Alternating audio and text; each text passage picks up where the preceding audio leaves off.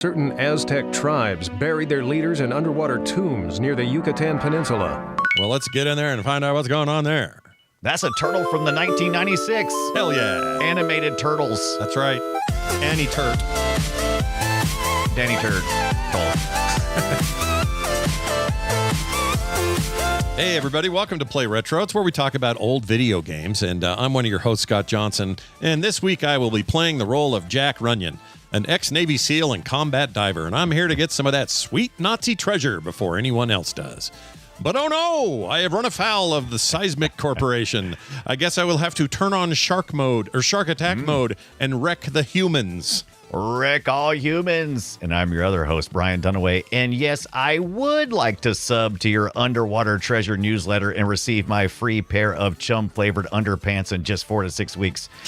They should arrive just in time for my deep-sea diving trip where I hope to collect bars of floating gold while avoiding frisky sharks. Hey, is that Hitler's loot over there? Huzzah! It's treasures of the deep. Huzzah. Huzzah! I like that. I like huzzah. Yeah. You got to do that from now on. Huzzah! Huzzah. Hey, you might not have any idea what we're talking about, but I'll tell you right now, we are talking about a video game called Treasures of the Deep for the PlayStation 1. This thing is awesome, and I am pissed. I never played it when it was new because it hooked me right away, and it made me think. Hooked. It made me think that there's a ton of genres now that I love in games that were inspired right out of this gameplay loop. Yeah, this was early on. We're going to get into it deep here in a minute, but this is a treasure we did find on the PlayStation 1. It wraps up our summer of retro, our play Wetro. Yep. And it's a great way to go out. It has the most complex gameplay of any of the games we played this month. Yep. And we stayed in the water all month for Wetro. Yeah, all month. Yep. We're still wet. Yep. Splash. Next week we get less wet here on the Play Wetro show. That's right. We're going in a different direction next week. Without a doubt. But today, before we get started, we're going to talk about what we got up to this week. Now, I did a couple of things. I got really deep into configuring, I mentioned it last week, but configuring Sunshine and Moonlight. These are a couple of utilities that are free. They're on GitHub. Sunshine you install on a PC as the server, and Moonlight you can use any device anywhere, phone, tablet, Steam Deck, computer screens, laptop, whatever, and you stream games anywhere in the house very fast, or anywhere on your own network. You can stream them extremely fast. Think GeForce Now, but locally. It's the same technology. And I've been enjoying the hell out of it, playing all kinds of modern stuff and older stuff on there.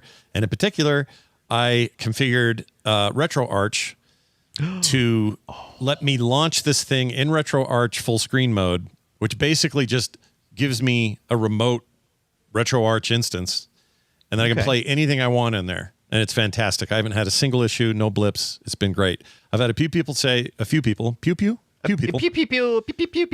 say I need to try out Apollo, which Apollo's like not a fork, but maybe it is a fork, but it's a fork off of Sunshine where they're kind of doing a different approach. I may play with that a little bit, but I've got Sunshine working so well that I don't know that I really need to. So I'll let you guys know if I do it. But I'm excited because you mentioned this like 3 weeks ago that was the path you wanted to take, and you've did it. You've accomplished it. Yeah, I figured it out. I didn't even have to. Yeah. I never even really got any advice for it because I kind of put out for some advice. Yeah, nobody ever really had any good answers, and I realized. Well, I think while I was talking on the show, I was like, wait, why wouldn't this just work with retro games? It totally does. It doesn't care what you're playing. Like this would work if I was just playing Netflix on that computer and just wanted to feed it everywhere else with no lag. I could do it. So it kind of works for any content that you want to do, but games in particular are this low latency. Like it feels like you're just in front of the computer playing them. It's crazy. And I configured it with a smart TV as well. So I don't even need TV smart. Yeah. And if you got good bandwidth, all you need is just the TV and the app. You can get the app. Mine's a Roku smart TV, so it's all Roku shit built into it, which means easy access to the Roku apps, which meant this was super easy to install. It saw it right away. I put in the code or the pin that it gives you to do the first installation, and bam, I'm suddenly playing full screen, full high fidelity 4K gaming experiences that aren't even running on that machine. Crazy. Take that. Yeah, well, I had to pick your brain because I've looked at Sunshine and Moonlight a couple of times in the past and never went all the way through. You'd love it, I think. Now, Yeah. It's kind of a game changer. I'm a little bit blown away by what I'm doing with it. So I'm going to keep that up. I'll let you guys know of any other cool stuff I do with it. But there's this guy I follow on TikTok, old guy. You can tell he's in kind of the twilight years of his life. He's probably in his late 70s, early 80s. Been through some stuff. Medically, he's got all, he's at the hospital a lot. That's not why I follow him. I follow him because he tells these old stories. Content. He tells all these old stories about when he was younger, and half of these stories are retro gaming stories. He's like, I went to back in the day when GameStop first opened. I did a thing or whatever. Well, he told this story that I just had to share. So I'm going to play the audio right from the video. It's 52 seconds, but it's a story we've all got some version of, and it's very retro. So here. Y'all know something that kind of irritated me back in 1983? I had a handheld video game, Defender, and I had 4 brand new C batteries in it. Well, my Uncle Norman was staying with us at the time. And one day when I was at school, my uncle started playing my Defender game, and he played it all day long until the batteries went dead.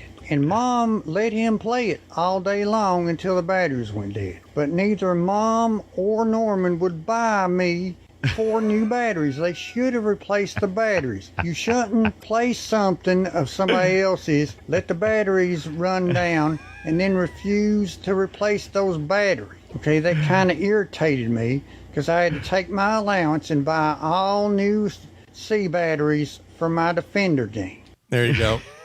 I love that story so much. It made me laugh. It made me nostalgic. It made me want to play Defender. A whole bunch of things. A whole bunch of feelings.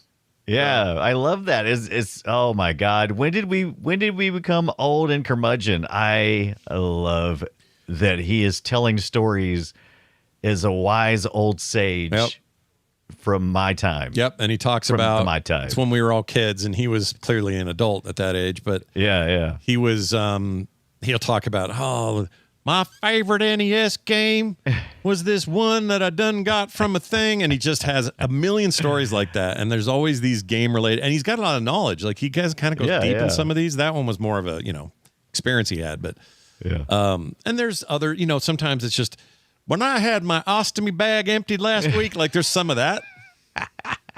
But I just love him, and I wish I could. Oh, you know what? I probably could give you guys the name. So if you're a TikTok user, and I don't blame you if you're not, I don't know why I had to make that. I don't know if you're not. Whatever. I'm just saying. Let's see if I can find him. Maybe you are. Maybe you like the TikToks. He's right. Usually I can find him very quick. They're always feeding me his stuff. I can't find it. Anyway, if I find it, I'll share it in the. Oh, there it is. Right as I said it. His name is Randy Johnson. How perfect is that? Are you sure it's not just you? It's this guy right here. It's definitely not me. He's only got, I say only, but he's got 26,000 followers. And it's just him sitting there telling stories. And they're often about video games. It's at randy.johnson268. And I just love him. Randy at Johnson. I just love him. Yeah, it's like him. Randy Johnson, half a film sack, Randy Jordan Scott Johnson, and I couldn't remember his damn name. Derp. Derpy derp. Maybe I need the ostomy bag. All right. Brian, what'd you get up to this week? What are you doing? Oh, man, do I have a story. And part of it has to do with the Play Retro show. The reason why we didn't do one on Wednesday night and we're here doing it on the middle of the day on a Sunday is because I met up with Tanda Gasa at the Retro City Arcade in Evans, Georgia. Yeah. And we played a ton of pinball. We also had a visitor, Dawn Shredder, who is in the community. I'm not sure if he's here today or not. And I've got a story about that for next week. Let's just say Dawn brought me some very interesting equipment to play with. And Dawn's a great person. Can I share some of this weird art that you sent me? Oh, yeah. This is from... Look at that bumper art. This is from the Elton John pinball. So Retro City Arcade in Evans, Georgia. We met the owners. They're super nice. There are people there to check you in. And they have old pinball machines. They have new pinball machines. Everything is well kept and functional. I don't think I had any trouble with any pinball game I played. It is a pay once and you play all day. We went on a Wednesday, which means I think it was like $22 for each of us. Not bad. And you can play, I think, all afternoon. They sell it in 1 hour, 2 hour, and all day blocks. Me and Tonda were there for just about the whole day. Dawn Treader came in for a little bit and then had to hit the road. But like I said, I'll give you some more information about that later.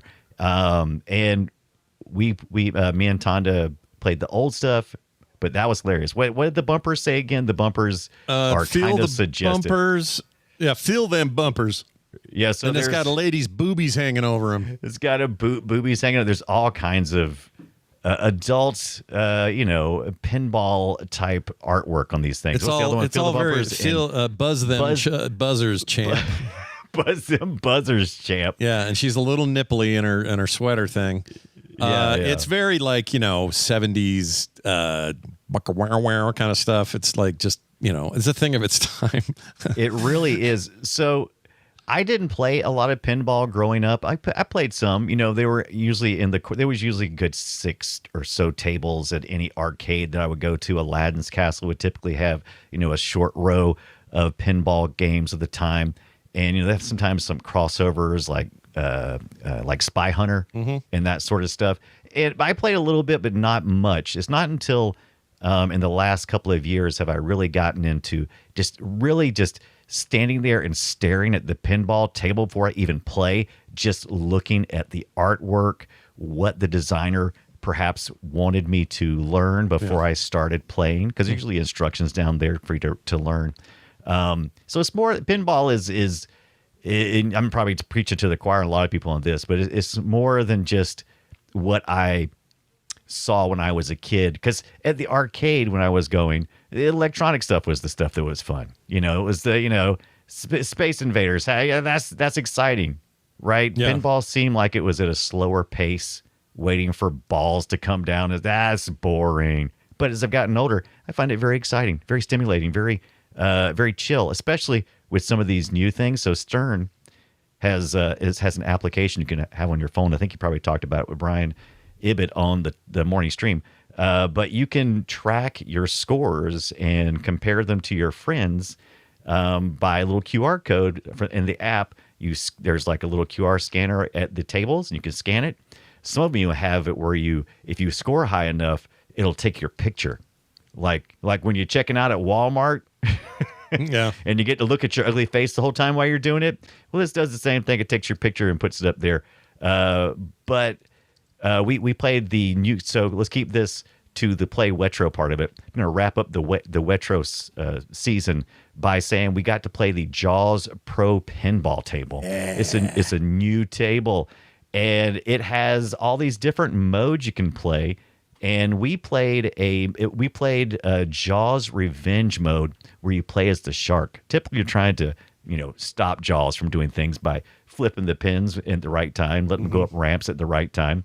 And in this one, you play as Jaws, and on the backboard of it, you have like a digital display. Oh, did I send you any video footage? I should have sent some videos of this stuff. This is it, isn't it? Oh, did I send you this video? I did. Yeah, so I you got see that this little from you. screen? Yeah, see that little screen at the top? This is Tonda playing probably. There's a screen at the top, and it's like an 8-bit game almost. And it looks like the NES game, is it? Kind of. It kind of has that similar vibe. And there's a button right in the. So you got your regular flippers on each side, but then there's a button in the center, and it'll light up red at the right time. And you'll need to start smacking that one also while keeping the ball in play. And you can chomp down on swimmers. And you'll move lanes by going up ramps and doing different things that the game is telling you to do. So you play the shark in this scenario then. That's right. You're playing it in the Jaws Revenge mode. There's other modes too, single player, 2 doubles. There's a whole bunch of it's amazing how far pinballs machines have come. Learned something new too. At Retro City Arcade in Evans, Georgia, they have little stickers on all of their machines. Tells you the name of the system. It tells you the year, and it also has a price on it. So I think almost all of them you could purchase it, and the reason why they do that is so they can keep rotating new things in. all the prices were fairly, I think, weren't outrageous. You know, they were usually in the thousands of dollars, like low end $1,200, high end $4,000 or $5,000, which is a lot, right? But still, for what you're getting, it's kind of amazing. I didn't realize the way so I was thinking while I was there, I was like, oh, too bad I'm in my Kia Sportage. I would, man, if I had the gumption to take one of these pinball machines home with me, and I was very tempted to, I was like, I wouldn't have no place to put it because I'm thinking legs, board, all this. We're going to put it. They had one Same at problem the here, door. by the way. I don't know what the frick I would do with it. No idea. So they had one at the door that was ready to go out or in. I'm not sure, but it was broken down, and I was like, holy crap. That fit the back of my car. And so I came so close to picking up a pinball machine. And like, well, if I get it home, what am I going to do with it? I had to untransform it and put it in its full, upright position. And it's going to be a giant. But man, I was so tempted. It was, boy, it's easy to get pinball fever. Pinball fever is a real thing, man. It's not just about playing them. It's about, I could collect these. I could build stuff. I want to make my own someday. But there's so much more to them than it's real easy to walk up to a pinball machine, hit the flippers, and have no idea what's going on. But each one of them typically has like a storied path that you need to follow to try to make it to the end, essentially, or to get the high score so that you can continue to play. The thing that always scares me though is at the end of all pinball matches, after you've lost, you have a match. So as you're getting ready to walk away, you ever heard that? You know what I'm talking about with the pinball machine? Oh, yeah. If you play pinballs, you know, if you get a match, they have like a knocker thing that goes, bam! And it takes 5 years off my life every time one of those things goes off. So don't do that. Speaking of which, or adjacent question, someone in the chat earlier asked if you or Tonda tilted any machines while you were there. So there was only one. You would be surprised. I've seen the inside of the pinball machines because the guy local here who has pinball machines, he showed me the inside and showed me the mechanism that does the tilting. It's actually a lot harder to tilt than you think. But yes, to answer your question, Tonda did tilt, and I think it might have been on was it on the Jaws game? I don't know if it was. We played the new X-Men, the new Avengers game. We played a whole bunch of. We played so many. It was ridiculous. We played the new Avengers game's amazing. The X-Men 97 looking game is really good. Yeah. They had a South Park table there that was so on. Is that a new one? Newish one or older one?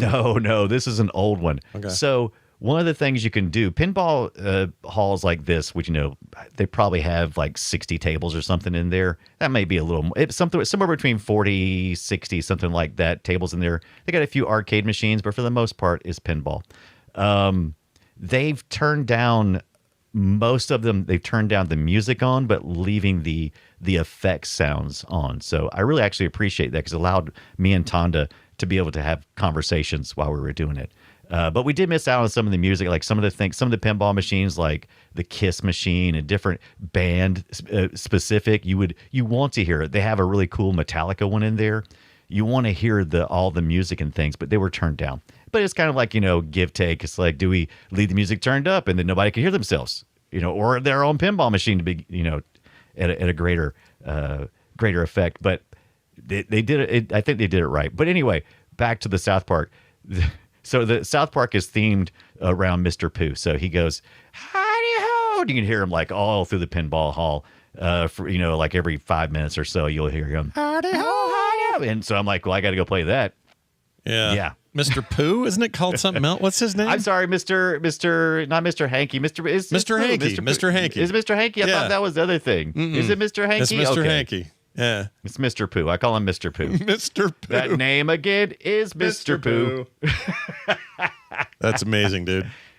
All right then. Had so much fun. Safe travels to Tonda as he travels back home, I believe. California, right? Shortly. No, he's a Floridian, so he is now. So that's right. Yeah. Oh, that's right. Okay, I get mixed up where everyone's from. I shouldn't even bring it up. Yeah, it's fine. It's fine. Nice. Well, I'm jealous. That sounds like fun. So much fun. Very cool. Is that a thing they do yearly? You're going to go again? Oh, absolutely. So Tonda just happened to be up. There's a big convention going on right now with pinball and everything in Atlanta this weekend. I wasn't able to make it to it just because of work. Is it called Deep Fried Retro? I can't remember. I'm blanking on the title of it right now. I apologize. Sounds tasty. Big convention. Deep Fried Retro. So yeah, Tonda comes up a couple times a year, and we try to hit different arcades. There's one in Aiken, Radioactive. That's a really cool one. We talked about meeting. So if you're aching for pinball or retro, if you're aching in South Carolina, that's a great place to go. Yeah. What we need to do, I've been trying to get a Southeast meetup in North Carolina at a place called Wieners and Losers. They've got that. I thought you said wieners. So I did. You did. It's Wieners and Losers. Wieners and Losers, and I want to go there. They have a arcade as well. I'm not sure if it's attached to it or not, but they have a bed and breakfast, an 80s themed bed and breakfast where you can they've got a whole bunch of old consoles and stuff. You can stay overnight and play with your friends. It looks pretty good. I think they have a stadium style couch set up too, so you can really. It's weird, but you got I think it's like double stacked, like there's one couch behind another. But I've been wanting to go to that for a while. We should totally go. Yeah, it sounds like fun. Yeah. I like just the name. Wieners and Wieners Losers. and Losers. Check them out. They're on Facebook. I kind of want a hot dog now. Yeah, they've reached out to me before, and I just haven't had a chance to get up that way. Let's go. I could go for a hot dog right now. Hot dog, a wiener and a loser. I don't know why. Why does that sound so good? It should not sound good every time I hear the word hot dog. Well, same reason why corn dog. Corn dog is one of my favorite things. Corn dog 7 with a lemonade. Let's go back. Dog. Wait, Corn Dog 7, is that a place? Corn Dog 7 used to be the corn dog place in our mall. Go to Aladdin's Castle, and then you would head up to Corn Dog 7, get a lemonade and some type of deep fried whatever you got. What was ours? It was just called Hot Dog on a Stick. That was the name. Hot Dog on a Stick. Clever. Yeah, real clever. But we used to think, this is so embarrassing. But my friends and I, the girls that worked there, yeah. There were dudes too, but usually it was girls. They're all high school age, like we were. Yeah, that's what. Yeah, and they were in the back. They would be in the back making the lemonade, and the way you did that was like a big thing, like an old-fashioned butter churner, and you like wham, wham, smashing this thing down. And we thought that was really hot to watch those. Yeah, that is hot. Yeah, so look at those ladies back there in the hot heat making minimum wage, bouncing up and down, churning lemonade. We were dirty I wonder boys. if that's hilarious. I wonder if teenagers of the 1800s used to think the same thing when the butter churner ladies would. Oh my God, have you seen the butter churner lady? So hot. Oh my God, over there at butter churner on a stick. I let her churn my butter. Okay, but anyway, Well, what do they do now? They go did the teenagers go to the hot topic and go, that girl selling the SpongeBob joke shirt. Yeah, she sure is a hot chick. I don't know what teenagers do now. I don't know what they do. Yeah, what are y'all getting up to? I don't know. What are you guys getting up to? Yeah. You bunch of pervs? Are you just all sad and depressed at the state of the world? We don't blame you. Sad and depressed. It's our generation and the one before. It's kind of at fault, so we get it. That's right. You're welcome. You're welcome. Let's get to today's discussion. We're talking about treasures of the deep, and it goes like this. Shall we play a game? Chat says malls are back, and I'm all for that.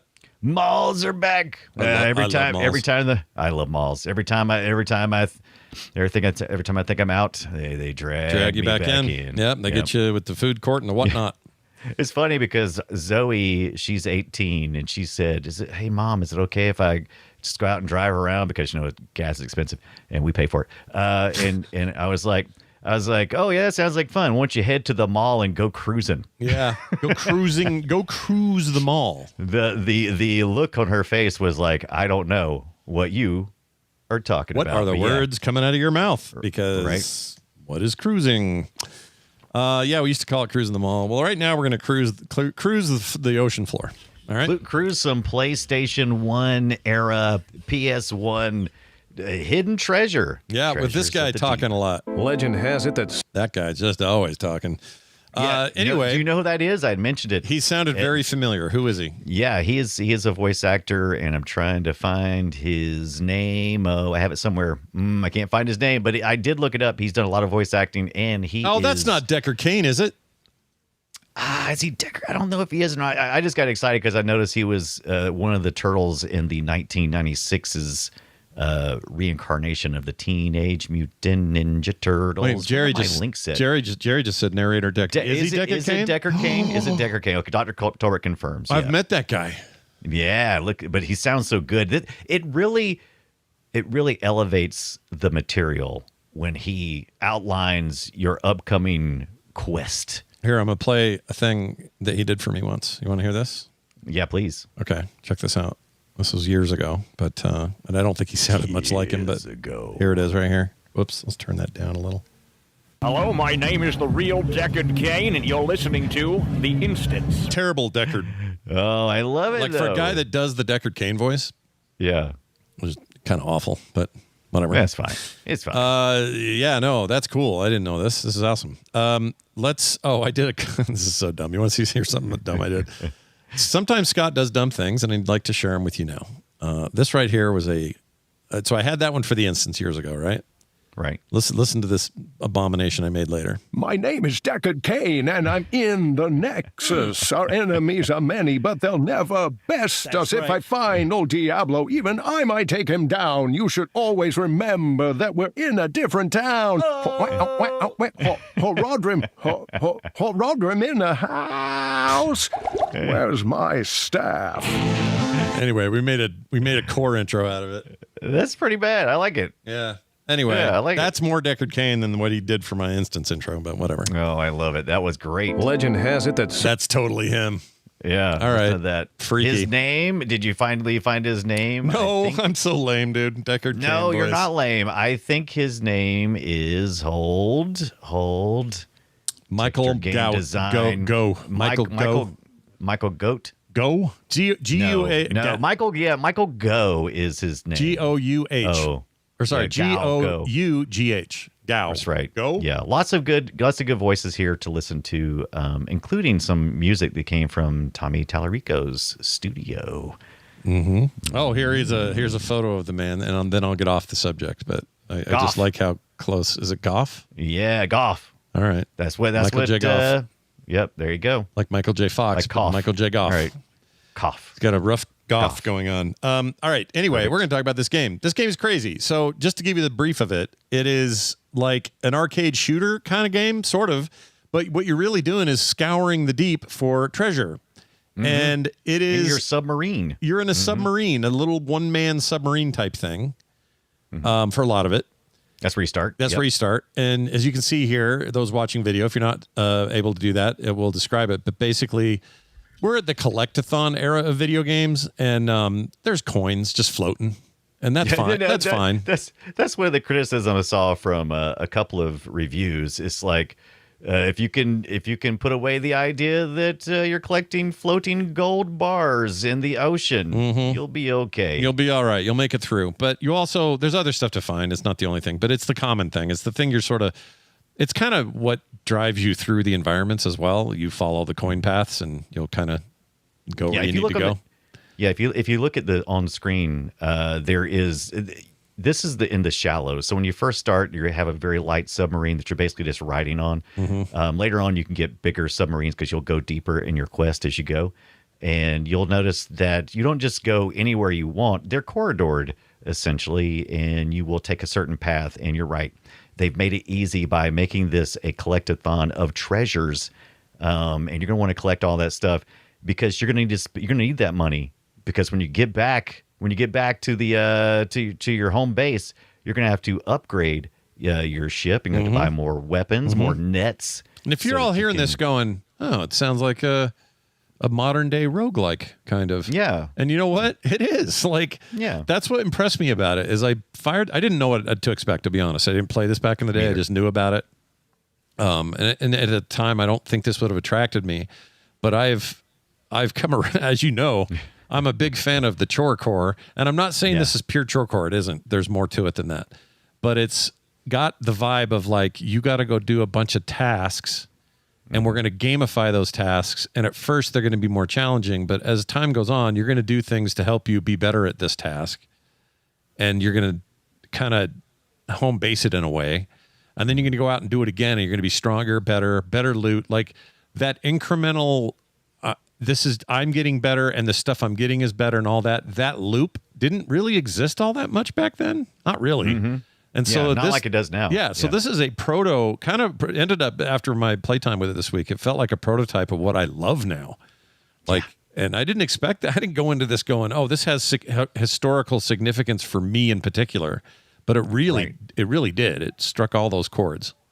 The game loop was what surprised me as well. PS1 didn't typically have a lot of games like this. And then you set it in an environment where you're in water the whole time. Already a big ask, right? It's like, oh, let's do it in the water. And in some ways, it kind of helped it because draw distance is always a problem on the PlayStation it's murky. 1. Yeah, it's murky. So let's do it in the ocean, and it fits. It makes it feel like you're in the ocean, and it's a little darker. Of course, we have sharks here, right? We got enemy divers who are going to make everything more difficult while you're trying to do your collectathon.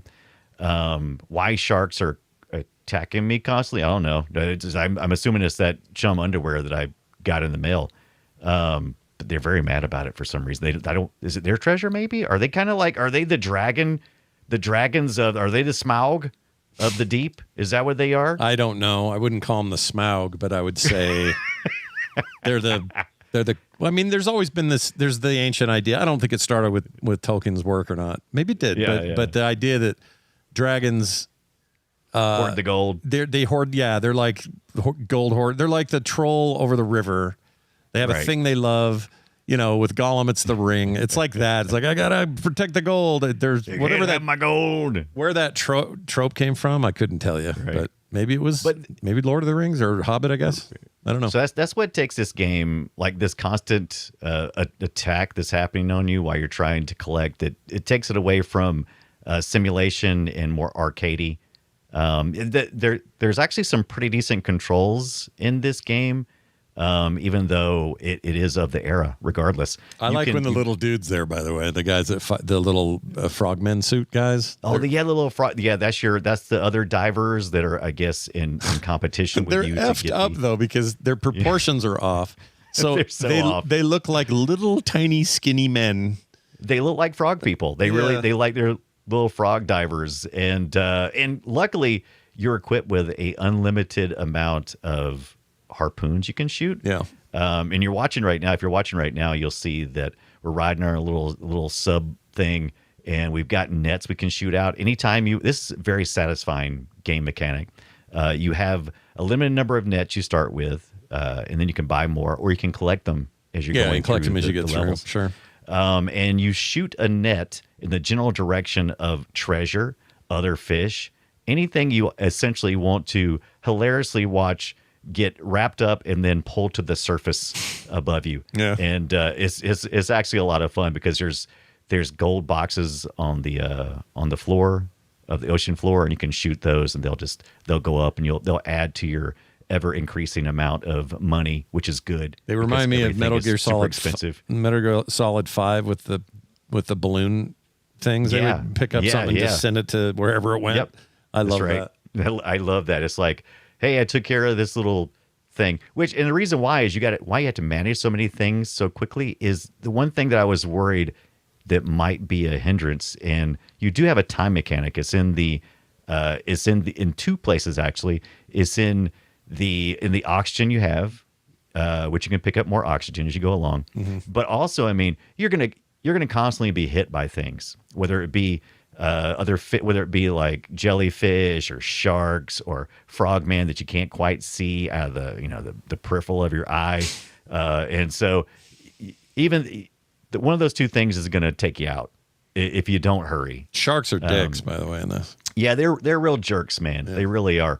They come after you, and they start using it to effect later on too. In the first ones, it's kind of like they just kind of show up occasionally. And then some other levels, as soon as you start, there's like a shark right in your face. And it was a little bit of a jump scare for me. I was like, oh my God, sharks. Well, eek. Yeah. Eek. Eek. But each one of them, you have the mission is get read to you at the top by our wonderful voice actor, Goff.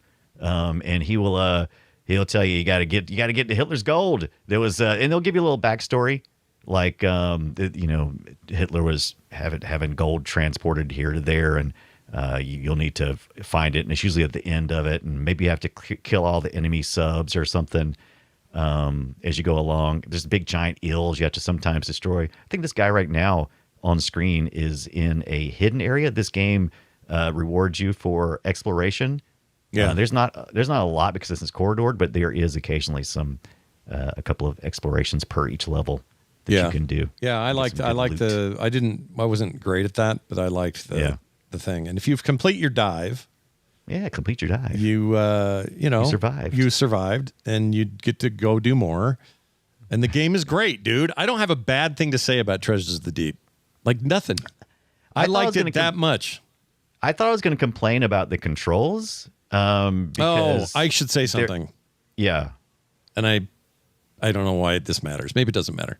I kind of remapped some things a little bit. Oh, that's fine. Because they have the flipped axis setting in here, and I couldn't figure out, maybe I just didn't see it. I went through all the options, but I couldn't see a place to reset it to what normal people should do and not psychopaths. Right. So I did it in RetroArch's settings to remap it. Yeah. And I also used analog sticks for my playtime in it, which is a lot better, even though you don't really have analog control. It sure feels better though than the D-pad. So I cheated a little, is what I'm saying.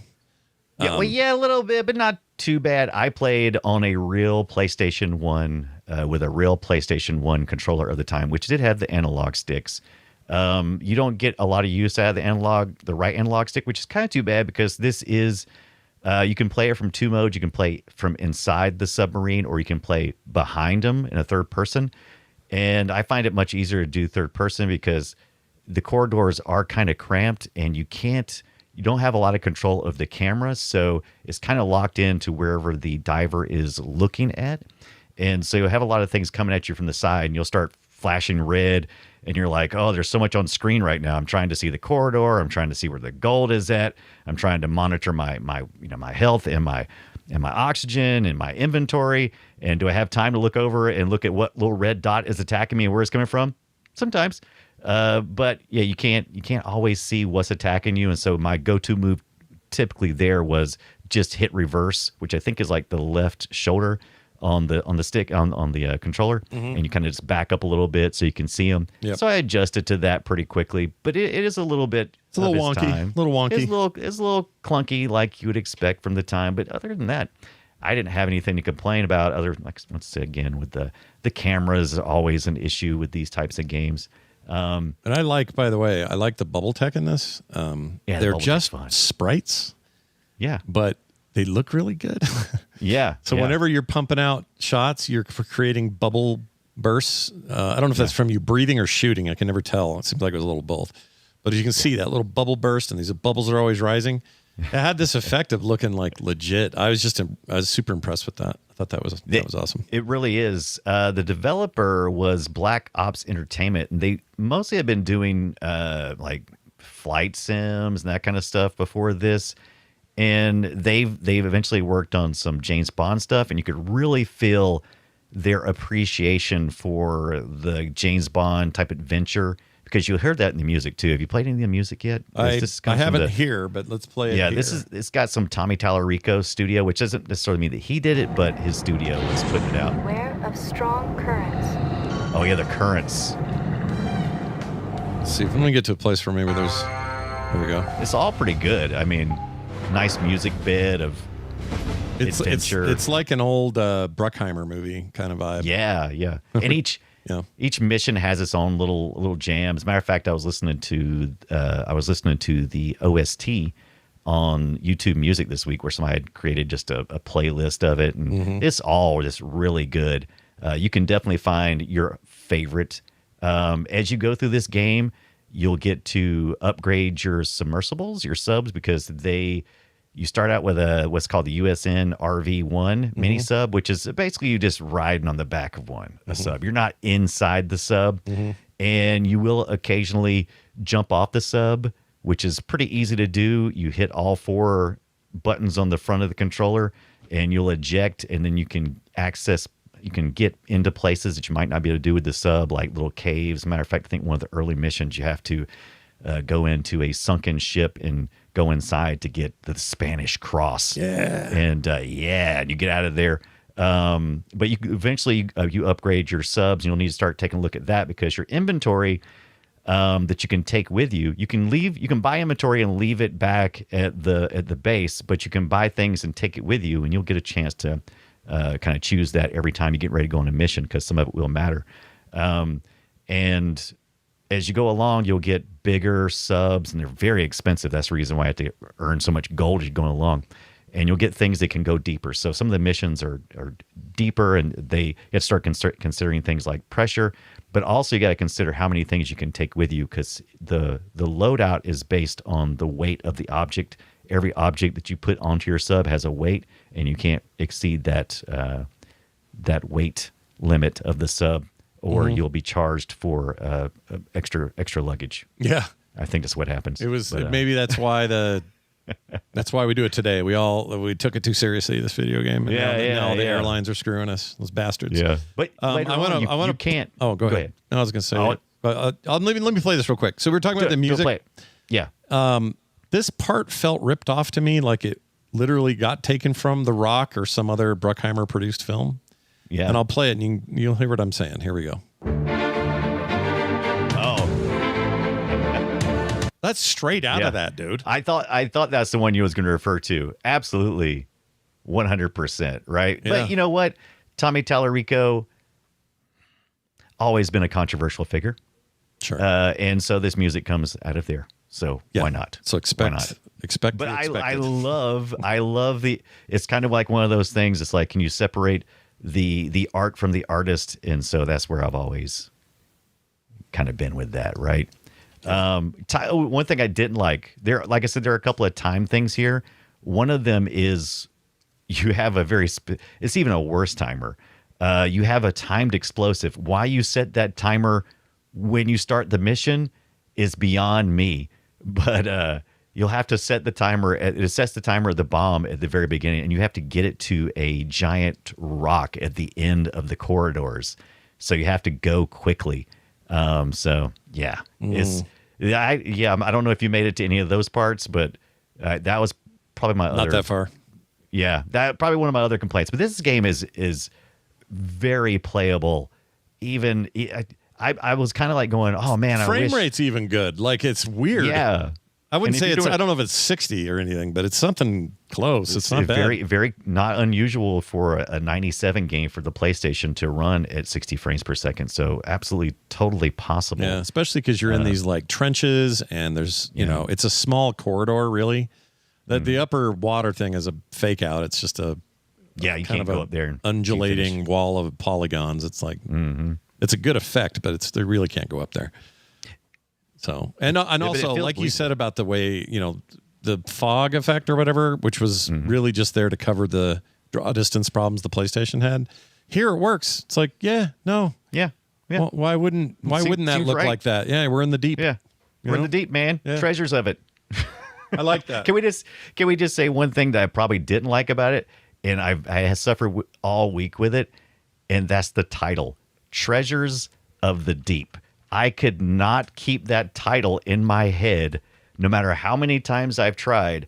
I don't know if it's just because it's so generic. And if you go to search for it, you're going to probably end up seeing something like some shovelware that came out sometime later, which was like a bunch of mini games in the 2000s or the 2010s or something. It's also called Treasures of the Deep. And it's just a bunch of underwater mini games. It's like just polluting the search algorithm with this stank.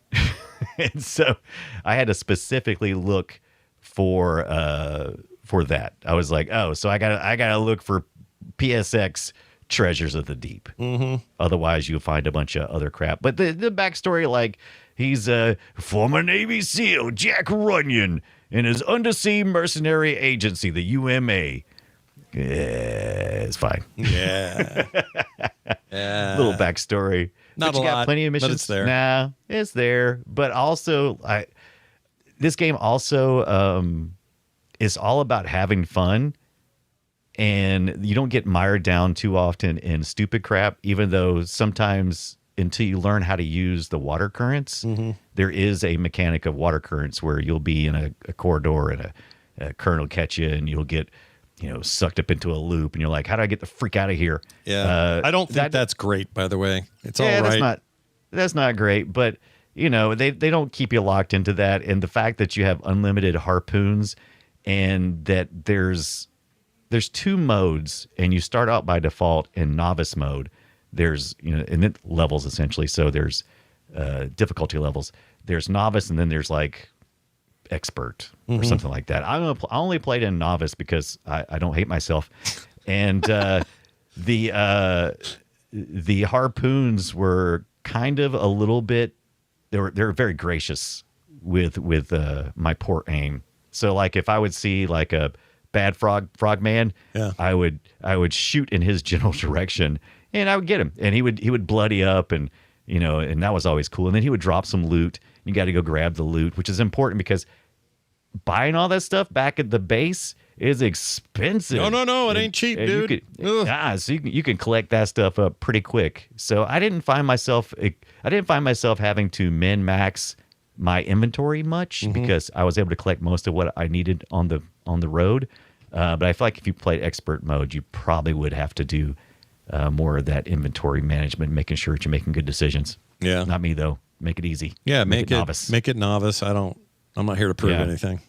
I'm not here to prove it. The sad thing is, this game, it ended here. They never went further. It did okay. It sold all right. It has great reviews. That's what originally struck our eyes about this game for this month's Play Retro. Is well regarded. Well regarded. Very high scores at the time and in retro reviews as well. Still doing very well. Yeah. But it never really got a sequel. Now, we didn't see anything really like this again until more modern times when we got Subnautica. Yeah, that's true. Which is great. I mean, Subnautica is very much a very deep survival game that goes a lot further than this, obviously, in its gameplay. But it's kind of the first game I can think of that went with like, hey, you're underwater and you have this perspective. And I guess it's first person, isn't it? But whatever. Subnautica. Yeah, Subnautica's first person. But whereas this is third. Or I guess you can switch between these, though, I noticed. You can switch. Yeah, I almost always instant. Like I said, because of the camera, the limited camera angle and it being locked into your, whichever way your direction your person is. I would like to have seen the right joystick do some camera work. Yeah, that would have been good. They didn't know what they were doing yet, though. They're good. This 97. I think they did a fantastic job. What year did we get the DualShock? 90. I think about like 96. Didn't it? It was like the very next year. What was it? Or it was close. 95. It was pretty quick afterwards. I'll give you a date here. Matter of fact, sometimes I November forget. 97 that year. Okay. Here's the other problem, though. It was sold as a separate thing. It didn't come with the PlayStation, so it was never going to be a one-to-one device anyway. That's what happens with accessories for consoles. And so what you ended up doing is having this really great new thing and introducing analog. But so few games supported it. Certainly out of the box, they didn't. Most of them weren't going to get, we didn't patch things. We didn't have network connections on PS1. So it kind of was a non-starter to have that controller. It was a great controller and it would inform the rest of them to this day. But it's just, I always found it so weird. It's like, here's this controller, but sorry, the greatest game ever, Fallout XL, cannot be played with it. Like, you got to use a freaking D-pad. I mean, what a joke. So dumb now. I'll tell you who's a D-pad. Yeah, you're Sony, for making me try to play this with a D-pad. Douchepad. That sounds like it's probably a real thing, isn't it? A douchepad. I don't know. Yeah, it might. Ooh, that's, Wipeout XL ruled, dude. Yeah, it's such a good game. I know that's also analog. too, Although you can rig it now to do it in retro. You can totally play it that way. So I finally got my wish. It just took like 40 years. Nice job. No, not that long. 30 years. 30 years. Well, let's see. 97? Yeah. Yeah. This November will be 30. Yeah. For that game. That's crazy. That's an insane thing to say out loud. Yep. This PlayStation 1 game is 30 years old. That's crazy. Counts as retro. Plus 10. Counts it. Plus 10. Take that. Take that, jerks.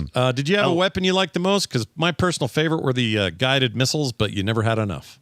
That's my only beef. Guided missiles are fantastic if you can get them. Did I say Fallout XL? Did I say Fallout? Chat saying I meant Wipeout. Did I say Fallout? I might have. I'm tired. I don't know.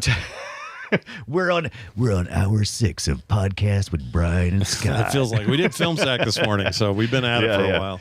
We've done 2 pre-shows, a full show, and whatever. So but it's good. This living the dream, baby. Yeah. What was the talk about? Oh, I don't know. But here. I don't know. Right. I don't remember anymore.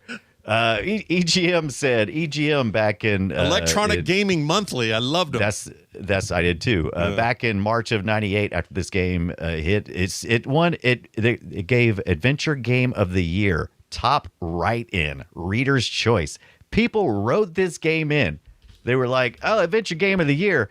All your choices here for check boxes are shit. Here, let me write in a good game." and so they wrote it in, Treasures of the Deep. So even back then, people knew it. Yeah, they knew what they had. Yeah, nice job, everybody. We're going to give some worth of mentions to Everblue, which I could not find a single video about, by the way. Yeah, so so we didn't see. You would think after a moderate amount of success on the PlayStation that maybe they would see something on the PlayStation 2. No, we didn't. Nope. We didn't get it. So is this Capcom, I believe, towards Namco. So this was more Namco. Okay, so this is peaceful exploration, marine biology, salvage, oxygen management, and relaxed pacing. So they didn't quite get it. They didn't quite get the part of it. There's 2 parts to the Treasures of the Deep. There's the simulation part where you're doing the more semi kind of stuff, sim subs. And then there's the arcade sim sub. Then there's the really action packed, almost Tomb Raider under the ocean. You shoot some shark shit. Yeah, and that's what I'm all about. The other one that tried to do this for the other side of it was also for their PS2. This is an IREM game. It's called Sub Rebellion. Oh yeah, from 2002, and that was more about the combat exploration and the upgradable submarines. Where was that thing? Is that on PC? PS2. I think these both were PS2. No more sub action as far as I could tell on the PlayStation 1, but the PlayStation 2. If you want to play a game like this that's like a super deep version of this, but still retains its kind of indie beginnings or whatever, Dave the Diver is kind of a really good replacement for this, or a great continuation of the idea. Yeah. You essentially are doing this. It's side 2.5D side screen or side scrolling, but for the most part, pixel art. The backgrounds are 3D, but they're skinned in pixel skins. It's hard to explain. But Dave the Diver is essentially this, and you're getting better, going back, like all that stuff. There's death in that, but and there's also all the sushi minigame stuff, which is a whole other animal. But Did you ever play? If you played the Subnautical 2, not yet. I haven't got it yet. It's still early access. So I think it's still early access, but it's early access to open up, I think, in May or so. And I've been meaning to hop in there. Yeah, I'm going to get it. I probably won't worry till it's out like 1.0. Yeah. But it's so far people love it. I mean, the first game was an all-timer. It's so good. Yeah. And I don't like. Look, I'm going to go ahead and admit something. Look, not really a huge fan of the current crop for the most part. There's a couple of exceptions, but I don't really like survival games. It's not really my jam. That's right. You're not a big survival game guy. Like the whole go punch a tree and then get the wood and then build a bench. You're talking about Minecraft, aren't you? Shane? I mean, that's the model. They're all just putting new skins on that model, and it's fine. And I'm not poo-pooing anybody else's love of it. I know there are people that really like this stuff, and they have every right to. For whatever reason, we've talked about John. I talked to John about this on Core. He's kind of the same. We're not really our jam. I think Pal World has some interesting things to do that are very different. So I kind of like that, and I dig. Don't Starve for the style. I mean, come on. I don't like Dark. I don't, and I love that developer. The rest of your family loves it. I know they do. Everybody here loves Don't Starve. I love Clay Entertainment. They're one of my favorites. Yeah. Every game they've ever made, I've adored, except Don't Starve because I don't like the gameplay. So that being said, Subnautica felt like a step above that, and I played a ton of it.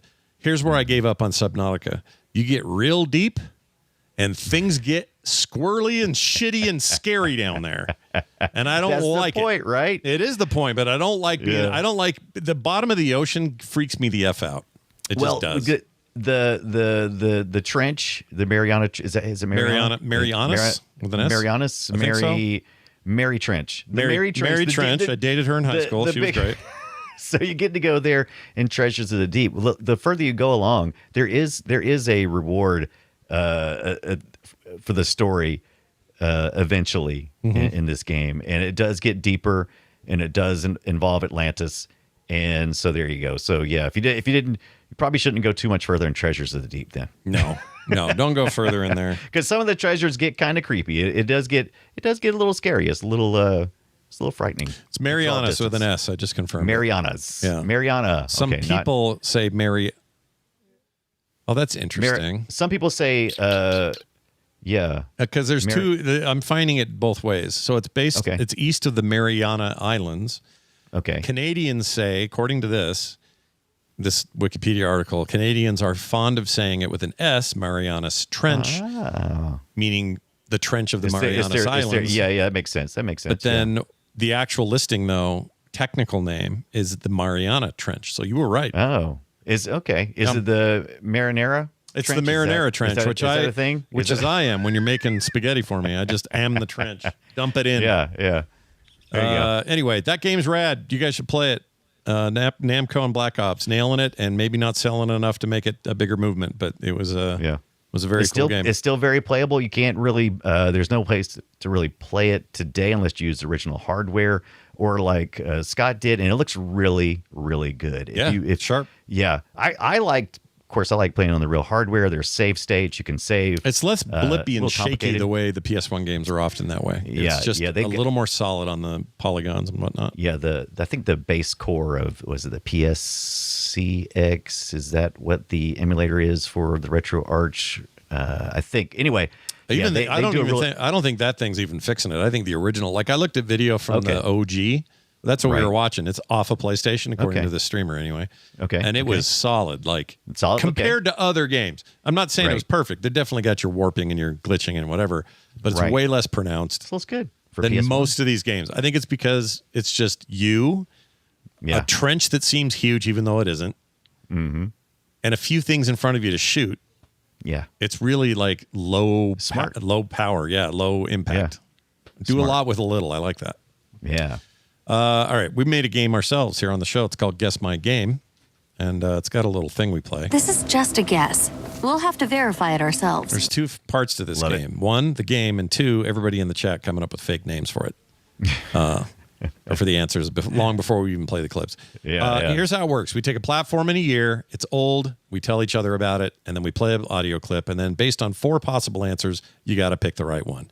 This week... But you forgot the most important part. What's that? There's a mini game whenever we play our game that goes on in the chat room. Oh, Red on Airlight. I just told you that story. Oh, did you do that? Did you say that? Yep. No way. I did. Chat. How did I not hear that? Chat, you want to confirm? All right. I believe you. That's how I started this whole thing. But, maybe that's the reason why I missed it. Okay. That's probably why. But no worries. Here is mine. Welcome. This is the PC, personal computer, some call it. The year was 1997, in the same year as we're talking about today. And this game came out on that device, the PC, the home computer. And here's your audio. Let's see if you can figure it out.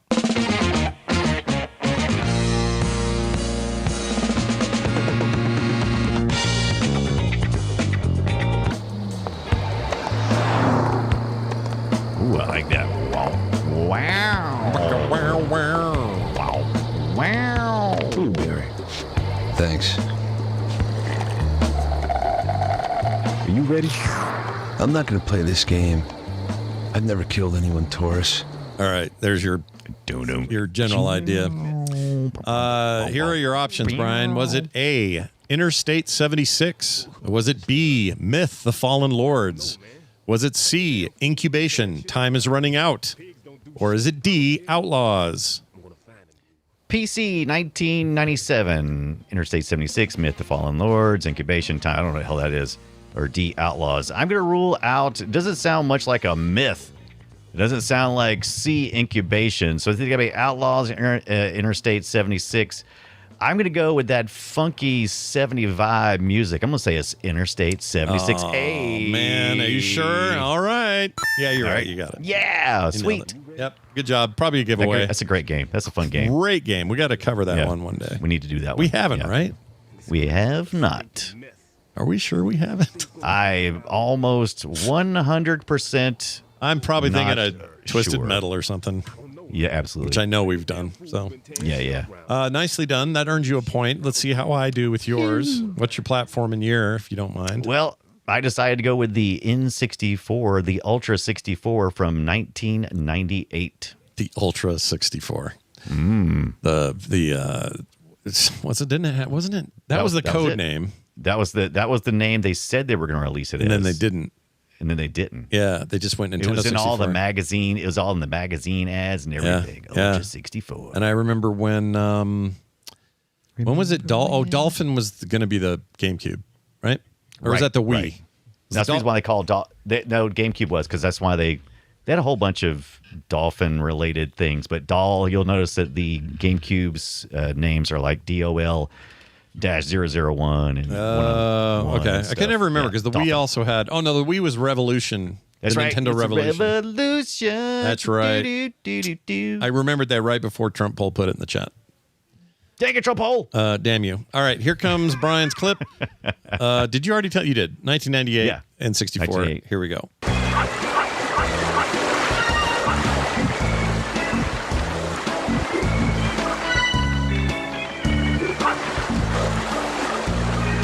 I hear the beach and a dog.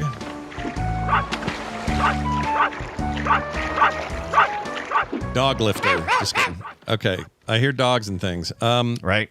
Tell me what we got. What do we got here? Is it the Dogs of Doom? No. Is it A, Turok 2, Seeds of Evil? No way. B, Goemon's Great Adventure? C, Space Station Silicon Valley? Or D, Buck Bumble?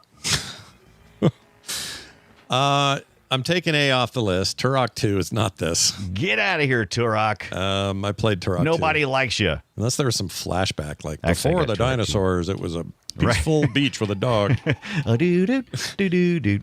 Goemon's Great Adventure. That's possible. I don't know what that is. Space Station Silicon Valley, I know that one. But were we ever on a beach? It's definitely got the vibe of like the jaunty vibe. It's got to be either C or D. I'm going to go with C. Space Station, Silicon Valley. I don't know why. Scott's not sure, so he goes with C. That's always a good choice when you're going multiple choice. However, this time, sorry, Scott, the answer is C. Space Station, Silicon Valley. I got it.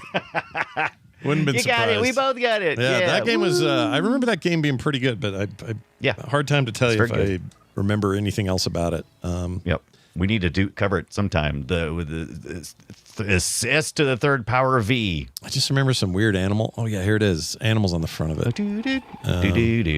Yeah. And isn't there some new game where the old team kickstarted like a spiritual sequel and called it something else? There's something like that going on. Year 3000, there are no petting zoos. I can't remember what the deal was. Anyway, I feel good about that though. That's a point each today. It's a good win. Yeah. It's a good win. Not bad. And yours was not easy either. No, it's hard. Goemon's Great Adventure could be anything. Who the hell knows what that game is? I don't even know. Buck Bumble. Did they use Bumble? Buck Bumble's familiar by the name. I don't know about the game. Goemon's Great Adventure is completely unknown to me. Mm-hmm. Let me just see what that is real fast. That is looks like very Jap. Maybe it only went to Japan. Maybe. Well, it's a tiny image, but that's it right there. I don't remember this at all. That's English. It is English. It's a Konami game. I don't know anything about that. I don't either. Huh. Let me play the Konami bumper. Konami. There you go. Konami. That likely played when you opened that game. Konami. Probably did. Very, very likely. Yeah. Okay, let's do a quick fake game with you. So that's Konami, but who's this? Dang it. Why do I know that one? You definitely do. Dang it. Why am I blanking on that? I'll give it to you. It's Atari's coin sound. Oh. What is this startup sound? Sega Saturn. Very good. Very good. How about this one? Easy. Look at my GameCube. All right. How about this one? Played that a lot this past week every time I had a reboot. Yeah, it's your Dang it, PlayStation 1. That's right. And then finally, Oh, I do not have any more. I thought I had another one. I don't like Steam. That's not it. That's the Xbox. That's how the Steam starts up. I don't like Steam. That's the way my Steam starts up. So, you could do that. You could change your intros on your Steam machine. Maybe I need to do that. I did that. I have a 1970s looking game show intro, but maybe I'll put that behind I don't like Steam. I should put that. That would be great. Oh, that's Sonic. No, that doesn't count. All right, well done. Time to move down the road to welcoming something to retro, and so we'll do this. Summon Night, Swordcraft story for the GBA. This came out July 25th, 2006. It is an RPG set in the strange world of Lindbaum. Lindbaum. I got some lip balm. That's right. Sacred land linked to bad lips. 4 magical dimensions from which summoners can call forth spirits called guardian beasts to do their bidding. Was this a turn-based deal? Might have been. Ooh, I don't know. That's a good question. Game Boy Advance games, though. We need to get back to them, though. I know. I'm always in the mood for a GBA me game. Too. Let's see if I remember this at all by looking at it. I might have some memory. All right. Very anime. Very, that vibe. The question is, was it like a turn-based thing? This is Atlas or Atlas. Atlas, yeah. So that probably was turn-based, if I had to guess. That's what they made a lot of games like that. Let me just double-check here. Look, that one guy's got a rocket for a head. Pow! Oh, no. Action role-playing, so it was not turn-based. Oh, okay. They made a sequel, only in Japan. North America got it, too. Yeah. It reviewed well. Let's see. The reception on this was... generally favorable reviews. According to the review aggregation website, Metacritic topped out at about 77 out of 100. It's pretty good. Famitsu gave it 32 out of 40. That's really good. Might be fun. It says simplistic graphics or simplistic story. Oh, look at that. What do you got there? Who's that? Who do you think this is? Cyclops? Yeah. What's you ever he go wearing? to Dave's? You ever go to Dave's Hot Chicken? No. You got that at Dave's Hot Chicken? Dave's Hot Chicken. They're doing the new X-Men 97 toys. Me and Tonda did this on our trip. I meant to show it earlier, but we both got Cyclops. We were hoping for Wolverine, but you know what? Now we have a whole handful of Cyclops. That's awesome. Dave's Hot Chicken. I want one. No, I want some hot chicken. I've never had hot chicken. The Houston style hot chicken thing. Never had it. Don't know what I'm missing. Yeah. Am I missing the hot poops or what? Is that what I'm missing? I ordered the medium. You can choose from a wide range of spiciness, and I went with medium, and it wasn't anything. So next time I'll have to go with, oh dear Lord, what happened to my butt? I think that was the top level. Avian Thulium says in the chat, is Dave's hot chicken edible? I thought it was good. It was very eatable. Okay. Are they a chain everywhere? I don't know. I guess I don't know Dave's Hot Chicken. I've never been to one before. This was about an hour away from me in Evans, Georgia, and like I said, it's nothing to like. It wasn't like, oh, look, taste that, but it was like it wasn't bad either. It's kind of it was okay. Just is what it is. I mean, it's okay. Okay. Maybe I'll try something spicier next time. Maybe that's where the sweet spot is. Not a rousing recommendation, but Yeah, I mean it's okay. It's okay. That's good enough. Guys, listener feedback time. How do we know that? Well, it's because I'm playing this. I got a couple here. This is a text we got from Mike. He did this over on the website, frogpants.com/playretro. Has a link, not even a link, an embed. You just send the text or voicemail right there. And here's what he says. Hi, guys. Have you ever done Golden Sun for the show? I love that game and thought the series may be worth a review. No, but we should. But we should. I love the Golden Sun games. There were 2 of them, if I'm not incorrect, or at least in the States. I don't know if a third ever happened. Speaking of GBA, right? Yeah. Oh, I love those games. Those are GBA turn-based classics, and they were made by Sunsoft. Is that right? Sounds right. I think it was Sunsoft. Or it could have been Camelot Software. Camelot, that's who it is. Camelot. I always remember they did the golf games for Mario. Anyway, nothing like a golf game. Golden Sun is an epic turn-based JRPG. And y'all should play that, man. It's good.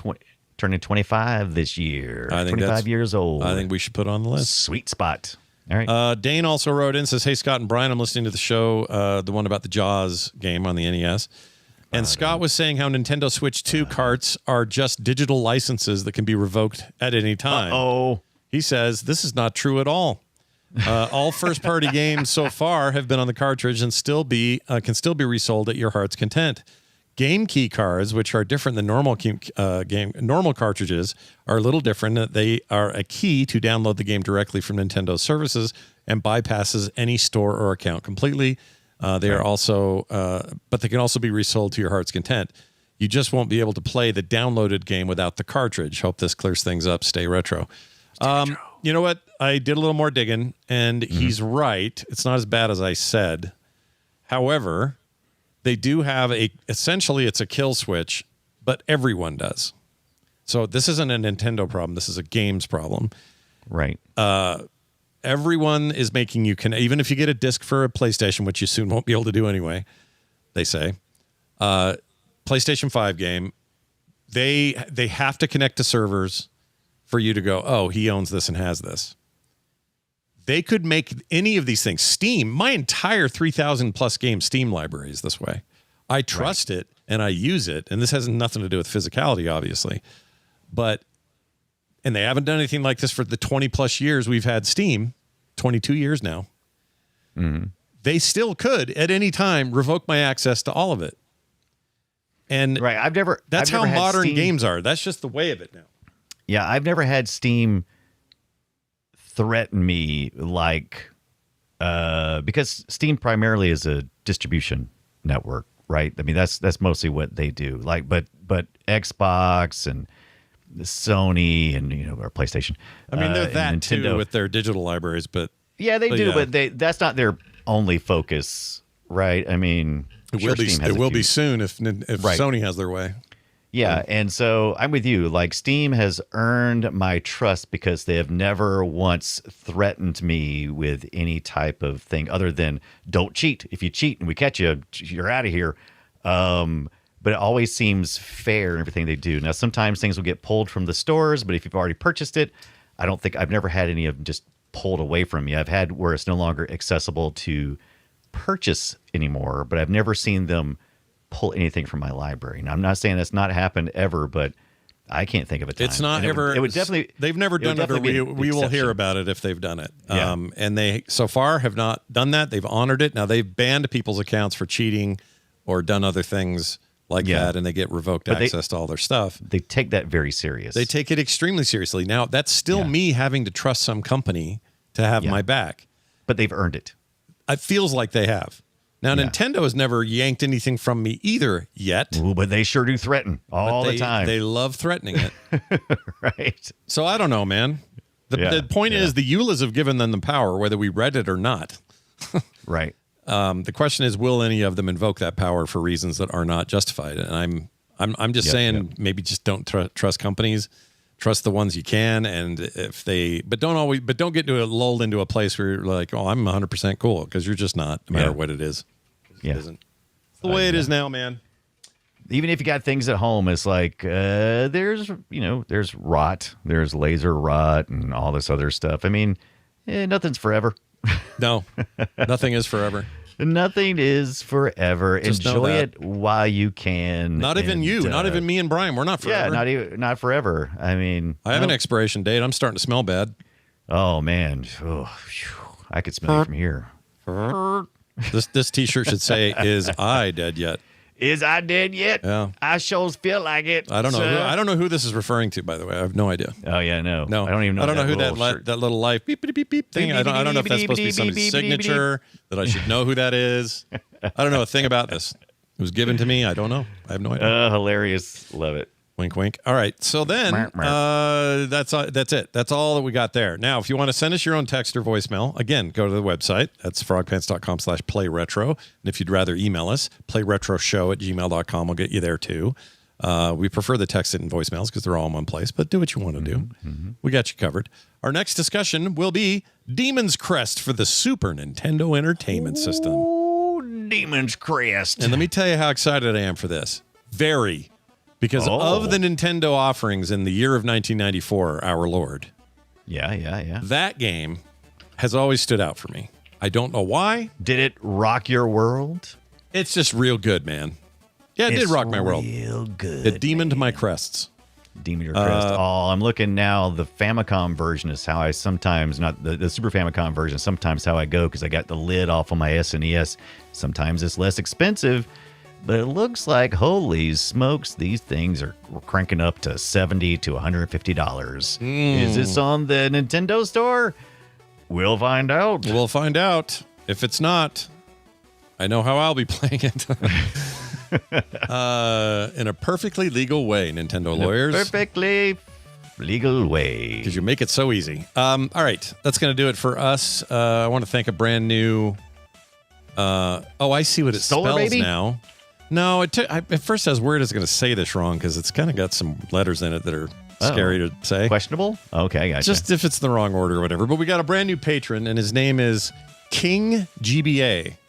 Oh, I like that. I just don't like that there's an I and a couple of G's in there. I don't know. I'm just trying to, Yeah, almost looks like King Cobra, but it is King GBA. I like that. That's a good name. I just got to tiptoe around it a little. But King GBA, which means he's a big GBA fan, has joined our Patreon where he gets no commercials or ads of any kind. He gets pre-show content every week.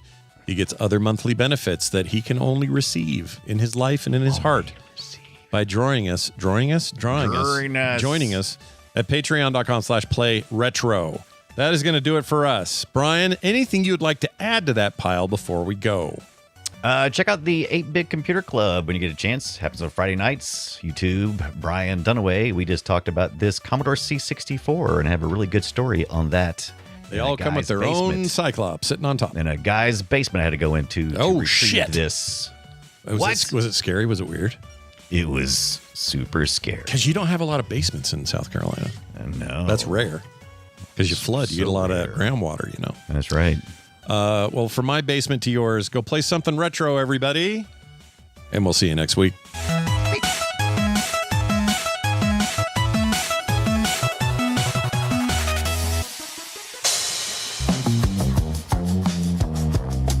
This has been a Frogpants production. Find all our shows at frogpants.com. Yucatan Peninsula. Intruder entered through kitchen sliding door, used a glass cutter anchored to a suction cup. His entry was skillful. All the prints are smooth gloves. Blonde hair, strong, size 12 shoe imprint. Blood AB positive, typed from saliva on glass from licking the suction cup. Why didn't he care that he left saliva on the glass? Gross.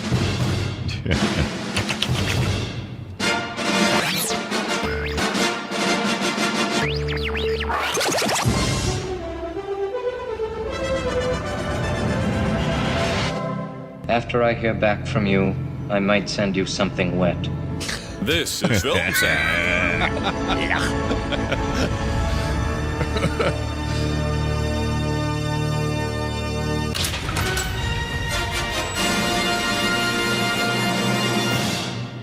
Oh, sure.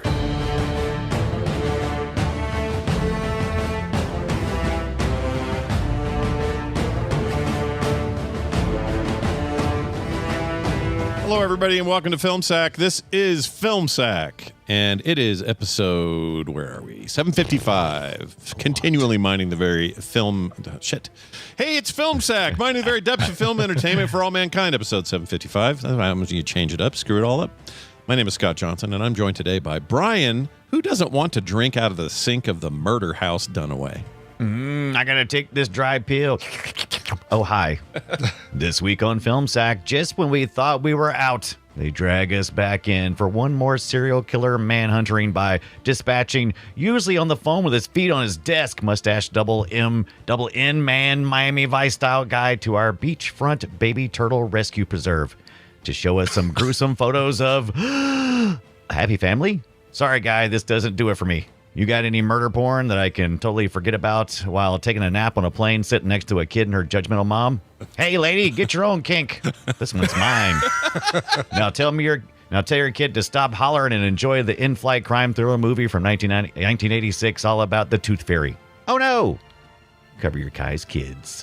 Okay, cover them. Cover the eyes. Yeah. Anywho, if this movie has taught me nothing, is that all you need in prison is a pack of Wrigley chewing gum and an old house phone with no numbers, and you can phone freak your social engineer your way to the home address of your profiling frenemies. So you can send them a thank you letter for dropping by with murder files you can toss off to. Now, pardon me while I go read my TP fan mail before burning off the guilty bits. Randy, let's go pet medically induced sleeping tigers who need dental work. Yeah. Not like that. No. What are you, blind? Yeah, what are you, blind? I don't remember that tiger thing at all. Anyway, I do now. Hey, also with us, we have Randy. He always falls asleep with a load of crime scene photos laying all over the place, and Coach Jordan. Aloha, Scott, Brian. Thank you for coming to this boardroom meeting of FBI men. I know you'd prefer it be a one-on-one on the beach or maybe on a dock on a lake. We have a lot of those because, as you know, we pay so well that you can all afford to live in an oceanfront beach house on Sanibel Island. Damn! Why would you ever come back to this job when you have a supermodel wife and a kid waiting for you, not to mention a few dozen baby turtles that you have to let out of the cage when they emerge? You're not allowed to keep that cage in place, you monster. Of course, you're not the real monster around here, at least not yet. We'll keep an eye on your own personal descent into madness, but please don't, because we need you to catch the real monster whose name is, I'm not kidding, Francis Dollarhide. Yep. You're gonna get your chance to say, lighten up, Francis, if you follow my 3 hunting man rules. Number 1, don't put your wife and kid into a safe house to start. Just kind of forget about them until the killer gets their address from a cannibal prisoner. Number 2, spend as much time as you can in the deep twilight behind picture windows looking out onto the water. Only install blue lights if possible. As you know, blue lights make it special. Number 3. Okay, I'm sorry. Get it? Blue lights. You know, I get it. Special. Yeah, blue light special. Okay, right. Yeah. Number 3. Make sure to stop to consider whether this guy might be gay. He's not, but you're going to really enjoy thinking about it. Yeah, they're going to put that in your head and you won't be able to let it go. That's right. Let's put something else in our head and not let it go. Also with us joining us, we have Brian. First time he met him was First time we met him, he was wearing a nylon over the top half of his face Ibit. Oh, it's so true. And but just over the top half, in case I needed to kiss Kirsten. Hilarious! Mary Jane Upside Watson. down. Anyway, thanks a lot for mentioning Hall & Oates Maneater in the pre-show. Smart. So when you did that, I really quickly pivoted it and changed my song and have something that's totally different. So will the real Slim Shady please stand up? That was totally different. I love that you got outside your comfort zone. Yeah, that was great. I was really outside my comfort zone, but pretty cool. Yeah, I had Dr. Both the Thompson twins version and the Robert Palmer version as early contenders. Just be Dr. Lecter. Dr. Lecter, give me the news or whatever. And then once I started doing that, I'm like, oh no, I want that letter. I want to play off the letter, and so went right into that went great. It is the weirdest, most memorable thing in the movie. It is. You TP see, letter? When they first reveal it, you're like, oh, okay, so he's hiding something, and then it just keeps going and going. Like, oh, it's on toilet paper. Okay, yeah. It's on a lot of toilet paper. Yeah, yeah. Weird place to put your manifestos and your letters. I think. Sure, it would bleed more than and tear. It would be so hard, exactly, to keep it from tearing. I don't know how what you write on toilet paper with, but man, how do you do it and not just rip it to pieces? Are there a bunch of started letters that Dollarhide is like, dang it, tore it. All right, start over. Yep, adds it to the white pile and then uses the rest of it to write on. Yeah, I don't know. Weird movie. We're going to talk about it. Oh, shout out to Monica for the. I was going to ask who did for the Dido ladies. bit. Yeah, I just assumed that was you. That's a little bit of gore right there. That's Wicked Kitten, nice. Monica. Yeah, she did really good. She's a great singer, great voice. She is. Let's get to this Fake Fletcher. This explains the movie a little bit further. We are watching Manhunter, and this guy knew it. This is Chris Defer Tal. He sent this in. Defer. On this week's Film Sack, we watch Manhunter. Former FBI profiler Will Graham returns to service to pursue a deranged serial killer dubbed the Tooth Fairy by the media. Wait, another movie with Dennis Farina in it? This is starting to get weird. It is getting weird. We got a lot of Farina lately. A lot of Farina. And I'm not wrong with that. Yeah, and you know what? I love Farina, and I really liked him in this. So more Farina is a happy Farina. Yeah, not going to complain about more Farina. Yeah, he's great. More Farina. This is your Michael Mann movie. This wasn't his first movie, but his first notable one, first one that really took off. He did it right in the thick of the height. Miami Vices, can you tell? Yeah, right in the height of Miami Vice. So Miami Vice is going on TV in 1986 and is one of the top-rated shows. And here he is going, I'm going to make a movie at the same time. And there's a lot of vibes. All those palm trees and sunsets. And I've never seen this one, and I was so happy to see when I saw Michael Mann was doing it. I was like, oh, cool. But we're going to get some really heavy Miami, and we did. We got some. I've been missing some Miami Vice, and this was just what I needed. All those vibes, the music choices, which mostly work. There's a couple of problems. We'll talk about them later, but. It's Michael Manny of the era for as hell, and we're 8 years away from like Heat. Heat is like 8 years down the road. Wow, which is a weird thing to think of. That's both long and short. It's weird. I actually wrote down like 10 minutes into the movie. This feels like a bridge between Zodiac and Heat. Yeah, I could see that. Oh, interesting. Yeah, I could see that. It's definitely sharing the vibes, and I thought I'd seen this entirely, and I hadn't. I'd seen bits of this, and I don't know where, but I hadn't seen the whole movie. So I hadn't. I don't think I'd ever seen this. So this was brand new to me as well. And I guess I now understand there was a lot of talk back in the day when the Hannibal Lecter movies were rolling out with Silence of the Lambs to start, obviously, and it was a big deal and it was a huge movie, and won Academy Awards, including Best Picture and all that stuff. But I remember people at the time going, "Oh, this isn't going to be as good as the Michael Mann one, or this isn't as good as Manhunter or whatever." And I kept thinking, whatever. Look, this thing's huge. What do you mean it's not as good? You know what? It's pretty damn good. It's really good. It's surprisingly good for being of its era, and especially when you consider how good Silence of the Lambs is. You're thinking, oh man, this isn't going to be good. It's just going to be like there to kind of set up the Lecter character and the Dr. Chilton and that sort of thing. No, this thing on its own just perfectly stands on its own, just fine. Yeah, I'm a little sad that it took this long for me to see it. I was worried that Brian Cox would be a weird pick for Coxing up Hannibal, which is a small role in this one because that's amazing. Oh, he's incredible. I think we all watched this on Amazon Prime, and my plan not me insert some ads into the movie. And it was so weird to have McDonald's ads voiced by Brian Cox. Right. Oh, that's right. They do ads now for even the Prime Basic. Even if you're on Prime, I watched this on Archive thanks to some of our listeners on the Discord server who said you gotta watch. There's like 12 different versions of this. There are. I'm like, well, I'm in. Yeah. Did you do because the one on I still went with is what's called the final cut. Mm-hmm. Yeah, that's when I went with the theatrical release. With the one I interesting. Watched. Okay. Yeah, which I assume is what we got on Prime. I have no idea. No, we have what's called the final cut on Prime, which has several minutes of additional footage and a different. I guarantee I didn't miss anything. There's a different ending. Different ending. Yeah. What? Tell me the differences because the ending we got, it's a kind of a happy ending. It's very he's standing on the beach. He's on the beach, right? The other ending is, and this might have been in the theatrical, or maybe it wasn't. I didn't find it till later. This wasn't in ours, so I assumed it was in the theatrical, but I guess not. He goes and visits the family, the couple that he prevented the murder of. That would have been next on the Tooth Fairy's kill sheet. Okay. And he just, he takes a cab there. He's standing in the rain, and at their door. They're like, oh my God, it's you. And you want to come in? And like, no, I just wanted to see you.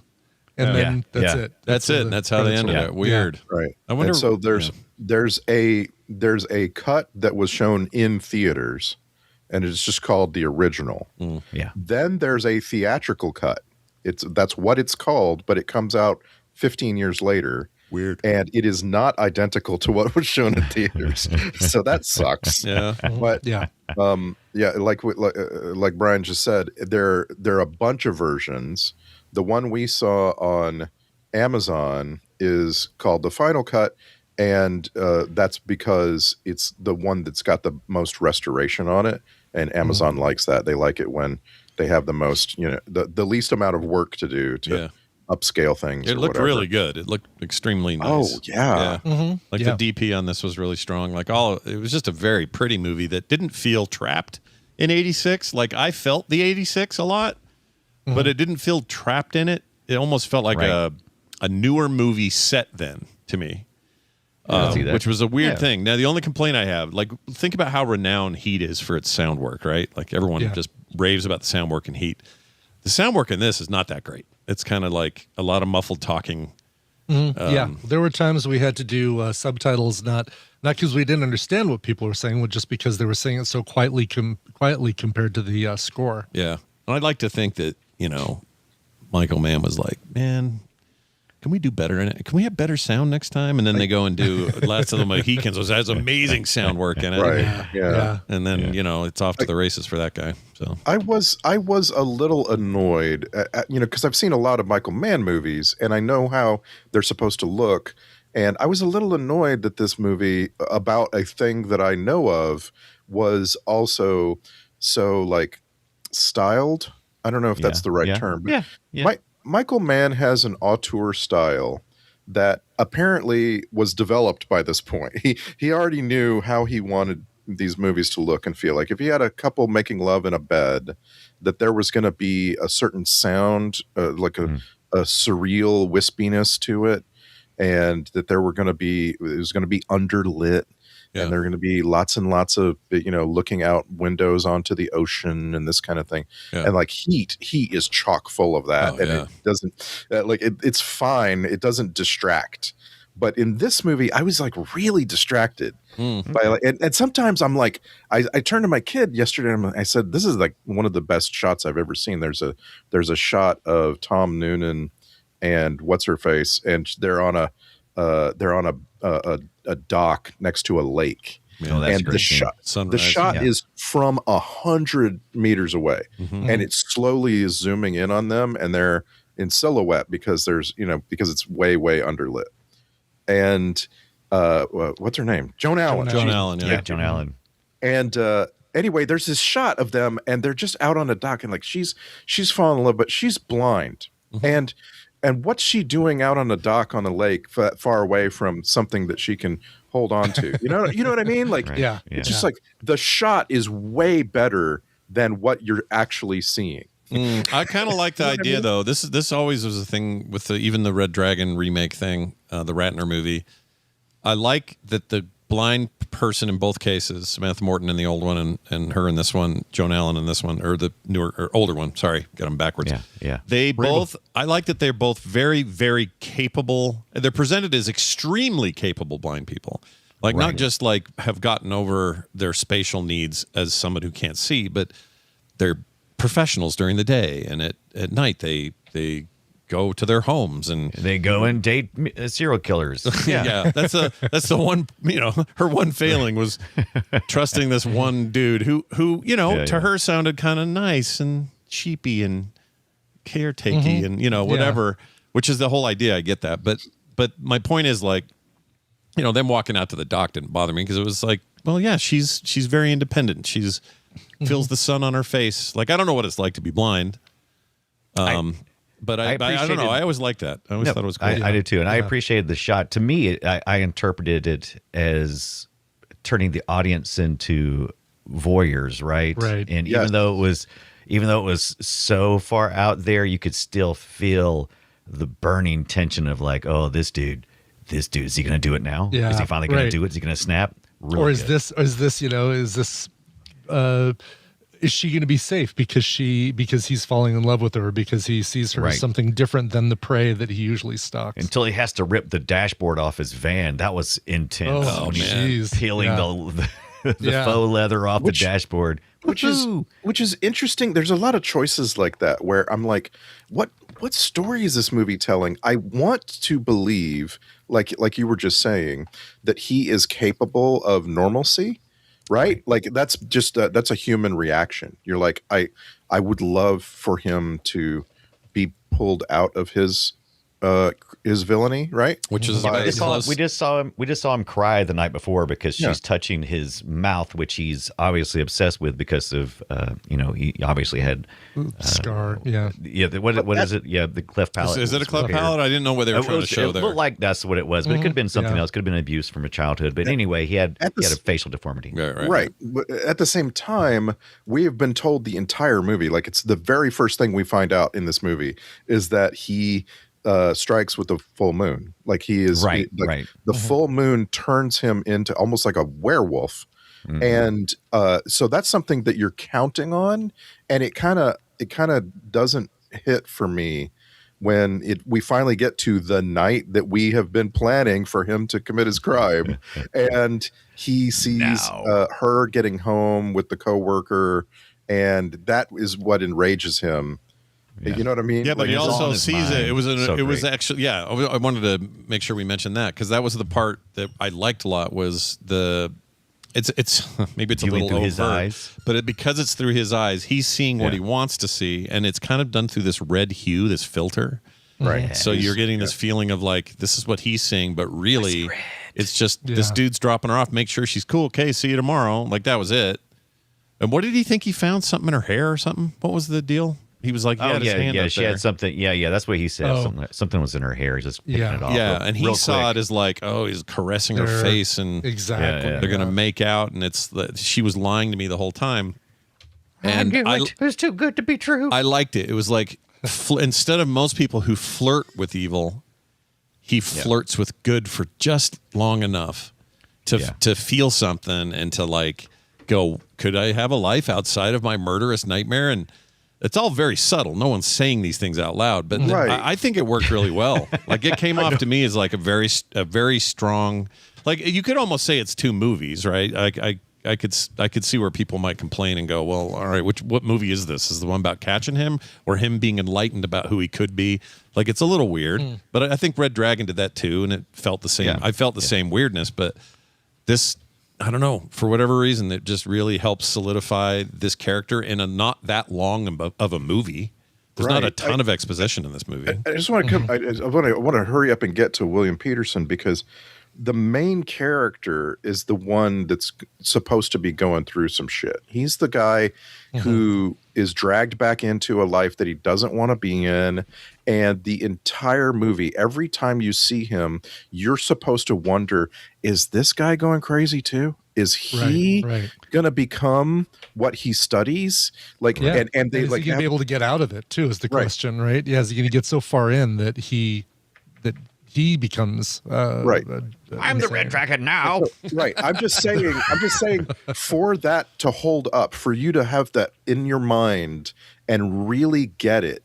And then when this climactic scene happens where the gun battle, which was amazing. Oh my God. Him running in the glass window.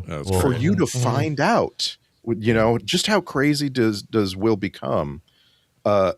You've got to keep returning my focus to that. And the movie shifted my focus entirely onto Tom Noonan and whether or not he was actually going the opposite direction. And that's all I'm saying. It is a little weird. I'll give you that. I think the book is even criticized for that sometimes because the book is all about that, right? Like the dichotomy of it. Really? But when he comes charging at that window and they're playing in the God of Vita, and it's that part with the weird lead up. Yeah. I was actually I was transfixed by that. Yeah. That was so Miami. That was so Miami Vice and Michael Mann. I mean, it was. I loved that. I really like the music choices on this, like the actual song, pop song choices. I'm a big fan of Shriekback, so anytime I get to hear Shriekback in a film is great. But that Gata de Vita is like, okay, well, this scene's going to go on forever because In a Gata de Vita goes on forever. It does. They did a good job of that because there was so much going on during the song, and it would be playing as they would flash to different scenes. Yeah, and then build that tension. Like I just thought that was some masterclass. But he does that thing. But he does that thing that that the only thing that kind of bothered me about this film, right? They tell him, nope, hold off, wait for the SWAT team to arrive. Yeah. Don't do it. Yeah. Don't go running in there. And because he goes running in there, he saves the woman, he saves Joan Allen, but two cops get killed. Yep. Yeah. And if they would have waited for SWAT, maybe Joan Allen would have gotten killed, but it would have just been one death. It's the trolley problem, right? Is one pretty blind lady worth more than two cops? two hardworking force members. Yeah. Right. Two unnamed. Again, the whole movie is about explaining why he would charge in. Yeah, right. Like why he's so, because like his original deal is, I don't want to be anywhere near these people. You're gonna just going there. Exactly. Yeah. I'm just going there to be an advisor. I'm not putting myself in any danger. He even had a breakfast conversation with his son that, no, I don't kill the bad guys. I just inspect them. Yeah. Let me tell you how annoying that store was to me, just real quick. Folgers? What? The price is in there. Oh, yeah. In 1986. So he's passing these cans of fancy chilies and all this stuff. And I'm looking at the prices because I can't help it. The biggest wall of Jello ever. Yeah. By the way. And it's all like 28 cents, 59 cents. Nothing's $1 or more. Yeah. What the? That was the most disturbing part of the whole movie. It was very disturbing. I hated it. I so enjoyed that every cereal on the cereal aisle was in the shot. They had rearranged them so that you could see every cereal, and the boxes look exactly as they do in 2026. Yeah, they haven't changed much. Yeah. Except the price. So nicely. You're gonna go pay $10 for one of those boxes now. You'll pay $1.18 back then. Mm-hmm. So lame. Right. I understand.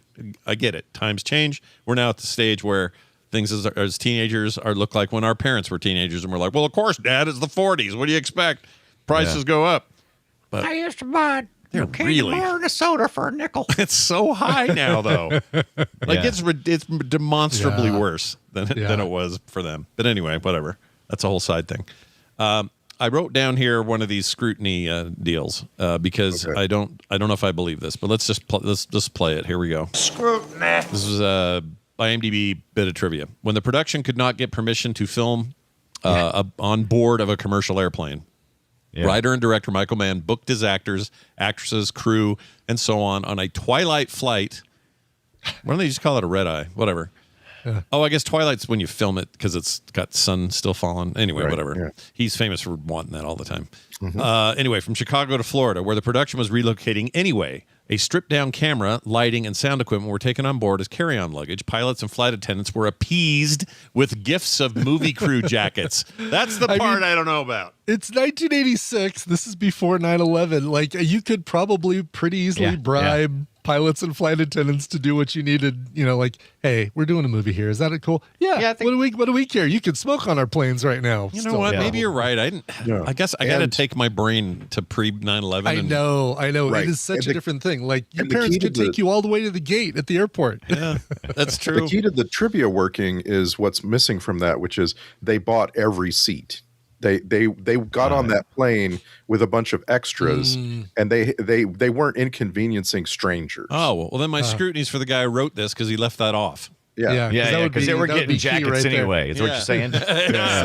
So at some point, did he stand up and say, "Hey, does anybody have a problem? Any of you other passengers have a problem if we film something here?" No. Good luck. Yeah.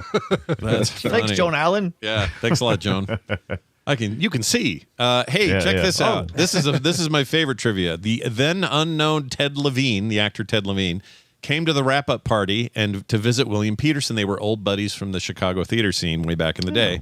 The chance meeting with then writer and director Michael Mann led to an audition and his subsequent casting in Mann's Crime Story in 1986. Levine then had his breakout performance as James Buffalo Bill Gum in the second adaptation of Dr. Hannibal Lecter's books, The Silence of the Lambs. So he was the put the lotion on the skin guy. Yeah. Crazy how that works. That's really crazy, yeah. And Peterson's like, well, I'm just going to go do CSI Vegas. I'll see you later. Right. Yeah, he's pretty much just queued up. Like, this is so Grissom, proto-Grissom. Yeah, proto-Grissom. Proto-Grissom. Perfect term. He's my wife can't grow a beard. My wife thinks this dude is like stupid handsome when CSI was on. And I think she was crazy. I'm like, come on. Like, whatever. He's fine, but he's not, it doesn't really do it for me. And then I see him in this, and I kind of get it. He's a good-looking dude. He's okay. One of the first things I remember seeing him in was this Isabella Rossellini, Ted Danson film called Cousins. I forgot all about Cousins. Holy crap. And well, normally I would forget about a movie like that too, but it was what was showing when I was working at the Century 21 theaters on Colorado Boulevard here in Denver. And when you get to take a break during the day, you just go into the theater. This was a one theater movie theater. This was not a multiplex, and so I'd always just go in and catch different parts of Cousins. The other two movies that played during my tenure there, they'll tell you how long I worked there, were Gleaming the Cube and and Skin Deep, the John Ritter film with glow-in-the-dark condoms that Pink Panther guy. You lived a charmed life. Yeah. What can I say? Sure. But anyway, Cousins had William Peterson as this really sleazy cheating. I think he was the cheating husband of Isabella Rossellini. Okay. And so I just always equated him as oh, what a jerk this guy is, this William Peterson. Man. I'll bet. That leaves a mark. Really does. This movie really gives you a reminder that William Peterson is the ultimate everyman. He's not too handsome. He's not ugly in any way. He doesn't have a funny voice. He doesn't really even when he gets mad and throws a reporter up onto a car, which is an amazing turn of events. He doesn't feel like he's extremely physically imposing. He feels like an everyman, right down the middle in every way. Can we talk about flaming reporter on wheels? That was the best scene. So brief. Yeah, but also let's not forget that was freaking Stephen Lang in that chair, man. Yeah. That guy. I took me 10 minutes into the movie to go. Why do I know him? Why do I know him? And I looked him up. From Howard the Duck. What? Howard the Duck. Stephen Lang from Tombstone. We don't play like that around here, Law Dog. That guy. Yeah, I love the parking attendant's look though. He sold the whole thing for me. The parking attendant kind of looking back what was that noise? And then it's he turns around again and his face just changes and he takes off, and then that next scene is it happens so fast and on screen so short a time, it just burns into your brain of that wheelchair flaming thing. It's awesome. For me, I was kind of glad Samantha checked out of this movie 3 minutes into it. Right. She terrifying. It starts with Peterson and Farina on a beach, and they're talking, and I'm like, okay, all right, this is gonna be okay. And then it immediately goes to Tooth Fairy attacking a sleeping woman. And was, I'm out. Yeah. And I was glad for that because she didn't have to see the person on fire and the wheelchair. It was so brief. It was shocking. I was glad. Yeah, it was shocking. It was so brief. Perfectly shot. It's coming right at the camera, and it's the flames going off to the side. It's incredibly powerful and a freaking burned into your no pun intended. Burned into your mind forever. that whole buildup of that whole buildup of the interaction, knowing that he's probably going to die, especially you're not supposed to look at him. You don't look at the suspect, because if you do, they'll definitely kill you. So the reporter still has some hope that maybe he'll get out of this alive. And I that was, and us too, as the audience was kind of going, well, maybe, sometimes we do send the person back to tell the story, right? Yeah. It's and maybe, but then Tooth Fairy puts on his teeth. Yeah. And then that's over. You're like, that's it. Yep. And up to that point, you kind of wonder, does he actually just have huge teeth? And no, it's a mouthpiece. That was Philip Seymour Hoffman in the newer one. And he was very good in that. I need to see Red Dragon. Apparently, also they brought Dollarhide back for a new telling for the Hannibal TV series too. Oh, which apparently I need to watch. Yeah, Dollarhide. I was looking up the character Dollarhide, and I'm like, 3 different versions of the character have been played, and interesting. And, didn't realize that Hannibal touched on it. Will and I were laughing at the names. Dollarhide, this is his very first time ever even hearing the name Hannibal Lecter, and he's like, well, of course, if you name a kid Hannibal. What did you think was gonna happen? What? It's the only thing that rhymes. Come on. Yeah. They had Harvey Keitel was the Farina character, and you had where is it? I saw it just a second ago. Can't find it now. There's somebody else. Is there a chance we're gonna watch it for Film Sack, or should I just go ahead and watch it?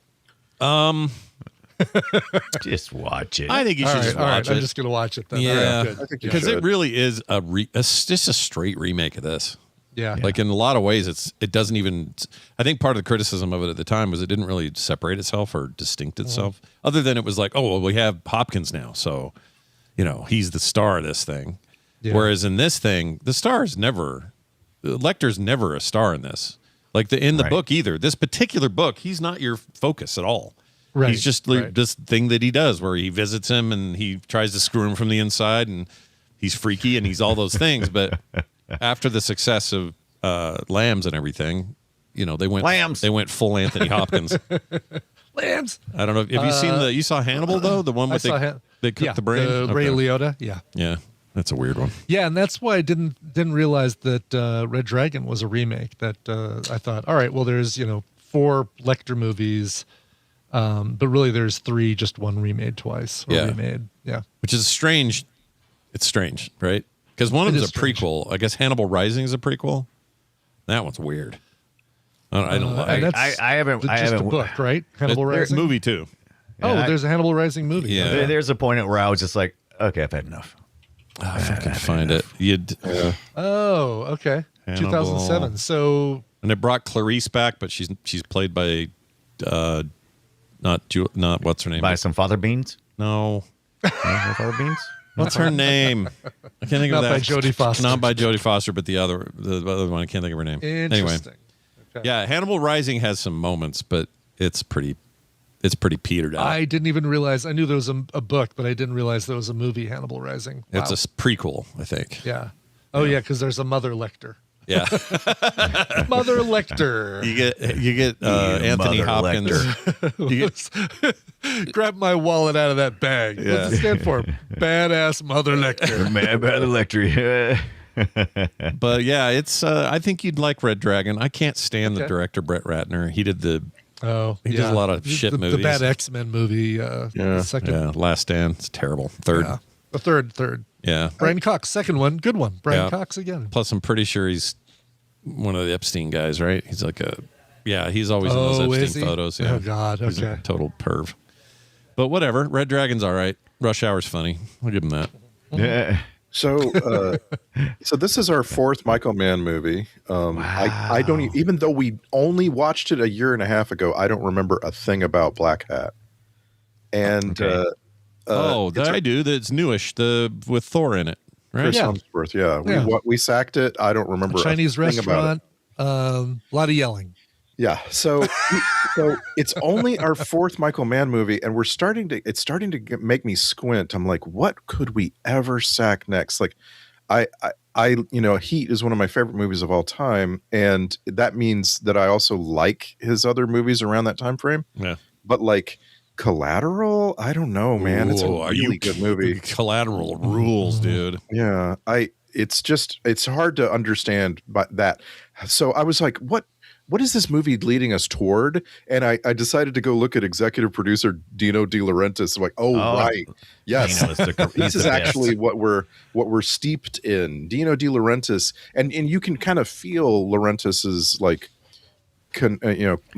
his touch on this movie. Yeah. Especially like the name. It's like, how about Red Dragon? No. How about Manhunter? Because we just had a bad dragon movie that was a financial flop. Yeah. Oh, you're making me want to rewatch freaking Collateral. Sorry, I got stuck on that. I love that movie so much. That is a really good movie. So much trash come out of De Laurentiis area. Yeah. And I love it. But when I say trash, I mean trash that you lavish, gaudy trash. Yeah.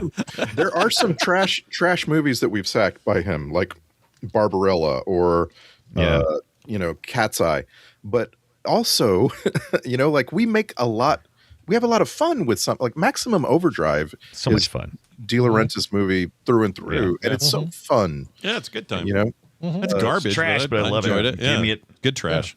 And I mean, De Laurentiis made 3 Days of the Condor, which is a fine film by any measure. Enjoyed that. Yeah. It's weird. He's got a weird. His resume is crazy because it's not consistent. He's consistently making content or making movies. Content. What is this? The internet. Yeah, what is this? but his, it's a real mixed bag. Let's put it that way. Yeah, this so Michael Mann's run. Here's what I made a little list here. He starts with a movie called Thief, 1981. James Caan. Which we need to sack. That's a really good movie. I hear it's awesome. Like his debut is supposed to be really good. I've never seen it. 2, The Keep. I don't know what The Keep is. It's a really bad movie. All right. Excellent. And we didn't watch that. Nope. I thought we did. Isn't that the one where the kid finds the box in the backyard and Nope. And Nope. That's the other one. That's the other one, but it's close. Yeah. Okay. Yeah. This is Scott Glenn and Ian McKellen. Yeah. And I've seen Keep. Yeah. I'm sure you have. Not a good movie. Hey. Listen to the description. Nazis are forced to turn to a Jewish historian to help in battling the ancient demon they have inadvertently freed from prison. That's right. And I've been trying to get you guys to watch, and I thought we had succeeded on that one, but I guess we didn't. I'm sorry. No. Just me. Let's watch this. Yeah. Listen to this cast again. Scott Glenn, Ian McKellen, Jürgen Ponchow. I love that guy. Great bad guy. Robert Prosky, amazing character actor. Gabriel Burns in this. Yep. William Morgan Shepherd, who narrates some of my favorite audiobooks. I'm telling you. It's the worst, but it's also the best. Let's I do think it. We should totally watch I'm it. into it. That's 1983. Let's go. All right. It's on the watch list now. Okay. Good luck. Manhunter. This one, The Manhunter is number 3. Then he did Last of the Mohicans. Amazing. All-timer. Then Heat. Then The Insider. Then Ali. I never saw Ali. I'm sure I've never seen Ali. Yeah. It's good. It's a good movie. I felt like I knew what it was going to be going in, so I was like, I don't know. I'll watch it sometime. Yeah. It'll hit me. Then Collateral in 04, which is I freaking love it. Miami Vice in 06. I think that movie's better than people think it is. I like that movie a lot, personally. Public Enemies in 09. Didn't never see it. I almost did the other night, though, but then I thought maybe we'll watch it. I don't know. Yeah. Black Hat in 2015. Big jump there. And then Ferrari in 2023. And now the next thing on him is Heat 2, and then I think he's done. Interesting. And the Heat 2 cast is shaping up, man. Is it, are they bringing, I'm trying to remember who died at the end of Heat that they can't bring back. They're doing a prequel. Everybody. It's a prequel. A prequel. That's smart. So so they got like DiCaprio's playing, I think, a young, I forget which De Niro, one. maybe? One of the a young Val Kilmer. Oh, that's right. Young Val Kilmer. Okay. That's right. Christian Bale is playing a young Al Pacino. Yep. Okay. Who's playing young De Niro? Do we know that yet? I don't think we know. It was rumored to be Stephen Graham, but we don't know. Okay. We don't know for sure. But it looks, it's looking pretty prestige. Like, I'm actually excited about it. Yeah, I'm excited about that too. Yeah. That'll probably be it for him, though. He'll be a 13 movie guy, and then he'll just retire. That'll be it. Okay. And I'm done. Yeah. Thanks, guys. Hey, see you later. See you later, fellas. One last thing I'd like him to do: give the blessing to somebody who really loves his work to show run a new Miami Vice TV show. Do that. Oh, that's Well, interesting. there you go. That's And- good. and- That's and- less about fashion and more about gritty crime thriller. kind Or of thing. both. Like, just still load it about up. fashion. Yeah, load it up so that it's like got that. You got to have the vibes, or else what's the point? There's a million police procedurals. Like, Sure. who cares? Yeah. But you got to really lay it on in a way that isn't stupid. Like, you can't just set it in the 80s. That's a bad idea. You set it now, but you just go really cool with it. I don't know how you do it. I just think somebody somewhere needs to do that. I thought Miami Vice was the coolest damn thing when I was a kid. I love it. Oh, dude, Friday nights was like all about getting home to catch Miami Vice. I mean, because it was playing a lot of the music that was also on the radio, and you'd watch that, and then you roll into some, maybe some Friday night music videos. Yeah, it'd be like a Don Henley song in the episode, and then Don Henley himself would show up as an actor. He'd be like a coke dealer, dude. And they would do that all the time. It was a thing. It was Destination TV. Get your mock surprise faces ready. Never saw a single episode of Miami Vice. Oh my god! What, dude? Okay. The other Michael Mann thing. The other Michael Mann just thing. fine. At the time, Brian. At the time, Michael Mann was also making Crime Story. Did you see Crime Story? I've no, never seen Crime Story. I've never seen Crime Story either. That was just outside of my That was a TV show? Yeah. Yeah. I don't think I've seen it either. I don't remember. Oh, I don't my remember God. Crime Story at all. Yeah. Yeah. People really liked it. Hey, Farina. Hey, Yeah. it's Dennis Farina, everybody. Yeah. Wait a minute. Crime Story. Man, that search for it sucks because I'm getting nothing here. Yeah, well, you get all American Crime Story if you're not careful. If you ever come across it, you owe it to yourself to watch some of this. It is so freaking good. It's better than Miami Vice. And like just Michael Mann all over TV. Does it take place in the 90s? It looks like just that first photo I see of Dennis Farina. It looks like it takes place in the 40s or something. Is it? No, it's not. It's not concurrent with what's going on in the 80s. It's more like 80s, right? Yeah, it's more like 10 years ago or something like that. It's a little bit in the past. Okay. Cars look kind of 60s-ish. The whole thing is it's a 43 episode run where Dennis Farina is the main investigator trying to battle against youth gangs in Chicago. Dang youth gangs. Oh my gosh, look at all the people we've seen lately. So Farina, obviously. Billy Campbell's in this.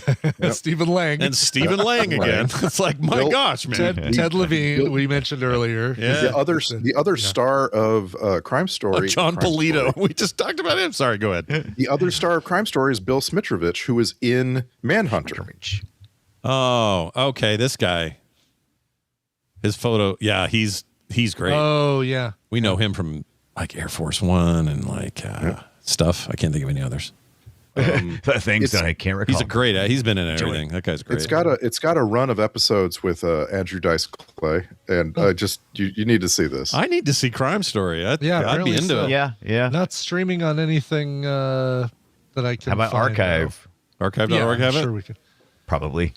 Yeah, someone has I'm Plex surprised. versions. I'm surprised, Brian, because I thought it was on Amazon Prime. Nope. It's available to rent or buy on Amazon Prime. But that's you how they want get you. my money? That's how they get you. I'm already giving you money. Why not take some of that money? I'm already giving you. Don't take my money. Oh, deal alert. I forgot to. I was going to tell you guys about this pre-show. I'll say it now. Dennis Farina Funko Pop, but now dude, I would buy a Dennis Farina Funko Pop. Can I get him by era, like young, dark hair, older, white hair? Get shorty version. Yeah, right. I love him so much. No, I saw it just randomly. Oh, and it was after I watched this. There was something on Amazon that said, "Hey, for a limited time, get the Ridley Scott Kingdom of Heaven director's cut for like $3 to just buy it outright." Usually that's the price to rent it. That is a screaming deal and one of the best movies ever made. It's so good. And only if you see the director's cut. Yes, if you see the theatrical, you'll wish you could go home. It's not. I don't know what happened there. It's studio stuff. He claims, like all the usual claims of like, they interfered and our budget was over, blah blah blah. But the Ridley Scott director's cut is long as hell. It's like 3.5 hours or maybe more. Yeah. But it is so good. I mean, it is like top tier filmmaking. It's so good. I see. There's a big word deal right there. It says deal. Yep. They got me with it. It's the easiest $4 I ever parted with. So grab it. $4.99 by UHD. Scott, you've convinced me. I'm going to spend the $5 and own this. Too bad you didn't get a commission. Yep. Too late. It's too late. But you and Tina, I think, would really dig it. Yeah, it's so good. All right. Anyway, Randy did find it on Prime, by the way. He sent a link. Oh, it is on Prime. Crime Story. Crime Story. Yeah. Oh, okay, and it's not for buying. Crime Story. See, and that's funny because even IMDb, which is owned by Amazon, says you can only rent or buy it. What do they know? What is it? Is it part of another like a sister thing for Prime? I don't know. Click through and find out. I'm included with Prime. What? I'm watching Crime Story. Good. At least, every episode in the first season is available. What the heck, dude? I don't know, because Just Watch didn't say that it was available either. So that's really strange. It's not part of my second season fully available as well. Weird. Okay, well, we found an error on their website. That means they owe me a year of Prime for free. There you go. All right. I'm going to watch Crime Story. This is exciting. Yeah. All right. Where else are we here? Do you want to know what grossed me out real quick? Just to get it out of the way? The saliva on the glass? The description is gross, but it didn't quite do it for me. But it's, you know what? I'll say it's adjacent, if that helps. Hold on. Why didn't they ever tell us why he wasn't concerned with DNA? It was still 1986, right? We were starting. Saliva should give you some good DNA, right? It would. In 86? They used saliva to match up blood type, which but they don't have him in as the whole point is he's nowhere in the database or whatever. Right. So the fingerprint lifts It feels like this movie had somebody sticking their fingers into somebody's mouth, but I can't remember a point where they did. So I mean, she kept touching his mouth What's and then his the face? tiger's mouth. Yeah. There's that, but it grossed me out watching her rub that tiger the wrong way. I was like, don't do that. Going against the grain. Yeah. Yeah. Well, she doesn't know the grain. Come on. That's true. She can't see the grain. She can see the grain. And I was impressed they had an actual sedated tiger. That was wild. Dude, that was because as soon as its eyes started wild. blinking, I went, "Oh shit, that thing's real." It's real. Yeah. And I don't think it likes what you're doing. I don't think it cares for it. It's going to remember you, Joan Allen. Yeah. Yeah, exactly. I'll just tell you. Okay, what is it? It's just anytime she made out with Tom Noonan. Like, don't like that's just I respect him. That guy for the Last Action Hero, man. He sells Nuke in RoboCop 2. You can't be kissing him on the lips. He's such an interesting portrayal in the movie Heat. I find it interesting that Michael Mann brings him back. Yeah, because he's just a quiet, well-spoken criminal sitting on a porch. He's a very interesting. Everything about him is interesting. Like, I didn't realize he just passed away earlier this year. Yeah, sure. They better not forget him. Valentine's Day. Don't forget this year. Don't forget Tom Noonan. If you forget. Yeah, I don't think sometimes they forget people, and it feels like a guy they might forget, but they really shouldn't, because he's one of the weirdest, most interesting character actors. I mean, he died a couple of weeks before the Oscars. I wonder if did we see him in this? Oh, maybe they did. Maybe they had him in this. Maybe they had him in this one. Good question. Yeah, I don't know. I really like him though. Yeah, I think is he as tall as everybody portrays him to be in the movies? Like, cause he looks like he's 6'7". I think the panty on the head made him about a couple inches taller. Boy, you got a panty on your head.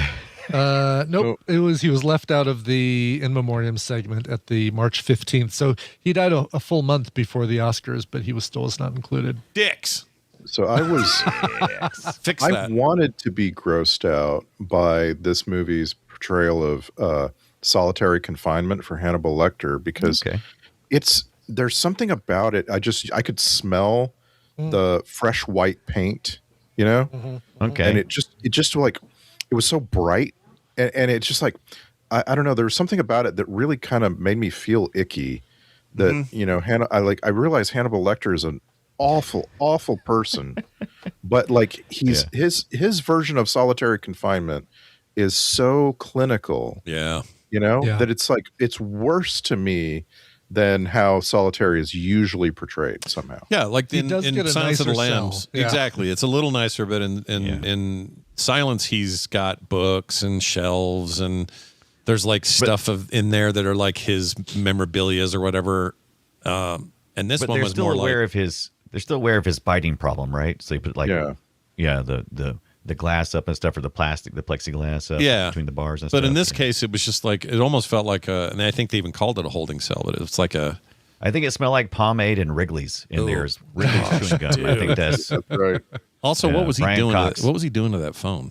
Phone freaking, baby. Phone freaking. Oh yeah. But what they took the numbers away so he could do it. Right, bypassing the called operator. Easiest exactly. Yeah, bypassing the dial so that he could go direct. Can you, operator? I need to leave for a FedEx deal. Can you give me that address, please? That scene was a masterclass in. If you're curious about what social engineering, like when your IT security guy goes, watch out for like the social engineering. That's the stuff right there. Yep. Yeah. Calling and giving way too much information. Yeah, and it's seemingly fine because this is just routine that you would say to somebody on the phone or whatever. Although he was being so condescending about flipping through the Rolodex, I was like, I would just hang up on you. You're being such a dick. That's what you do. You pressure the people. That is a masterclass in exactly how that works. It's how people end up with, why do we have fax toner? Because somebody said we were supposed to have it and they sent it in. It's a bill for $600. We don't even have a fax machine. Okay. That's sorry. What happens. Fax toner. Gosh dang, I haven't heard that phrase in a while. Draw your attention to how there's the Indian movie poster versions. I think we've talked about this before. Yes. Here's the one from Manhunter, which is spectacular. All right. Yes. It's in our Discord. There's a couple of regions. I've followed a couple of artists that are in other regions who make these types of posters, and I've never seen this Bombay video, but I'm loving it. I love it too. This is Yeah. art. What's the snake? What's I going don't on know. there? Yeah, the snake. So but I that's do like what's- that they. Yeah.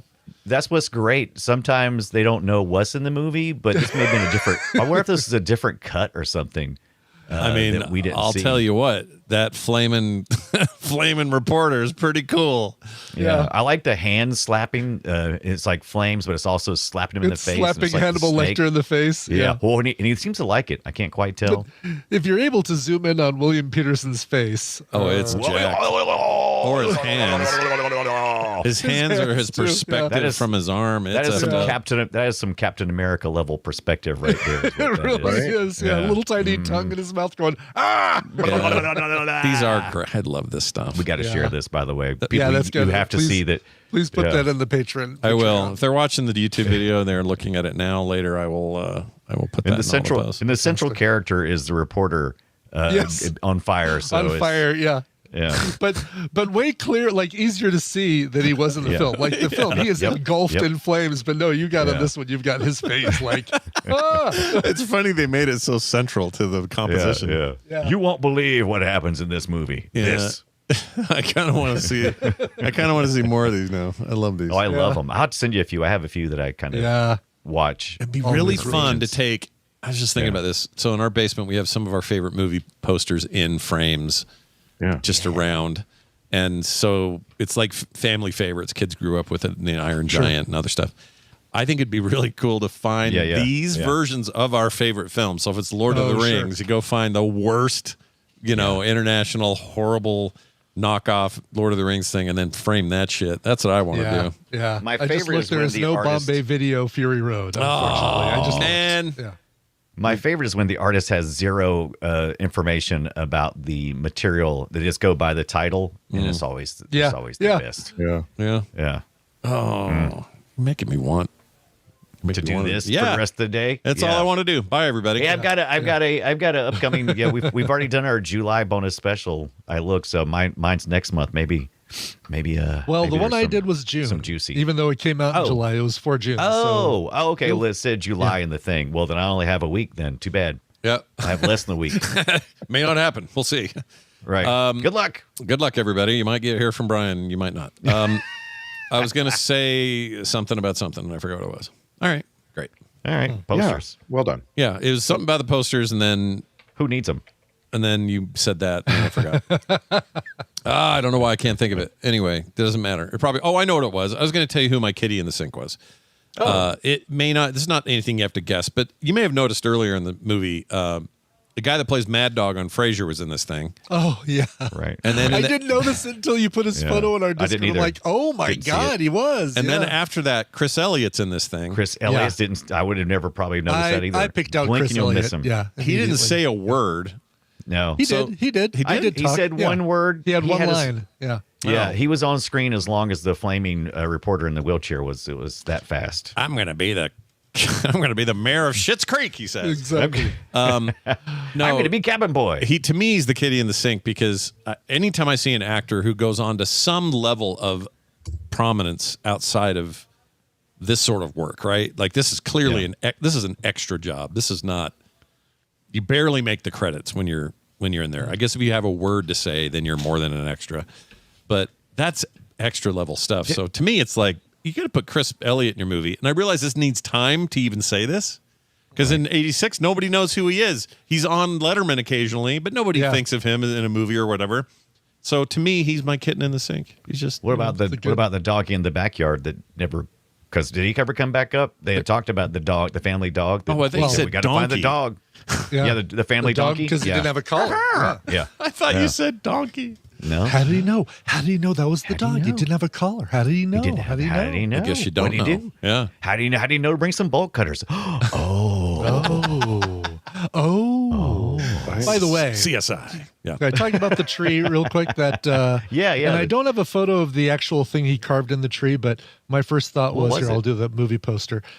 It was the symbol on the greatest American hero's chest. That is great. Shut up, really? I kept trying to figure out what it looked like. That's great. Is that true? That's great. I mean, it's the same It symbol. looks I like think it. they both, they kind of come Yeah. from the same place, but I think it's a Chinese character or something. But Oh, they did talk about that, didn't they? Weird. yeah, Yeah. It's supposed to be Red Dragon, right? That's the Red the Right, symbol is that's what supposed it to is. be. Yeah, it's a dragon. Yeah. You're Oh, that's a looking down dragon? from Those above. are those wings on that dragon? I guess. All right. Yeah. Someone go back That's how I 3,000 like my years dragons. and tell them how to do it right. Yeah, exactly. It's one of, like, probably my biggest demerit on this movie was all of this talk about bolt cutters and what was on. Yeah. I don't care. I do not care. Yeah. Like, That's how he solved it, though. He figured out it's like, oh, he's getting from the video. Let's figure out where the videos are getting. Yeah, it was just evidentiary stuff, right? Yeah. all that minutia just didn't do anything for me. You know, I didn't like him walking around and slowly agitating himself by repeating the dialogue he assumed that the murderer was doing. I didn't like that part at all. And then I was watching, and then you were watching. You liked it, didn't you? You liked it. You liked it. And then it gets like angry, super angry acting solo. Yeah. Well, yeah, because what if you're wrong? What if you know, like what if that all of that internal thought was just not at all? I just think internal dialogue is always tricky, and unless your movie explicitly benefits And it wasn't from internal.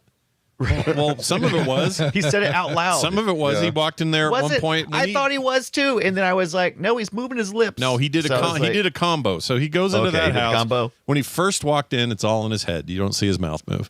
Then when he Right. gets to that bedroom, he starts actually gets his saying tape recorder things. out. Yeah, gets his tape recorder out, exactly. And then that lady in bed with the weird eyes. Oh, yeah. That was a cool shot. That though. was awesome, dude. That was That was total worth it. music, 80s music video kind of stuff right there. Yeah, that was cool looking, I thought. Yeah.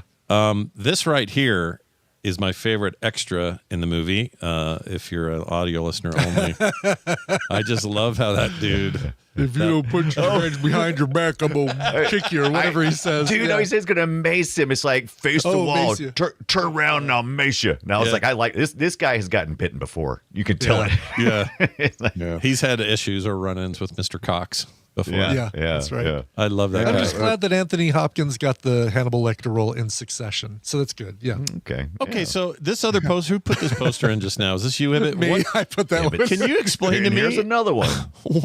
What is the movie there? I mean, what is this outside place? What is this? That's when the scene from the movie when they do at the they do the setup to catch the guy after saying, he's and it's just some jogger. You know what? It's the you know jogger. what? It's the one That he's pointing the dude- gun at. Yeah. We've seen that actor before. I was The blanking on his jogger? name. the jogger. He's been in a one of bunch the things. he's one of the homeless guys in Hard Target that is made to run.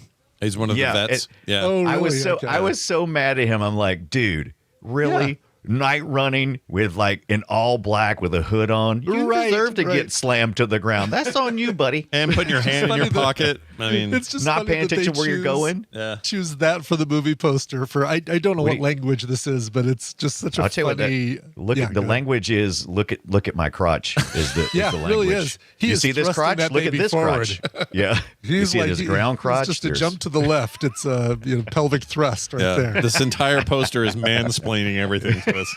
Michael mansplaining Or man spreading, I guess is how you say or it. Micah Man. Micah Man. It says it at the top right. Directed by Micah Man. Micah Man, you know him. He's your favorite. Oh, Micah Man. Greek. It must be Greek based on the bravado E's with the and stuff. crotch. Just like Leonidas would want. Just a big, wide open exactly. crotch. Yeah. That's great. The jogger was Michael D. Roberts, by the way, and he's got a very interesting history. I love that He guy. just plays a bunch of like homeless man or Yeah, journalist or like his characters are all extras, and then he's in Rain Man. Yeah. Yeah. Yeah. Yep. No, he's love all that. over the place. Lots of TV stuff. You recognize him immediately. I want to say he was in Full Metal Jacket? Hold on. Oh, you know what? That might be right. I think it was something like that. Though. I might be He's thinking had of Willie C. Carpenter, a different dude. He's had some good roles. I mean, not like how about prominent roles? He's had a few prominent roles. I'm having trouble thinking what they are. Here's the irony, though. So I'm thinking of the wrong guy. They're very similar character actors. He's in Hard Target, the Willie C. Carpenter guy, and similar trajectory in his career and everything. But he's in The Insider, the other Michael Mann movie we've mentioned. So there you go. That makes hey, Michael Mann is very loyal. Yeah. To his actors. Yeah, it brings him along with him. Yeah, he brings him along. I like that. Notice he doesn't. He didn't bring Pacino and De Niro around, but I don't think anybody gets to do that except Scorsese, really, right? Yeah. Like who else gets to drag those dudes into everything? Yeah. What you guys think about the scene where he is leaving after he leaves Hannibal Lecter? He's had enough the questioning, and he's running down the stairs, which is it becomes hilarious at some point. Because the hauls to get out of that building. Yeah. He hauls to get out of that building before he gets outside so he can get a breath of fresh air. Yeah.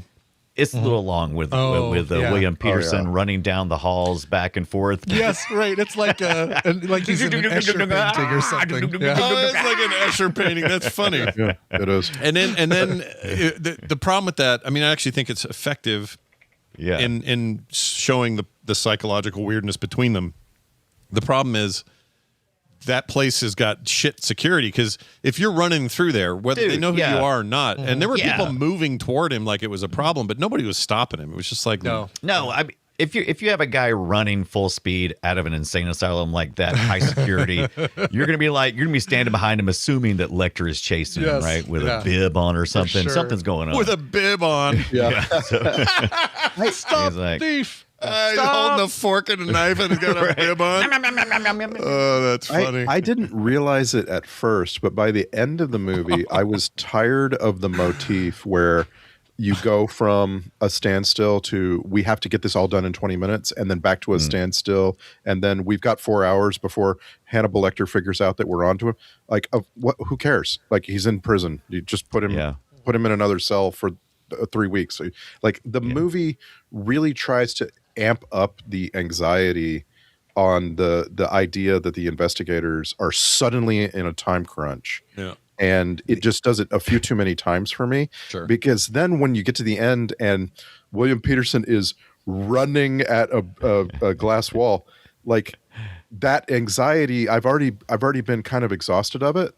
Yeah. Do you know what I mean? Yeah. Yeah. The only thing I liked about those cuts is it all felt super dark. I'm like, why are these lab technicians all working in the dark? 'Cause I know some of it requires it, but like, what kind of weird building are they in? Everything's like, it's just such a weird setup. I kind of like it too, because it's very sterile and dark, but I did have problems with that first lady. The first lady they come across, they go, hey, here's this toilet paper. We're looking for hair samples, and she had the most hair of anybody I've ever seen in my life. And I'm like, shouldn't she be wearing a hairnet if she's like the hair lady? She has so much hair.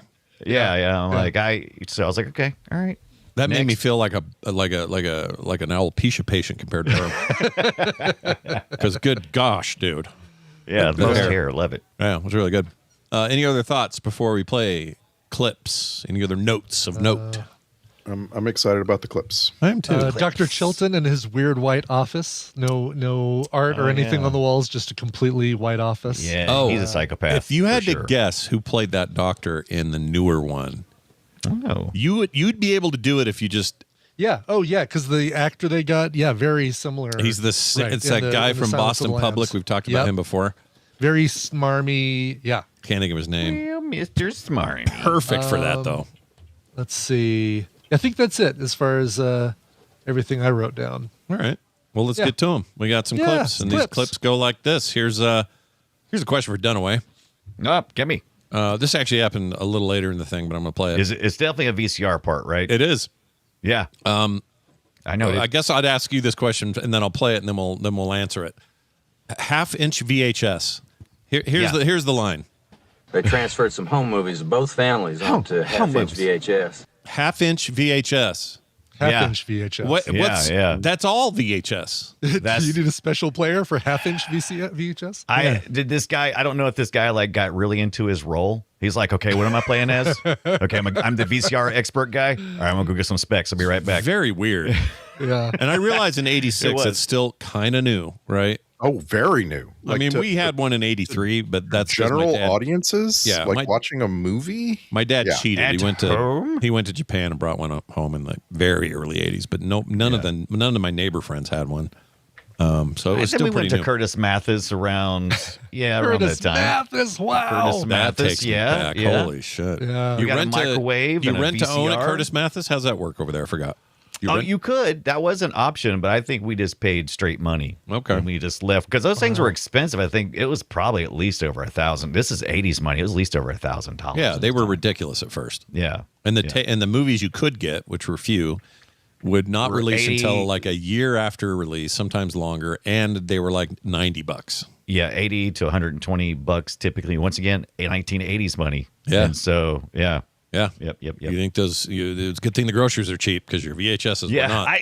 What I didn't understand, there's a couple of things I will comment about the VCR stuff. I meant to go back and look. I'm like, who's filming this family? Where did they get this videotape from? Because sometimes I'm like, is now the kid filming? Because I'm seeing mom and dad both in the scenes. Is the cat doing it before he got killed? I wasn't sure. That's a thing I don't like in movies. It's kind of like when you do you pretend like you can follow somebody through a spaceship or something, right? But the camera angles are all not catawampus. Yeah, it's like, well, wait, someone had to be filming that.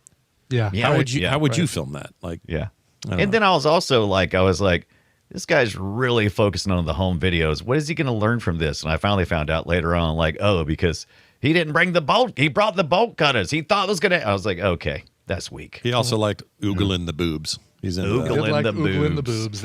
That same over and over shot of the swimsuit, the gal sitting on the mom sitting on the edge of the pool. There's boobs on TV. There's boobs right next to me. There's boobs on TV. Yeah, boobs next to me. Oh, those are the same things.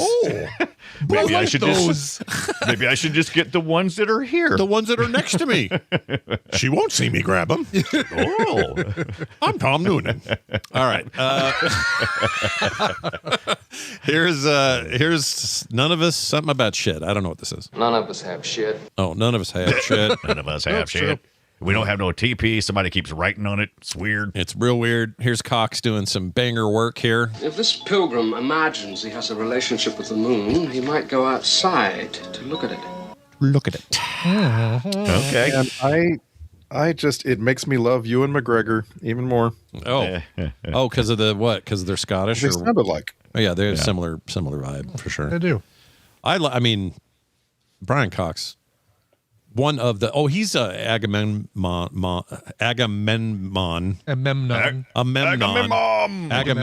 There we go.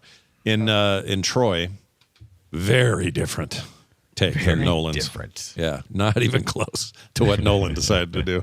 All right, this is what you say to Martha when you're saying hi to them. Hi, Martha. Hi, Martha. Hi, Martha. Look, I need you to look into Rolodex. Do this. It's a thing. Point the arrow to the thing. Give me the address. I'm going to get people killed. All right, this guy. Yeah, this couple come down from Duluth. We was talking them down their short-term mortgages. Okay, that guy. Short-term mortgages. Yeah, he was. Has anyone ever been portrayed in a movie that are real estate agents? Have they ever been portrayed in a positive way or like a likable way? I don't think it's ever happened. Right. That's a good idea, actually. Do a whole movie around it. Yeah, because we always trope them up, right? That's what you do with your real estate agents. Mm-hmm. They're troped to hell and back. Yeah. I want to ask my buddy Andrew, who's a full-time real estate agent. I'm like, how do you feel about that? I never asked.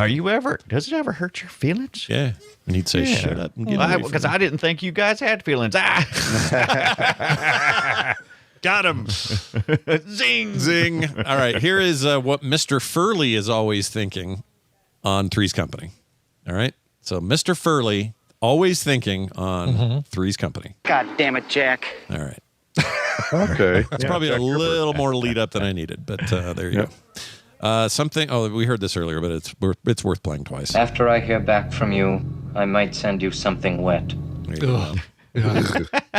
Worst promise ever. No, that's cool. I'm good. I'll decline. I'm good. Yeah. Decline your offer. You won't be hearing from me. Yeah. What do you think he meant to send, though, when you say that? Like a body part. Yeah, I'm assuming. Like a bloody, kill, a fresh, wet body part. Something to eat. A fresh some wet. snack. Yeah. Some meat. Great. Yeah. Jerky. Right. Well, I guess that would be wet. He wouldn't. What if he just sent like piss on a rag or something like that? Not saying This is what not what I ordered at all. I didn't Amazon Prime. I didn't order piss on a rag. He does all his writing in the bathroom, apparently. So That's right. maybe. Here is just someone yelling Crawford. Crawford, always a thrill. Yeah, it's always a thrill. Crawford. I sent that to Travis just for fun. Let's see. Will you let me go now? Will you let me go now, please? Please. Please, come on, please. Please, I can go. Don't strap me to a wheelchair and set me aflame, please. And that's Stephen Lang, which is crazy if you think about Avatar or any other modern stuff. Like what did you say? I have a trope right there. Oh, can we stop and talk about this trope? It doesn't matter whether you're a good journalist or a bad journalist that everybody hates. As soon as you start working for the cops, karma is coming to town. Yeah. The instant he agrees to we're going to do a fake interview and a fake photo, he immediately gets murdered. Yeah. You knew it was short. It was short-lived. Yeah. That is just in so many things. And it doesn't have to be a journalist. It can just be a person that they want to interview, right? Yeah. And that person has been living their life and whatever. They went to work for the cops. Now they have to. I don't understand the decision to make him such a cartoon though, because that when he's just being skinny tie reporter and shooting off at the mouth, he's just a lot of listen here, buddy. What's the matter? You don't like reporters? Yeah, it's like that kind of thing. It's like why that? That's not a thing then or now. I didn't like that. And he did work for the Tattler. That was great. That was great. Yeah. The American Miami, Tattler or whatever. The American Tattler. That's right. It was a Miami Tattler. Stupid Tattler. Yeah, that's another trope.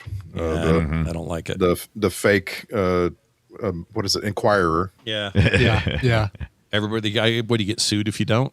Is that the deal? Which is ironic because everyone sues the. Everybody's constantly. They probably have some good lawyers though, right? So be careful. Probably do. Yeah. Are they still a thing? Can you go get one? Oh, I'm sure. I don't know. I have not gone. I know they're still. I know they went online at some point in time, right? National Enquirer. Let's just look real quick here. But I don't know if they ever. According to Wikipedia, 100 years ago was their first issue. It's literally the 100th anniversary. It's 1926. It was founded in 26. It's still going. Let's see. It's still on. I know it's an online magazine because I've looked. Now, my grandma used to she would you would have them at the checkout lines, right? Yeah, that's the only place I ever saw them. Yeah. Stories, lawsuits, catch and kill documentaries. Yeah, they're still. Wow, they're still in print. Publishing. Really? Isn't that not just online only, but right? Yeah, by the company that owns them is A360 Media, formerly American Media. That's the same company though. They have 265,000 subscribers. That's not a lot, but in the larger scheme, But not too bad. And then they have the online component. But it's so it's weird. Still a lot of people who believe that shit. it's resurged. Bad Boy is real. Yes, it says a resurgence. Yeah, and if you look at this site. It's all like the stuff you would expect, like Keith Richards, 82, eyeing stage comeback, despite old man issues. Okay. Old man issues. If anything, these are a whole bunch of those. If anything, these are more down to earth than they used to be. Right. Where's Bat Boy? Yeah, they don't. It's crazy because people can prove shit now. Give me some Bat Boy. Yeah. But can they? All you got to do is say your source is bad. Your source is bad. I mean, this just looks like TMZ 2.0, really. Yeah. Which really, TMZ was National Enquirer. Was it? I mean, it was the same kind of thing. Gossip, I see what you mean. Gossip rag, I see what you mean. A new iteration of the same gossip. Yeah, it's like celebrity gossip. Tune in now. Wild. All right, well, fun stuff. Let's move on to this clip. Where were we? Oh, I want to hear. You want to hear Lang getting eaten? Ooh, yeah, in the distance. Here's Stephen Lang getting eaten in the distance. Must have hurt. Owie. Yeah. Ouch. Oh, you think that's bad? I'm about to set you on fire and wheel you down to the... Yeah. Right. This ain't nothing, sir. You're going to the mall parking garage. Yeah. And what was his crime? He jumped out and took a photograph of Will as Will was running out of the prison. Yep. Like, Right. like But that was his crime. Well, yeah, but he also talked trash, insinuating that he was homosexual, which he'd been talking didn't trash like. in the Tatler. By the way, that instant where Lang jumps out and takes a photograph of Will, that was the scariest moment in the movie. And I don't understand jump why. scare? Yeah. Oh yeah, as far as jump scares, that and the wheelchair for sure. Like it's a weird thing to think that Lang was responsible for both of those things. And he just doesn't look like Stephen Lang. It freaked me out. Anyway, I guess we age. That's how it works. What? We age. We also get weird. Oh, shit. We also get weirdly buff. Because look at him now. My gosh. All right, this fish tank brought me back. There's this scene where there's a slow pan through one of the murder houses. Murder house. And it's quiet. There's no music, and it passes this fish tank up close, and you get to hear the fish tank pump. This literally, and if I hear it now, it's going to do the same thing. This literally takes me to a place where I can feel it, smell it, hear it, live it. Like sometimes sounds can do that to me. This is one of them. So here you go.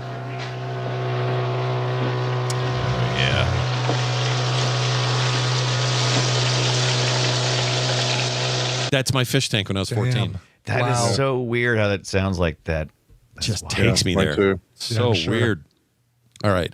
He came back inside this guy. I don't like how that sounds. Yeah.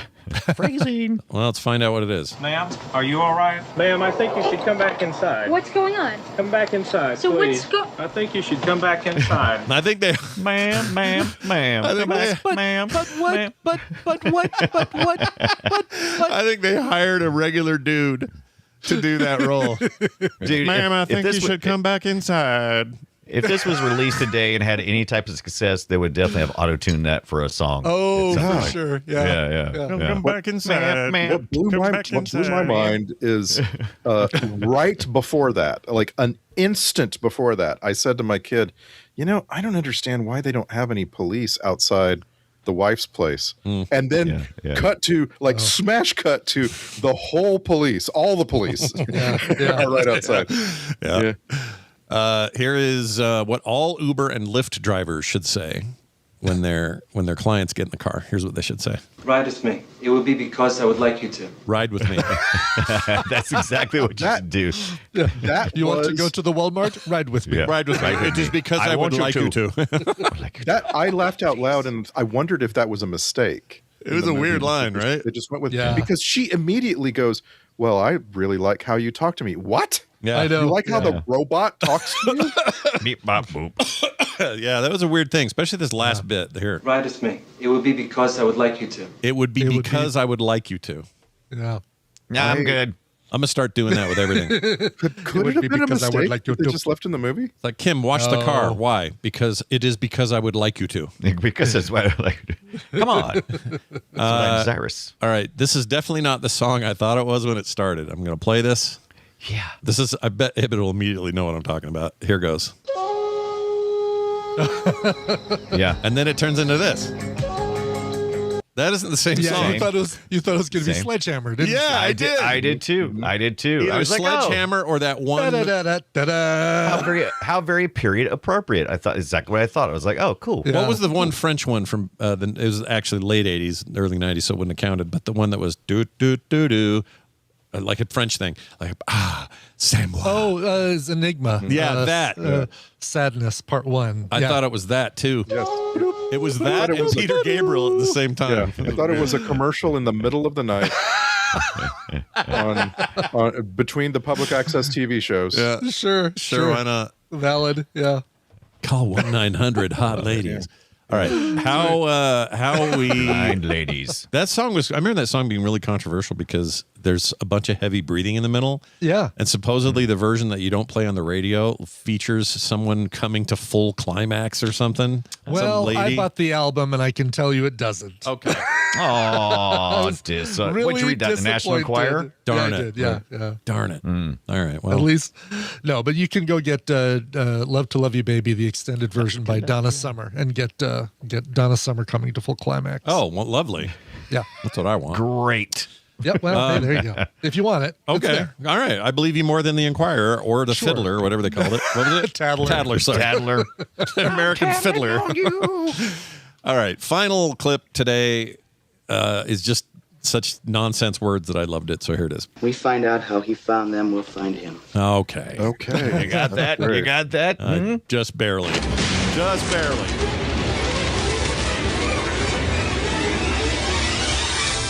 Time for the Film Sack checklist. This is a thing we do every week, and I'm going to start it now.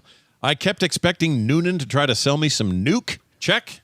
Noonan! It's always what I think of. RoboCop 2 and his character. Sure. Valid. Who knew how scary a guy on fire in a wheelchair would be? Check. And finally, bro had too much ketchup in that fridge. Check. All right. Yeah. That thing exploded so much ketchup. Or it really did. tomato Yeah, something. I don't know what that was. Yeah, and you tip that fridge over, and it just goes, explodes all over the floor. Yeah, it was like ragu in there or something. Let's see. Let's get to the Star Trek and MCU connections. I know of a couple, but Randy, Yeah, why don't there's you a tell us? bunch. So we got 3. I'll go 3 of each. So mentioned Bill Smitrovich earlier. He played Lloyd Bowman in this movie and was in one episode of Deep Space Nine. Dan Butler played Jimmy Price in this movie and was in one episode of Voyager. And Norman Snow played Springfield in this and was in one episode of The Next Generation. Look, Marvel's way more interesting. So I just mentioned Bill Smitrovich. So he's our daily double. Again, Lloyd Bowman in this movie, and in Iron Man 1, he was General Gabriel.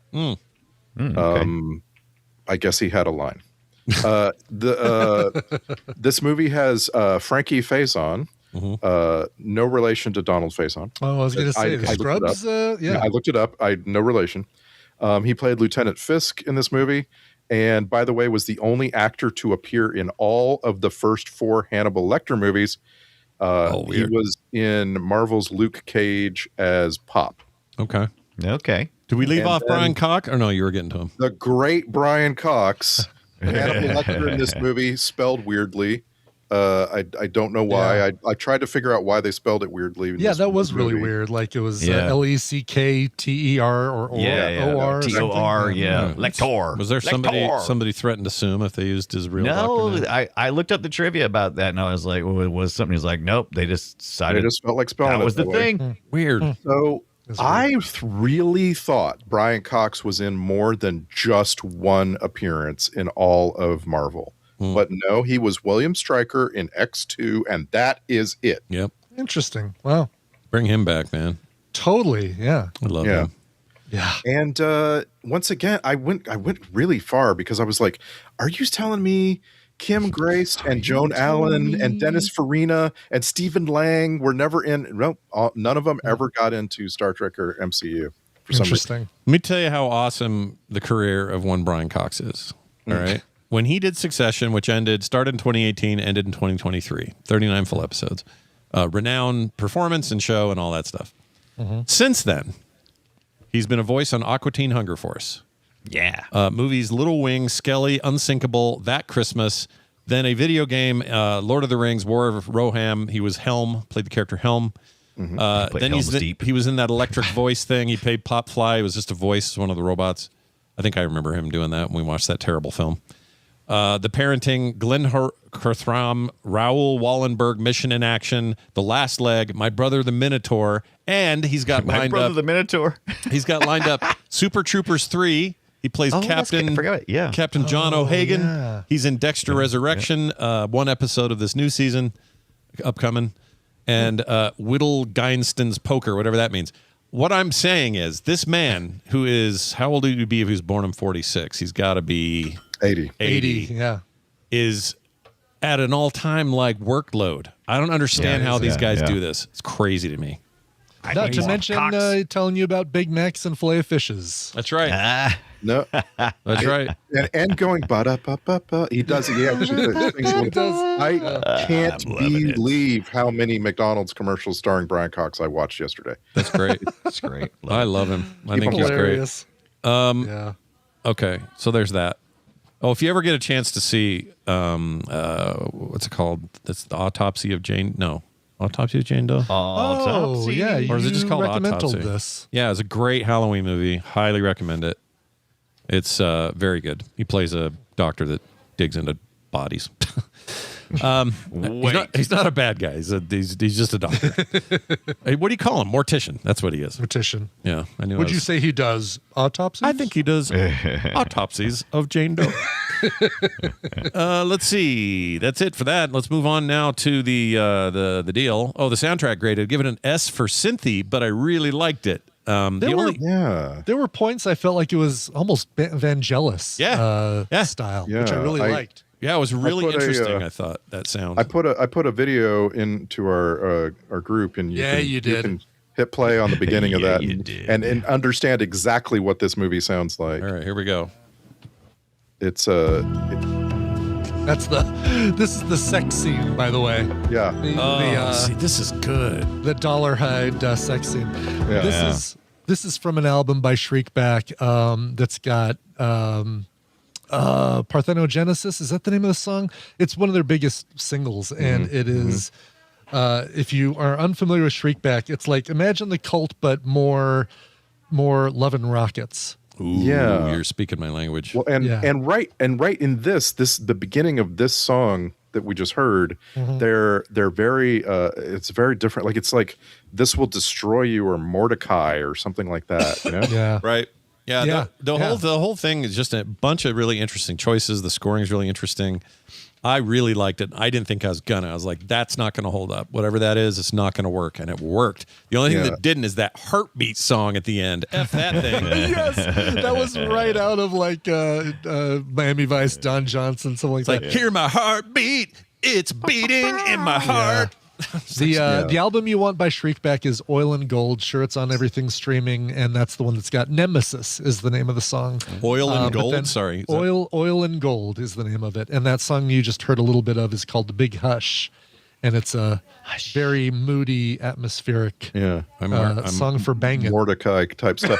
So bringing this up now, I'm going to get this. Whatever. Our composer for the scored parts of the film is Michael Rubini. This is an 80s guy. He, toured with Seals and Croft and Loggins and Messina, and he scored some things. This is probably his biggest hit. Like Manhunter is about his maximum. Yeah. Didn't do anything really after the mid 90s. And with movies, didn't do anything with movies. Right. But I don't know.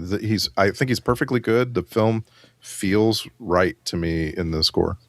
Shriekback's still making music? Jeez. Are they really? Did they release something? 2025. They got an album called Monument.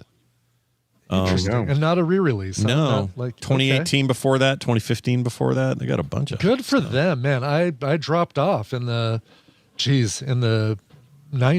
What's weird I thought is they stopped because there's a big gap. Yeah. What's weird is I don't see the Oil and Gold album in this. Why don't I see it? Maybe 1985. It's let's see. 85. It's called The Dancing Years? Nope, it's called Oil and Gold. Nope. Weird. Here is the album cover you're looking for from the Wikipedia page. Oh, is that the album cover I'm looking for? Obi-Wan? The album. These are the album covers you're looking for. That's really strange. That is it not on streaming? I don't see it on Apple Music or YouTube Music. That's weird. I see. Here's what I see. Here's where it starts. Is back in '85 with that one for this one, and then forward. I'll have to dig around. I've been. You ever get in those moods where nothing's working music for you? You're just kind of like, okay, yeah. I'm craving something, and this might be what I need right now. So, well, and if you watch some Miami Vice, the TV show, you will hear Shriekback. It's Michael Mann's favorite. Really? Oh, interesting. All the time. Yeah. So funny that they don't have the album Oil and Gold, but they've got the music video for Nemesis, which was the single from that album on Apple Music. That's really crazy. Weird. Must be some rights thing. But there you go. Like right there, and similar artists, Tones on Tail, Love and Rockets, Cabaret Voltaire, Wall of Voodoo. Yeah. Dude. Wall of Doo-Doo. Wall of Doo-Doo. Wally Doo-Doo. All right. Where were we? Oh, yeah, that was the soundtrack grade. Now we're going to move on to the social media post. This is where, in 280 characters or less, each of you describes this film down to its raw core. Down to the bone, really. And this week, we're going to start with Randall Jordan. Manhunter. Before the lambs even began to bleat, a stylish hunter walked a dismal beat. His name was Will. With deeply saddened eyes, he stared and spoke with psychic compromise. Whoa. I'll think just like the killer, he declared. Then Hannibal appeared, and Will got scared. He took down that tooth fairy without grace and went to the beach with scars on his face. Oh, that was really good. Also, I don't think the word bleat gets enough use, so that's not great. enough use. Yeah, that was really good. More bleat. Let's bleat with Brian Dunaway now. Bleat it. Manhunter, Red Dragon, send Stephen Lang right over. Oh my God, he's on fire. All right. Top 10 Twitter posts. Yeah. That was great. Brian, take us home. I can't follow that. Manhunter. Same thing happened to me when I fell asleep on a Frontier flight watching Showgirls on my laptop. That was good. I think you followed that up just fine. Yeah, very fine. All right. That means alternate titles have just been presented to me. Let me just pull it off of this here. All right. We got a sheet. See, I got Foley. Oh, I hear it. I hear the sheet. Yeah. And here's what they almost called this movie. Gil Grissom's CSI Hannibal. But that didn't land. So they almost went with the one where they don't fry bits of Ray Liotta's brain. Me. Oh, that's the It's a worst. Friends I hated that episode, scene. you're saying. Yeah, it's like Friends. Exactly. Yeah. Pivot. Let's move on to that's all I think of when people say Friends is pivot. Pivot. Can't help it. It's like when you say Office, I think chili on the floor. That's Sure. an immediate I think thought. parkour. You do the parkour one? It's pretty close. It's for one me. of the two. One of the two. Yeah, but that chili on the floor, dude. Oh my That's great. gosh. Yeah. Kevin. I always think, I declare bankruptcy. Yeah. Also a good That's one. also a good one. Yeah. All right, let's move to the email we've received this week at filmsack@gmail.com from a dude. What name is Patrick? All right. And Patrick says this. Hey, fellas. Soft or presumptuous about our gender identity. Oh, it is us. Hey, Patrick here, longtime listener, third-time emailer. Being a giant horror fan, movie nerd, I feel it's never too early to think about Sacktober. We agree. We like thinking about it. Agreed. I've been waiting for you to watch John Carpenter's In the Mouth of Madness. Oh, that's a good one. You've sacked the other two movies in the Apocalypse trilogy already. I didn't realize there was one of these, like you do. These directors have their quote unquote trilogies. Like, right. What's the one Hot with Shaun Fuzz. of the Dead, Hot Fuzz, and that? What's that called? Yeah. The Cornetto. trilogy. Yep. I didn't realize there was one of these for Carpenter. Anyway, says, so I've decided to send you 4 Blu-ray copies of the film.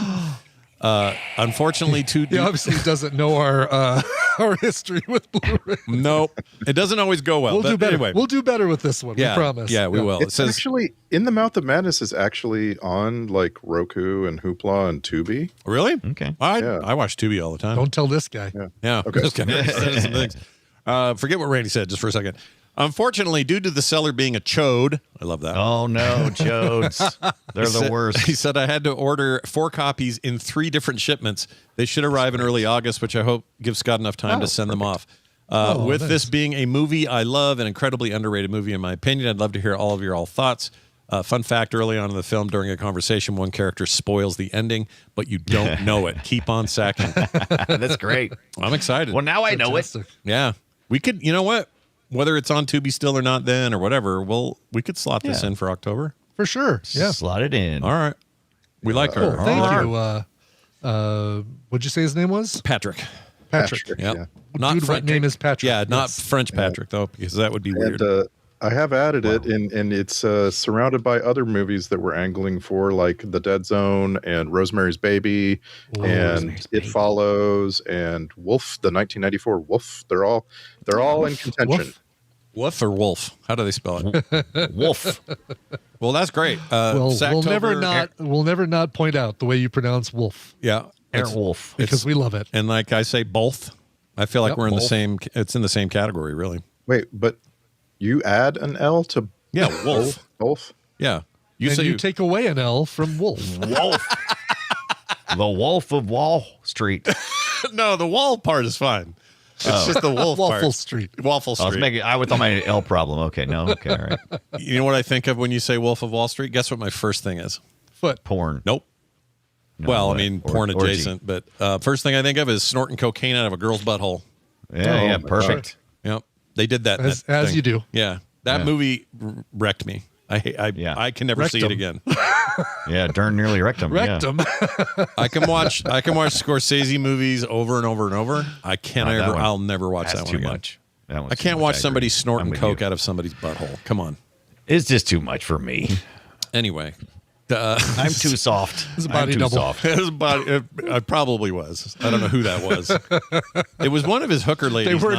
They weren't paid enough, but it was probably a body double. Yeah, it was. What's her name? It wasn't supposed to be Margot Robbie. No, it was like a fling he was having, and I don't think we ever saw whoever it was, but somebody's butt was there, and Leonardo DiCaprio snorted through a straw somebody's butt cocaine. Yeah. Oh my gosh, dude. That's crack. It's definitely crack. Even if it's not actual crack, cocaine. it's definitely crack cocaine now. All right.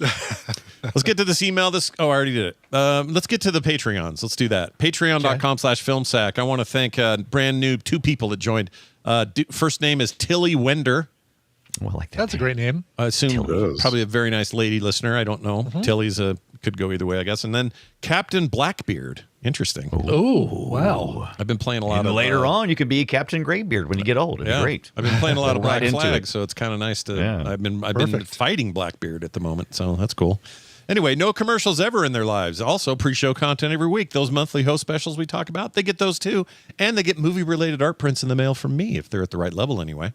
Other great benefits you can only have if you sign up today at patreon.com/filmsack.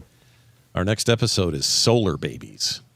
We're literally... Are we finally watching Solar Babies? Finally watching Solar Babies. And we're staying in the year of 1986. Same year. Are you guys watching your VHS copies too, or just me? Just you. Just you. Yeah. Never seen it. Always assumed it was something targeted towards a younger audience because of that dumb name. Well, yeah, but not like Babies. That's what I thought. I thought it was like, Solar Babies. No, it's not like, what's that? Baby Geniuses. It's not like that. Yeah, that's exactly what I thought. Or Three Ninjas, or same. Whatever. I've never seen it. Talking. I've never seen it either, and I also just assumed everything Brian just said. So I think you'll hate it. I think I will. I can't wait to love and hate it. I might just hate it. I think because of the subject, I think you might like some of it. I think you'll find things that are like, well, this is ridiculous, but sign me up. Well, look at just a couple of people. Post-apocalyptic. Yeah. Apocalyptic. Yeah. Everyone's got a word. Mine is Agamemnon. And both. This has Richard Jordan, Jamie Gertz, Jason Patrick, Lucas Haas, and Peter DeLuise, along with the prison warden played by Charles Durning. This sounds all right. Rat Pack squirted all over this thing. Hell yeah. When Terrence Mann. Wait, how do I know Terrence Mann? He's no relation to Michael Mann. Oh, maybe that's what I'm thinking. I'm thinking of Micah Mann. Micah Mann. Look at that Micah Mann. Micah Mann. All right. Anyway, that's all coming up next week. Solar Babies currently streaming on, I think, Prime is where we're still at. Amazon, the Prime. Yeah, that's right. Or if Scott wants to watch it on Tubi, whatever. Our next 3 movies are all, today's plus the next 2 are all 86, and then the one after that is 85. We are in the 80s. Going golden era of film. That's right. Locked in the future. Take that, jerks. That'll do it for us this week. Filmsack.com is our website. Find everything you need there. Keep your feedback coming. We love it. That'll do it for us, for me, for Brian, and for Randy. You're insane. We'll see you next time.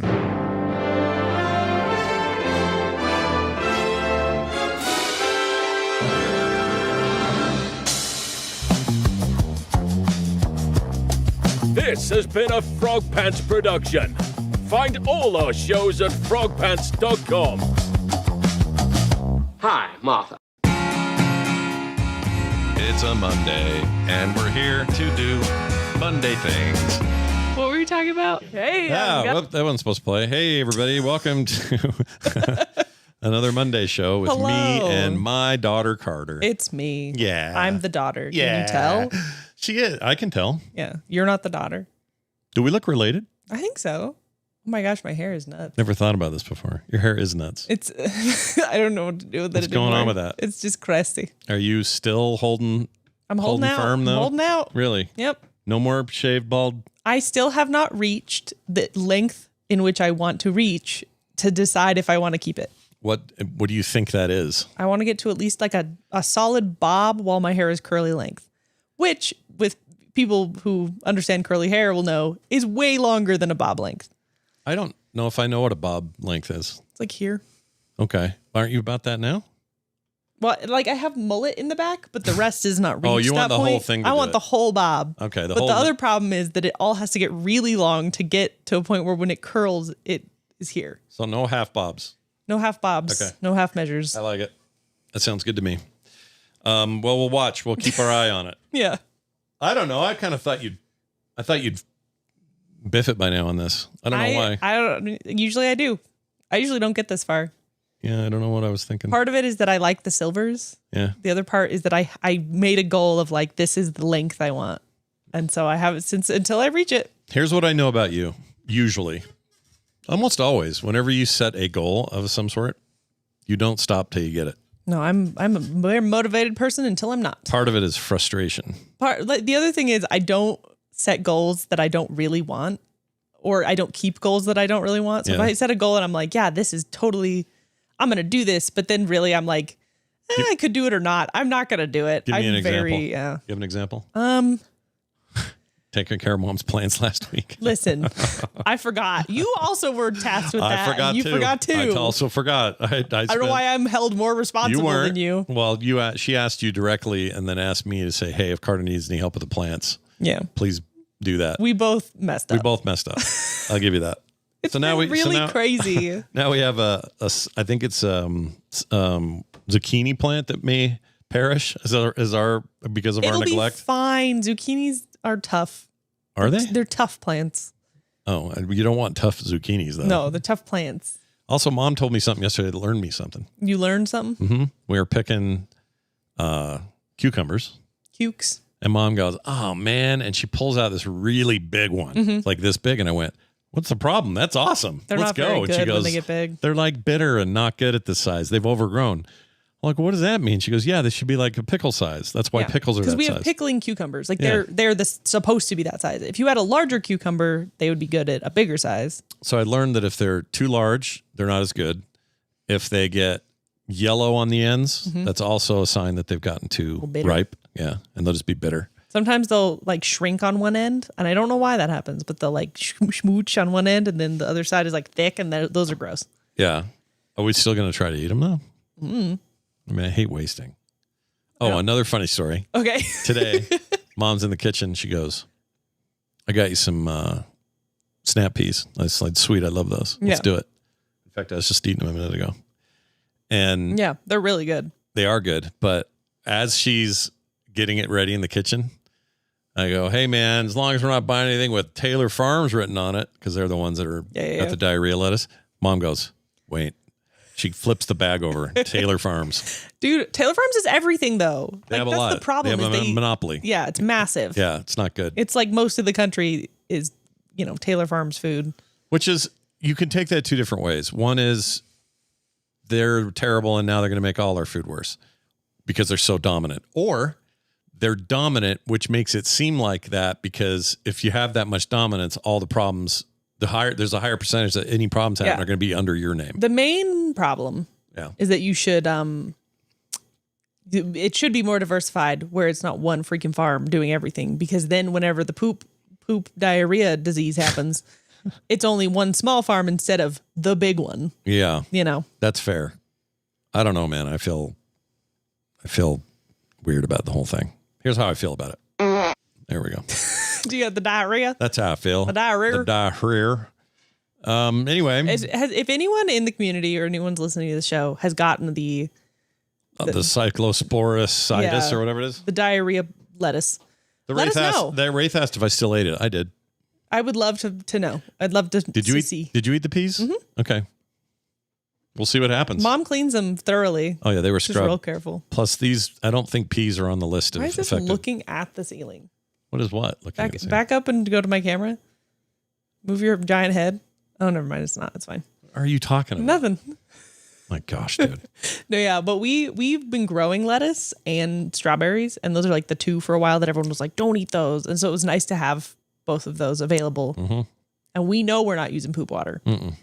Well, 100% we're not. We're mostly sure we're not using poop water. Well, there's always a possibility. There's always a possibility of anything. Yeah. It's like, I'm sure that this webcam right now is not feeding into some NSA server, but it could be. But it could. I'm positive that when I had Tourette's in the bathroom earlier and yelled, you got what I need or whatever. I didn't. You don't have Tourette's. I know, but whatever I did in there, I'm sure nobody heard it, but maybe they did. They could have. See, this is the problem. Yeah. You don't know. The government's always watching. Birds aren't real. Well, that's true. With the government or not, they're not real. Yeah. They're dinosaurs and tiny, cute feathers. Did you see the new Airbender deal yet? No. Are you guys gonna? Yeah. Okay. I talked to some people who saw it and they either really liked it or they were kind of really felt like there was a fan service problem. Oh, the overall reviews are really good. No, there's fan service. I've seen whenever there was the big leak. I didn't watch it, but I saw screenshots. Yeah. And man, it's just all pecs. Everyone's got pecs out, titties out. Really? Oh yeah. The men. Yeah. Okay. And not the girls actually, but the girls are all like incredibly buff and like well, yeah, they're all adults now. They're all tough benders. Yeah. Of various elements. It's fan servicey, but the voice actors all changed because everybody aged out, and you couldn't necessarily get everybody to do it again. So Stephen Yeun is in it. Oh, who's he? Love him. He's Zuko. Who plays? That's a pretty good call. Yeah. Who plays your main bald bender? I don't know. Bald bender. I have no idea. I only know about Stephen Yeun. I don't know anybody in it except I now know Stephen Yeun. So yeah.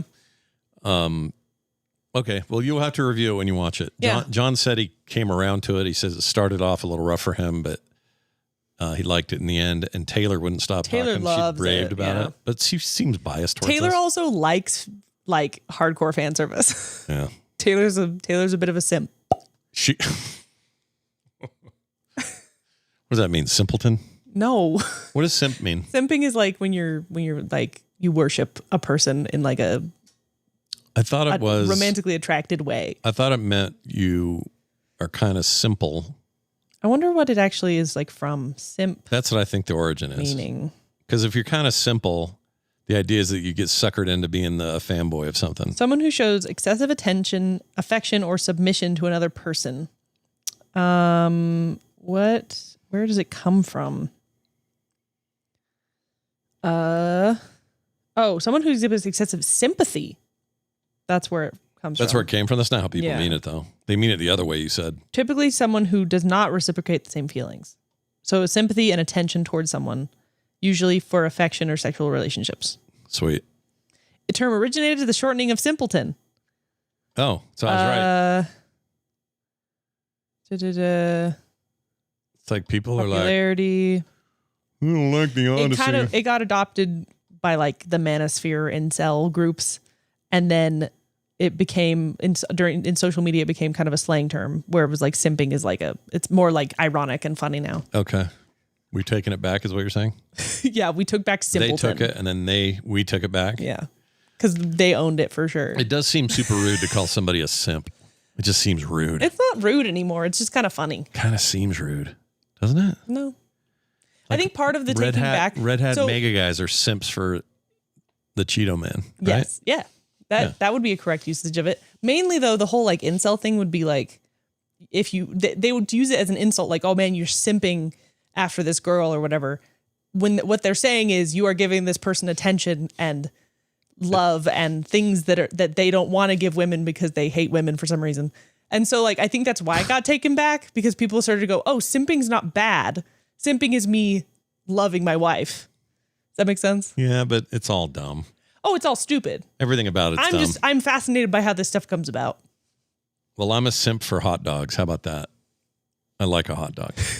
And I had one today. You want some kind of relationship with hot dog? Yeah, it's the kind of relationship that says go in my mouth and never come back. Well, you can leave out the exit when you're done. Yeah. Without any issues, hopefully. Goodness gracious. A nice quiet exit is all I'm asking from this visitor. Oh gosh. From a pig's. You should not be eating hot dogs. A pig's leg. Disgusting. Well, I had the good kind. I had the It's all gross. It's not all There's gross. no good Some kind. of it's just meat. Some of it's just beef. You got to look for the right ones. Why do they got to make it into a wiener shape? Well, so it fits in the wiener pocket. The what are they called? Buns. It's got to fit in the wiener pocket. I love a hot dog. Wiener shaped for wiener pocket. I'll always go for a hot dog. Doesn't matter where I'm at, even if it's a bad one, gas station one. I'm in, man. You know what that is for me is pretzels, like big soft pretzels, like the baked ones. Those aren't much better for you. They're so good though. It's the bread would get I'll you. eat them anywhere. Really? They're so good. I'm like anti-carnival just because of the germs. Like I have an issue with germs where if I'm at a carnival, I'm like, I'm not eating anything here. I'm not touching anything. I'm not going on rides. Like I'm wearing a mask. No one talk to me. But I will have a pretzel. I don't like it either. It's the one exception. I'm not a big, like, what's the word? It's sticky. It's sticky and people are gross and I don't trust where things have been or where I'm sitting even. No, I don't trust that anything has been cleaned since it was created. And I don't think it's OCD levels of that. I think it's just. I feel it's practical to some degree. That's what I'm saying. A little bit of a survival instinct. Yeah. Humans are supposed to, not Humans have extended their life dramatically by being clean. Yeah, but they've also kind of wrecked their skin because by taking showers every day on average, we're wrecking the natural bacterial stuff that we do. And so I started taking a shower every other day, unless I'm at a con or something. But like at home, there's no point.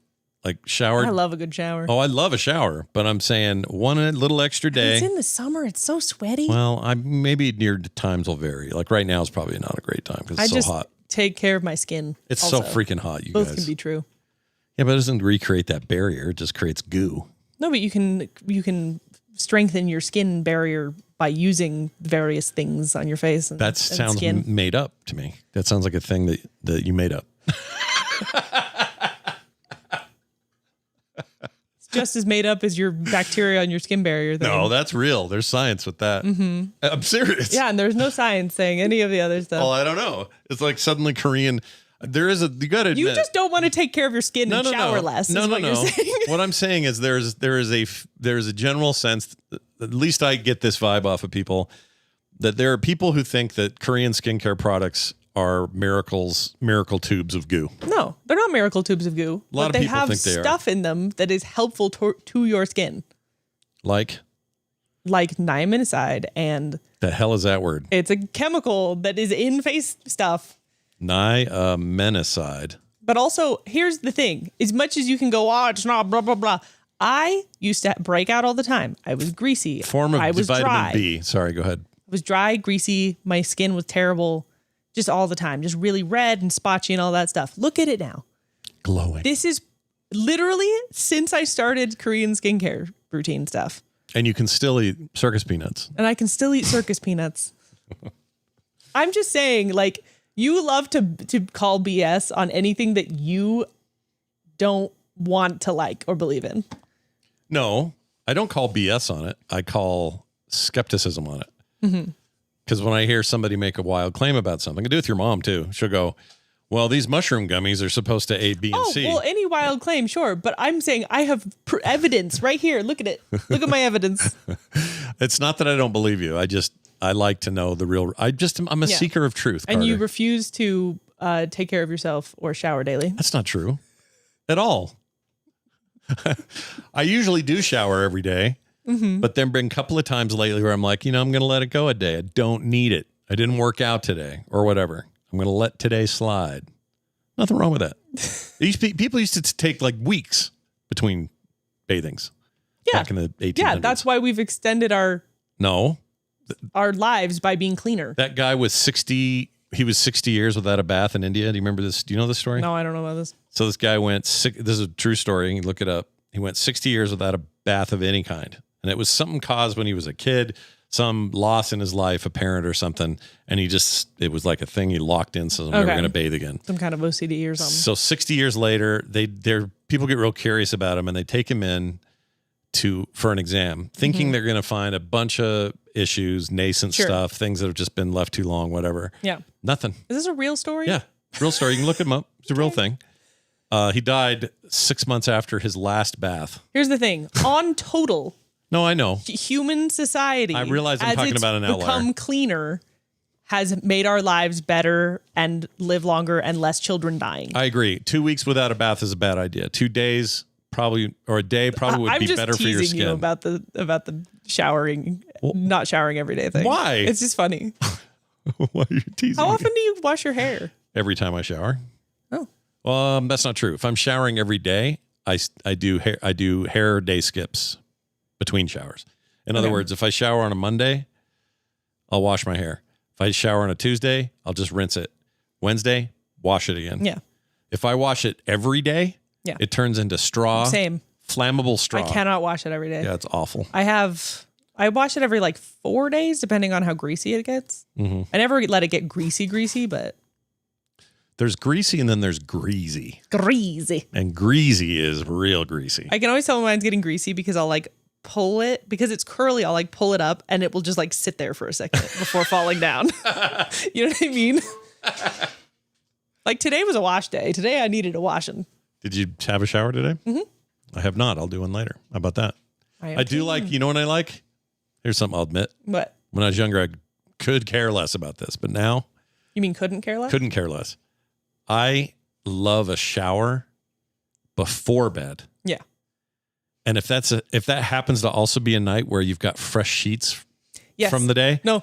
Yeah. Oh. No, I will actually like when I wash my sheets weekly. And so when I wash my sheets, I will shower that same night because there's just nothing better than being clean and in clean sheets. And you just like, No, you know, it's unbelievable. it's so cozy. Unbelievable coziness. I'm doing that tonight. That's going to be great. Okay. The problem is it's so freaking hot. I get sweaty. It's so hot. Oh my gosh. I like don't sleep. 100 and let's look at our current temperatures here in Salt Lake City. 94 degrees. High or 97 in Salt Lake. High today expected to be 100. 95 here in South Jordan. So we're a degree away from today's gross. high. But if that cold front really is coming that I heard about, I haven't heard anything since I first saw just a note about it. That could drop temps down to like the 70s. That'd be nice. You turn off the AC when that happens. That'd be lovely. Yeah. I don't even want to see my AC bill because that thing's been going. I don't want to exist in the heat. It's awful. Going. I just go outside to take my dog out for a second and I'm just like, ugh. I like become a bad person when I'm in the heat. Can I also say something about the dogs? Oh gosh, what? This kind of worked. We need suggestions, actually. Listeners, we need your ideas. Suggest. I have 3 dogs. They all have to pee on the regular, like a dog would. Yeah. As they drink water, they have to pee. That's right. They process the water. They clean their blood. Out it comes through their little dog kidneys, their dignies, and then they pee. Their dignies. So here's the question. What's your question? They all pee in that little side space by the house. Mm-hmm. And in the summer, especially when the sun is beating down, the baked freaking pee smell can sometimes waft the way it shouldn't go if we're downwind or something. Yeah. And it's bad. Terrible. It's rough. It is the worst concentrated like urine nightmare you've ever dealt with if you haven't ever experienced this. Yeah. So mom says, well, I heard you can lay down a bunch of Arm & Hammer baking soda. Baking soda. And it will help. And it does a little bit. But not because it absorbs a lot of the moisture, so it's not like you'd use for seeping the reason much. that stuff works for any kind of that sort of thing in the house or like stains and stuff. or a guy pukes in the mall, you dump it all over it, whatever. So that's usually sawdust, isn't it? Yeah, it's sawdust. Man, I haven't seen sawdust be used for like a barf problem in a long time. You haven't been around a barf problem in a long time. Yeah, but like that was such a thing when I was a kid, you know? What, like at school and stuff? Yeah. Yeah. Where it'd be like, yeah. You know? You always have some at school. It just seemed really normal. And now I'm like, I haven't even seen sawdust in a while. We had a janitor at my high school that had in one of the closets in the main hall there. Big old bag. A giant bag full of sawdust in case kids were barfing. Yeah. One of my like most intense childhood memories was the girl across from my desk. So our desks were set up in like little squares. Yeah. So there's 4 people, sometimes 5 if that one was like on the end.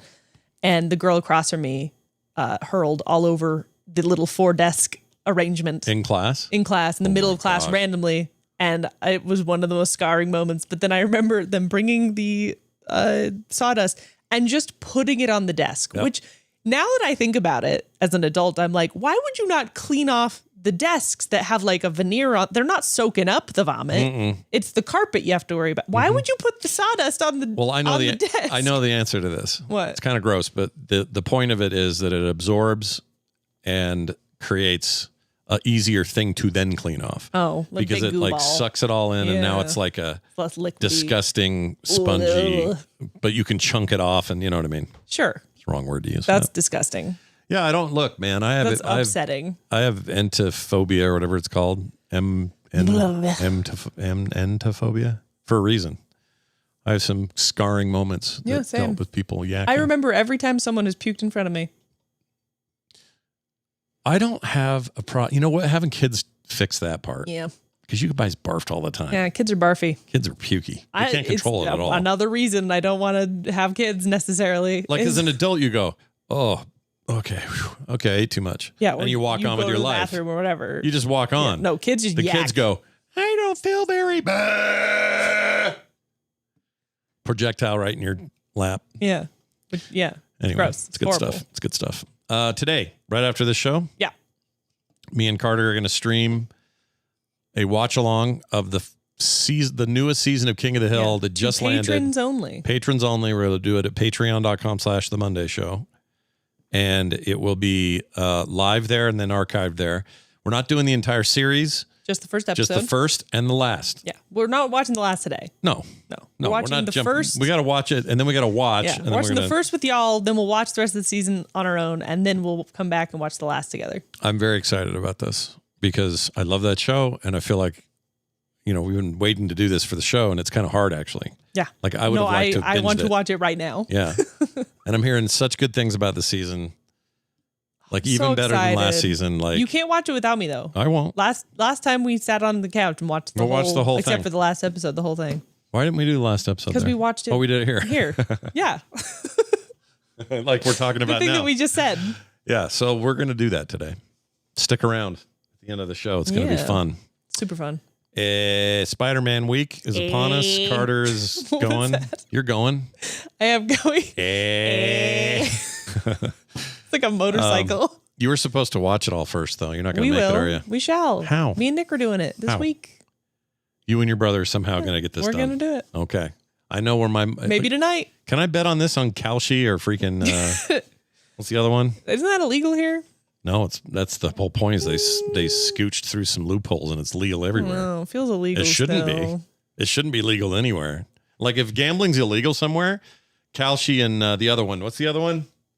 It's popular. It's more. Kalshi's just a dumb name, but the other one sounds more like what it is. I don't know. Anyway, those apps have found a loophole currently, and unless somebody enacts legislation to stop them, they'll keep doing it the way they're doing it. And Polymarket, that's the other one. Oh. And I think I don't think that'll ever happen. You want to know why? Why? Money? They're making so much freaking money. No one's shutting that down. No. Who shuts down money? Nobody. That's the problem. That's the level we're at, guys. If there's money involved in your corruption, keep it going. Because apparently that works out real good. I need to start ripping people off or something. Yeah. Because then no one will ever come Being after a bad me. person's good business. Yeah, why is that? I don't know. Because I was raised different. there's a lot of ways to manipulate and hurt people that get you money. I don't like it. Blows. I don't like it. To blows. Okay, before I go on, do you want to know my new goal? Yeah. Give me your goal. This is a little embarrassing. You're going to say it out loud, which means you have to do it. You know that I don't have. I have some level, or it's a spectrum. So it's illness. What? But I have something on the spectrum of I have body dysmorphia. Yeah. Or image dysmorphia. It's more like it. I look in the mirror and I go, eh. And then sometimes I'll picture and I'll go, bah. And then a year later I'll see the picture and go, I look pretty good then. Like it's annoying. It's something I've had my whole life. Yeah. I was either too skinny or I was too tall or now I'm too fat or I was too skinny again. Yeah. Or whatever. Or my hair's too thin or this is gray or whatever the thing is. Yeah. You don't like how you look. I never moment. have my entire life. And In it didn't the help. moment. Yeah. And it didn't help that my brother gave me shit all the time when I was growing up. Sure. He teased me constantly. We have a great relationship now, but Yeah. when you're a kid, your older brother's a butt. Yeah. Always.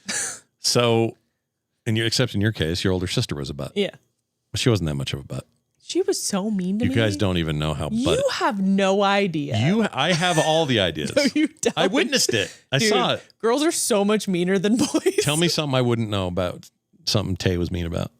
I don't think you would have understood it as being mean.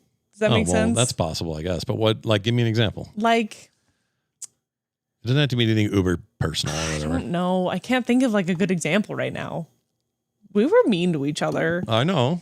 I get that. Sibling stuff makes perfect sense to me. What I'm saying is, I'll give you an example. Yeah, give me an example. Did this ever happen to you? And I'm going to say, I already know it didn't. But I came home from school one day with my friends. I'm in the 7th grade, 6th or 7th grade, young, impressionable junior high kid, right? Sure. I come home. My brother happens to be in town. My brother, Mark. Yeah. He's 10 years older than me. So what would that make him? How old were you? I would have been 7th grade. So what is that? 12 or 12. So he's 22. 22. He's back from school he was going to college then. Yeah. He's back from school. I come in there. It's 3 or 4 of my friends.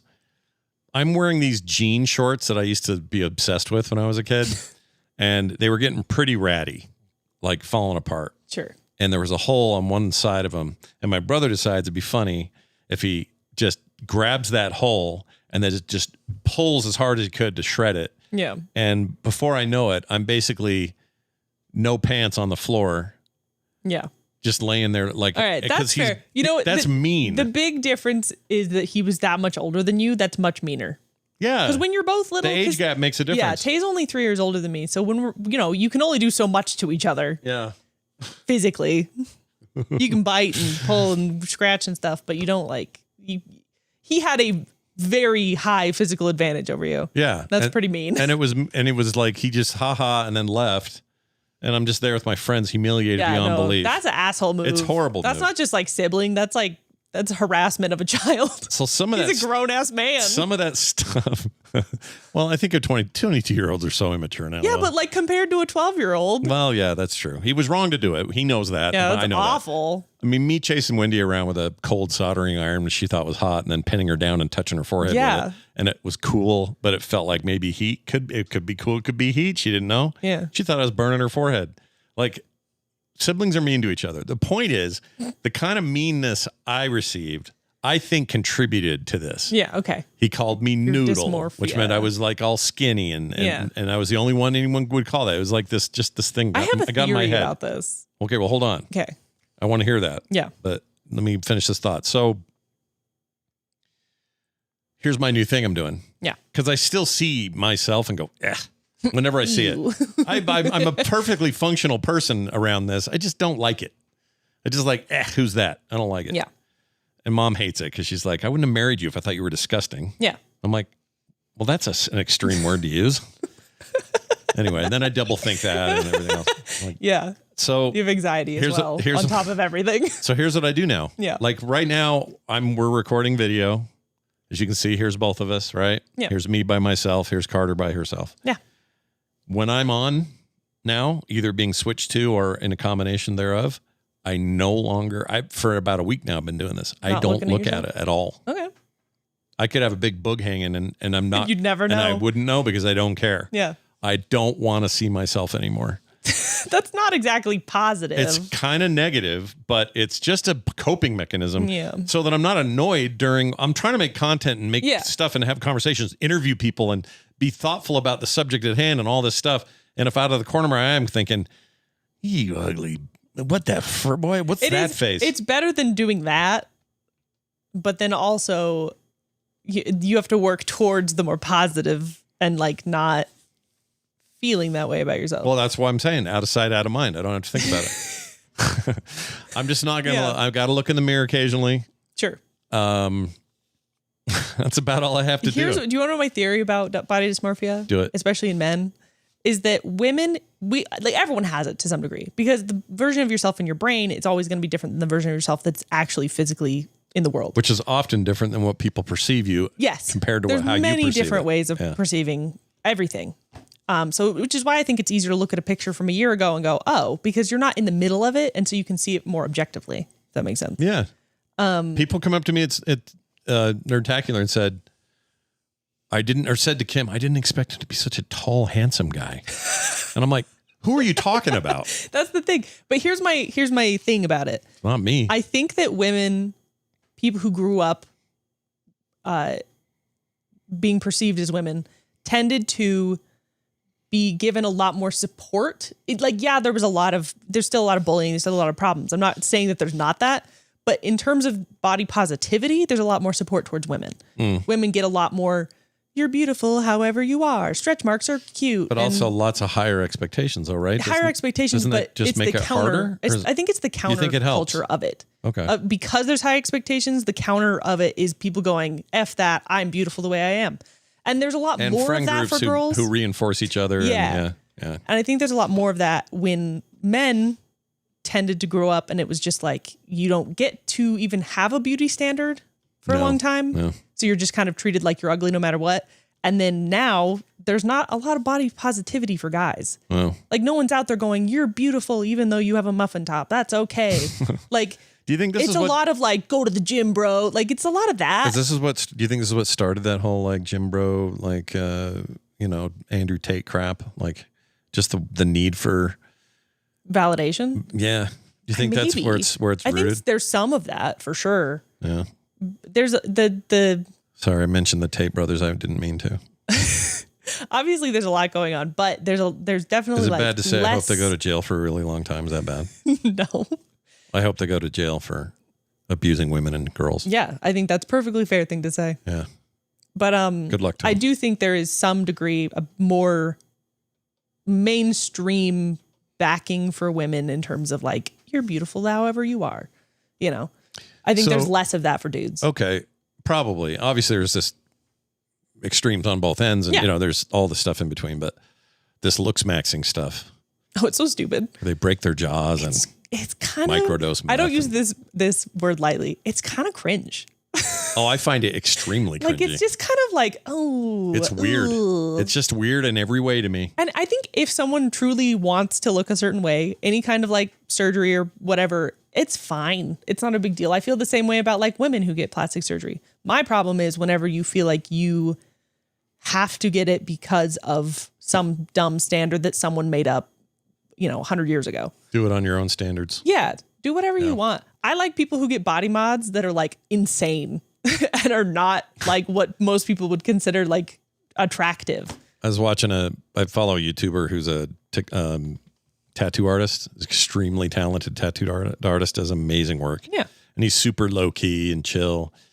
And I've never seen bigger gauges in my life. Like if he took his gauges out, they'd be just these big skin holes. Linguini, dude, hanging there. I was going to also say. Would you ever do that? No, that's not for me. Not for me at all. I think I would catch them on things and it would hurt and stress me out. And I would constantly be like worried about them. No offense to anyone with gauges. Go for it. What you were saying a second ago, though, how it's like girls, like girlfriends are all like more positive with each other. Sure. At least after a certain age. There's a period there where you're the worst. Yeah. Where girls are real mean. Yeah. But on the whole, we're still talking about averages here, folks. Yeah. On the whole, I feel like women tend to get more support from their friend groups. And again, guys just don't get that as much. It's a lot more like gay guys do. People make fun of each other. People are like, oh, just go to the gym, bro. Like men tend to be a little meaner in their friend groups. Yeah, I think so. Even growing up. And I mean, the older they get, I think it gets worse. I think that's another stigma thing of like, you have to, your only emotions can be like anger and like asshole. Yeah. You know what I mean? I have a couple of friendships online that I value greatly for that. Yeah. For the fact that I can confide. Yeah. They can confide in me. And so when guys, there's like a thing there. I'm not going to mention names, but there are people like that in my life. I wish I knew more in the physical realm. Most of them are online friends. When guys complain that like their mental health is struggling or whatever, that sounds super dismissive. These are very serious things. But I feel like a lot of the times they'll be like, oh, my friends are mean to me. And I'm like, you need to create a more positive vibe because that's what it really takes. Yeah. As a guy, you need to be able to tell your friends like, hey, man, you look good today and have it not be gay. You know what I mean? Listen to what Omega 9X just said. It says, if I told my buddy he was looking nice, he might hit me. That's what we're talking about. That's what I mean. You have to start what it is. Like you have to start what you want it to be on the ground level. This gets better, he says, but if I told him he was an ugly bitch, he would tell me he loved me too. I mean, there's also that. There's like different things. I'm just saying on the whole, like being positive to each other, even in like a quote unquote negative way, can be like you all my friends, we make fun of each other. Yeah, we're mean to each other. Self-deprecation is a powerful It's fun tool. to like, riff off each other. Yeah. But also like when it came down to it, we all are like super, we love each other and we're nice to each other. And that's like the biggest difference. Yeah. No, I get that. Well, we went places with that. Yeah. I don't even know where we started. Week. Is that how we started? Yep. Spider-Man Week. Not sure why. Oh man. Don't know where we you were derailed. talking about body dysmorphia. Oh. With your face on the camera. Yeah, but what does that have to do with Spider-Man Week? No, you just brought that up. You were like, this is my goal. Was it at? Yeah, but I think I was in the middle of Spider-Man Week talk. And to talk about how you and Nick were never going to watch the things. I don't remember. Someone in the chat will know. I don't know. Yeah, I don't know. I think your dog's broken. I wrote down here. Okay. Why is my dog broken? I think she's way more on edge lately, and I don't understand why. She's a little antsy. I think it's because there's cats in the house. Extra cats. We have some extra cats right now. Long story. We're not getting into it. Long story. We're watching some cats. And you think that just their presence, even though they're on a whole other floor. Yeah, they're all downstairs. They're in the basement, and they don't come up because the dogs are there. Yeah, they're not going to go. But I think she can smell and hear them when they like scurry around downstairs, and it's stressing her out. Okay. And so when I come leaping upstairs, that's why the loses her effing mind. That's the sound she makes. I mean, it's all fine. I just think it's weird. Also, when mom's gone, she gets weird. Yeah. Mom's she's been back. extra affectionate, though, to me. Yeah, she's sweet with me when she wants to be, and then she's paranoid as hell the next second. I don't know what her deal is. She's real titchy. Okay. I don't think the fireworks are helping either. People are still doing them. Yeah. In the middle of freaking end of July, the middle of end July. Hot and windy. Hot, windy, Dry. perfect fire. Yeah, what are we doing? I don't know. People are dumb. I hate it. Okay, I held this call from last week about AI. Okay. And I want you to hear it. I want you to try to maintain the open Carter mind on this one. Yeah. Just to hear his perspective, that's all. Yeah. So we'll let him say his thing. It's about a minute long, and then you can respond. You down? Yes. Okay. What did you just type? Carter just typed a secret. I was just typing things to my friends. Oh, pfft. All right. Tell her you're on a podcast. Here it is. I'm telling them that you had farted. I don't know. Oh, well, don't what do tell you think them I could possibly be telling them? I don't know. Here it is. Hello, Scott and Carter. This is Justin from Arkansas, and I wanted to give my little insight in what I think of the AI pizza cartoon you guys were talking about last week. So I'm the kind of... So real quick, just to catch everybody up, the pizza cartoon was a guy sits down at a thing, says, bring me your finest cheese pizza or whatever. The waiter comes back with a pizza, puts it on the thing, and he goes, look what I have made. Look what I've made. Yeah. Look at this. He goes, the words were different, but it was basically That's taking the essential. Yeah. Yeah. And then this caption was AI workflow something in comic form. Yeah. All right. So taking somebody else's work, or even just saying, go get me a thing, and then that thing shows up and acting like you made the thing. That is what you're querying a server and asking for. If you're saying, draw me a picture in the style of Walt Disney of a mouse and a cat chasing each other through the Simpsons neighborhood, it's going to come back with a thing. Even if none of that was copywritten, it's still you telling something else to make a thing for you, and then you claiming you made it. It's you telling the chef, I would like this thing with these ingredients and these. Like, you still didn't make it. Yeah, I would like to order my next car. Oh, great. What would you like? The base model Civic, but add these features. These seats are leather. Make the car. And then me going, look at this car I have made. It's like that. Yeah. Okay, so everyone is clear on what the comic was. Yeah. Here's the rest. Guy that would order that AI pizza, not claim that I made it, but it would just be a plain pepperoni pizza that I would take to a chef friend of mine and say, hey, this is the base idea I'm looking for, but can you make this better to realize my true vision? That person would then, add artisanal pepperoni, maybe add some Canadian bacon, some garlic butter to the crust, and maybe, a 3 cheese blend or something like that. Deliver it to me, and this is exactly what I'm looking for. I would pay them the $30 for the pizza and say thank you. In a nutshell, that is how I use AI. But you But he doesn't, though. I have a question. So go ahead. I mean, again, this is not us setting you up for a big thing, but there are holes in your boat. But go ahead. Here's the holes in your boat. Why in this scenario could you not just go to your friend who makes food, your chef friend, and say, hey, can you make me a fancy pepperoni pizza? Yeah. And let them do that. Why do you need the base? We haven't needed the base for hundreds of years for people to commission artwork. So you're saying there's a fallacy in this comparison? Yeah. I think that what he described makes sense to me from this perspective. I've heard of pizza before. I wonder if my friend could really take it further because I've only ever had a cheese one. Yeah. Hey, friend, could you do that? Yeah. Yes, I could. Well, he's still talking to a person. Yeah. And that person is still going to use their expertise, training, and talent. And it will have and its make own you an flair. amazing. Yes. And you're going to pay him the $30. What you've described is an AI. Yeah. AI is you saying, and the cartoon that we were talking about was make me a thing. It makes it. This would be like your friend bringing the pizza back and you saying, I made this. No. Yes. But what he's saying in this regard is saying he goes to the AI for the basic cheese pizza and then hands it to the chef. So the AI has made the base and then the artist made used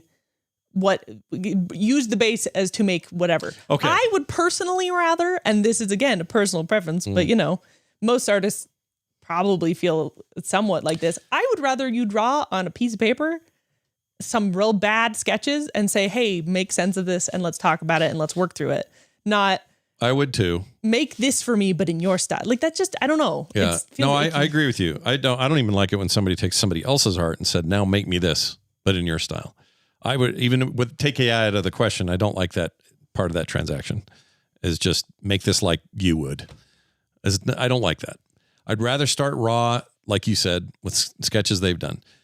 I've done some commissions where they came to me with something they found online, either a pre-done thing or they generated something on their ideas and said this, but in your style. Yeah.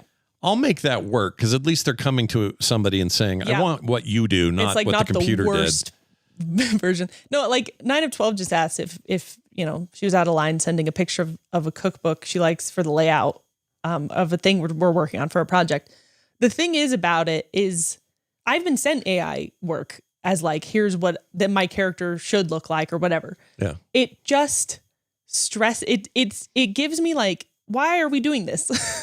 You know what I mean? Like if you can tell a computer what you want in words, why can you not tell me what you want and then we'll work through it? Does that make sense? Yeah, no, I get it. And I don't, but I also, what I'm trying to do on the whole, and I don't mean just in this question, I mean in general, is I'm trying to understand from say a non-creative's point of view. And there are people out, my sister Wendy will openly admit she has no creative, she doesn't have a creative bone in her body. No, she can't visualize aphantasia. Things. That thing. Yeah. Aphantasia, is that Yeah. it? The opposite of Fantasia. So no brooms. No Fantasia. No Mickey Mouse in a wizard outfit. None of it. No dancing elephants. Again, and also using reference real quick as you go off on your Fantasia thing. Yeah. Using reference is not bad. Saying, hey, I really like the style of this artist or the way this artist does something or the way this magazine looks or whatever. Using reference is important because it helps you get to a certain place. I just don't understand the need to use AI for reference. We've been doing this for a long time. I'm same. To me though, it's a separate issue than what his thing is. His thing is that somehow that's different than what he did. But what all he's really done is said he's kind of done it twice. I made the basic pizza. That was me making it. Not really. You still had a machine make it. Yeah. But then you went to this guy to make it better. And also, if I'm not saying he's claiming this, but some people on the other end of that say I made this because I gave him the thing. Yeah.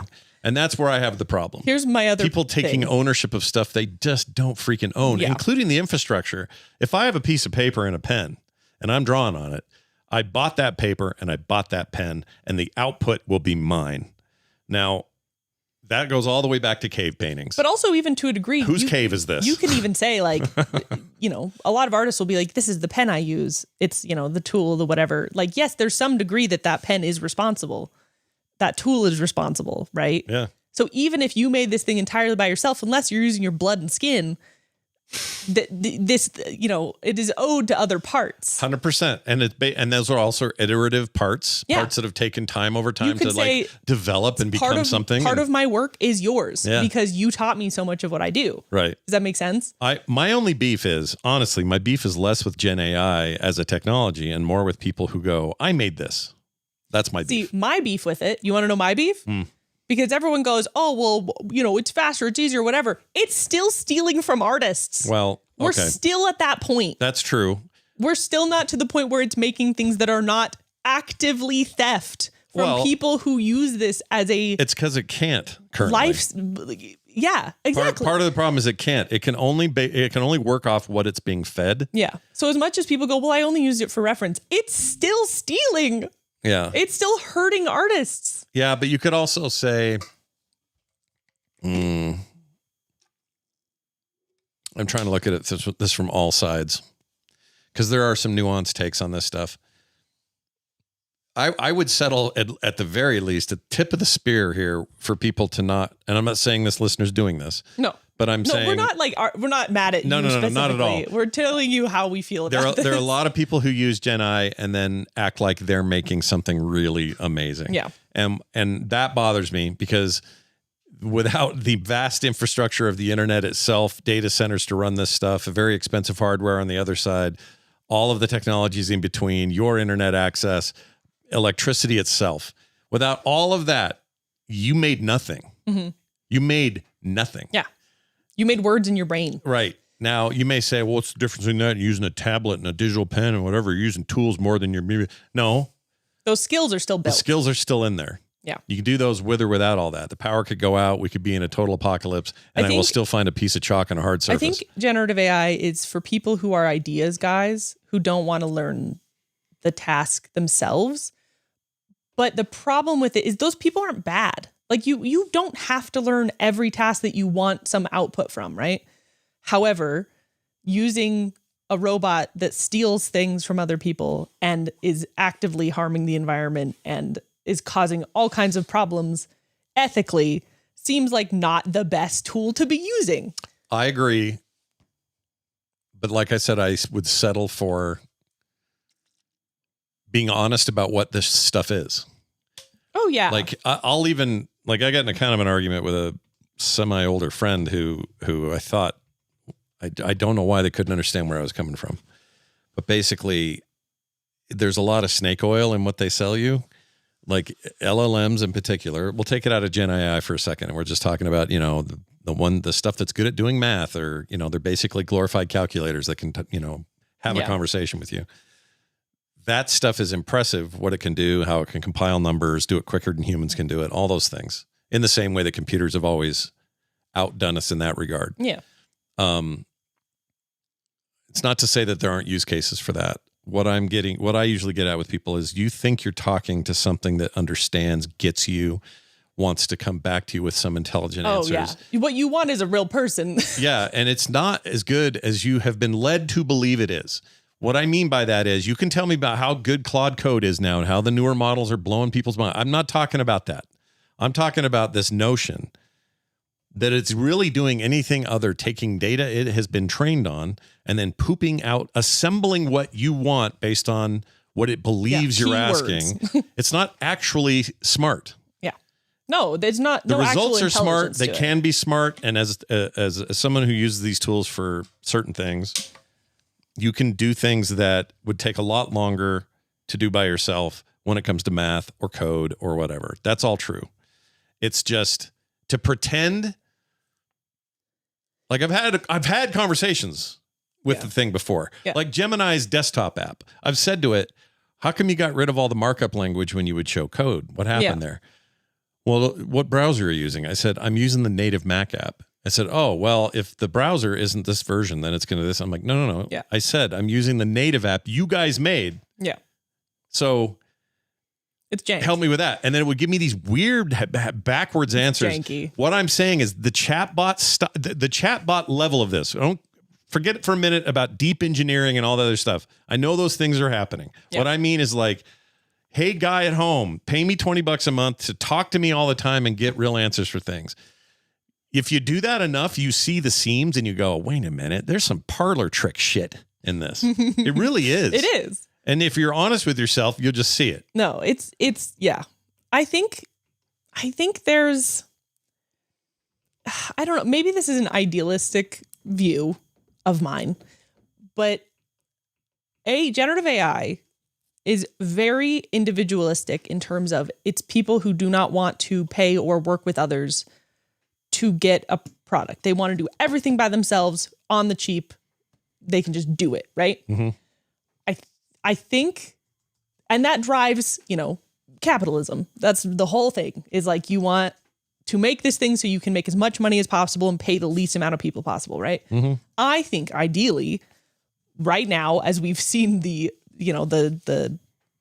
outcome of that kind of mentality, as we've, getting to the end of this whole cycle of our country, I feel like ideally we should be trying to create more community and working more with other people, having the idea to me of this like very old school, like I'll build you a chair if you sew me a sweater. I really like that.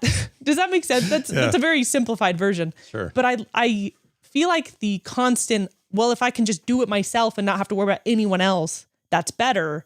When in reality, we need to start coming together and making things together, because we're losing a lot of what makes humans special in that way. Here's what I have good news. Yeah. I think on that front, because I think this stuff, the realization, or people are coming to the realization that there's a little more snake oil than they thought, that this will settle into the places where it's more useful in society, and it will, the big promises and the never ending spending and not earning is going to, I'm not talking about a full bubble burst. It may be that too, but whatever it is, it will go down. It will calm down.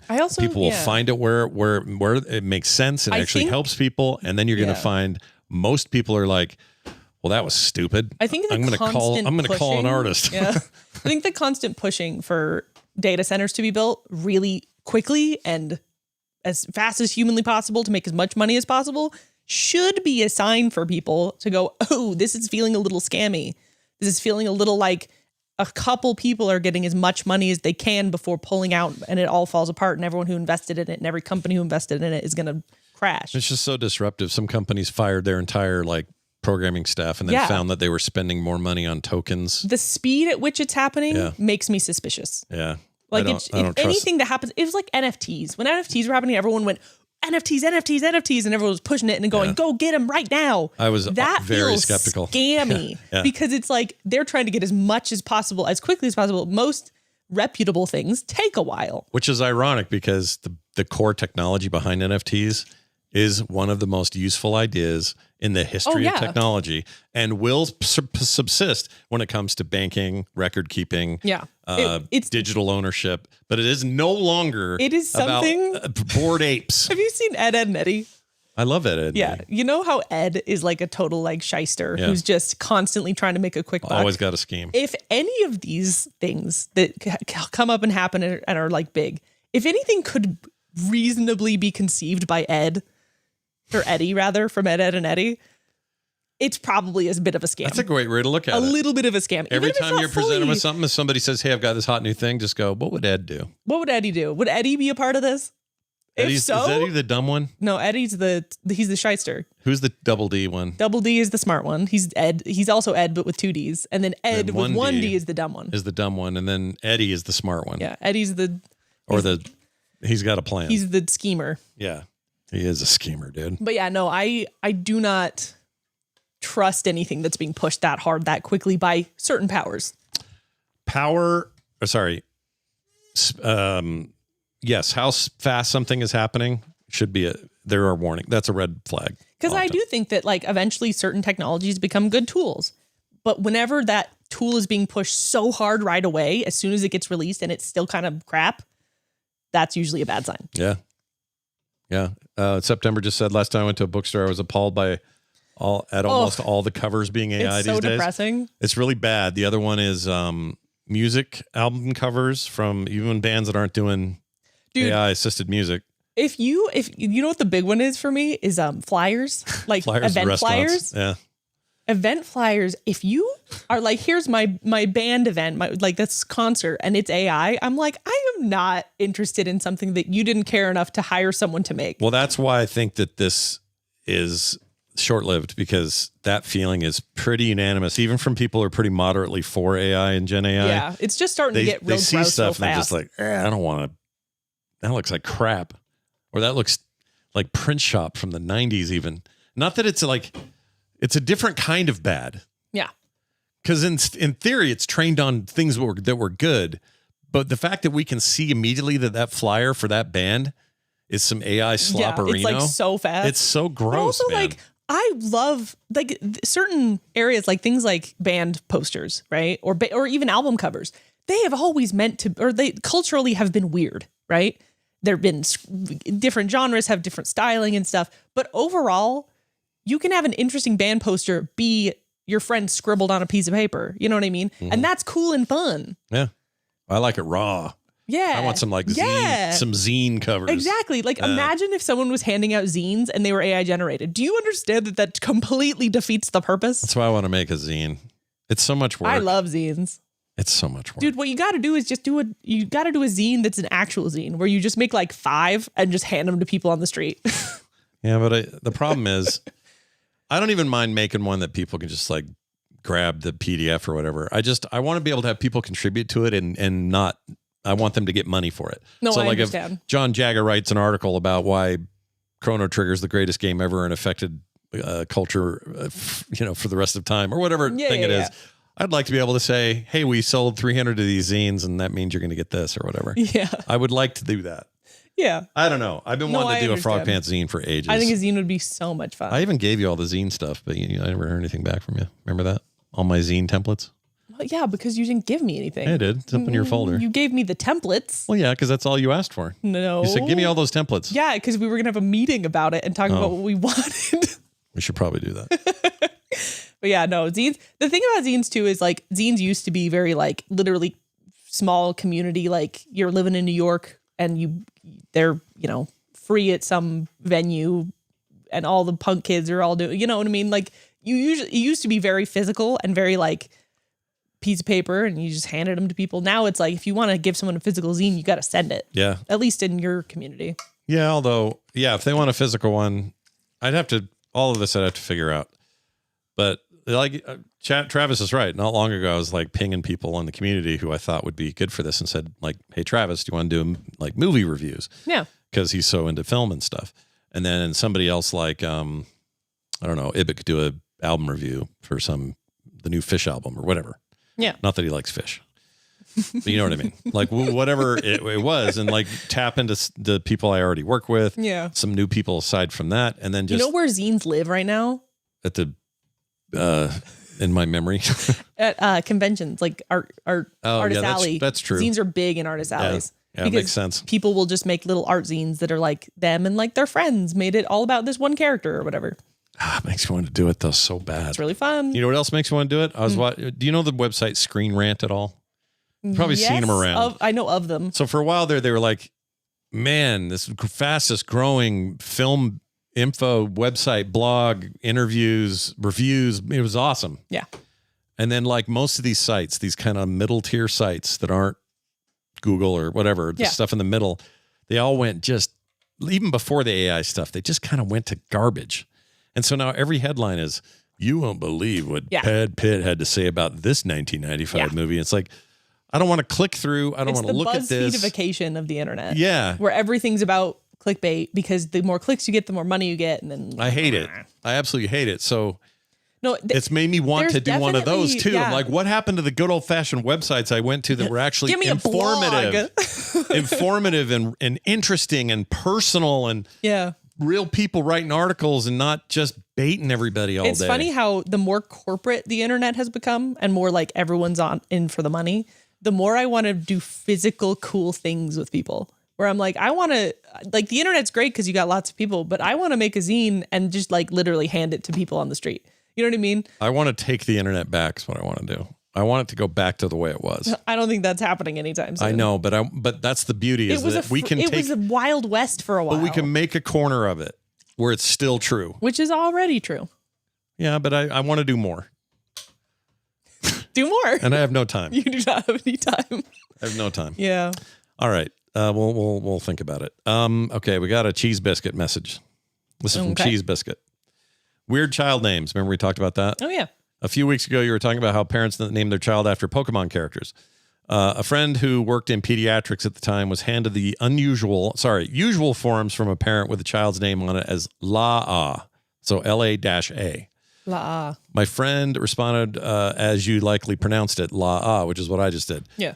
She was told it was pronounced La-A. La-Dasha? La-Dasha. My friend stared blankly at her for a few moments, finished the paperwork, and said, "It's called a hyphen. Love all you do." The Cheese Biscuit. La hyphena. La hyphena. But La-Dasha. La-Dasha. Which it sounds like a name, but why wouldn't you spell it out? Because they think they're being cute. They think this That's is really dumb. They think this is really creative. It's, you know what? I'll admit, I'll cop to it. Me and Mom thought it was cool at 3:00 in the morning to name Taylor the way you would spell the guy who fixes your suit. Sleep deprived, and Mom had just given birth. Tailor. We thought, oh, that's so cool. It. Look how different. Next day. And the next day we were like, oh, what did we do? And the guy's like, well, it's done, but for like $75 you can change it. I'm like, gosh, dang it, we have to change it. So we changed it.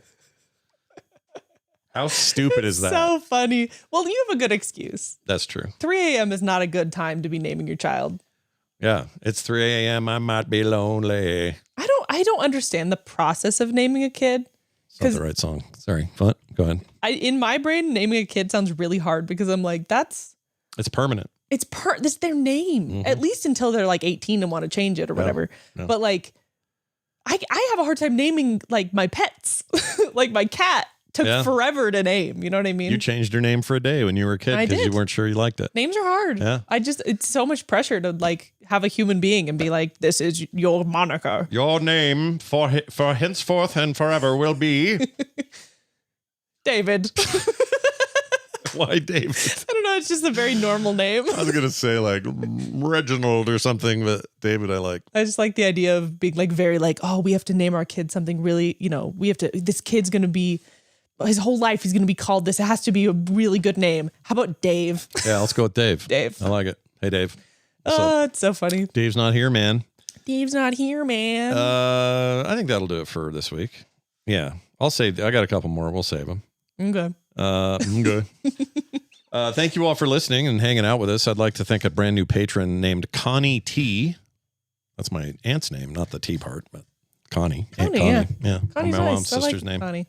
Connie's very nice. She's not only nice, she is one of the toughest broads, for lack of a better term, that I'd ever known growing up. She took no crap from nobody and would just rip you a new hole if you crossed her.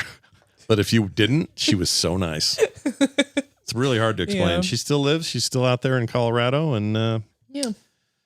I don't know. She's younger than my mom. She died before my mom, or my mom died before her. Yeah. Wait, is she younger or older? I think she's younger. I think she's younger. Just a little bit. I think mom's the Not oldest. much younger. Then Connie, then Susan.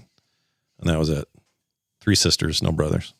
No brothers. No brothers allowed. Anyway, this person now gets our pre-show content, our no ads ever policy, our art in the mail, stickers in the mail. Yep. Probably just got 2, everybody, just recently because we doubled up. Yeah, we got had another one this last month. coming next week. Probably we'll start working on it. Is that you next or one. me? You. Oh, are you sure? I think so, unless the double up changed I that. guess it's me.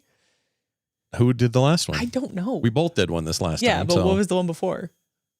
Shite. We're really bad at this. We'll figure it out. We'll figure it out. I mean, Art will come. We always send them. So Yeah. it's just a matter of forgetting who did what. Exactly. Anyway, so that's happening. Get it all today, patreon.com/The Monday Show. Stick around if you're in the chat because we're going to do some title picks.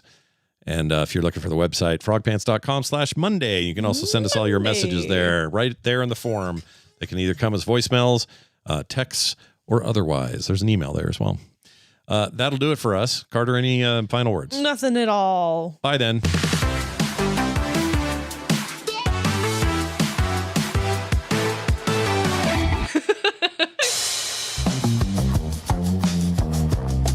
This has been a Frogpants production. Find all our shows at frogpants.com. Monday, when further surprising and thrilling things occur. What? We live in the new time. The year is 41, and the Protectorate controls all the water on Earth, and therefore, all life. I am the warden of Orphanage 43, one of the many orphanages that border the wasteland. Children are brought here at an early age to be indoctrinated, to serve the system. It hurts me to do what I do.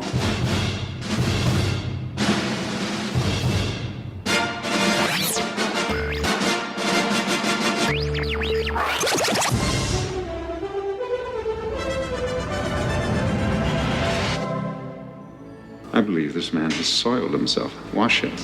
Ew. This is Film Sack. Get in there.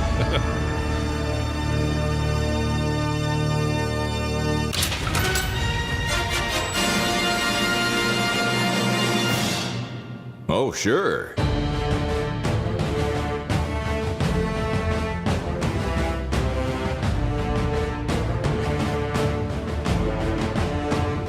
Hello, everybody. Welcome to Film Sack. This is Film Sack, mining the very depths of film entertainment for all mankind. This is episode 756. My name is Scott Johnson. I'm joined today by Brian. He's always finding and fondling balls that are not his. Dunaway. Oh, what are these? Ooh, oh, hi. This week on Film Sack, we cry like a bunch of orphaned solar babies on wheels in the desert when the EPA of the future goes all police state and hoards all the water like some sort of Mad Max e-girls with no intention of letting us keep our magical space. Bodie ball? No Bodie. You must respect their e-authority in this low budget, financed by Mel Brooks' second mortgage. Oh, I'll fly to Spain and fire every last one of you if you don't stop bitching and get back to work. 1986 do-or-die sci-fi adventure, now tripping balls on your favorite ad-supported streaming service. We see you, Tubi. Anywho. Down in Tire Town, they built an entire civilization around tires. They live in tires. They decorate with tires. They roll downhill inside tires. What's your job in Tire Town? Well, you melt tires. Why? To make room for more tires. It's a closed-loop tire economy.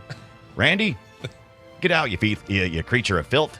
Nah, I'm just kidding. You can stay in. Hey, you doing something different with your hair, like putting it up in a ponytail on one side of your head? How ethnic-y of you.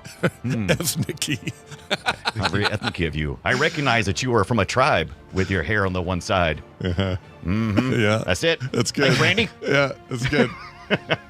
Also with us, the aforespoken of Randy, he's like Terminac in that he is programmed to enjoy what he does, Jordan. Aloha, Scott, Brian, thanks for coming to our orphanage / child internment camp / future fascists of the desert club. I'm the completely ineffective, wildly unintimidating headmaster / warden / food taster. I mean, just look at all this extra weight I'm carrying, while literally everyone else in sight is skinny from heat and dehydration and doing way more exercise than humans could actually do in these conditions. I can eat. And I do eat everything in sight. So I've got the big belly. That's right, the big belly. It make you jelly more than Niccolo Machiavelli. Okay, here's the deal. If you're going to be solar babies for very long, you need to survive the Mad Maxploitation going on here. So you have to follow my 3 post-apoca rules. Number 1. When it rains indoors and your floor has 2 inches of water immediately, you should freaking leave that room. What is wrong with you? Number 2, when you find a super intelligent volleyball, maybe don't take it outside and throw it around with lacrosse sticks. What is wrong with you? Number 3, can I be real with you for a minute? This is a co-ed camp. Do you know what that means? I know what that means. Every girl in this place is pregnant all the time. The ratio of teenage boys to teenage girls is like 6-to-1. Please, somewhere on your adventure, pick up some morning after pills. Thank you. Oh, very nice. Oh. With us, just ask Bodie. With us also, and finally, we have Brian. This is a movie that combines his love of roller skating and pole vaulting Ibit.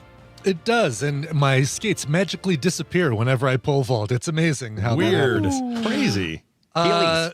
So I recorded this Eagles song. It's about time I get do some Eagles, and But then I got up this morning and said, oh man, I had a rough night and I hate the effing Eagles. So let's have some Credence.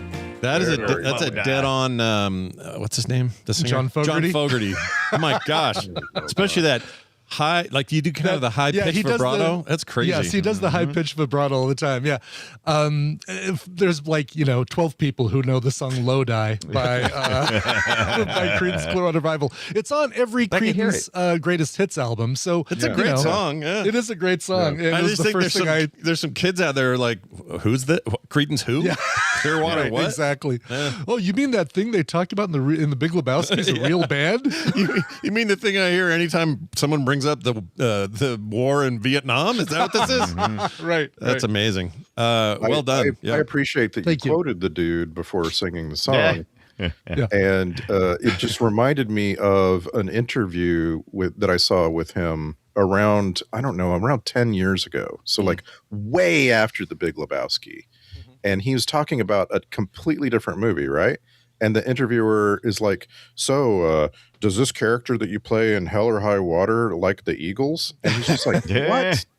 He was really like, what? Are you? That's what? great. I love that.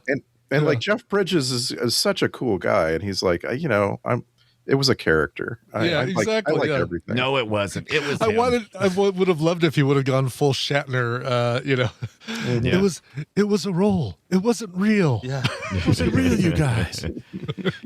Guys, we're talking about the film Solar Babies, which is just kind of a shit name. Now, I did something a little different this week. About midweek. Not even midweek, yesterday or the day before, Brian Ibbett found this Gene Siskel, Roger Ebert review. Is Siskel our fake Fletcher this week? He's going to be our fake Fletcher. That's gonna be great. As soon as I heard it, I went, you know what? We're doing this time. This is the sauce. It's just about perfect. It's the perfect length. It's just about everything. Yeah. So let's go back in time and hear one Gene Siskel of At the Movies explain what this film is. Solar Babies, intriguing title, ridiculous film, combining elements of E.T. and Rollerball and Mad Max Beyond Thunderdome, and a little bit of the Road Warrior 2, and probably another 20 figures I could name, all of which are better than this one, Solar Babies, which tells the story of a bunch of kids held captive in a prison camp where all looks hopeless, until a little boy who looks like he's been borrowed from a Steven Spielberg movie finds a magical globe. It glows and restores his hearing. And the globe has other magical powers. Okay, so pretty good. That's pretty good. It's such a dig to say borrowed from a Spielberg movie. It's like that's rude. Yeah, come on, Lucas is got the lid off. Come on. Yeah, it's Lucas Haas. We saw a lot of him. I felt like in the '80s, and then I feel like I saw none of him. But he's been working really consistently. The dude's like everywhere. That was rude, really. I mean, was this his first role? I don't think so. Wasn't the movie Lucas? He was in No, that was Corey Haim. Oh, that was Corey Haim. That's right. That is hilarious. But here's the thing. I do exactly the same thing. Yeah, I don't know why. I always think Lucas Haas was the little kid in Lucas, and it's like, nope, that was Corey Haim. Yeah, I was like, well, may as well use his name. Like they kept Jason Patrick's name in this one. Why not? Right. You know, right. He was Samuel in Witness. I mean, come on. I think that was his first film too. That's his breakout role. Yeah, first film was Testament was his first movie, 83. Love Thy Neighbor was a TV movie in 84. Something called Jesse, Trapper John MD for one episode, and then Witness. And I think after that, it was like, yeah, he's a weird looking kid with funny eyes. Let's put him in everything. He's the glue that holds this terrible teenager. Is really from Lucas's standpoint, right? Because if you're Jamie Gertz or Richard Jordan or any of those, Jason Patrick, any of those guys, they're of a certain age, a little older, Claude Brooks, but it's really being seen from the eyes of Daniel, right?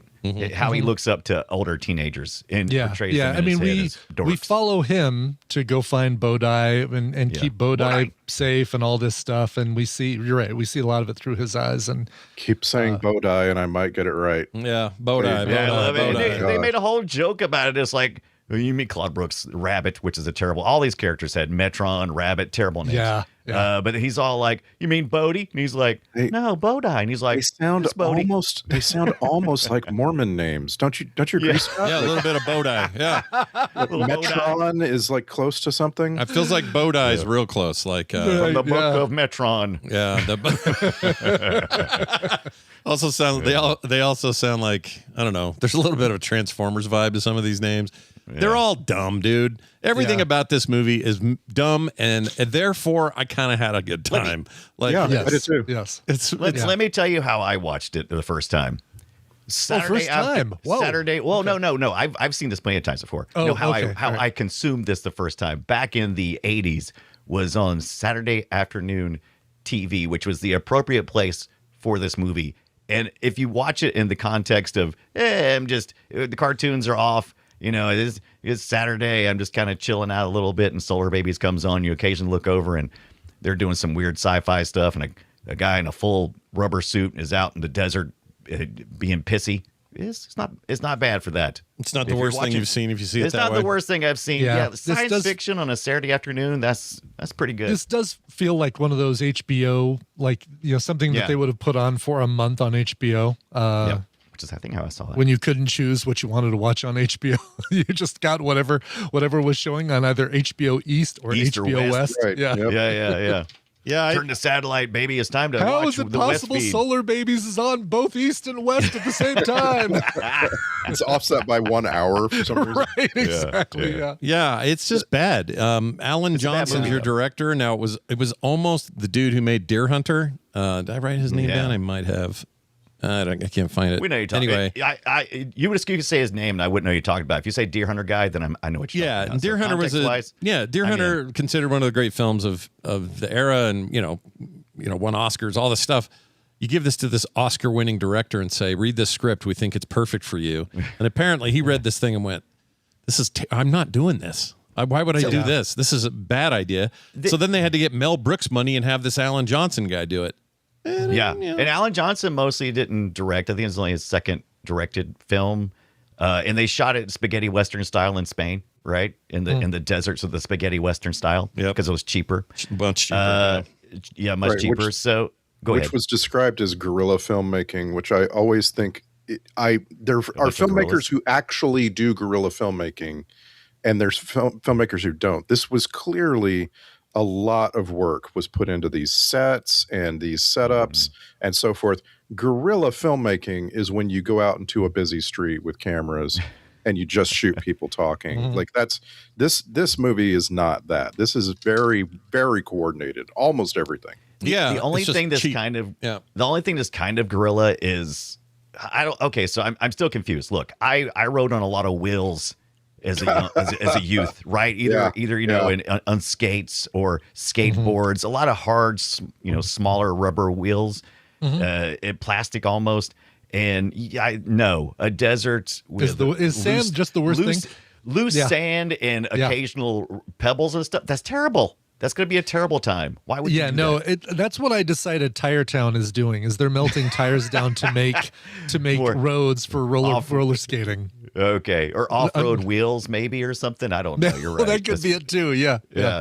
It's all trying to kick off and skate and I know. No, I remember like that. I remember when I rented. So we had a place here. Still have a place here called Sports Rent. And before I had my own rollerblades, I was like, "Oh, I'm going to try these out." And this was like it had just this was their first week or two having rentable rollerblades. So I went and rented a pair for the weekend, and we decided to go to a parking garage, that was empty. It was the weekend. And so I could, try these out. Tina and my friend David came with us, and he rented a pair too. Tina didn't the first week or the first weekend. And we're like, all right, I think we got the hang of this. Let's go on the bike path. Yeah, cool. So we go on the bike path, and the bike path goes under roads. Every time it comes to a road, it drops down, and they have sand because there's a little creek that goes alongside it.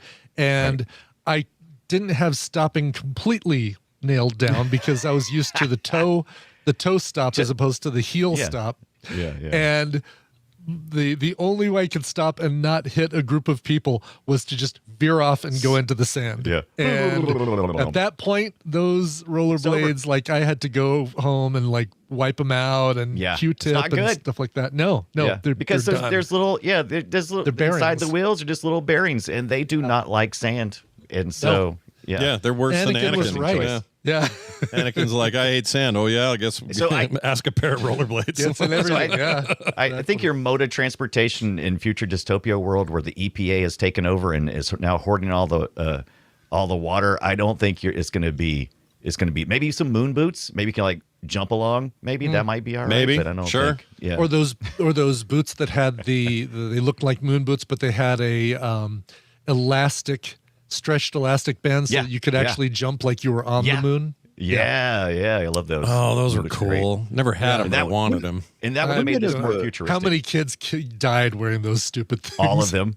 more than lawn darts. I'm telling you, they banned the wrong shit. Yeah. Well, what do you expect when year 41? Did you all guys just like wait for him to finish that sentence in the year 41? Yeah, I went. He like pauses and I'm like 41 what? Yeah, 41, no, even 52? playing that intro again, I still expected him to go longer. I think that was a one taker. It's like, okay, I want you to read this, okay? In the year 41. It just says Yeah, says you're supposed to say 4128 or something. Right. And Charles Durning. I won Academy Awards. Shut up. I'm doing a one. Charles Durning, I've never seen him sweatier than in this role. That is even as Baron Harkonnen? Oh, easily the sweatiest that I've ever seen. Because that wasn't him as Harkonnen, was it? Wasn't Yes, he? it was. In the first one. In the first one, yeah. OG. When he's getting pulled up out of the bathtub? I thought that was a different guy. He's pretty damn gross. All right. Yeah. I thought that was a different guy. How did I get that wrong? It might be. It might be. It could be. It says he's Duncan Idaho in Dune. Is that what you're talking about? No, because Duncan Idaho is Richard Jordan. Oh, Kenneth McMillan, who I always thought was Charles Durning.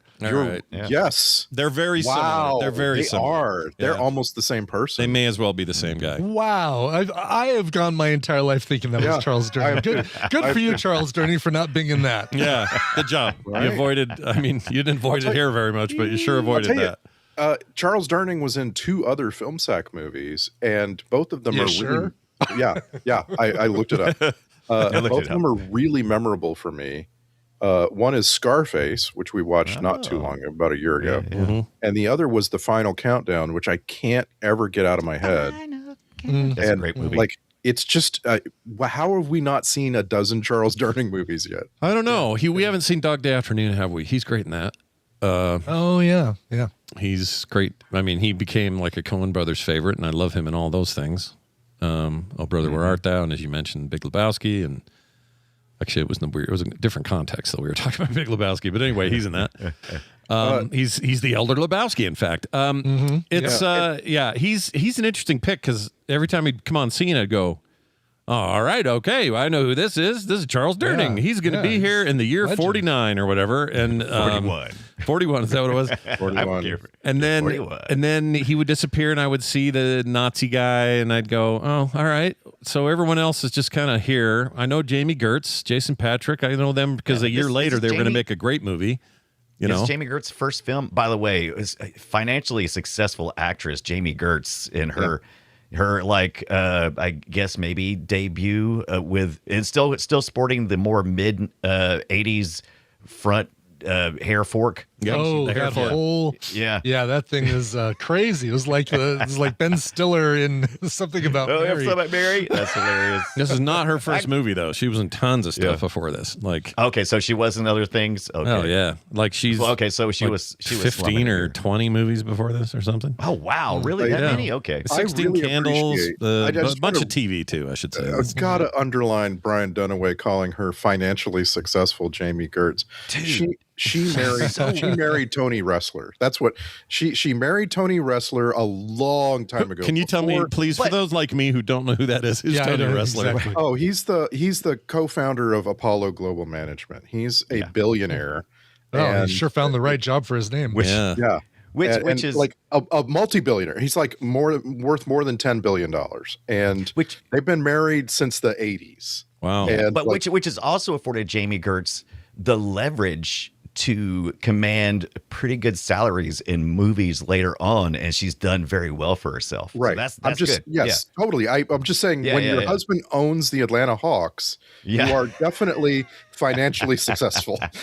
Yeah. I don't know. I've never even heard of that guy. Plus I was trying to do a search and I kept searching for wrestler. And so it gives me this Tony Atlas guy instead. Yep. Oh, smart. It's not what I'm looking for. That's the guy who invented the Atlas. Yeah, he's very popular in the Atlas world. Was this Tug, aka Peter DeLuise? Was he 21 Jump Street in it already in '86? I was trying to remember when 21 Jump Street Close. Yeah. He's So in. wait, my character's name is Tug. What he might be my favorite. Like, what did they do after this guy in this movie? Because he went on to create, produce, direct most of all of the Stargate TV stuff. So SG-1. Oh, interesting. SG-1 all the way through Universe. Yeah, and he's.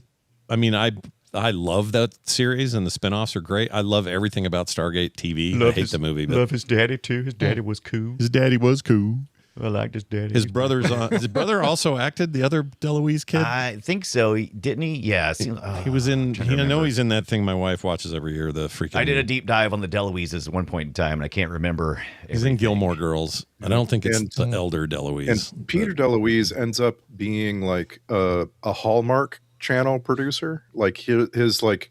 Lately, career, right? The last decade. All he does. Also, I can't wait for the Stargate Christmas movie. Yeah. I'd watch that. Hell yeah. Yeah, look at that. So it rightly says what he's known for. Stargate SG-1, Stargate Atlantis, Stargate Universe, and 21 Jump Street. And then you go look at the last like 50 things he's produced, and it's all When Calls the Heart and The Birthday Wish, Dude, A Taste of Summer. It's like look, that is a money printing machine. Oh, it totally over is. there. So I no criticism here. You know, if you can land a gig as a Hallmark Christmas movie producer, then you're done. You're set. What's weird is some of these are just like A Taste of Summer. Let's see. When Calls the Heart. Please tell me that's a movie about a woman named Summer. It probably is. Please try to. But these are all of my heart. These are all Hallmark Channel things, but they're not set at Christmas, which is another. That's a weird spinoff. That's like that's what he does. Maybe he's like, I made Stargate work. I'm going to make summer Christmas movies. Woo! Woo! Yeah, I'm down with it. Crazy. He looks like his dad in his IMDb photo. So we're avoiding Stellar Babies is really what we're doing. We're really trying to avoid. And I just want I just want to go over my first notes because I really start strong with this movie. Like it is so badass that there's a cross between rollerball, like roller hockey, and lacrosse. Yeah. Lacrosse, There's a lacrosse between lacrosse and roller hockey, and these kids are dressed up really interesting. Like you can. Best dressed orphans I've ever seen. Yeah. And it's just like they've come to a neutral site to play their very, very important contest, and like it's so important that when they get back to their headmasters, the headmasters are bickering with each other about how important the roller hockey lacrosse is, and like.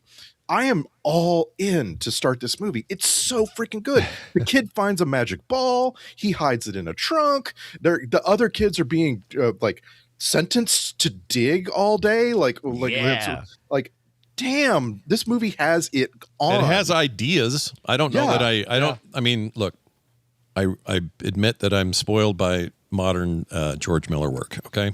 Yeah, sure. So I'm trying to see this through the lens of this is the 80s and the budgets aren't what they are today. Plus, whatever. But when I see a apocalyptic film, I have a certain kind of criticism. Yeah, for it. You have a bar. Yeah, I have a certain bar. It's kind of like I don't know. Well, it's like Brian with Marvel movies or anyone else with their proclivities. Superhero movies, you've got to measure your superhero movie has to measure up to what I consider to be the best MCU film. Exactly. I kind of have these. I have these arbitrary things these lines I've drawn, and this movie has ideas to meet it. It just execution. Your movie has ideas. It's Look just at that. The execution's bad, man. Script is horrendous. Directing is horrendous. The aforementioned scene where that I was excited about too. Like, oh man, they're going to play lacrosse, on skates. It's kind of cool. They all skate out there, and then the bad guy, of course, Frosted Tips, because nothing says 80s bad guy like Frosted Tips. Straight out of Karate Kid. We challenge you. Well, yeah, we all came out here. I didn't think it was coming out here for laps. Yeah. I think almost all of this. So the story is no more shitty than a bunch of other 80s movies. The budget doesn't excuse it. Wait. Yeah. I'm getting to a point. Okay. So Alan Johnson, I think it rests on Alan Johnson. I think the fact that Mel Brooks started out with, he's like, they pitched him like they said, hey, we got this low budget sci-fi film. It's like, okay, cool.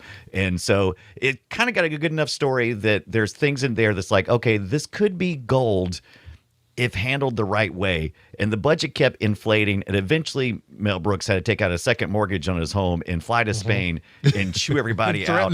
Threaten to fire everybody. All right. So and that really rests on Alan Johnson, because if you go back and watch Star Wars dialogue is terrible. It's terrible, and the actors push back on it with Lucas, and they eventually they did everything with enthusiasm, and you have to trust a director's vision that if you go full on in a movie and you really buy into whatever that they've told you you're selling, it'll turn out okay.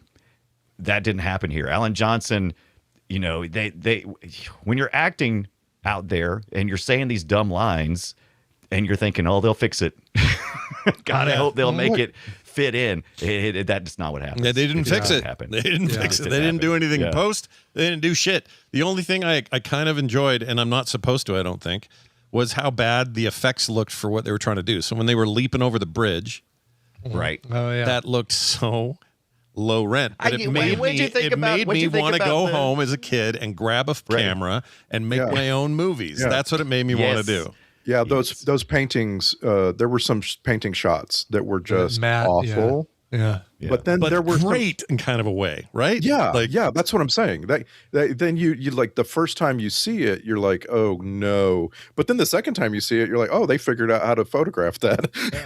Yeah, It's weird. It's a weird combo of things. Like it feels. I wouldn't. The word gorillas come up twice now, but I wouldn't call it not true. a single gorilla in this. Either, I wouldn't call it true guerrilla filmmaking, but I would call it like there's an artistry there where you just are working with what you got, Yeah. So when you're trying to make things seem vast or large or a huge gap to jump over or those motorcycles or whatever, they just don't look right. When you're in the end, when you're on hallowed ground of spaghetti western, I say you go all in and you spaghetti western this thing. You slow it down a little bit. They tried to make too many moments of the teens watching magic between their hands. Yeah. It's just like, and they're gobstopped. It's just not. It's not. Yeah, I was like the first time they're playing with radiation. I was just like, oh no, they're all going to die in 3 days. Metron confirmed it wasn't radioactive, man. Right. Yeah. Metron told us. Okay, sure, great. Thanks, Metron. Okay. But then they do it a second time, and this movie is full of second times, and you can't just do that. You have to earn it. And I wish I'd seen this as a kid, because like when a Darstar finds his people, I'm like, oh, this is really cool that he found his people. But then when Jamie Gertz finds her people, I'm like, why did you do this the second time? Yeah, right, exactly. You had me so, we could have still used Darstar's people if we needed to. Right, yeah. I could have swore it was Dark Star too, by the way. It's Darstar. Just like Bodai, nothing is pronounced the way it should be pronounced in this film. Derp Star. Yeah. My point was going to be, as a kid, I would have just been all in on that. Whereas as an adult, I was like, wait a minute. Is the magic globe causing this? Would Jamie Gertz's character have found her people if not for the magic globe? You know what I'm saying? Right. The magic. It all falls apart. Bodai was holding back. Yeah, Bodai was definitely holding back. I don't know what Bodai was trying to teach these youths, or if there's some kind of prime directive for the Bodai space aliens or something. Yeah. But yeah, it was. He just wouldn't. He even let them torture him. With the torture bot. By the way, this movie goes from, hey, we're having a good time, a little bit of playing rowdy, and got some bullies and stuff, but we're gonna be okay, we're gonna be all right. And then at the end, it's all like torture bot 5,000, and and the guy gets all ate up, and I'm like, oh my god. That's in 4 parts. Parts. The first where it really takes a turn is when the kid kills the owl. That is so upsetting. Yeah, that was like that. That was dark. Yeah. Dark Star's owl, no. But then there's 3 more things. There's the holodeck table, right? Yeah, that's terrifying. Flesh there's the ripped. torture of the globe, which is just awful. Like every time they show it, you're just like, why are you putting me through this? Because they're making this horrible noise. Why don't he just like particleize and just fly out of there? It's like, hey, you can't torture me, suck it. Yes. You said parkourized? Is that what you said? Particleize. All right. I like it. And then there's the trope of the evil robot, and that is just the evil robot. I genuinely didn't see anything coming like this. I was like, when this woman says he can squeeze the color from a ruby or deftly pluck the eye from a living bird, I'm like, wait, there's a torture robot in this movie, and he's trained to enjoy it. Yeah, dude, he's trained to enjoy it. Programmed to enjoy it. He's programmed to enjoy it. Yep. And I'm telling you, that robot is like way out of. So that's like, this thing's so out of the league of the rest of the movie, because I'm like, it just belongs in a different movie, really. Yeah. I'm like, that robot is like hitting heavy. He needs to be in a much scarier movie than this. For sure. Once again, totally unnecessary. Like the robots are taking the humans' jobs. Do you remember in episode 4 when they're gonna give Princess Leia a drug to make her talk, and this robot comes floating in that's got a needle on it, and you're like, why would anyone put a robot in charge of a needle? That's the dumbest thing I've a hovering ever one, heard. for that matter, too. One that has to maintain, Even as a kid, I knew that was a terrible idea. But it worked in that movie. Yeah. Because you were like, shit. Technology can be really scary, was the point. Yeah. Right? This is how close we came to Star Wars being this, in my opinion. I mean, it really wouldn't have taken that much. The story is kind of goofy, and there's a lot of things that could have went wrong. And then I we think see of this what stuff all the time. The Star Wars, they're like one choice away. If episode 4 is always one choice away from being terrible, one choice being John Williams to do your orchestrated thing. If they'd have gone like a synthy thing, like was popular with sci-fi in the 70s, F the whole production. If they'd have got one other guy that didn't have the vision the sound guy had for Star Wars, Ben Burt, screwed. Like the effects guy, screwed. Just imagine if Darth Vader's voice isn't really perfect. Hey, you gotta stop it. Yeah. You're in big trouble.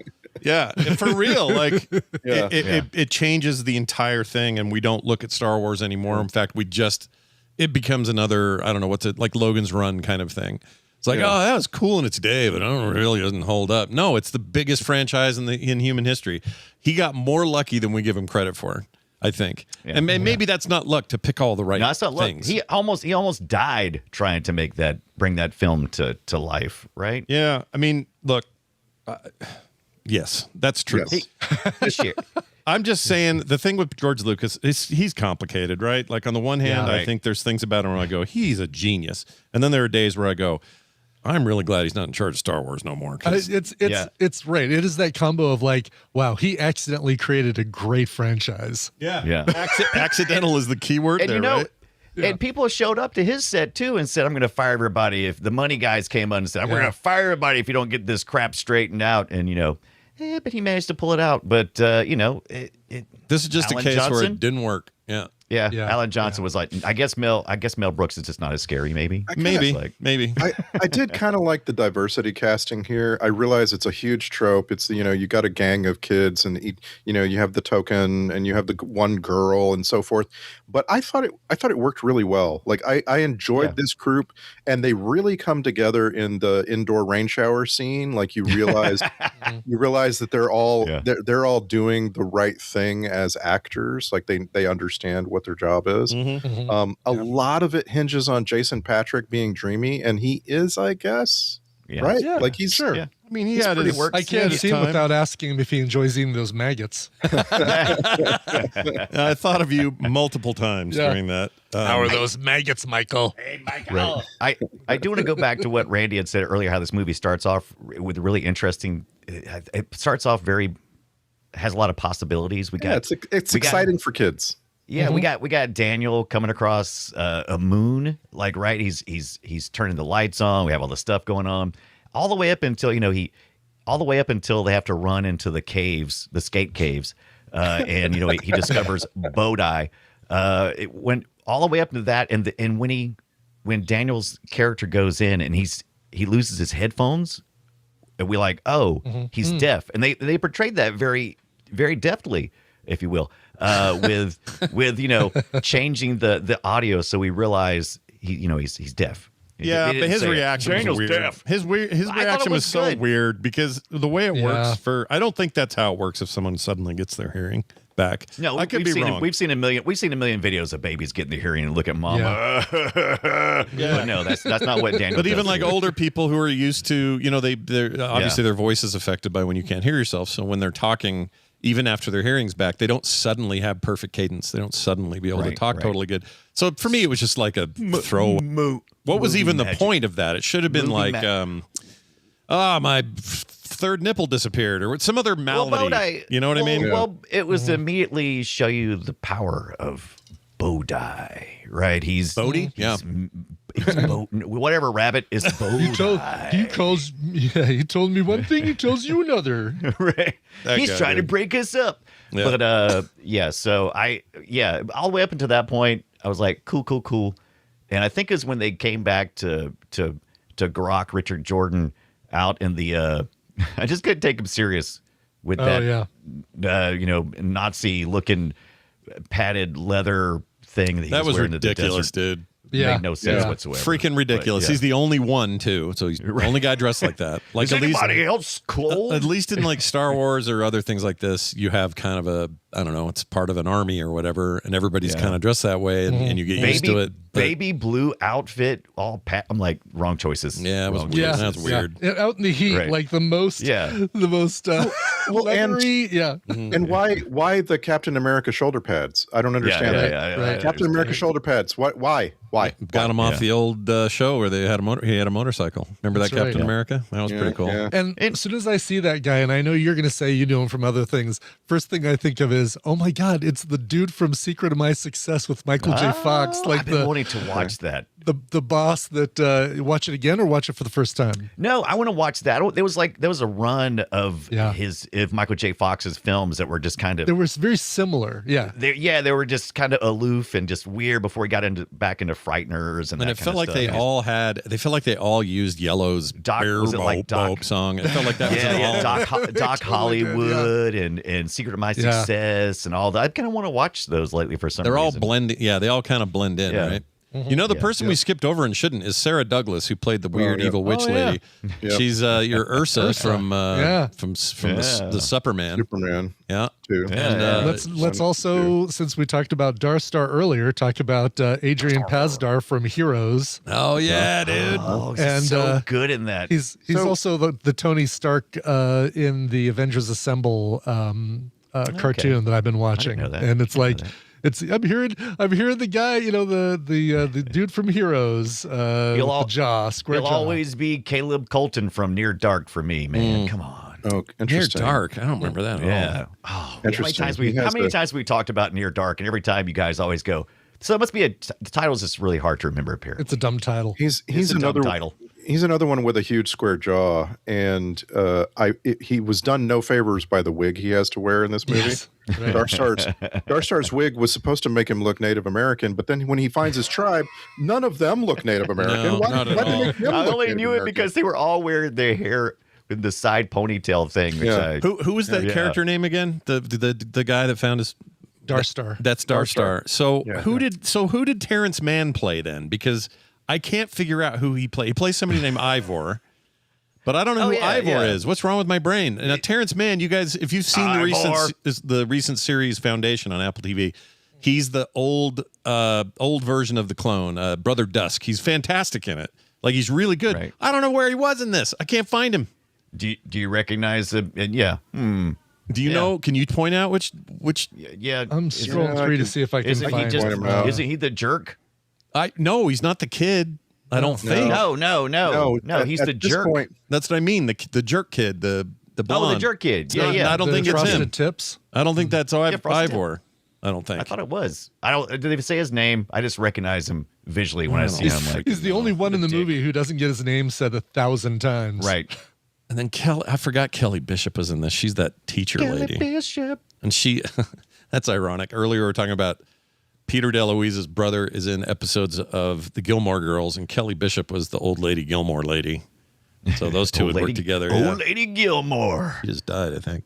Or no, she's still alive. Anyway, whatever. Oh, look at that. How's old lady Gilmore still alive? Peter Kowenko is the Frosted Tips guy. I'm still looking through. Okay. Is Terrence Mann the guy at Jamie Gertz's colony? Maybe. I think he is. Oh. You're now part of our family. Yeah. That's who that is. Yeah, that makes sense. Yeah, I can see it now. I struggled to place him because I know the actor and I just could not. Get my shit together. Such a great name. We're the Eco Warriors. I didn't know what. I really felt like this movie wanted to comment on the EPA and Eco Warriors, but they just forgot. They kind of there's a message here that got forgotten. Right. Yeah. And I also don't understand how orphanages work apparently because I'm like, what? I'm like, what? So were they were they kidnapped like stormtroopers from places that the EPA were invading? Or they explained one thing really clearly. They made it very clear that this internment camp is far enough away from everything else that the kids couldn't escape and live. And they had been told from childhood, if you try to escape, you will die. And like that makes it make sense in a way. But then the instant these kids get on some roller skates and head out across the desert, they start finding all kinds of water and safety. You know, it's like, I guess that was a lie. Yeah, theme gangs. Theme gangs. And look, I think we've gone on record here on the show that we're all a bit of a fan of theme gangs. We're pro theme gang, But I don't. Sure. This just was too much all over the place. Like, I just couldn't stop laughing every time I showed up to a theme gang, but it was all based on, ethnicity. It was like, it wasn't like we have a culture of this. It was more like we're I don't know. That's why I was thinking about e-girls. I was like, everybody has like a very much a style that they would wear that was like, and also the cars. Like, I understand there's only so many ways to make a future tank, but when it looks precisely like Dynamo's car from The Running Man, I'm just like, I don't know, but you should have done something different. I don't know what you should have done, but not that. You're chasing. Not what you did. They look so light and bouncy, these like future tanks. Yeah, they're like driving after these kids, and I'm like, just step one step to the side, and that car is going to pass you by and blow up. Exactly right. It is a dune buggy, basically, with a bunch of plate armor like tacked on. I threw a photo in our Discord of Jason Patrick and Jamie Gertz, and it's marketed as an MGM publicity photo for Solar Babies, but it looks like glamour shots, right? Yeah, it's like it does, but looks like they're in the throes of coitus. Randy, what's going on? Right, it does. Randy, but it's even better if you imagine if you look at that pphoto and imagine that Jamie Gertz is standing up and Jason Patrick is. That is hilarious. That she's holding him up with his legs wrapped around her. I need you to know, Dunaway, I have that sweater in. I know you do. Green. I know you do. That's why I said me and Randy sometimes share things, and I think our love for 80s sweaters like this is that thing. Yeah, cable knit sweater, man. I'm convinced by The Devil Wears Prada that a cable knit sweater is a great thing. It's still okay. Where was this in? Because I know those two were also in Lost Boys together.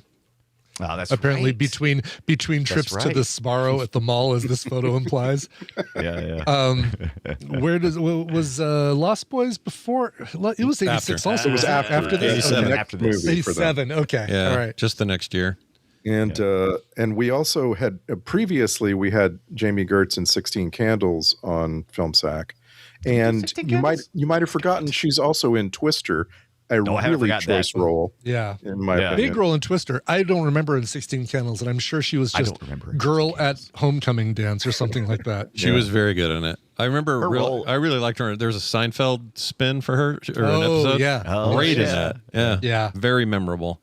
Yeah. I think she's great. It's weird because on the one hand I think, oh yeah, Jamie Gertz, of course, she's great, blah, blah, blah, blah. But then you don't really see her very much. Like little bits here and there. You'll see her in a thing or whatever. And maybe that's what me just marry a billionaire and you're just busy. I don't know. You know, she's the only girl in the gang in this movie, and that's a trope, but it's also like she's given something to do. She saves the whole gang, right? And that's really cool. Like the scene where she leads them into a trap to get the bounty hunters off of them. That's a really cool little sequence. Yeah, I like that. Like again, great ideas. Yeah. And then they would do music that just didn't fit, or they would go do some dialogue that sounded like a 4-year-old wrote it. Like what was the equivalent of having Chat GPT write your script in 1986? Oh God, because that's what it felt like. It's just an infinite number of monkeys with an infinite number of typewriters. It is a problem for someone who is writing. So you want to put yourself in that place, right? You want to go, oh, this is the future. They wouldn't. You really want to go, oh, they would not speak just street English, right? Like we're used to hearing every day. They wouldn't speak everyday English. They would have some type of growth in the language, and that's always a mistake. I'm like, no, don't do that. Don't try, because you can't predict it. It's not something predictable, and it always sounds wrong. So just let them speak, normal, and we use our movie magic minds and go, well, maybe we're listening to this through a translator. Well, it's like what you did. Yeah. It's like what you did in your intro when she says you filthy. What'd she call him? Yeah, you filthy. I think she just calls him filthy. It was something else. It had a full name to it. You filthy. Oh, Randy, I said you filthy. You creature of filth. Creature of filth. Okay, creature of filth. So if you're going to have her do that, then the whole movie should have her speaking in this sort of more primitive way of Yeah. Thine horse has lost its way or whatever. I don't know why that was. That'll stand. I do like how you always start with a thine. Anytime you go to that. I don't know why. I can't explain why I go there, but it will stand up if you have just one character doing it, because there's like Yoda doing it. That worked, right? If you have Yoda doing that backwards, but he has to be consistent. That's my point. That's right. As long as he's doing it all the time. Because if Yoda went, my home this is, and then the very next scene went, we've got to somehow stop this Death Star. I would go, right. That's wrong. He's not in there very much in Empire, right? He's there and just enough for us to go, okay, cool. Yeah. That was fun. That was a little fun side trip. In Jabba, Wookiee, something. That's all fun. But all my primary characters, no. You gotta speak like you just regular folk. That was a pretty good job you did there. Right. And so Jedi. Right. Yeah. What? Sorry, Randy. You were about to say. So for me, it's when Richard Jordan shows up at the camp at his rival internment camp, and he's talking to Charles Durning. Because that's where you're going to get an idea of how adults talk. Like kids are going to talk like kids. But Richard Jordan talking to Charles Durning, they have a conversation about rollerball, and it's like they were ad-libbing is how it felt. Mm-hmm. It didn't feel like scripted dialogue. Yeah, and the real actors are in the room. Is what's going on there, right? And that's too. It's too bad, right? It's too bad that this script couldn't have gone through a complete rewrite from a good writer. Mm-hmm. Because I would have liked to seen Charles Durning. He's the warden, but he's really kind of the good guy. He's on the side of the kids. Yeah. Reluctant. He's the reluctant warden. Right. Yeah. So I would like to have seen him play a larger role instead of just having old Bodai fly off onto space, and I could have used a little more grounding. Yeah. I'm out of here, folks. Bodai. Also, it just felt like such a MacGuffin to have that thing in there at all, because at the end of the day, the movie's not really about. I mean, I guess they go into 100% a MacGuffin. Like it doesn't matter if it's a glowing ball, a sword, a briefcase glowing. I mean, that could have been anything that united the kids. A few rewrites could have had Daniel's character merge with Bodai, because he doesn't need to be ethereal. He could just vaporize and then torture Daniel. So that would have escalated it. Just a few simple rewrites would have gotten us to something a little bit better. Only a bunch of kids would find a super intelligent ball and then go beat on it with break dance with it. And I thought, well, this is going to end badly. Yeah. And you know what I was really mad about? The thing I was the most mad about is they set that up. It's like, oh, look, they never had like a rematch where they faked everybody out using Bodai and just whooped ass, right? I was hoping that they would do that, but they didn't do it. No, that seemed like the easy trope, and they didn't do it. Yeah. I wonder why. I wonder why that didn't happen. Like that's what I'm saying too. Is I felt I'm not trying to say I could do everything better than everybody, but I feel like I could have written this. I think we could do better than this. Yeah, for sure. Yeah. I mean, I don't know. Movies are hard. it's the art of film criticism, and that's something that I don't enjoy saying out loud, but there is a certain part of film criticism where you recognize that things are bad, like really bad, and you can only recognize them if you've seen better, and so you have a good idea of how they would be better. And this is not at all like a snobbery thing. Like everyone agrees this is a really bad movie, and we're over here trying to have fun with it. Like you should.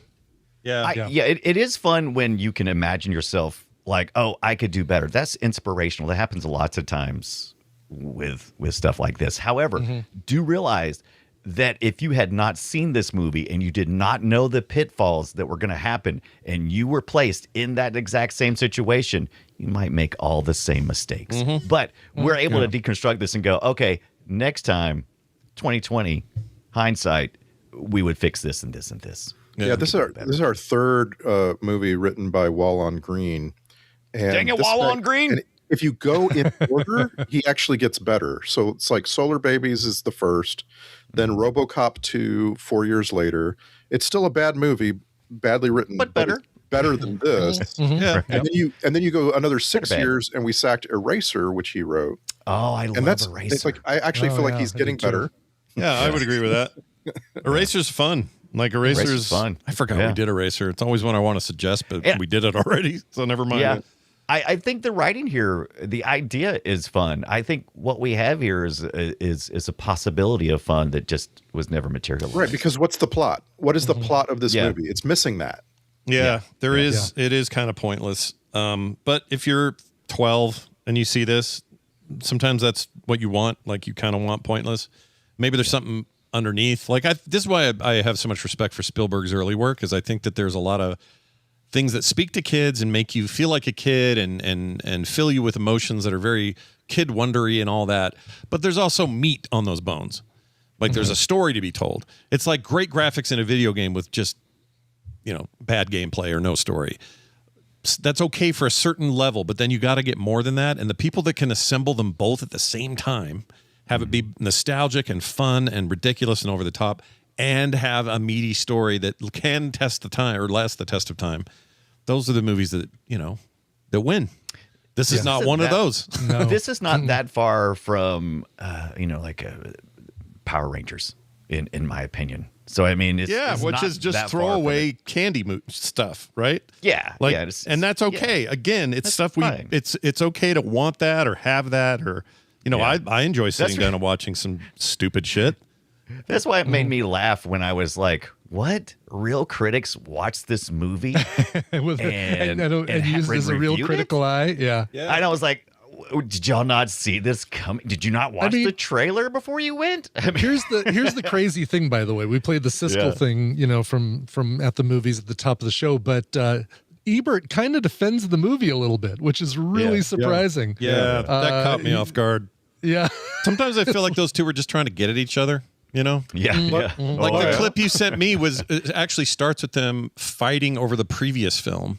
Yes. Yeah. Right. And really kind of going at it. I mean, they were famously that way, right? They would fight a lot, and sometimes they would agree, and that was like the magical moment. And I guess that's the point of a show like that. You don't want them agreeing on everything, but right. I always felt like they were about to stab each other in the face. It always seemed like it. Yeah. But there's also like a Roger Ebert thing, right? Where every now and then he likes Anaconda, he likes Speed 2.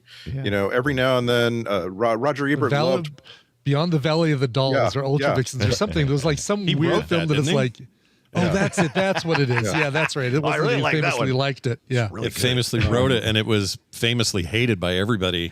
Right? I think. Yes. No, that is right. Go to show you that making movies is we should do that. I would totally want to watch that. Yeah. Something I'll never forget about Roger Ebert was that he said out loud on television that he liked Home Alone 3 more than the first two Home Alones. Okay. And that's he's just kind of got that thing where sometimes a movie catches his like inner child, Yeah. I kind of like the third one too. I don't know that I mean, whatever. They're about to make another one of those, by the way. Without Macaulay, right? The third one was? Yeah, Christopher Columbus directed it, and it was Some other kid. Yeah, was it supposed to be his brother or something? It was some other kid. I know that. Yeah. But then they got Pesci and what's his name back. That was weird. Right. By the way, I got the Solar Babies IMDb page pulled up, and they're running this seems like 15-second ad over and over again of the movie, a little trailer thing. Yeah. And I thing that makes me laugh every time is them with their theater spectacles welding glasses they hold up on the stick. Right.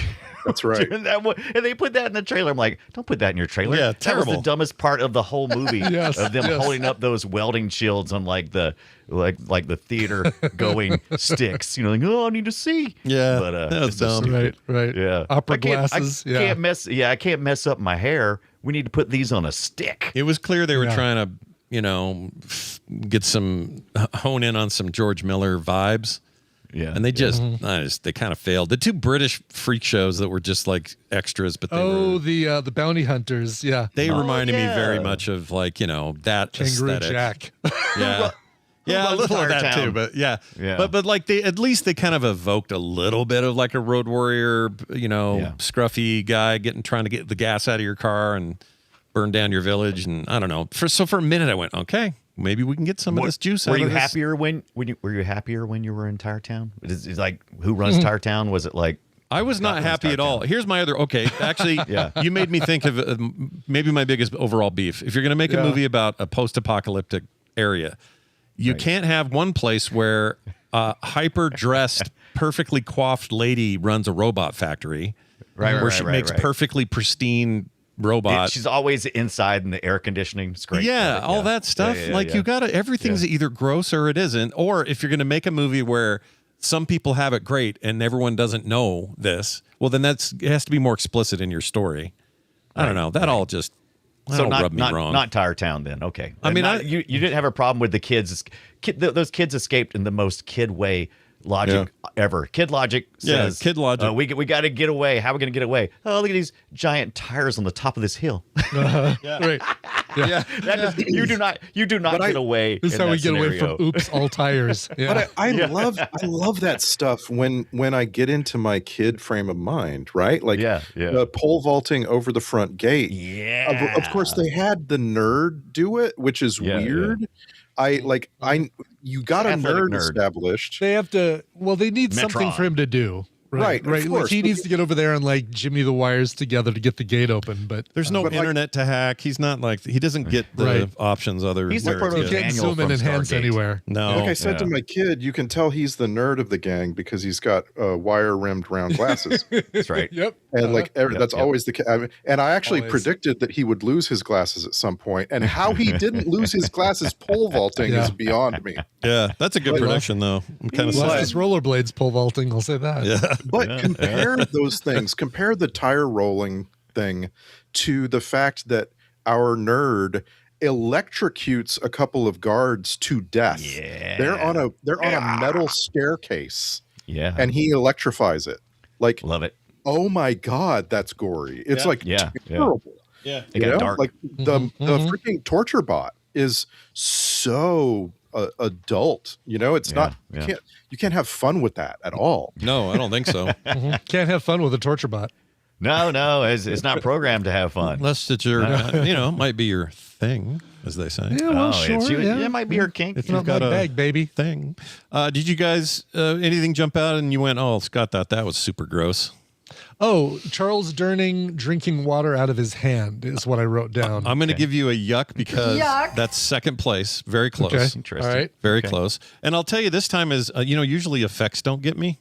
This one got me. Okay. So it was an effect they made, and it really got under me. I didn't like it. Made me kind of churn a little. Churn. I don't know. I can't. Yeah, that's a good question. Gosh, there were so many young people who were just doing young people things. Yeah, and your face with a Wolfman mannequin hand. Just imagine how disgusting the people were in those leather coveralls. That was pretty. Those always come to mind because even in costumes, people are all sweaty and disgusting. But that's not Was it something to do with the wax museum area? Nope. Oh, interesting. So not Old Man Waxworks. No, Okay. no Old Man Waxworks. Yeah, kitten in the sink. That guy. Yeah, Right, yeah. yeah. You know what? I'll give you that. That's true. And you weren't like completely repulsed by the fake ants all over the guy. That was it. Was that it? Oh, the ants. Gross. That was pretty good. Grossed me the F out. I cannot explain how gross I thought that was. Are you do you really think those were fake? Because I swear I saw them moving real. No, I think they got a stunt guy. They paid a man to lay there and let some. They found some perfectly safe ants, some species that are perfectly safe. Yeah, and I think so too. Covered a guy in ants. Do you think he really soiled himself? Soiled? Was it? Well, yeah, that's right. They said he pooped. That's the guy. Yeah. Yeah. I just really struggle with a face covered in ants, even if even if they're just black lame ants that don't do anything. Freaking nightmare, dude. No, I hope the black lame ants are listening. Jeez. Yeah, I know, right? I don't think they're into podcasting, as far as I know. Oh, okay, it takes a bunch of them. They have to they have to tell each other the whole podcast by leaving chemical trails everywhere. It's really hard. Right. Yeah. Can't have they that. They wiggle their butts like bees. I was gonna say, the director. Part of the reason he may not be cut out for this is he is mostly a choreographer. I looked up his stuff, and he is like a huge career in choreography, like dance in films, like doing. He's in charge of all that. He directed like 2 things. This was one of them, and you see this sometimes. Somebody who's an effects guy, like Gareth Edwards, who breaks out of effects and then becomes an amazing. James Cameron, same thing, right? Started in effects work.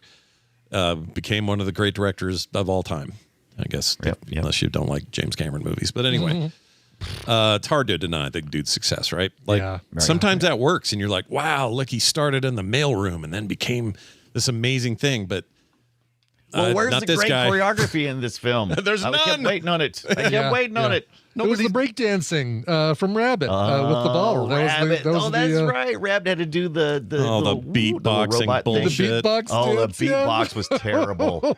So bad. I may have captured that to hear later. Excellent. Yeah. This movie made me like. Should have been there. Or this movie made me want to reconsider liking Tank Girl. Like it felt there was a lot of things about this movie that are just like Tank Girl. Tank Girl did much better. And I actually I realize it's like 10 years later, so of course it's got a chance at being better. But like I just want to rewatch it. It makes me want to rewatch. It's good call. You know what? I actually think did it better. I think Tank Girl is a better film. Oh yeah, not even a question. Oh, without a doubt. Yeah. I had more. I don't know. I felt like I was watching a movie. Well, I felt like I was watching a movie made to be a better by movie makers. Yeah. I mean, I don't want to be too hard on it. It just didn't feel like the right people were doing this. No. You know? Yep. And I can't blame the actors. All of them go on to do stuff that's great. You know, pretty much. I don't know what Rabbit did outside of this, but once again, I will never fault characters. If they do a bad performance, that's one thing. But they were always reading You're always the so lines. very forgiving, Right, where they read the lines with enthusiasm, which is what they were obviously directed to do. They read the lines like they believed them, and to me, that after that, it's like that's on the director. After that, so I think they did their job. I don't want to freak you guys out. But I might freak you out with what I'm about to put in our Discord. Okay. I wanted to see what Rabbit is doing these days. Let me tell you what I don't. Yeah, go ahead. I don't do. I don't look at pictures in the Discord during this. You always post something gross. Go ahead. What gross brain out the most? Whatever. Right. Whatever Scott's about to post in the freaking. It's not gross. So this is what Rabbit does now. Yuck. Oh, nice. A series called Hip Hop Harry. Okay. And then Mother's Day, Olympic Spirit, vote, vote, vote. Halloween. Wow. I have a feeling this is like some kind of kids. I love my this God, I'm going to go look up Hip Hop Harry right now. See that. Because this has got to be on like YouTube. It's been or running for right? years. Yeah, he's been up to it for a long time. Well, Harry. In earnest since 2020. So the last 6 years, this is all this dude does. I really want to see Hip Hop Harry Mother's Day. It's been running since 2006, children's television series. Children's television. Okay, all right. Yeah, which makes sense. At first, I was thinking, is this like a Tyler Perry ripoff? But no. This is just a kids programming thing. He had a role in Bowfinger. That was a good movie. I wonder if he beatbox. I don't know. If he does, well, they're in trouble. That show's going to be canceled immediately if he's beatboxing in it because that was his marquee. This is just borderline. I'm Hip Hop Harry, and I'm here to say, oh no, it is. And the chicken tastes like wood. It's my favorite rap era. So let's go. Yeah, here you go. Here, if you want to play any of the theme song, here's the video. I do. Of the Stick theme it song. in. Stick it in. Hey, Here we go. Look, you know what we need to do? We need to. There is Clear Care to get your cameo from Hip Hop Harry. I think it's time. Oh, I think it's time. excellent. Yes, I will. Here it is. Yep. Let's get a little taste of this. When I say hip hop, you say Harry. Here's GJ and Savannah and Scott and Sophina. This looks terrible, dude. It's like if Chuck E. Cheese went, instead of the Rockafire explosion, they were the I've heard the hip hop Chuck E. Cheese. The hip hop fire explosion. Yeah. Damn. I don't know why that shocked me so much. I love it. I thought it'd be fine. And I was like, Yeah, oh, no, okay, that's- it's just that's a rapping nightmare bear. fuel. That's Yeah. really bad. All right. Good luck to him. Yep. Good job, Rabbit. Mm-hmm. Any other thoughts, notes, comments before? Oh, let me look through if there's anything dogs with freaking flashlights on their heads. Everything had a flashlight. Your Yes, the front of shoes, their your dogs. rollerblades. Yeah. Yeah, I kind of like the ones on the rollerblades. I thought, well, Those are pretty good. Except idea. when you think about how you rollerblade, you always pick your feet out. Like you always point Yeah, them yeah, outwards as opposed to straight in front of you. That's true.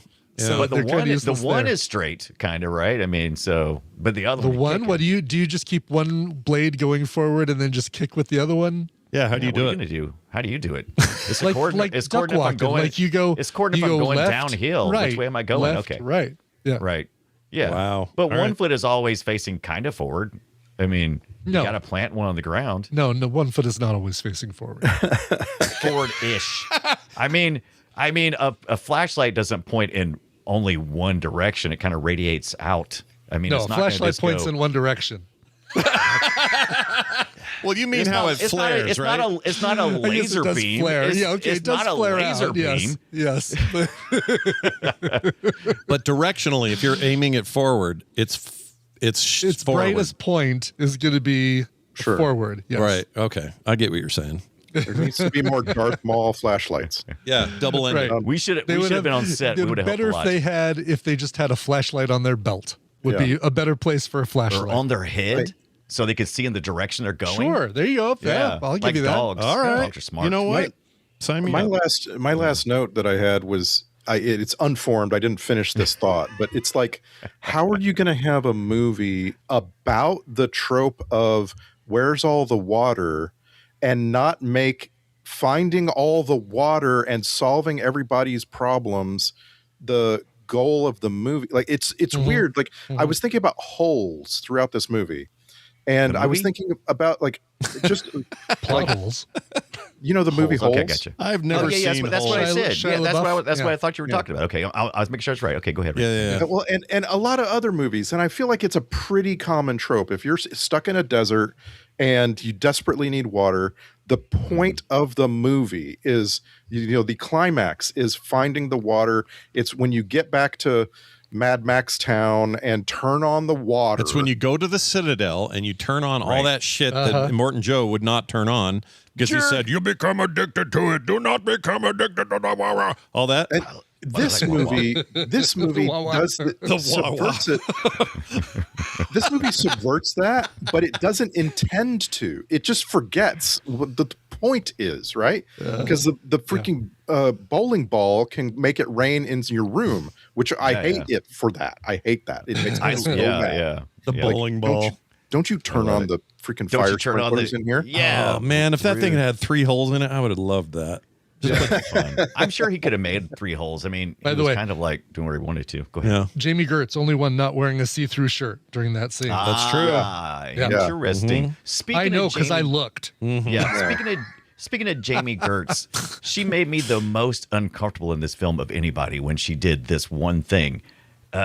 She was in there and she was trying to wake up Jason Patrick, and he was sleeping shirtless And she comes up, yeah, she touches his belly. Rubs his belly like she's scratching off a lottery ticket. Yeah, I'm like, dude, that's not how you wake a dude up. You wake him up by touching him on the shoulder. Yeah, if you're not looking really closely at what's going on there, it looks like she's getting it on with him. Yeah, it looks it's a little too intimate for me. Rubbing his nub in it. Yeah. I was like, yep. I don't know. This Very you intimate. just made me want to ask my final question, which is Jason Patrick. They didn't change his name for the character. They just call him Jason. Yeah.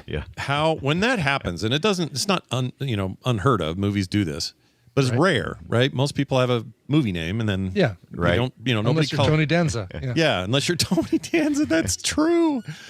Holy shit! You know what I was just going to ask? Is there a name for this phenomenon? And I think it's the Tony Danza.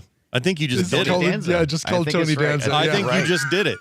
So never mind. Question answered. It's called the Tony Danza. That's perfect. That does make me curious though. Is Jason the reason why Mel Brooks had to take time off from his busy schedule to go fly out there? Because you'll notice that everybody else's name is Tara, Metron, Rabbit, Tug. Now like we had nicknames. Nicknames. The kid's name was Daniel, but I bet that was in the script because that's what you do. You have a bunch of weird names, and you got the guy you were late with was Daniel. But Jason, that's just like, no, I'm not doing that. What was it, like Numbnuts or something? I'm not doing that. It's Jason. It's Jason. Yeah. Maybe that's how that worked. I don't know. There's a lot of examples of the Danza on TV tropes. The one that really blows my mind is Larry, the cable guy. Cable guy is named Larry in every movie he's ever in. Really? I didn't know that. Yeah, he's Larry in Witless Protection, Delta Farce, Jingle All the Way 2. He's always Larry. Why have I seen 2 out of 3 of those movies? Why am I just finding out that there are that many movies that he's in? Yeah.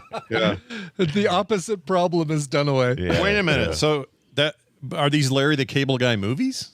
Yes. He's the headline. Yeah, he's the headliner. So but what else would they call him then? I mean, I know he's not really Larry the Cable Guy in real life, but since he's playing Larry the Cable Guy and that's kind of his thing, it doesn't shock me he would call himself Larry the Cable Guy. No. He's just like Witless Protection. Yeah, he's not playing a cable guy in Witless Protection. Right. So yeah. But it's still Larry the Cable Guy.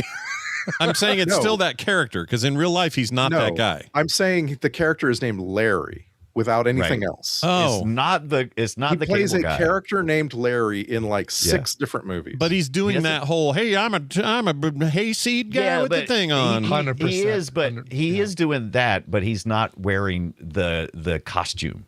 So there's a costume. It's not really Larry the Cable Guy's got a costume thing. Yeah, but he's doing the reason I'm coming from this angle is this dude who plays Larry the Cable Guy is not his real name. Like hold on.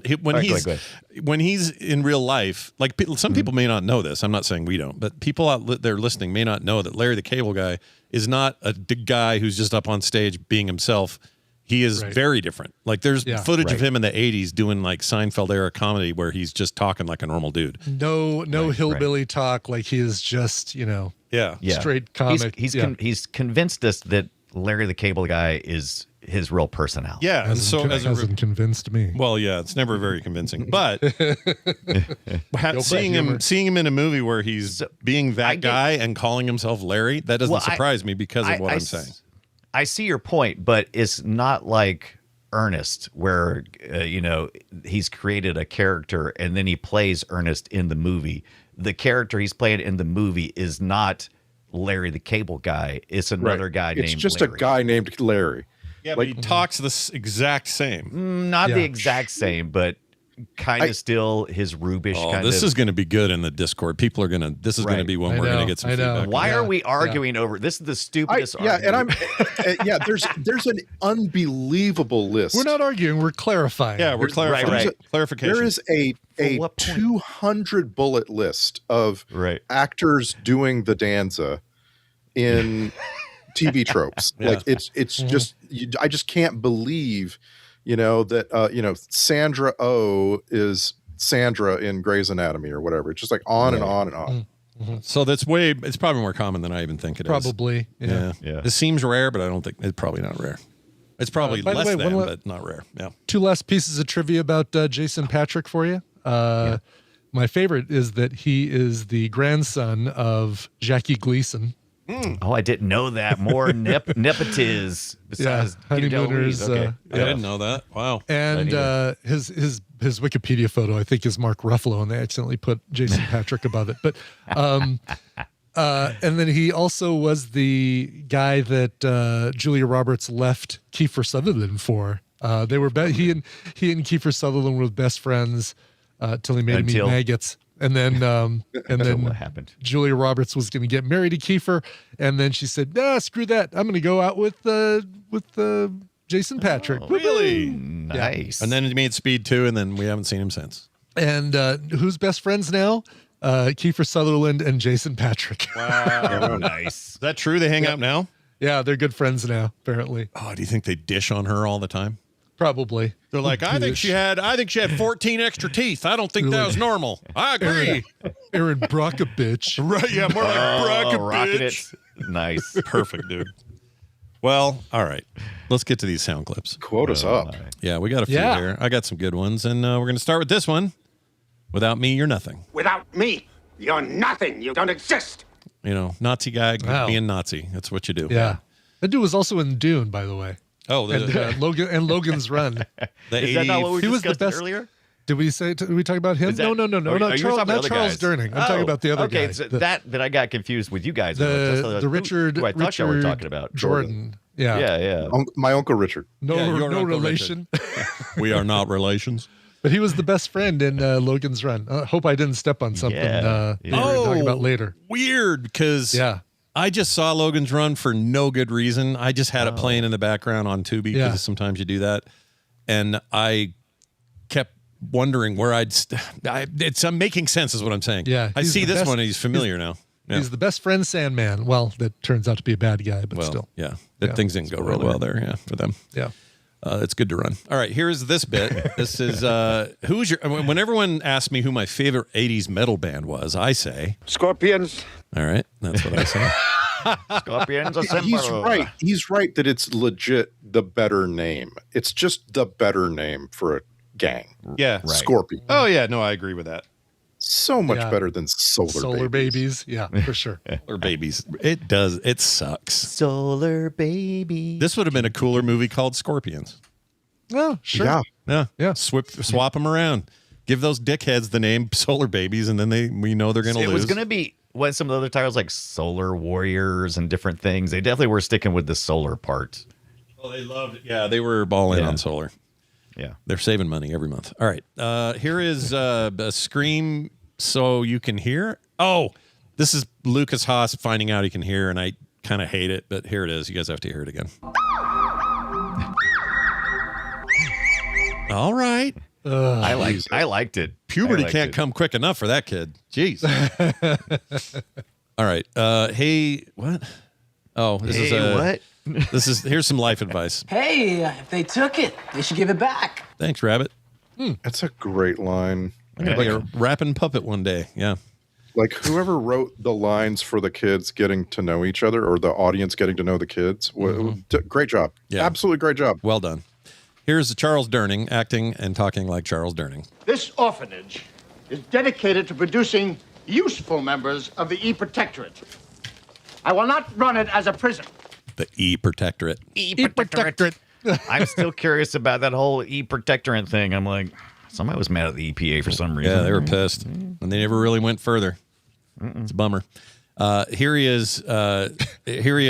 Clearly, this is a scene from this movie, too, and not from somewhere else. This is clearly not a thing I took from something.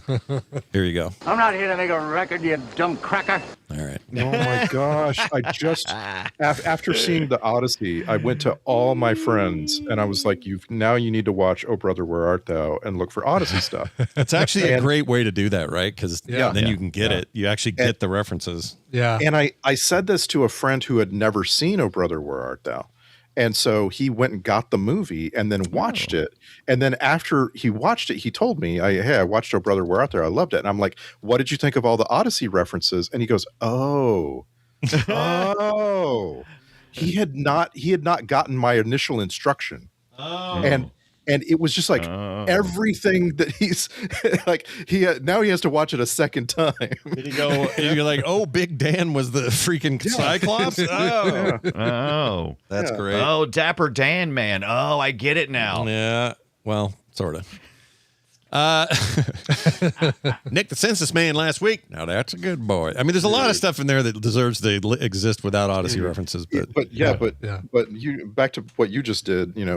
His best line is you is or is you ain't my constituency. Different, I just love that. different actor, but yes, that's a different. Love guy. that line. Different guy said that. That was the guy who was going up against who said, or who was using a midget and a broom and whatnot. That's that guy.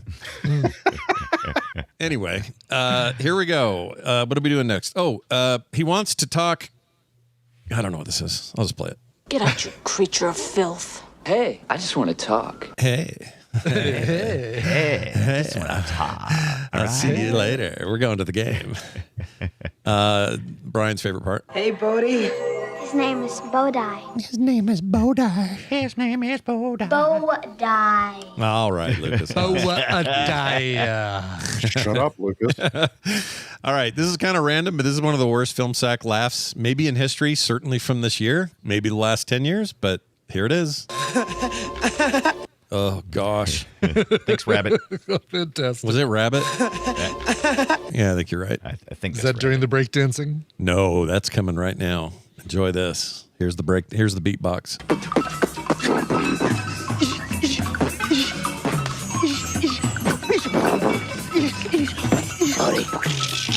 Rabbit, pass it over. Okay. I like the Ewok music in the background. Yeah, me too. The more I think about it, though, it really makes sense. I mean, his mouth is probably dry, from all that. It'd be really hard to beatbox, Sure. with no water. Really. Okay. All right. I'm gonna cut him some slack. I think that was smart. You're gonna give That is Rabbit so some much slack. Yeah. I feel like if I'm anybody involved in the production of this rapper thing he did, like what's it called again? I forgot already. Beatboxing? Hip Hop Harry, the Hip Hop Harry series.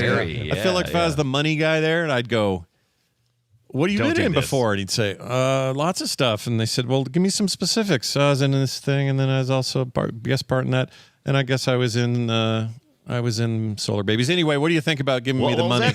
He said, "Yeah, no, it was Solar Babies." Oh, I'm going to go look at that and see. Maybe that'll help me know if this is right for me. And then they would see this and go, "You can't be Hip Hop Harry."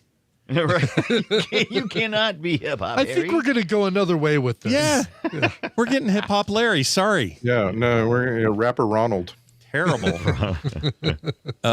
Someone help me understand this one. This is from the bad German guy, or the Nazi guy. Here you go. 7 little doochkies all in a row. What's a doochki? Oh. You know what that is? I'm sure it's a derogatory term. like, I don't want to know.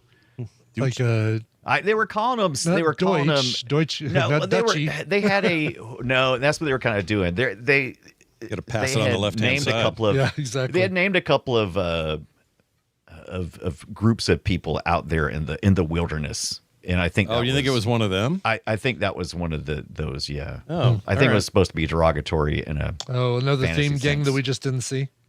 I think it's actually supposed to be the E-Warriors. I think that's their name, or maybe it's, or maybe I don't know. Anyway, yeah, I don't think we're supposed to know. I mean, they were talking about the kids, right? So they were. Yeah. He was comparing them to whatever douchkies are. Yeah. I don't know. I couldn't figure that one out. Here's an old man saying it slow. What? Saying what? Anyway, here it is. I don't know what this one is. Show it to me. Show it to me. Oh, he says it twice.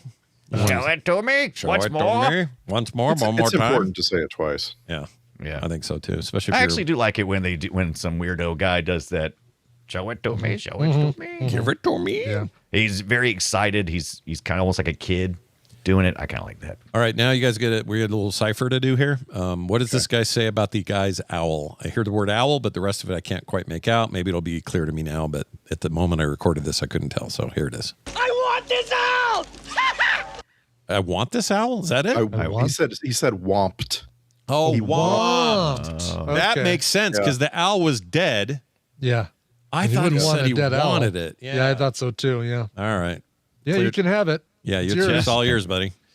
Here's the thing we played earlier. I believe this man has soiled himself.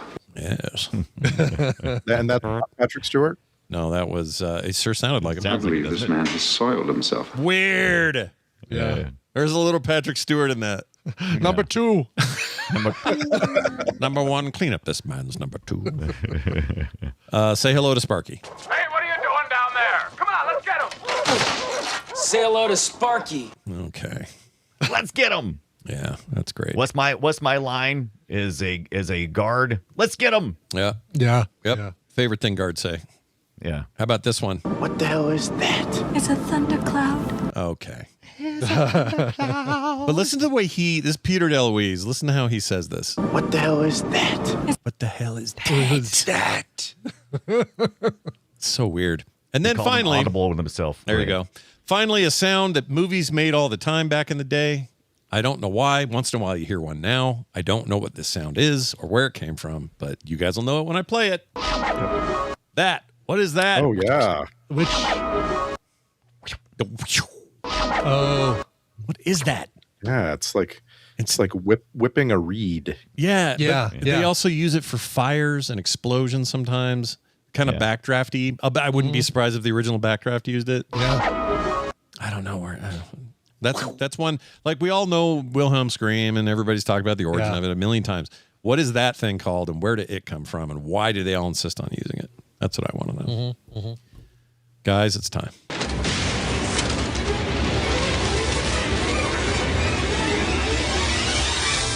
It's the Film Sack Checklist. One of them there DeLuise brothers. Check.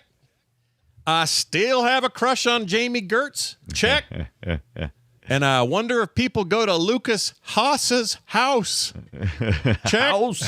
House of Haas. I think he guest starred on House once as well, which I think is great. Okay, Star Trek and MCU connections. Gotta be some in here. Gotta be something. Yeah, but I'm only going to do 2 of each because it's real slim pickings. All right. So good old Mark Mangini supervised the sound for Solar Babies and also did sound effects on Star Trek IV, The Voyage Home, and Star Trek V, The Finale Frontier. Our visual effects director on this movie. Yeah. Our visual effects director on this movie was Terry Wendell. Okay. And Terry would go on to direct 10 episodes of Star Trek Voyager. Oh, wow. And 1 episode of Star Trek Enterprise called Breaking the Ice. And I want to say a little more about this guy because he must have been really good at animating things for live action films because he was credited on Poltergeist, E.T., Ghostbusters, 2010, The Year We Make Contact, and 2 of the Twilight movies. See, it's amazing what you can do when you got a budget. Because this thing did not showcase his work very well, I would say. Yeah, Terry Wendell. So, okay, Marvel. We have Lucas Haas, who was Little Daniel in this, and he just makes our connections a couple of months ago. He was Winston in Spider Noir. Oh, right. Yeah. Okay. Wow. And we also have Adrian Pazdar, who played Darstar. Isn't that interesting? The name Darstar. Darstar. Adrian Pazdar was Gravitron in Marvel's Agents of S.H.I.E.L.D., and he was the voice of Iron Man in the Lego Marvel Superheroes Maximum Overlord. Really? Yeah, he does the voice of Iron Man and all that stuff now. Like he's he's all your the go-to. Avengers Assemble stuff. Yeah, all the animated is he's like he does an okay RDJ. Pretty good. Okay. Oh, that's what he's kind of doing. He's evoking that. Yeah. Oh, okay. I thought it was more like who was the Batman guy everybody loves so much and passed away recently? I forgot his name. I was going to say Will Arnett, but that's not. Yeah, Will Arnett is the best Batman. So, well, you'll get pushback on that. I can't think of his name though. I do like Arnett's take. Shit, I can't think of his name. Anyway, everyone loved him. He was in the video games as well. The animated series, Yeah, it's gonna bug me until I say it out loud or I see it. I guess we have the internet. We could probably look it up. We could. I'm just feeling so lazy right now. Internet's for chumps. Yeah. Ask Claude. Ask Claude. He'll tell you. Right. Claude. It's my least favorite name in the LLMs. Claude. It's just so I don't know. Well, it's also a safe one because you're not gonna, there are kids being born that their parents are like, oh, I'm naming her Alexa, right? It's like I know kids named that. Nobody's naming their kid Claude. No, not one. Not one. No. You might even name your kid. Well, you probably wouldn't call him Gemini, but this is too easy to say. Dirt Claude. Yeah, Dirt Claude. Hey, Dirt Claude. Write me a joke. That's a pre-show reference, everybody. That's right. Anyway, forget about that. What's the guy's name? Help me. Kevin Conroy. Kevin Conroy. That's it. There it is, Great y'all. big old Kevin Conroy. He's beloved as the voice. So I was wondering if maybe it was like that. Was my point. Yeah, and if you ever see Kevin Conroy, he's Timu Willem Dafoe. Oh, big time. Got a weird look to him. But he's good at that. All right, moving on to did you did all the MCUs? Never mind. We did it. Yep. Let's go. Good. Let's move on to social media. Soundtrack grade. I give it a WOTY for the worst of the year, and I stand by it. I think this is the worst we've heard this year, without doubt.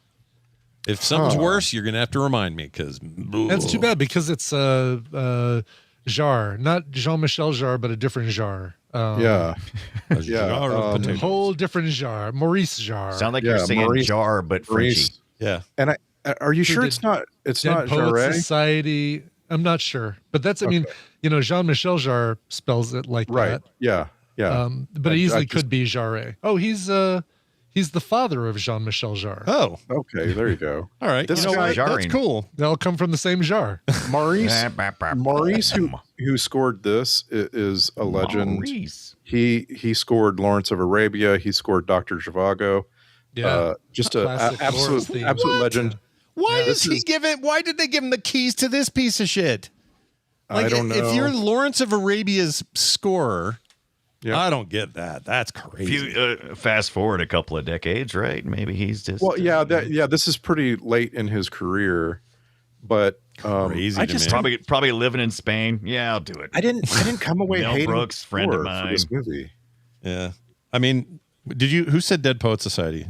I did. I love that soundtrack. Who said Dead Poet Society? Who said it? Dead Poet Society was a movie. I know it's older now, but when it came out, we'd kind of done away with all the synthy things. Hey, what? Done away.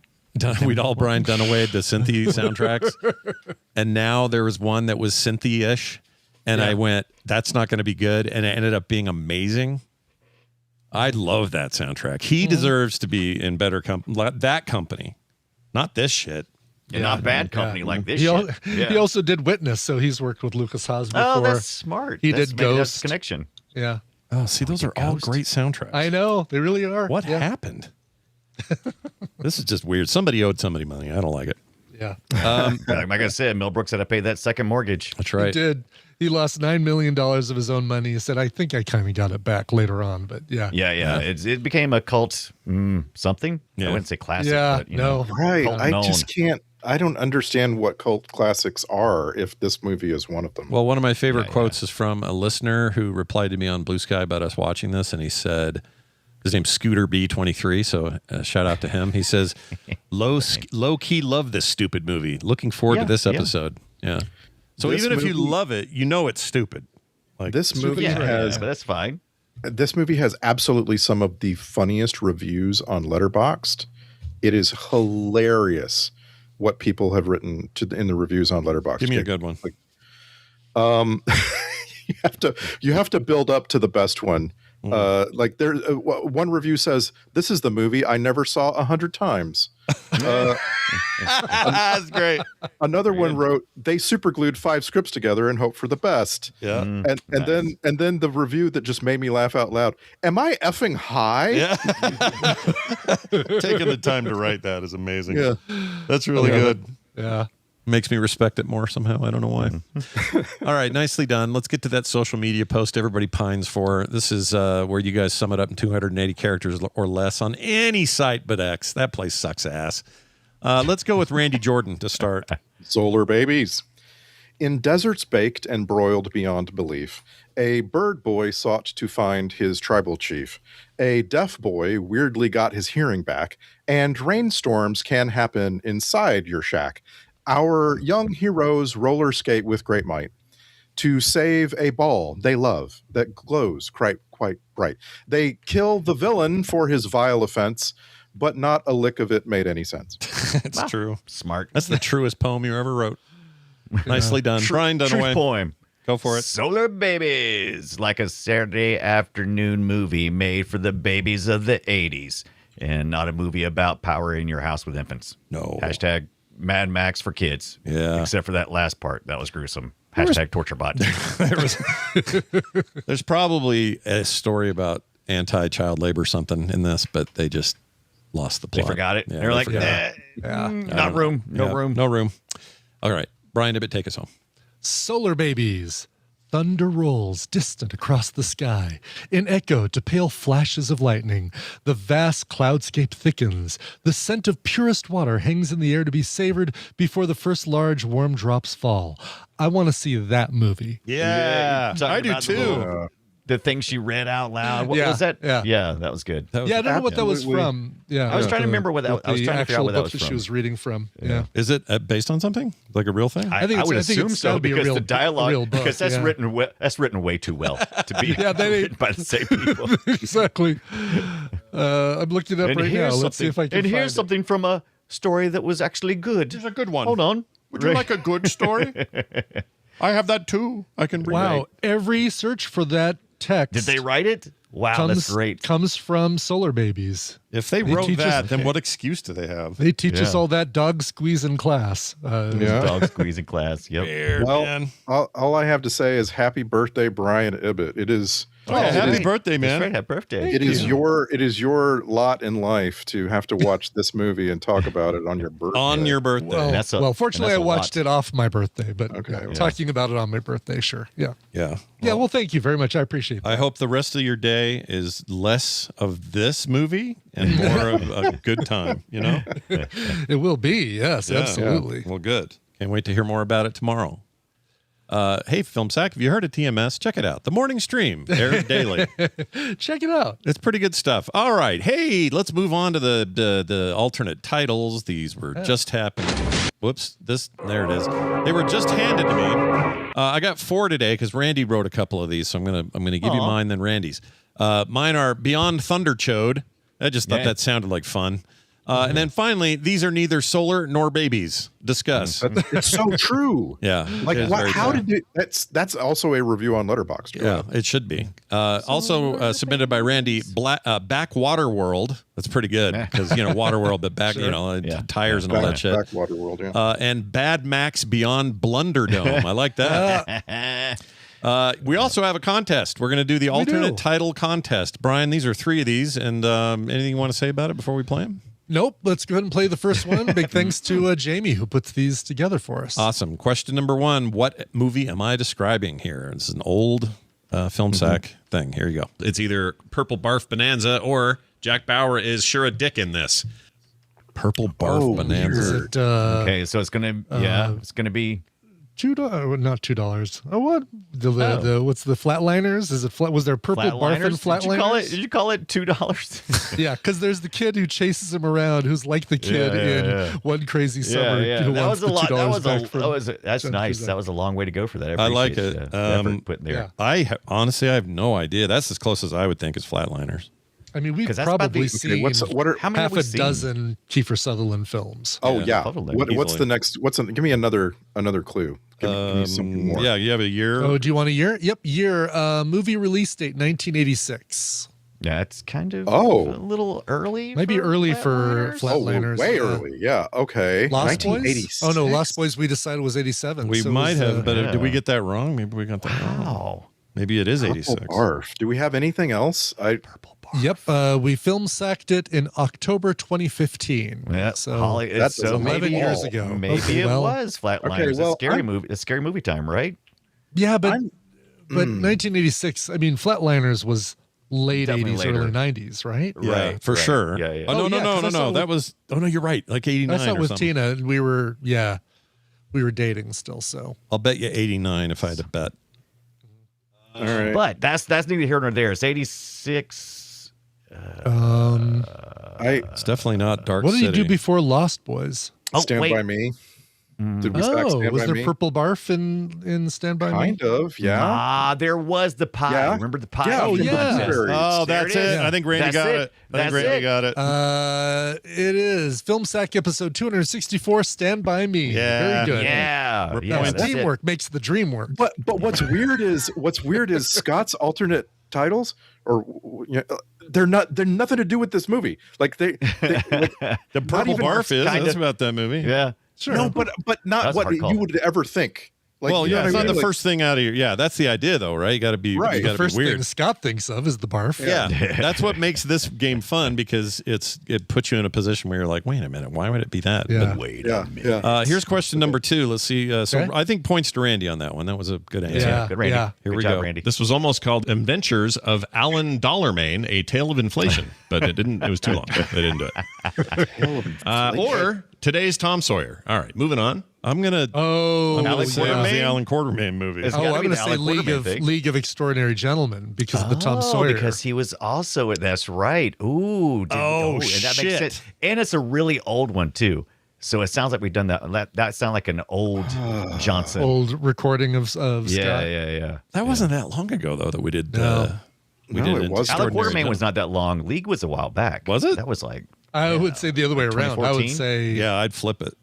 yeah. I wouldn't say so. What would you? What? Give us the year just for fun. Yeah. We film sacked it November 2020. Oh. Oh, maybe it's So not it more was recent more than I recent. thought. Maybe you Yeah, had COVID. All right. We're going to go with League of Extraordinary Gentlemen. All right. That just feels like it. Maybe I had COVID. Yep, film Maybe I had sack COVID. 489, Sounded The weird. League of Extraordinary Yeah. Gentlemen. All right. Why was he Alan Quartermain in that movie? I will never understand. Well, that's the comic book it's part of the based story. on. He's the Yeah. no, but it just doesn't. I know, but mm-mm. It's not the only thing they took from the comic book. Yeah.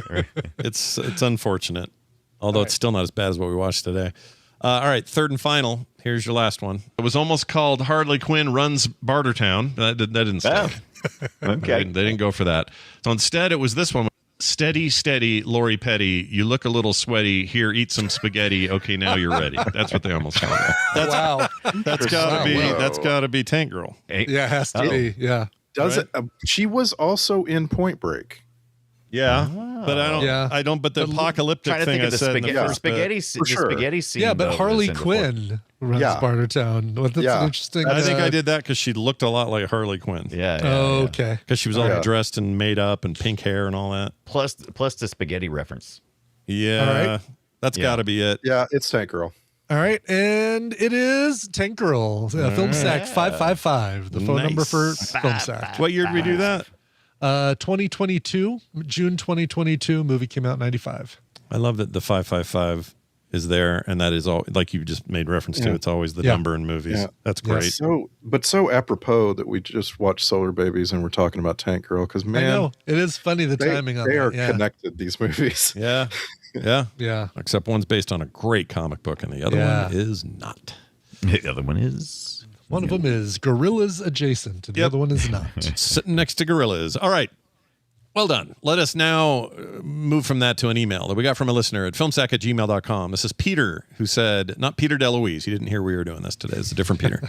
Okay. Says, hey, I heard Sackers. you watching my movie. He says, I think the actual kitty in the sink for Manhunter was Dollarhide's lip scar.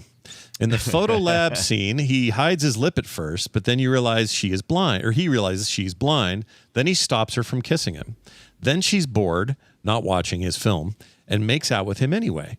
I was sure there would be a scene where she had to identify him to the police because she realized she kissed a lip scar, but it just turns out to just inform his character, no plot relevance. Interesting. I think I agree with that. It's not bad. Although we usually don't give scars that treatment. It's usually a whole character, but I get it. Yeah. Yeah. Maybe a Skarsgård, but not that one. No, you got to guard your scar. He is a Skarsgård just because he guarded it. That's why. Yeah. Also, Lecter in this movie does the same trope as Donald Sutherland in Backdraft 2. In both cases, the hero goes to talk to the incarcerated criminal who is the expert and gets told that he has the same bad inner tendency as his prey. I do like that type of scene, says Peter. Mm-hmm. That's true. It's almost exactly the same. Yeah. That's Yeah. a good perspective or good point. I would probably be quicker to, I don't know. Sutherland's great in it, so it's hard for me to poo-poo that, but that movie's probably less owning it, or they less own that trope. Yeah. You know what I mean? Like they didn't really earn it, but the Lecter stuff's been going on for a long time. Anyway, nicely done. Thank you for that. Filmsack@gmail.com. You can also send us texts and voicemails at the website. That is filmsack.com. So go use that at the frequent. We would love to hear from you folks at home, especially those who support us on Patreon, like a brand new patron named Henderson Lights. Henderson. It sounds like a place in Nevada. My mom used to smoke those. Oh, the Henderson Lights. Well, Henderson Lights, you are now the purveyor of wonderfulness because you get no commercials ever. You get pre-show content every week. You get monthly host specials, and you also get movie-related art from me in the mail. If you're at the level that gets those, go read all about it and find out where you should land at patreon.com/filmsack. And next week, we are diving into something brand spanking new. Yeah. Excited. Masters of the Universe, currently streaming on Prime Video. Ripped from today's theaters. Yep. Yeah. Just came out. It's really fast, like way too fast. Yeah. I don't think we need this speed. I don't think it did well. And this is not that it isn't good, because I hear it's a blast to see. I think Randy saw it in theaters, right? I did. I saw it in Salt Lake City. Yeah. And none of the three of us have seen it. The rest of us have seen it. So this is going to be new for us. But from what I've heard, it's a great time. But I think it performed so bad at box office that they were just like, hurry up and get it on streaming. We're using Bezos money or whatever.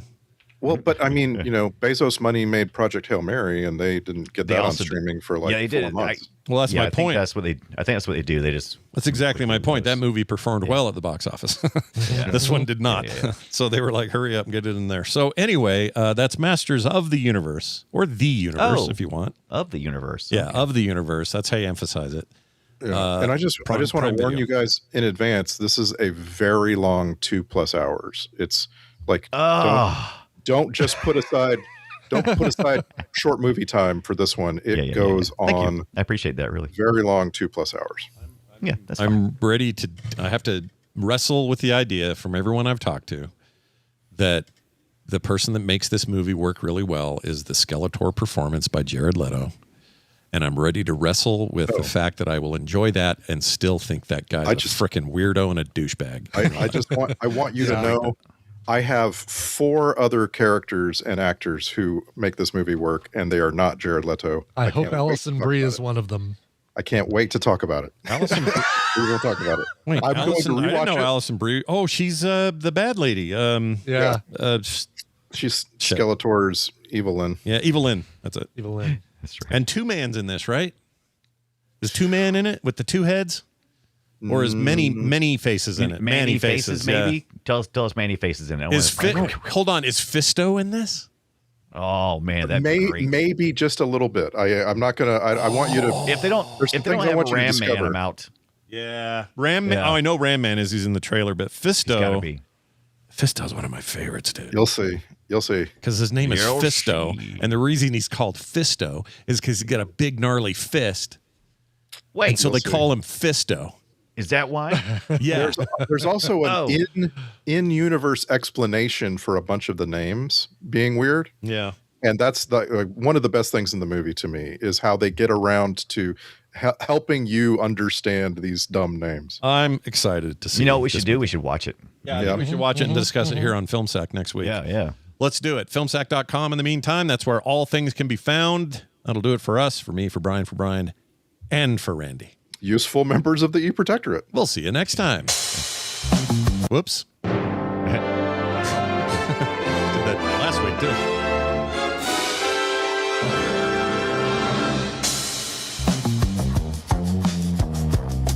Thanks for listening.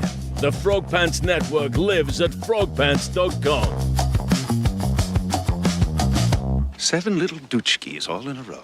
Hey, everybody. Welcome to a special little bonusy thing happening for Core this week. Our discussion of Sony's State of Play, a co-stream and audio recording as well as video.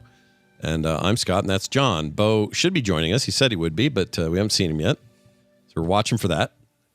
But John's here. Hi, John. Hello, Scott. Hello, everybody. Hello, everyone, and welcome. We won't bore you with our faces. We're really just here like you are for the Sony business. But we thought we'd have a chance to kind of chat about what's coming up or what we think might be coming up. There have been some leaks and they all sound like bullshit. Yeah, you posted one and I feel like I was being generous when I was like, I'm pretty sure that's not going to happen. Because I felt like it was just somebody's wet dream list of things Sony could talk about. Yeah. And like, let's be real. Like, even if this is a banger State of Play. Yeah. there's going to be some games that are just like, games Mhm. in there. There's got to be something you don't know the name of. And the list that's you true. gave me, everything was a named like sequel that people have been begging for, or project that someone's been begging for.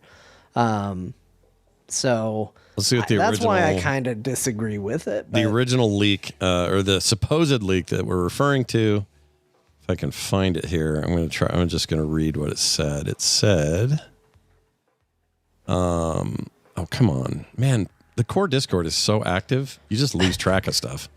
Oh, here we go. State of A lot play. of dialogue in there. So for the first giveaway here, that's probably bunk, is it says confidential material, which isn't that unusual, but there's big giant starred fat font at the bottom that says you are fired if you send You this will out. be fired. Yeah. That doesn't seem right. But anyway, they had on here a segment about Wolverine, PS5, first 10 minutes of raw gameplay demonstration. That actually seems plausible to me. That I think is reasonable. I think, in fact, I heard. Granted, I don't have inside sources or anything, but I also heard they are opening with Wolverine, and that's going to be the first chunk of the show. So we're starting very believable. They are. We should also mention they're showing this in some movie theaters. I don't know how many, but that's a weird flex that tells me, or it gives me a feeling of like maybe a tease for PS6, and that won't happen till the end, and it'll be brief, and it'll be like a logo and I don't know, something short, like Microsoft recently did for their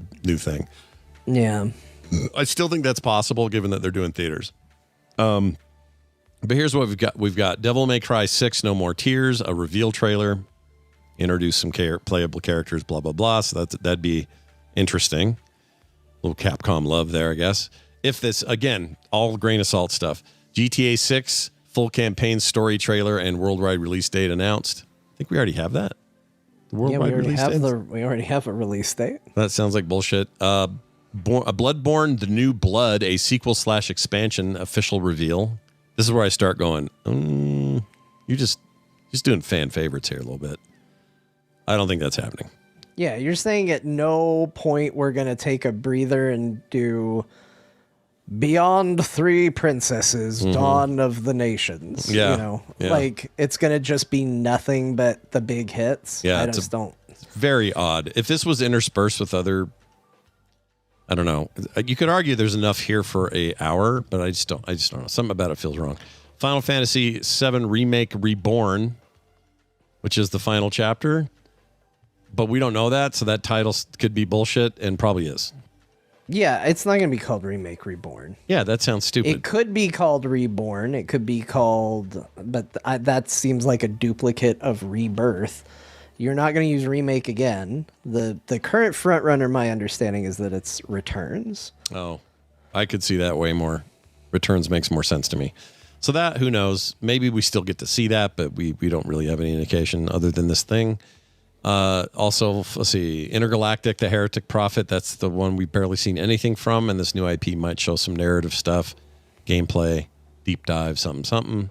This again claims God of War Trilogy remake. I would love one, but not we holding my know breath. that's coming. Do No, we? that is coming. I thought but 3 was getting a remake. They had nothing to show of it last time, and it hasn't been that long. So I don't know. I don't know that we would have anything to show here. But yes, we do know they're doing that. They had the original Kratos voice talk about it.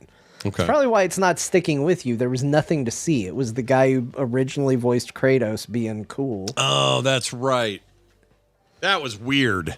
Now I'm remembering. That was a weird reveal, wasn't it? Yeah. It wasn't even a reveal. It was just like he was being weird in his office. I mean, he's excited and he seems like a big personality. That's but probably all that was. it is weird when there's nothing else to show. Yeah. Like you put a lot on that personality. So this claims God of War 1 through 3 is in the remake list. I thought it was just 3. But no, they're all 3 getting remade. I'm all about that, by the way. I think that's great. I will play that video game. I assume it's one big game. Or like a trilogy remake single experience. Because the first game's short. You can't put that out by itself. Anyway, Control, Resonant, gameplay reveal for the sequel, focused on expanding AWE cases and new powers. We've seen some stuff from that, so it's plausible, I suppose. Infamous remake, that's interesting. Probably not true, but I just don't. I would play that. Like, they're not busy enough. Yeah. There's a lot to be putting in here. Kingdom Hearts 4, even though I could give a shit about Kingdom Hearts, that would be a massive thing. I mean, we're due, but Kingdom Hearts fans are accustomed to waiting, so they can continue to wait. Now, what's this God of War saga, The Wrath of who? So there has been rumors that there's going to be a spin-off of God of War based on one of the characters from Ragnarok, I think. Okay. But Freya? We'll find out. It's not Freya. Okay. I don't know what it would be. So we'll have to see. Do you think any of these are accurate? A and B. If not, what are your? The only hill I die on is lots of Wolverine and maybe PS6 teaser. I think we are starting with Wolverine. I think that's a given. They're being pretty open about it. In fact, they're theming stuff around Wolverine. So I do think they're kind of going all in on that. I think I wouldn't be surprised if we got another Grand Theft Auto trailer. I don't think they need a release date, but I wouldn't be shocked to see another trailer for the game. Yeah. I do think we are at time to see whatever the next Final Fantasy VII whatever is. But that could also be at Summer Games Fest, because Rebirth was, I believe, announced at Summer Games Fest. So that one could go either way, but I could also see Sony, especially if they don't have exclusivity to it anymore, which is the other rumor, is that it is not going to be a Sony exclusive, timed exclusive like it has been in the past. I can see them wanting it for their show so that it appears to still be a timed exclusive. Interesting. So yeah, I wouldn't be surprised to see that here, or maybe we talk about it on Friday. I also think we are due for 2 Resident Evil related things. We're due for some 9 DLC coming up. And 4 years ago, I saw this. 4 years ago is when we got Resident Evil 4 Remake. That team is not the team who made Resident Evil 9. So for 4 years, they have been working on what is believed to be Resident Evil Code Veronica Remake. Oh, right. This could be a place for that. 4 years is plenty of time for a team that has already made these sorts of games before to have a trailer ready. So I do think there's a possibility of Resident Evil Code Veronica. Yeah, I think that's possible too.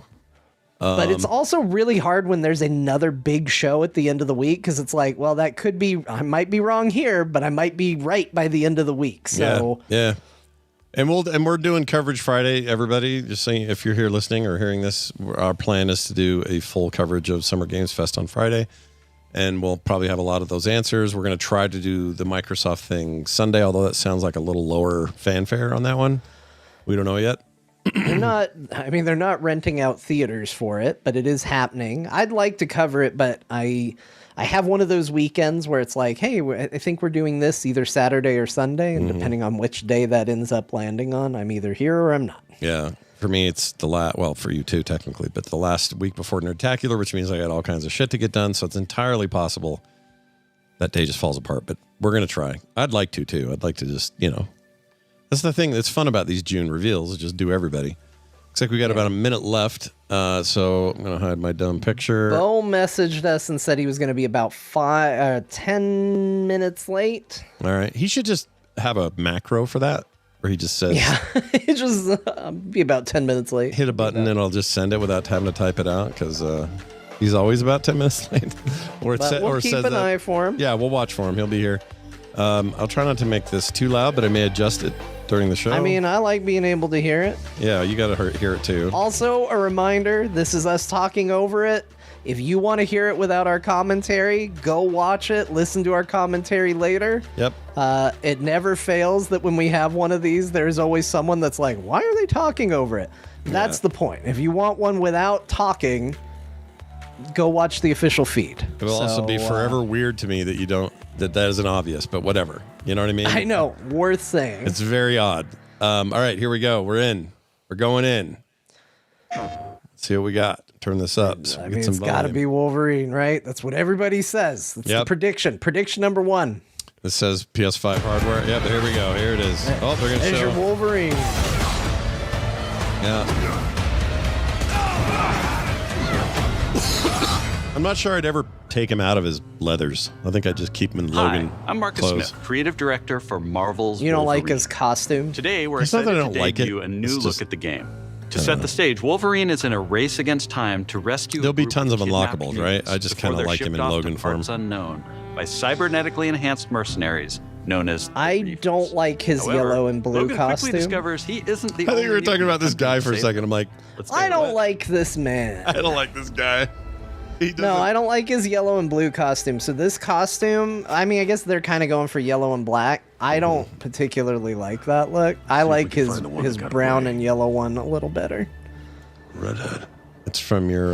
Might be already lead. Wait, who's voicing this? Is this? It sounds like. What's his name? Who does everything now? Looks like she took off into the industrial park. Is that Troy Baker?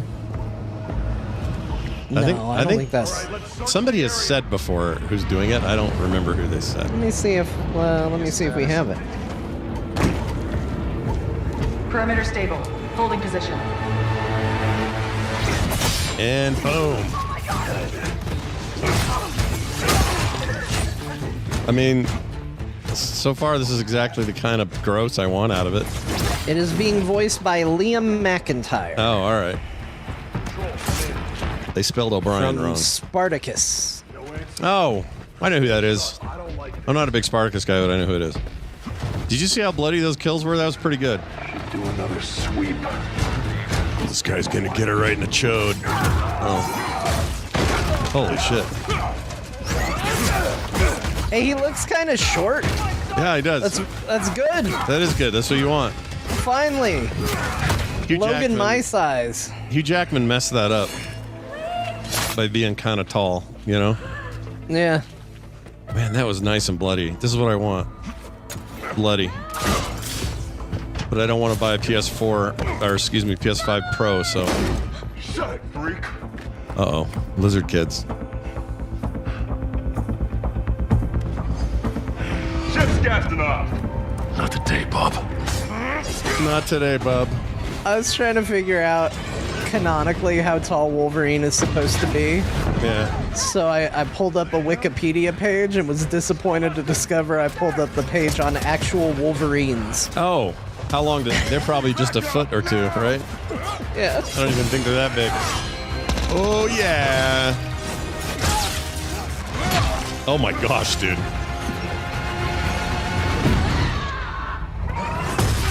Who's fighting with him? Oh, is that Scarlet Witch? Jean Grey. Oh, Jean Grey.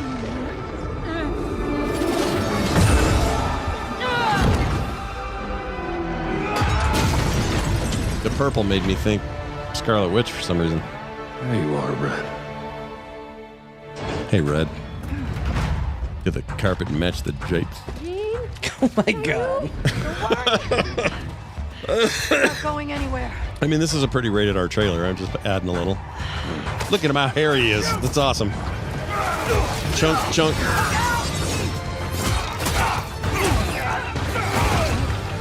This is probably pretty wild in a theater. You son of a bitch! Mini boss. He is getting a little bloody, you know? Yeah. Oh, and look, they are doing the thing where his costume gets damaged and you can see his metal bones. Yep. There was another Wolverine game that did that and it was awesome. Yeah, the one for PS3. 360. That game was all right. I like that game. Oh, shit. Death by forklift or even qualified.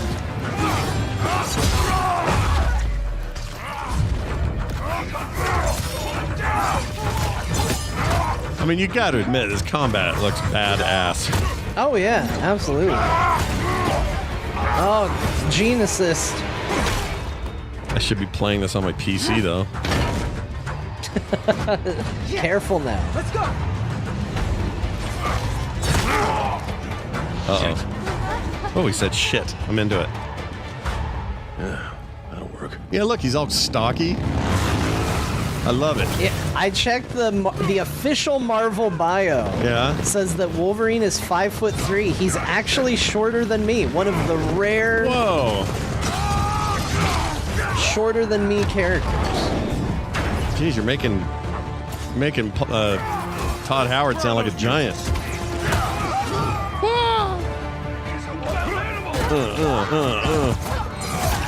Man, there's like 12-year-olds coming at me going, yeah. See, you're gonna get this on PlayStation. You think so? I know one of us will probably cave. Question is who? It's gonna be you. It's gonna be me. I don't know if I can do it. You're sitting here watching this going, if they say, listen, if they say this thing will only do 30 on a basic PS5, I can't do it. I just can't do that. I have to have 60 or higher.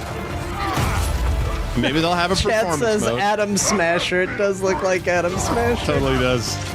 The voice of Cliff, Adam Smasher. Oh, Wolverine's almost dead. What's he gonna do here? Oh, he's forcing a regen. Quick time to die. His costume regens too, which makes no sense, but I like it. I like it too. I'm down with it. Oh, get out from behind that. I've seen Final Destination. They're all gonna die.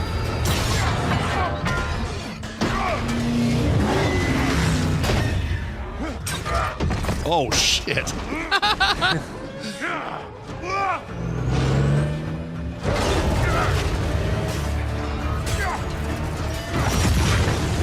I hope it's open world, because I also like to do a lot of just shit. I like to get world shit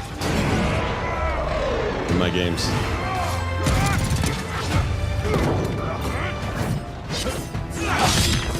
Ooh. Hoping for the redhead.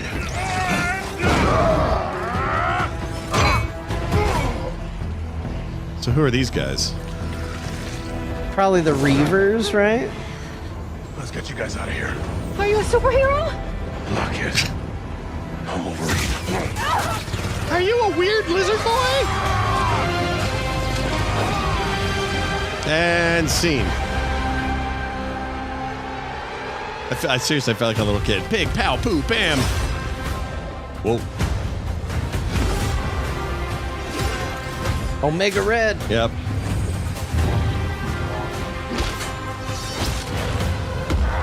Oh, a Deadpool-looking guy. Yeah, and that guy. Sabretooth. Yeah. Some folks can't wait to die.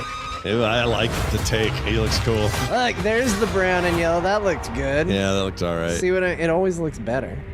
Yeah, the green guy is Leech. Chat pointed that out. That's Leech. He's pretty well known in the comics. We hope you enjoyed that new look at Marvel's Wolverine. This is a single-player action-adventure game featuring a focused, story-driven experience that will send Logan on a perilous journey Give me across the globe. I need an open world, man. Innocent mutant. I'm actually glad it's not open world. I don't want an open world live in Wolverine hiding, game. Fearful of those. I don't know why I want one, but I do. While most of the world. Not every game needs to be open world. As You're you right. saw, Philosophy. You're not wrong. Marvel characters You're totally like right. Jean Grey, Mystique, and Sabretooth. Some folks can't wait to die. I heard that a minute also ago. showed you a glimpse of the brutal combat you'll experience in Marvel's Wolverine. It's fast, fluid, and visceral in the way that only Logan can deliver. Gamers, Marvel's we heard Wolverine you. is built to take full advantage of the PlayStation 5 consoles, and we cannot wait No. for you to get your hands Yeah, on it. no, when it give me launches some frame September rates. 15th, 2026. Please. We're also happy to announce that you can pre-order your copy today at the end of the show in select markets. No. Check out PlayStation Why? Blog Select for more markets. information. Yeah, the select On behalf of market is everyone at PlayStation. Insomniac Games, thank Well, you. yeah, it's a See you PlayStation next game. time. All right. Well, prediction number 1 has fulfilled itself.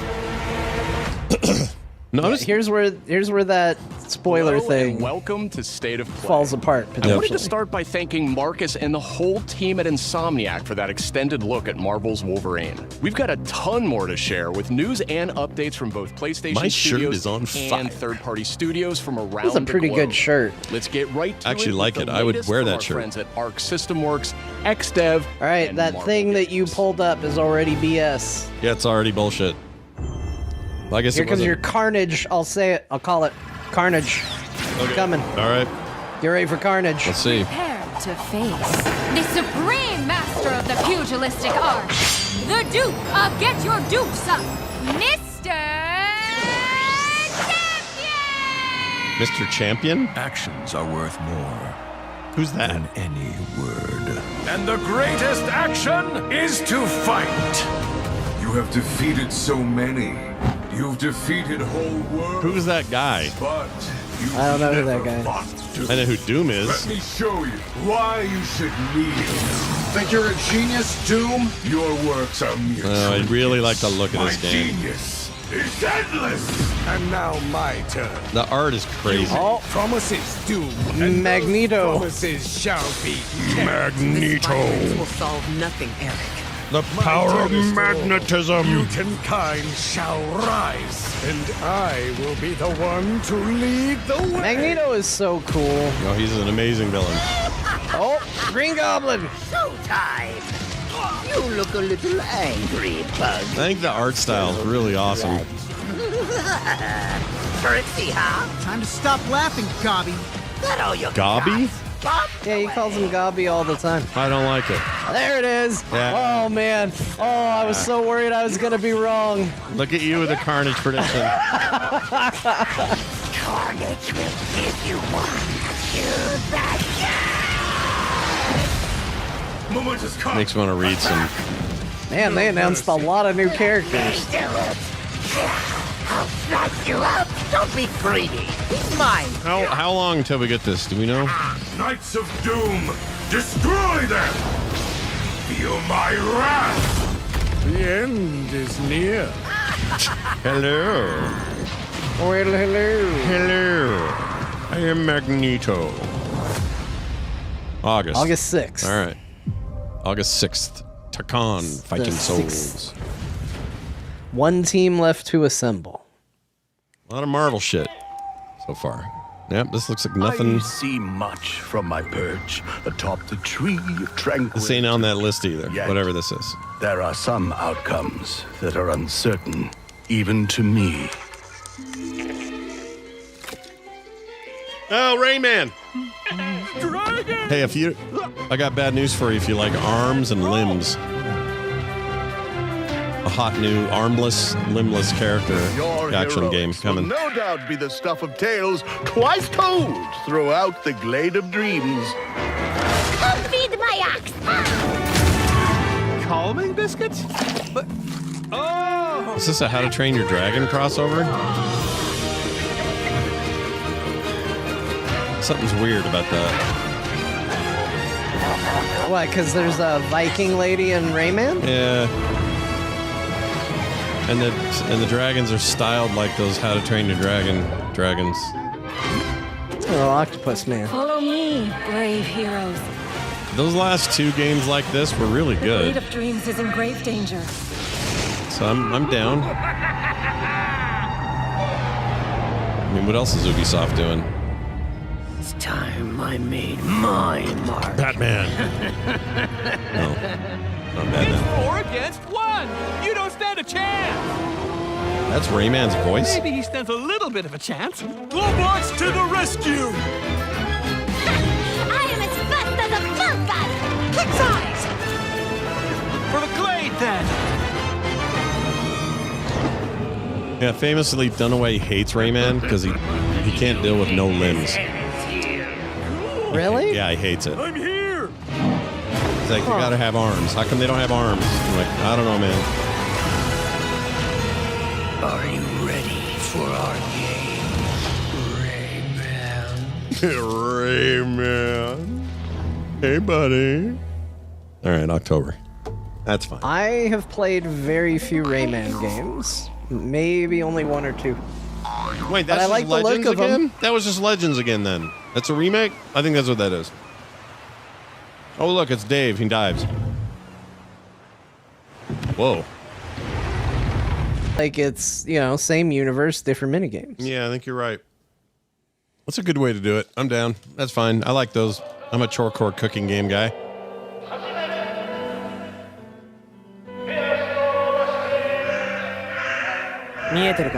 What is this? Did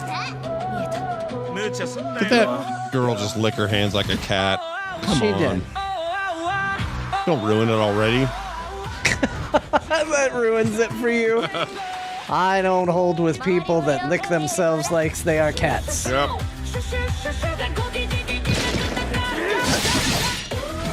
This is pretty, whatever this is. Jeez. You're a yokai hunter. Gotta hunt down them yokai, son. We heard anything else about that chicken game since they last showed it? Where you were a giant chicken? It sounds like Bo is here. Sounds like we can pull Bo in. I'll pull him in. Let's get some audio going for Bo here. Bo Schwartz. Hello, Bo Schwartz. Are you there? Can you not hear us? He might need a moment or something. I think he's got the stream on, but not us. Bo, I'll send you a thing. Do you have him muted? Remember that was a thing? No, he's off mute. Okay. It was a thing. He's not on our vid. He needs to join the other thing too. I might mute him because his sound's coming through. Hello, Bo. Hi. There he is. Hello. Hello.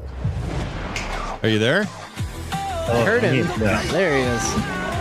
Oh, I have the extras. I have the stream on. Sorry. Yep, I'm here. Hi. Ah, nice. Hop into the you don't have to show video, but get in the Zoom and I'll send you the video feed. Gotcha.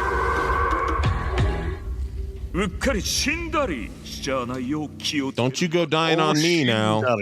That is a perfect example of like the sort of game that like I would need on that list to believe that list. There you go. Yep. That's a great way of saying that. Oh, you're in? Okay. You're getting in. Is this girl okay? What's her deal? That's the girl that is the darling of. Oh, is she from the... Yeah, remember? Oh, I like Fire her. Tokyo girl. I like her. Bo, turn off your video. You made my video from Scott small. Oh, so no, you can click on me. Can I? Make me big, yeah. No, that just made the whole thing big. Oh. Should be able I'm to. working on it. Sorry, just a sec. No, you're good. There should be a way to do it. I'd rather Bo just not screw everything up. There you go. There you go. Thank you. There you go. So, Bo, you missed Wolverine, or maybe you didn't. I watched it. I was on my phone listening to you guys. Talk shit about me. Make a template for his lateness.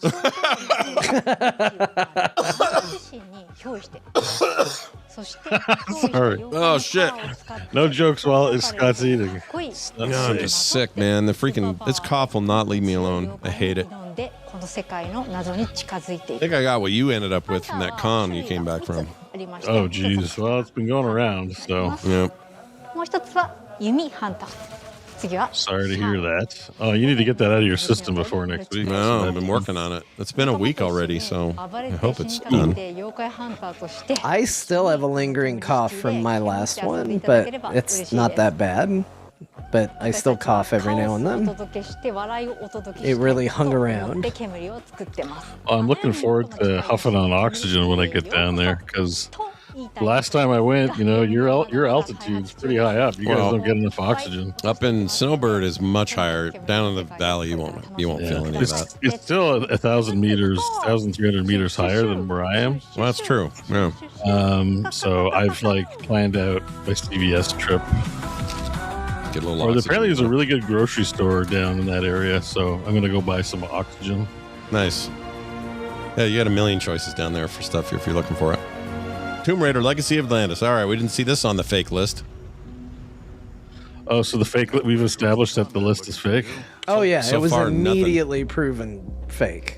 Well, only- not immediately. Yeah, after Wolverine. The only thing it got right was Wolverine, but everybody knew that was happening. So, like, Isn't it a cell phone? Because the list was actually kind of cool. They have Final Fantasy 7-3 on there and stuff. I mean, Final Fantasy, I still think is going to happen this week, but Well, you got Carnage right, so I gotta say, John, I was a doubter. I was watching, like I was in the cab, right, watching. You're like, Carnage is gonna be announced. I'm like, there's no way. it was an educated guess. I was like, how did he know? What does he know? They put a teaser on the last character reveal that referenced Carnage's first appearance in Spider-Man. Even though Carnage is really big, he's still deep here from a mainstream perspective, right? Like, in terms of wondering what's behind it. villains, you know, like There's a reason. they only put him in a Venom movie. is this supposed to be? This isn't a continuation of her from before. This is like I can't remember if this was the remake, because they announced 2, right? They announced one that's a remake and one that's a new one. But this is like classic outfit, and there's dinosaurs, which makes me think this is the remake. Yeah, and animals. Oh, that define the. This has got to be it. This has got to be the remake. It looks really good. Yeah, it looks awesome. You captured your good side. But yeah, like dinosaur stuff, that was all in the first Tomb Raider. I've got a bad side. And her walking around like this with the 2 guns. Yeah, that's Yeah, got to be it. February next year. All right. That's coming to everything. That ain't Sony only. So far, they haven't said much about exclusivity about anything. They're just kind of keeping quiet about that, which is weird. Well, it's what they usually do. They usually make it seem like it's only on PlayStation for everything. Yeah. Uh-oh, dinosaurs again. Okay, we had little kid, but now we're seeing real dinosaurs. It's going to go dark at some point. Dad's going to get eaten. Jurassic Park. Jurassic Park Wayne Knight. I'd play that game. Just all the Wayne Knight scene. Yeah. I'd watch that. That would be open world, and that way you can, Ooh, John. Dino Crisis. Yeah, I was just going to say, what if this is Dino Crisis? That immediately reminded me of Dino Crisis. That reminds me of Dino Crisis. Yeah, I'm starting to think. Is this Dino Crisis? I think it might be. It's like RE engine business, a little bit. But it's not Capcom, right? It said Annapurna. Oh, it did. You're right. I don't think Annapurna's doing Dino Crisis.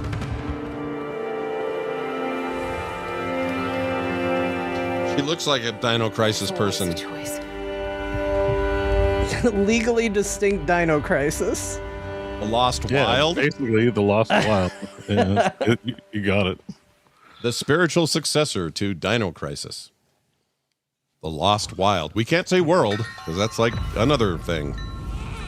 It's a game. If you're wondering what this is, it's a game. It's a game. It's a game. It's a game. Hey, another martial arts focused. We saw this one, right? I think we've seen this before. Oh yeah, at the Microsoft event. It was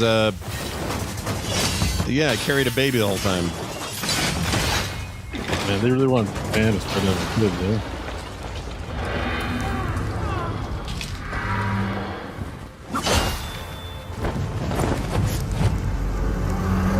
It's Norman Reedus. What if it is, dude? That would be weird.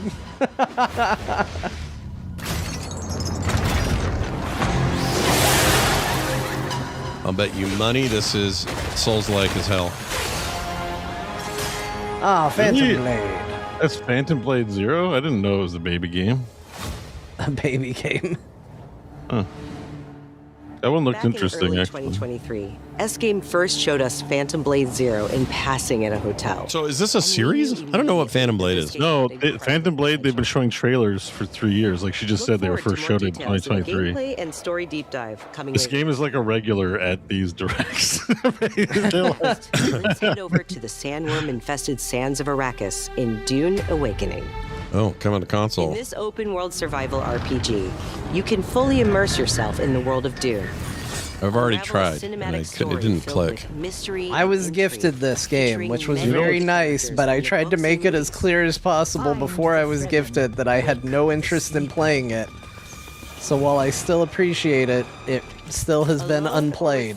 I have. You know what's super immersive is when you mine a rock and then do a 360 and the rock reappears. Yeah, that's pretty fun. I hear a lot of that's fixed now, but. Oh, maybe. And I love the world. I'm a big Dune guy. I love all that shit, but the game just did not grab me. I don't know why. I think it was just, it's so pure, the grind of, you know, survival games, or at least at the time. I should get back in there and see what's up. Trooper, or My friend Ben plays it all the time. Yeah, it's See like him in his there favorite constantly. thing. My nephew Chris is that's all he wants to Dune play. Awakening. You can choose to play with your friends or alone in a brand new I just think you have a lot of options in this genre. When I play this, I'm like, I think I'll play a better one. Ooh, single player mode. Now that's interesting because I like to play by myself. That's a worm. Dune Awakening. Awakening arrives on PS5 Thanks, on Scott. September 22nd. I mean, they did cover the two things I know about Dune, sand and sandworms. Fan So favorite PS2 classic Dynasty Warriors 3 is getting remastered for PS5. Why 3? Is 3 considered the height of the thing? 3 is a high point for the series. Yeah. That established the foundation of the series. Players can become one of over 40 officers and experience intense 1 versus 1,000 Get to be Lubu. vast battlefields. That's Lubu? No, that was not Joining the Lubu. battle is Zilwan, the protagonist Officer from Lithium? Dynasty What are the Warriors officers? Origins. I want to play the new one still. I just haven't. I don't know. I don't have it. If I had it, I'd play it. How about that? I have it. I played it a little bit. It was good. Yeah, you like. You were part of the reason I almost pulled the trigger that day. Today.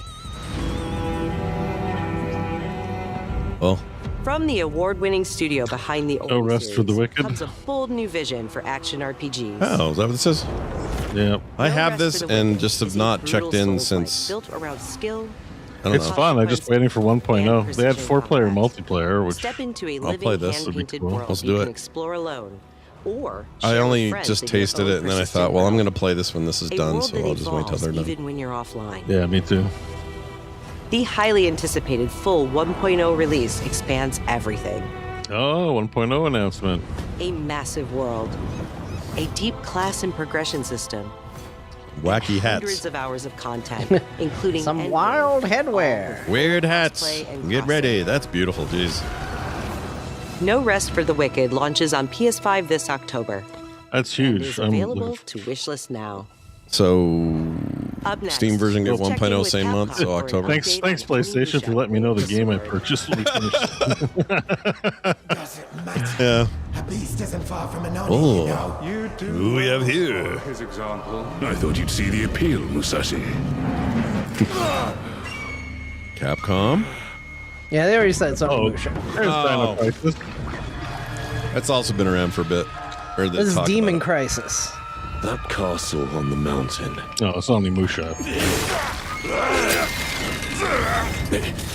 Musashi, I sense Genma. it. It looks old and new at the same time. You know what I'm saying? Yeah, it's kind of interesting. I doubt this area I'm okay with the was designed stylistic for takes. visitors. It's just something's Castle's throwing owner me. must be terribly cautious. Yeah. Oh, God. That's like some Jabba the Hutt business. Yeah, I don't like it. Musashi. The fool who seeks strength yet rejects the power of the Oni. Oh, Radan's in this game? You shame your It's, what's his name from Street Fighter? Blanca. my might. If you live by the sword, fighting is everything. If you live by the sword, fighting is So you've everything. lost. Dropping Gamer hot readers knowledge on us, man. Yeah, that's a true statement. That checks out. Only Musha. What then? Are you going to start taking human souls? If human souls are what it takes. This is some melodramatic bullshit. Musashi, if that's the path he walks, I will follow. Should get that looked at. That's a weird I've mole. chosen to trust Musashi's judgment in all matters. Ori departed. Give me every ounce. From the sands of time. No, how's. I like this narrative contrivance, though. The idea of a guy that's like, no, I'm not going to use these evil powers, and then he gets his ass kicked, and he's like, all right, I'm going to use the evil powers. I like it. Give me the gauntlet. I'm ready. I like it. I'm not going to do it. And they beat him up, and he's like, I'm going to do it. I'm gonna totally do it. I'm going to do it right. Well, the sealed curse and the lion dog. We can't wait to I get our do hands like on a good Onimusha lion Way of the dog. Sword this September. But Lion you won't have dong? to wait long The to flying try it dog. yourself. Oh, Here's dog. one more update from the Onimusha team. Okay, the demo is here. Okay. Oh, all right. Yeah, I like Is a it demo. only on PlayStation? I'd Yeah. play a demo. I don't know. I mean, it's Capcom shouldn't be exclusive. They have done that. No, I think Resident Evil 9 did that, actually. Oh, well, not the full game, but like just demo access or something. Yeah. They pay big money for that stuff. I think. Crazy, what's the point? Let me go buy a PlayStation if I get a demo. I think the idea is that you have a PlayStation and you play the demo. I don't think they're trying to sell you a PlayStation for a demo. Yeah. There's like no benefit to that, right? You know, unless you have less people have tried your game. Oh, I see. As a business decision, yeah, it's kind of weird. What do we got here? Is this that weird baby one? Reaching in his chest wallet. It's that one, isn't it? That we saw that one time. Oh, you think this is the game where he kicks the baby? Maybe. I really dislike that. The baby. Like, oh no, this is Silent Hill. This is that Silent Hill that's in. Yeah. What's the? Oh yeah, never mind. Yeah. We knew about this. This is Silent Hill. We've seen. Who's there? Captured on a PlayStation 2 or 5 Pro, which tells me it won't let it run like shit on the 5. Please say something. Where did you go, Simon? You're gonna get so many emails, Scott. It's fine. Whatever. All this 30 frames per second shit, I can't do it. I had a TV like that, and it was not that high a quality. Do they still make stuff like that? I don't think so. This is set in some other time, right? I don't know, but I had one of those, and it was. This is a city of hipsters. Look how this guy's dressed. I think Wolverine looked incredible, chat. And if I'm not saying it'll get me to buy a Pro, but What are you doing here? if it will run at 60 on a base PS5, I will get Wolverine.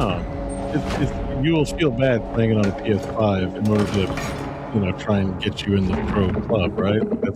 Yeah, but they're never gonna. The idea, or they wouldn't do a Pro. They just make the PS5 more performant. They're just not gonna put it on PC, so it's like I don't know how else I'm gonna play that shit. Scott, how do you feel about the idea of facing off a bunch of naked men in this game? And not in a sexy way, it seems like. I don't want to. I really don't like any of that right there. And This looks pretty good, Scott. Maybe you should give this one a whirl with John. I don't know. Bunch of wrinkly testicle-looking enemies.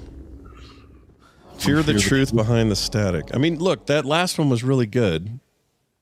It's not like it won't be good. I'll bet it's going to be great, but that looks like it's going to scare the shit out of me. Target is the front gate of the capital of our homeland, the Federation of Central Asia.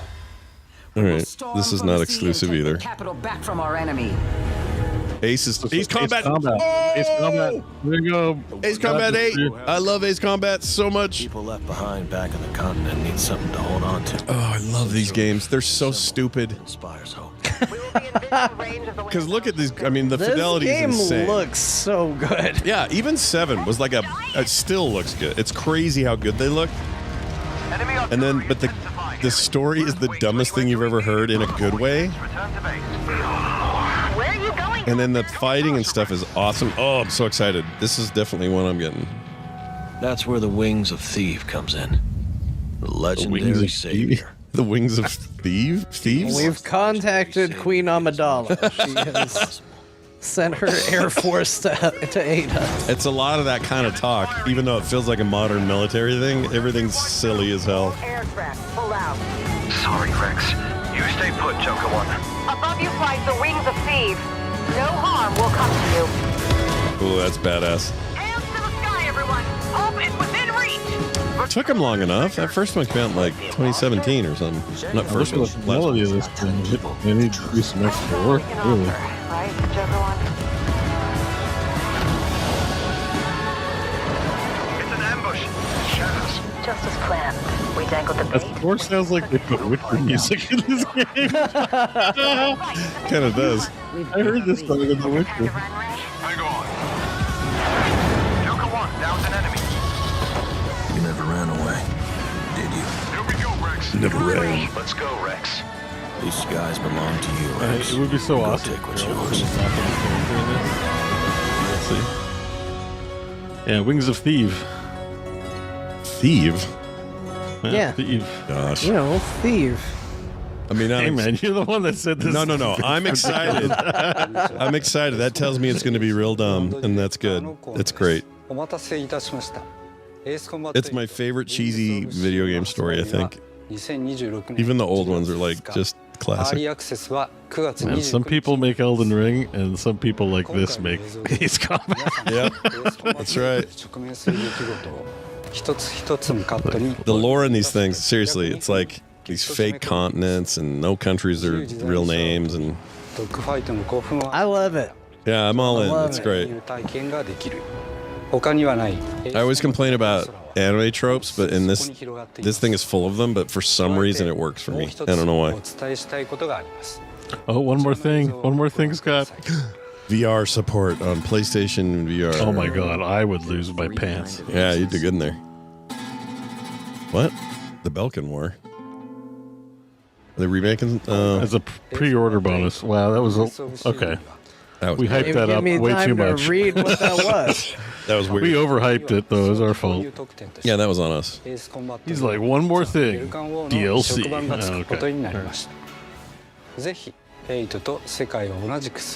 The World of Strange Reel? Yeah, that's the name of the damn country. That's the name of the world, dude. I'm telling you, that game is, they're effed. They're just effed.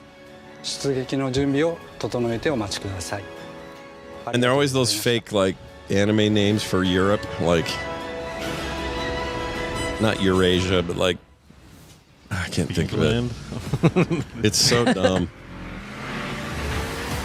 Hello.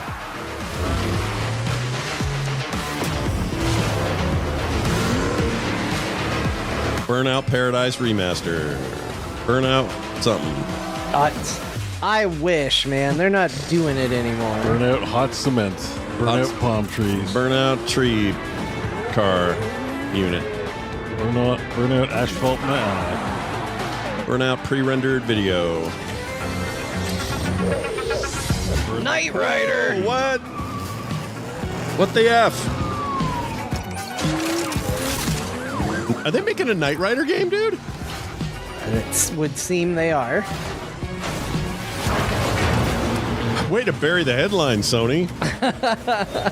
You're like, why didn't this open the show? Knight Rider versus Mad Max. What are they doing? Is it Twisted Metal? Okay, now I'm confused. Is this Hold on. Hold on, they found a car I really like.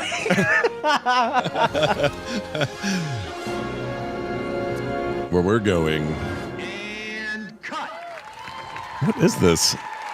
Mortal Kombat is Johnny Cage. I think we got it. Yep, role play that. That'd be so funny. Oh, Stuntman Hollywood. Dude, the Stuntman But they're doing a bunch of licensed stuff for it? That's awesome. I love Stuntman. What a cool reason to do a bunch of movie tie-ins. Yeah. Plus, this series was long dead, I thought. The Stuntman series ruled. No way, dude. I think that's cool. That's coming to PC. I like that a lot. Ooh, this is on a PS5 Pro. I'm sure it'll be the best representation of what a regular PS5 will do. Yeah, did they capture any of this footage on regular PS5? No, the bastards. That's my problem. I know they want to sell why. it, but Maybe it's not good. They're not Team gonna Clout. showcase? Team Clout. These are people on Twitter. Team Clout. Fox McCloud. Oh my lord. Oh my gosh. Is this your baby kicking game? Because might this certainly be. seems gross in a way that... This looks disgusting. Oh my god. Oh my god. It is. It is. Bastard. And you're tough. Surprisingly lively for someone who just came out of a coma. Barry? If you want to survive. If anybody ever says that you look surprisingly lively, punch him and run away. Yeah, dude. I don't like that guy. That guy's worse than the monsters. Yeah, he sucks. You fell from the moon. I like the acting's gonna suck, but I'm in. I'm all in. This is like the most FMV, non-FMV game I've ever seen. I love it. Go there. Kick a baby, kick a baby. I'll take my chances. Turns out I'm a lucky man. Oh my gosh, dude. Oh my gosh. Oh boy, Scott, we are going to be playing this. I I'm almost guarantee it. I'm effed. They had to blur his jump. Yeah, Did you blurred see out that? his ween. Oh my gosh. Punch a baby. There's the baby punch. Okay. The game does look kind of psycho. Keep quiet in there. The acting sucks. I kind of like it. The acting is illin'. I kind of like it. Yeah, that'll probably end up being a thing. Frames. Is that on multi-platform or is it just Yeah, that's coming to everything. So far, they're not the same with this game. They're not doing a lot of exclusives except for Something Some is up top coming. stuff. I have to go. It And felt that game does look cool, like how gross it is. earthquake. Chat room makes the most predictable prediction ever. I predict Scott will scream. Falling off a Seems desk. accurate. Yeah. The tiniest tremor before the main event. Jesse. I know what they put you through. You never had a chance. Oh. Is this Control or something? Yeah, this is Control Melee. Seems like a thing to keep your eye on. You know? As things stand right now, Dylan, Other than their weird shot at survival. thing they made last year, what was the thing they made? It didn't do well at all. It was just like a total tanker. They tried a live service game. That's what it was. Oh, yeah. FBC Fire Team or something like that. The FBC. Man, that guy's head wasn't even effing human. That guy's head was big. The hiss. It was a way out. This guy looks like if you took Norman Reedus, Jack Black, and Jon Snow and made a human being out of Nailed three it. of them. Nailed it. They have to have three-way sex to make a guy like that. That's the only way it works. Yep. They can't just all put their stuff in a bottle and shake it. Mm-mm. All their spermatozoa. Like a salad Yeah, shaker.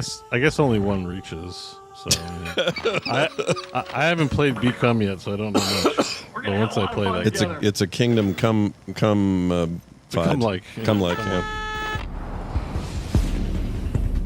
Control Resonant. Who's Resonant? Why must I control him? Oh, this looks like some Marathon shit. Yep, it is. So Marathon's got some kind It's of... your new director, the guy who did all the episodes you hate of Game of Thrones. That'd be great. Now that they've patched a bunch of shit and made it a little more friendly to play, I feel heard like they were bringing like a single player or something. Yeah, or like a PvE only mode or something. They're doing a PvE mode. Yeah. Interesting. Okay. Yeah, I kind of want to check that out when it hits. I mean, I like PvP, but I don't like extraction PvP. It's pretty much done for me. Buried in shallow. But extraction PvE, I mean, that we can get into that. I'd rather just play Overwatch. You know, Like, I feel like, Chad, if you'll forgive me, I feel like I've been pretty positive most of the show, so allow me my moment to be a super negative man about this, but I'm not going to get excited about a PvP-only game going, well, maybe we'll do PvE now after it's launched. That sounds like a garbage attempt to recover, and I'm not interested. It's a fair point. John Surley now, not me. Yeah, apparently people are not happy about the Destiny 2 decision as well, overall. I mean, it's just in maintenance mode, right? Yeah, but it has a pretty strong player base, apparently. Like, if you want to make a PvE game, make it. If you want to make a PvP game, make it. But everyone told you they wanted a PvE game at the beginning, and you didn't listen, so I'm not going to give you goodwill now. Yeah. Like, oh, they finally decided to listen to us? Shut up. Shut up, Bungie. Go make Myth 3. A game as a service. Myth 3. Yeah, Tezzeret, John would play PvE Overwatch. That's Yeah, but it would have to be a whole different game. Like, there's a difference between... Yeah, there's a difference between, hey, we decided to make a new game that's PvE versus, oh, that thing that everybody wanted to be PvE, but we wanted to force an extraction shooter into. Well, now we're going to make it PvE now. I mean, that Overwatch 2 was billed as that, and I remember you being like, yes, I will have an open mind about let's Overwatch take a look at what's 2. coming soon to PlayStation New Plus. installment that is PvE. And then it's the one part that got cut. To PlayStation Yeah. for the first time. What's this? RuneScape Dragon Wilds is an open-world survival game where you ride. Oh, I own this. I think I own this. I haven't played it yet. It's Valheim, but in the RuneScape world, and it seemed okay. Waiting for 1.0. People like it. All these games take 5 years to come out, so you know. Yeah, I think that's what I tell myself with a lot of early access stuff. I'm like, I got time to get to it, and I think that's what I did with this. One thing we need to look out for this week is I think there will be a Valheim 1.0 announcement finally, and I'm stoked. Oh, yeah? That's the scuttlebutt. You think that'll make the Summer Games Fest stage or some other? Okay. Yeah. Like I saw a blog post where they're in final stages and inviting people to PTR. build a home So, together. I'm pretty Actually, confident. do I have this? Fish the water. Because I think my wife and my best friend got it. So that's just a... I mean, I know I have it. But I do have it. Dragon Okay. Wilds arrives day 1 on PlayStation Plus later this year. Does that mean that's a Is that a preview 1.0 there? Yeah, that's what confirmation? that's the 'Cause part I it's don't know. still- It hasn't been in early Preview access games that coming to long. the Classics Oh. catalog over the next few months. In June, What is battle this? colorful enemies with musical instruments in Guitaru Man, the most stylish Guitaru Man. Guitaru Man. Uh-huh. You guys don't remember Guitaru Man? Nope. Well, it's a classic. I'm sure Note it is. it's coming to the Classics catalog. Yep. That's where classics belong. In July, Ugh. Psyops the Mind Gate. Oh, Psyops. I used to like Psyops. This Psyops PS2 was action cool. Yeah, it had some running ideas, gun man. gameplay with psychic powers. It was like, here's your Star Wars game, but it's not Star Wars, you Yep. military man. Yeah. But you get all the Force powers. What in the... And What in the... Cat Boy Unlimited. Onimusha Dawn of Dreams, a cult classic from It can't make me 2006, laugh. launches later this year. in August. Well, I mean, the tiara he's wearing is something else. Sexy. That's an Onimusha game? Damn, I missed that. I don't remember that one. I don't I at remember the all. one with Jean Reno. I remember that one. Love him. He's great. Fire Spit. Spite. Takashima Island, Sprite. haunted by dark stories. I'll get there. I'll eventually get it. Confront the evil, corrupting paradise. I got quieter for some Hey, a reason. spider. Dead True International. No thanks. I don't even know what this is, but I'm out. Not into this? Well, we haven't seen the twist. We haven't seen when all the zombies eat them. Yeah, what happens here? Oh, I thought he was going to hit the dirt or something. Over! They're rotating on that one. Hey, it's Asterion. Above video. No, it's Is it really him? Yeah, it's him. Neil, shit, what's his name? Neil Patrick Oh, you Harris. two haven't met yet. Neil John, Druckmann. what's his name? Neil. Neil Newbon. There you go. That's him. That is him. Roland, whenever you're ready. This facility has been shut down. This is one of those horror game series from that horror game company. Until Dawn. Yeah. I can't think of the name. Yeah, Oh, these that two. way. They're about to experience. Well, like I said, Quite we gotta wait for the swerve here. We're ruining it for John. I think John. We're having the happy fun time. Okay. Yeah, it's got to be these guys. We gotta go. We were about to have sexual intercourse. Grip it tight.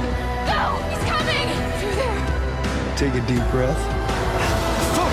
Which way? Steady the mind. We're gonna have to jump! That's Newbold for sure. Newbone? Newbold? Newbon, I think. Oh, shit. he hit the rocks. Oh, my gosh. Oh, there he is. Is Yeah. that Peter Stormare? Yeah. It is Until Dawn, too. That's a big get. Okay. He's the best Satan ever in the history of Satans. It now looks like he's going to be a doctor. I really liked the first Until Dawn. It was very good. Hi, I'm Stu Tilley, creative Mr. Robot's director in at that. Firesprite Games, and I hope you enjoyed the first look at our brand new installment of Until Dawn. In Until Dawn 2, a successful crew of ghost hunters Stu Tilley is a all cool their best name. content It's fun to say. come face to face with real horrors. I'm pretty sure for he the put very his hair first like that time. intentionally, but it kind of looks like Having too just much signed a wind deal blew with on a it. major TV network, Let's see it they again. visit an abandoned tropical island. But beneath Oh, the Spider's beautiful Boat's your surface favorite. Hides dreadful, heartbreaking secrets, centuries old and hungry for vengeance. This poor kid. We're looking forward to Oh, sharing yeah. more details about this very soon, ahead of release in 2027. Thank you. Did you ever play Until Dawn, Scott? No one ever bought it, so I never played it. One more game. Hint, That is not a hint. It Nobody is buy it for me. I something don't want it. This is a brand new title debuting with more than 20 minutes of uninterrupted gameplay. So The next one will be. sit back and enjoy. Wait, we're about to watch 20 minutes of gameplay? We're gonna watch. I hope we like this game. Otherwise, we're gonna 20 just minutes? chat for 20 minutes, guys. Holy shit. Stellar Blade 2, please. It's going to be 20 minutes. That can't be right. What if it's a It's blank gonna be screen? 20 minutes, but you only need 15. You know what I mean? Yeah, I know what you're saying. It's going to be 20 minutes of this black screen. Oh, here we go. Nathan Final Drake. Fantasy. Hey, if it's Final Fantasy, I'll take 20 minutes. If it's Nathan Drake, I'll take 20 minutes. I don't know why I think it's that. I don't know why Font you do either. looks fonty. There's a singing lady. I'm out. Oh, it's God of War. I'm out. It's God of War. Oh, shit. Right? Yeah. That's the God of War theme. Sounds like right? it. Yeah. When it's Santa Monica, they do it. So this is that rumored spin-off, or is it going to be Dad Kratos again? I think it's going to be the three remakes. What if it's an MMO light like Horizon Zero Dawn? Let's go. Let's get in. It's an extraction shooter with Kratos. You got to get the most gods killed and then extract with your blades of chaos. I think you are free. Yeah, that's him. That's Won't Shut Up. Yep, that's him.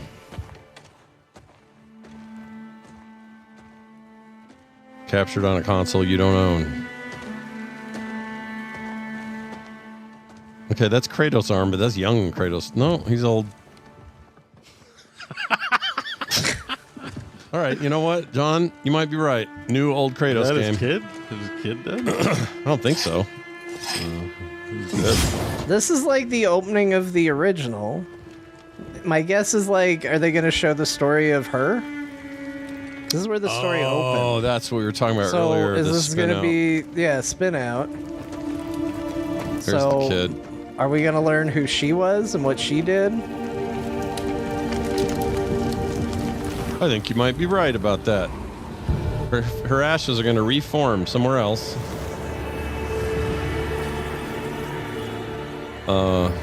And then Chat, Mom of War. Mom of War. It's pretty good. Perfect. Was she supposed to be a Greek of Greek origin as well? No, I don't think so. I think she was from this land. Okay. She was like a giant, right? Because that was the whole thing, is his son is like part giant. He's so tiny though. I thought she had a fish. I fish guess it's tail. part giant, so just a giant toe. or Yeah, something. she's one of the giants. We have to get that mole looked at. Oh. This is how it starts? Yep, it's going to be her. It's that Senua thing. So it's not a prequel, because this is That- picking a... It's like a Is that Cohen Daredevil, cycle. lady? Oh, that could be It Daredevil does look lady. like her, yeah. It could be her. Yeah, does look like her. Deborah Ann Wall. Yeah. Oh, I bet you money that's her. I just can see it now. I just got that vibe when she started, when she woke up. It kind of looked like her. But like different, you know, like they took... Well, it's a girl, so woke. Just kidding. Yeah. I don't really feel that way at It's all. going to eventually tie into Daredevil. Yeah. And then the inevitable God of War versus Daredevil spinoff. I'd be You into it. wouldn't be mad if Brian Cox was in the... Was it Brian Cox? Yeah. Charlie Cox? Charlie Cox. Brian Cox as Daredevil. You got your Cox mixed up. Oh, I'd love that. Sorry about that. No, I'd love it. Give me that version of I mixed Daredevil. up my Cox. Brian Cox? Yeah. Brian Cox and God of War would be good. he's that physicist that's always on Neil deGrasse Tyson's shit. Oh, that Brit. Yeah, there's two Brian Coxes, right? Yeah, I mixed my Cox up. Yeah. Okay, It's a war of Cox. it happened. This looks pretty. They're starting on the path. Thanks, God of War. It's Or just- sorry, PlayStation 5 Pro I don't own. I didn't get to say goodbye. It sounds like her voice. She's voicing It does. Too. I think that's her, dude. Yeah, it is. I just watched the second season. I have the voice in my head. So the prediction paper had a reference to this possibility at the bottom, but a bunch of it was cut off. I don't know if we call that a win or not, but Well, this was also a rumor too. I had heard a rumor of this game as well, so I think it wasn't like a crazy prediction. So the question is, how's she fight? What she got? Staff? Knives? just she was a vampire. Turns in True out Blood. she's even angrier and more violent than Kratos. Mm-hmm. You guys see True Blood? She was a vampire in that. Like, do you think it's like Mom of War or like War Bitch? It's more like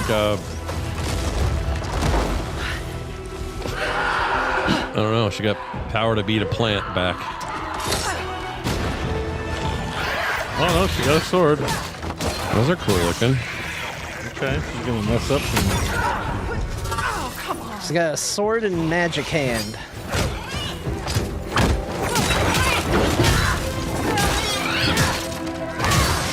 So 3D in the room. Shouldn't have been that difficult. She called that difficult, so I think we now know why she and Kratos fell in love. Yeah. Oh, she does juggle combos. She got a little friend. Yeah. Armor. Hey! Good idea. Over here. You should put on some armor, Snarf. My brain went to Snarf right when you did it. That's great. Oh, Snarf, there's armor on this skeleton. Snarf, Snarf.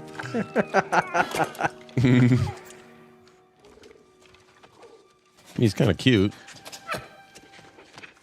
That's the version of having your son around with you in this one.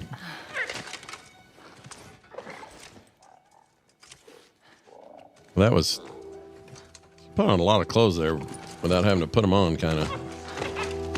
Oh, all that animation costs money if it happens off camera. It's easier. Kind of badass looking. Yeah. Snarf, go this way, Snarf. I think there's a secret hallway in here, Snarf, Snarf.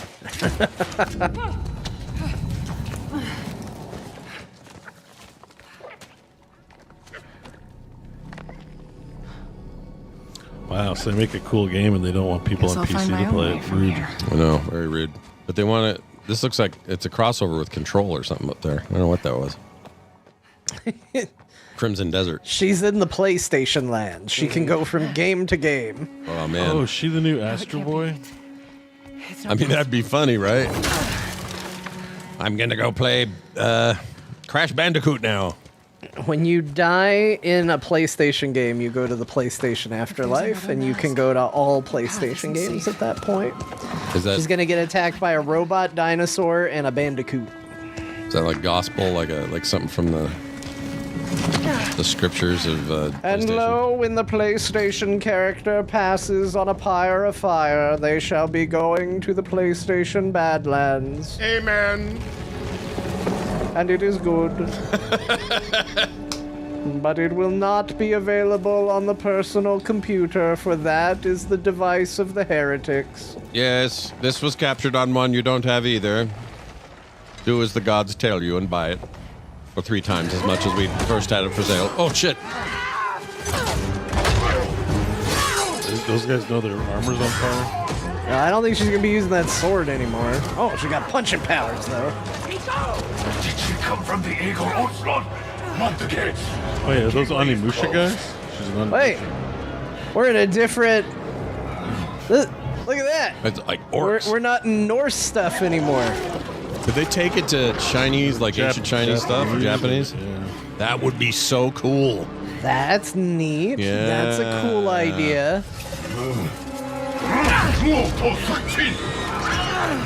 You'll brush your teeth, he said.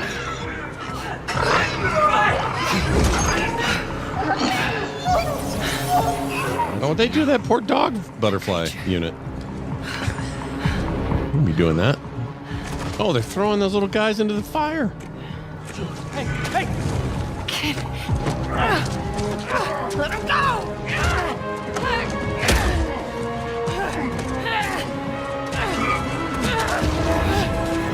R2? That's an R2 unit. Oh.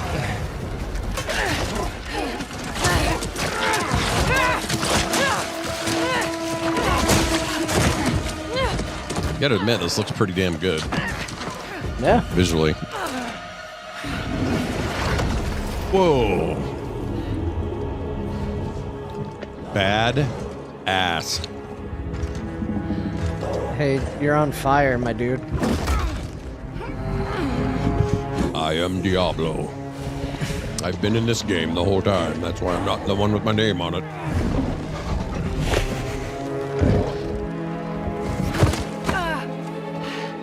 This looks like Chinese, ancient Chinese stuff. I could be wrong. Yeah, maybe. Could be Japanese. No, you might be right. I don't. It's gonna be awkward when they all part and Jesus shows up.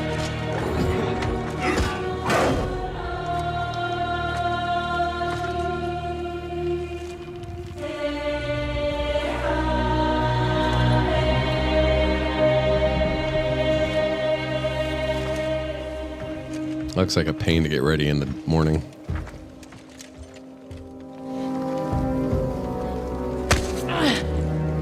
Her hand smells of flowers. Kill her. Ooh, that makes me sick. Ugh. Ugh, gross, dude. Another mask. Oh, why is that so gross to me? I think we just found a new thing that Scott doesn't like. I really just like that. Hand horror like that. I wonder. Ash Lioness in the chat says looks closer to Norse mythology? Not even. Set you free. Like, not even close.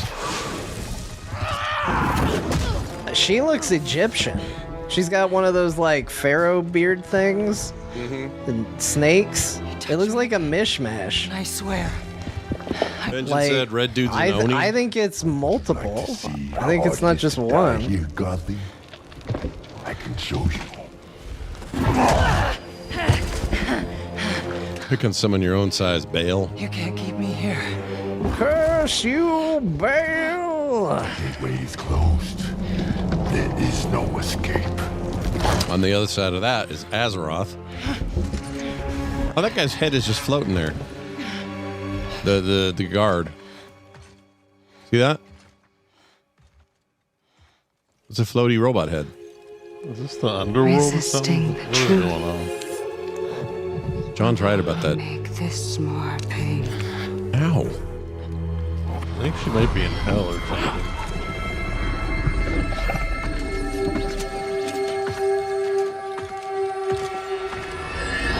It's Leon S. Kennedy. No. Betsy. I will handle that problem. Touching his nipple. You. I just touched his Deal with like our new man boob multiple lot, times. yep. A lot of pectoral fondling. Yeah. Whoa, look at that. Ooh, he's got a rattlesnake tail. Holy shit, dude. That's badass.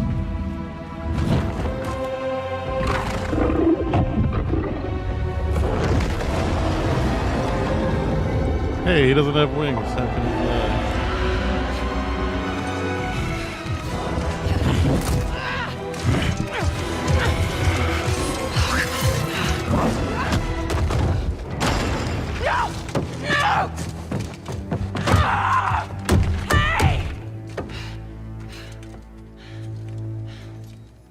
Use your new blood vampire powers. First time I ever saw her was in that. That looks like. I think they're going. There's a big fortune cookie over there. Be careful. A gelatinous cube. Oh no! Oh, you're different. You're a cube. Talking. You know what? It doesn't matter. How do we get out of here? Yeah, we've tried. There's no way out. And you're a talking sword. I'm not the sword. I'm the ribbons, obviously. And my name is Rue. The cube is Frank. This thing took a turn. The game is just Okay. getting silly at this point. There has to be a way out of here. There's probably some ancient. A way out, but you're not even on An ancient religion built around Frank the Cube. Yeah, Frank the gelatinous cube. I'm dead. Well, don't forget the ribbon. Bethany the ribbon or something like that. What was it? It's like you're holding something back. This isn't working. You should be able to get through there. You're pretty skinny. The cube sounds like Jack Quaid. The Where cube? are we anyway? Yeah. Afterlife of the gods? I call it the everyone. Oh, okay. So it's hell for gods.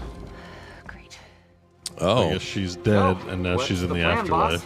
But Okay. What's your not boss, for Frank? humans, for But why is Frank the Cube in hell? Well, he's probably from the D&D universe. Yeah. Wait, you made that big explosion happen, right? That Liam? Did you do that again? No, it's not Liam. Wait, is that Huey from The Boys? Wrong. Oh, yeah, you Jack said that. Quaid. I said it. Oh, it is Jack You're Quaid. right. I thought you were kidding. You No. out, right? It really Sorry, sounds John, like you him did in the say way it. that it is him. Yeah, it My sounds like brain him. just didn't cross. You know who? I thought you meant Randy Quaid. Like, I thought you meant his dad. I was thinking of Inner Space. That's his uncle. You're dead. Oh, his uncle dad. You mean Dennis? Dennis Quaid is his dad. Oh, Dennis Quaid. I was Yeah, thinking yeah. of Dennis Focus. Quaid. Yeah. Yeah. You're here. His weird uncle. His weird uncle Randy is a whole different. No, I thing. wasn't thinking of Randy. It was Dennis, the guy with the smile. Yeah. What if I need to be somewhere else? Then cough can suck focus up. on what you do need. Chode.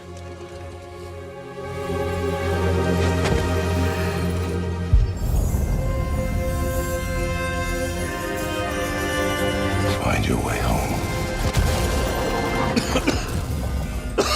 If I buy this, I'm going to have to do this all again. What were you thinking of? A promise. Okay. The problem with your 20-minute preview is that you're playing the game for people. Get ready. Yeah, isn't this just the demo? Wait, not a good idea. Bad idea. Too late. Too late. Already did it. Committed the magic.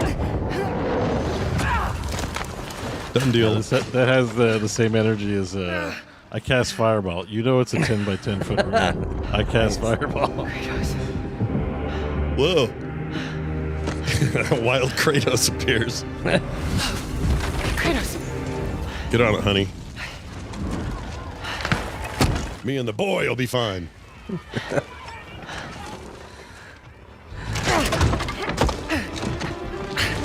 Did he blow up the cube? That was rude. I don't know. Is Jack Quaid dead? Whenever, yeah, Jack Quaid blew up his character. Well, I think they said, like, because they're in hell, death is, like, kind of not it's not the worst outcome because they're already dead, you know?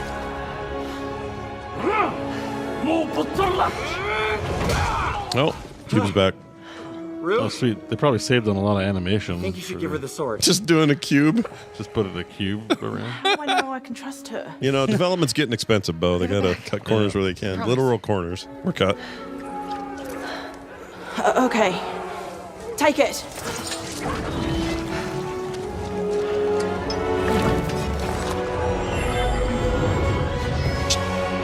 You shall draw the sword from Frank the Cube.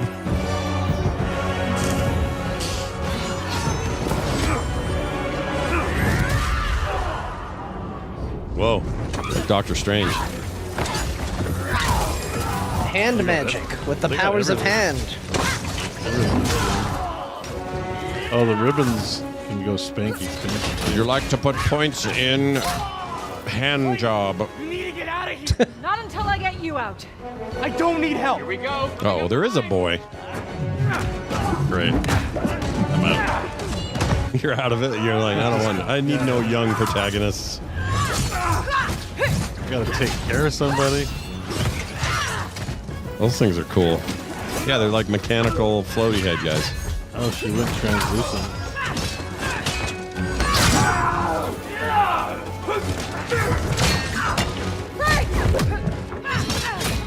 Frank, You know, the I don't Frank know how I thing feel is about very having odd. an NPC named Frank. Yeah, it's odd, right? That's the kind of jokes we make that are bad. You know, like. Or they work in your D&D campaign No idea I'm because opening that cage. it's theater of the mind and we're all having fun. It's the kind of thing that, like, I'm watching it and I'm like, it doesn't really bother me, but I know I'm going to find the internet insufferable for the next 3 Oh years. gosh. I had not even considered that. And you're not wrong. Oh. Nothing Bale likes worse than getting spit in the eye. Dude, that is a very cool character design, that guy. He looks awesome. Don't make promises you can't keep, Gotham. I am on fire all the time. I If they farted. were all right outside the cell, why did they let her do all that stuff? I don't know.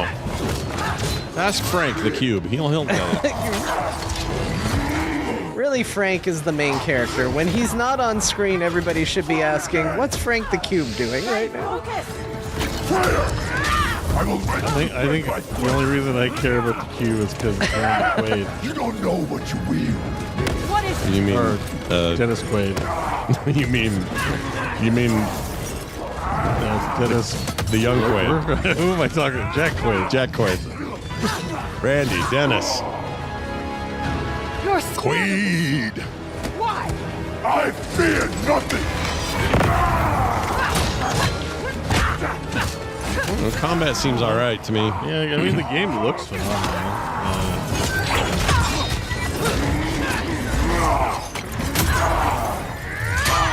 Memorize all these moves, so when you play it, you can just beat it. Good job, Frank.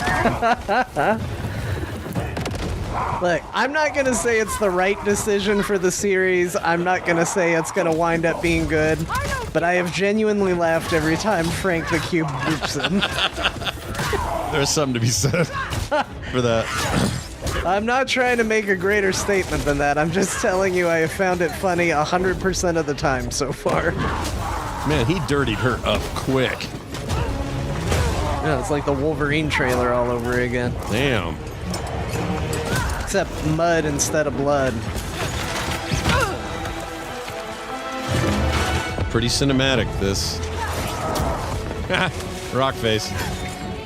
Where's the cube now? Ooh, right in the armpit. See, I told you when he's not on screen, you're going to be asking yourself, where is the cube at this moment? Do you think instead of her, they should have made the game about the cube? No. Then people would call him the GameCube or something. You wouldn't be able to see much about what's going on. His cube would be in the whole frame. Her name is Laufey? Lofi? That's Loki's last name, you guys. I don't like it. Wait, is she Loki?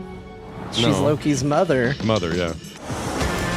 But doesn't that mean Loki's mother is Loki because it's the god of tricks, you know? Like, wait, I thought Freya was his mom. No. Oh. I read a whole It's book on this. revealed at the end of the God of War, the first one, that boy is Loki. Oh, Bo, I was going to tell you. oh. You know that game you Loki? told us about last show that's like you kind of Pokemon meets Oh, yeah. whatever. Voidling Bound? I've got in touch with the devs and they're going to try to get us keys. Oh, hell yeah. Yeah. That's awesome. Wow, that's so They were sick. very nice. I assume they'll probably come through, so we'll see. I've heard nothing but good things about the game. I don't know. They definitely like know how to like be very cinematic and awesome with those God of War games. Yeah, they do. I mean, they're good for they're a big deal for a reason, I guess. I still haven't played. Oh, I played a little bit of the first one. I suppose that intro, that 20 minutes could be different than what they showed there, but I don't like when they show so much. It's like, man, give me a game to play.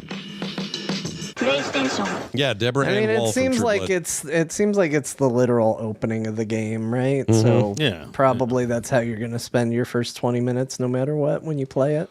Well, thoughts, Is feelings? that the end of the show? Oh, that's it? That's it. That's was it. Hour That's and the show. 16 minutes is how long that My ran. feelings are no Final Fantasy 7-3. Yeah, Well, how do you feel There about is that? always Friday, Bo. And Rebirth was announced at Summer Games Fest. So Oh, nice. You're If making that me feel makes you feel better, Thank you, John. I'm not going to promise you it'll be there, but I'm going to tell you that it has been announced at Games Fest before, and so you know we still got a thing at the end of the week. Yeah. Yeah, I think... So no FromSoft, which I'm kind of looking forward to. Their next thing, yeah. Well, there was that rumor of a Bloodborne thing. I guess that's not happening. That might be just Cope. I think that's And, Cope. And most of that list was Cope. None of it. Yeah, let's see.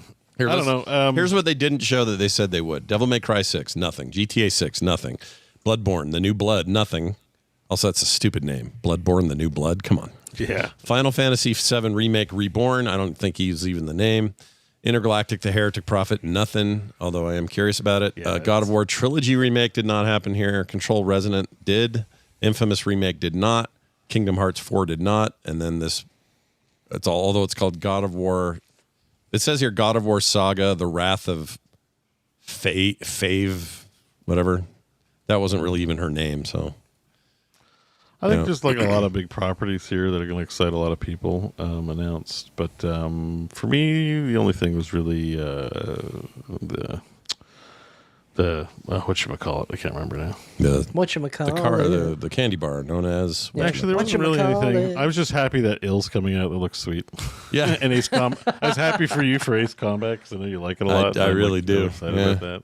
Excited about that What one about too. you guys? I don't know. I think that Wolverine looked really visceral and yeah, cool. Wolverine did look cool. It did look good. And that, it's hard to deny an Insomniac game and all that. It really does depend. If I get that game, it'll be because they can run a performance mode or something at 60. If they can't do that on my PlayStation, then forget it. I won't be playing it.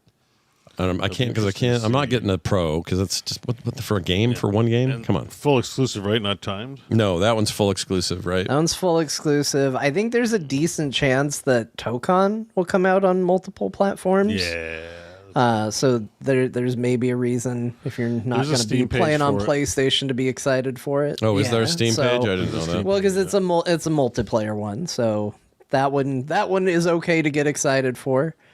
Then there was a lot of stuff. I don't think it was bad. I was entertained for something it was that a good went time, an hour and 20 minutes. I had fun. I still don't know why my prediction about a PS6 tease didn't happen. So I still don't know why they did this in movie theaters, but whatever. It's fine. I mean, I think announcing a PS6 right now would be crazy. It's not crazy in the sense of that would never happen. Like they originally said we're getting PS6 in 2027. So that's not that far away. Right. But the state of hardware right now, just raising the cost of consoles, I think it would be a really weird time to announce it. Yeah, I agree with that.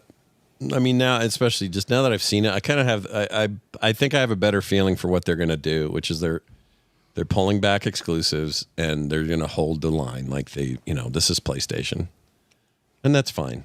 Nothing, no new ground was plowed today, except the ground they plowed with that lady at the end while he ran with her in the dirt. They plowed the ground pretty good with her. That's pretty crazy. Yeah. Well, there you go. We'll be back on Friday this week for coverage of Summer Game Fest, and it is that time of year. Game Fest is a bigger one, right? Like that's it's massive. That's kind of like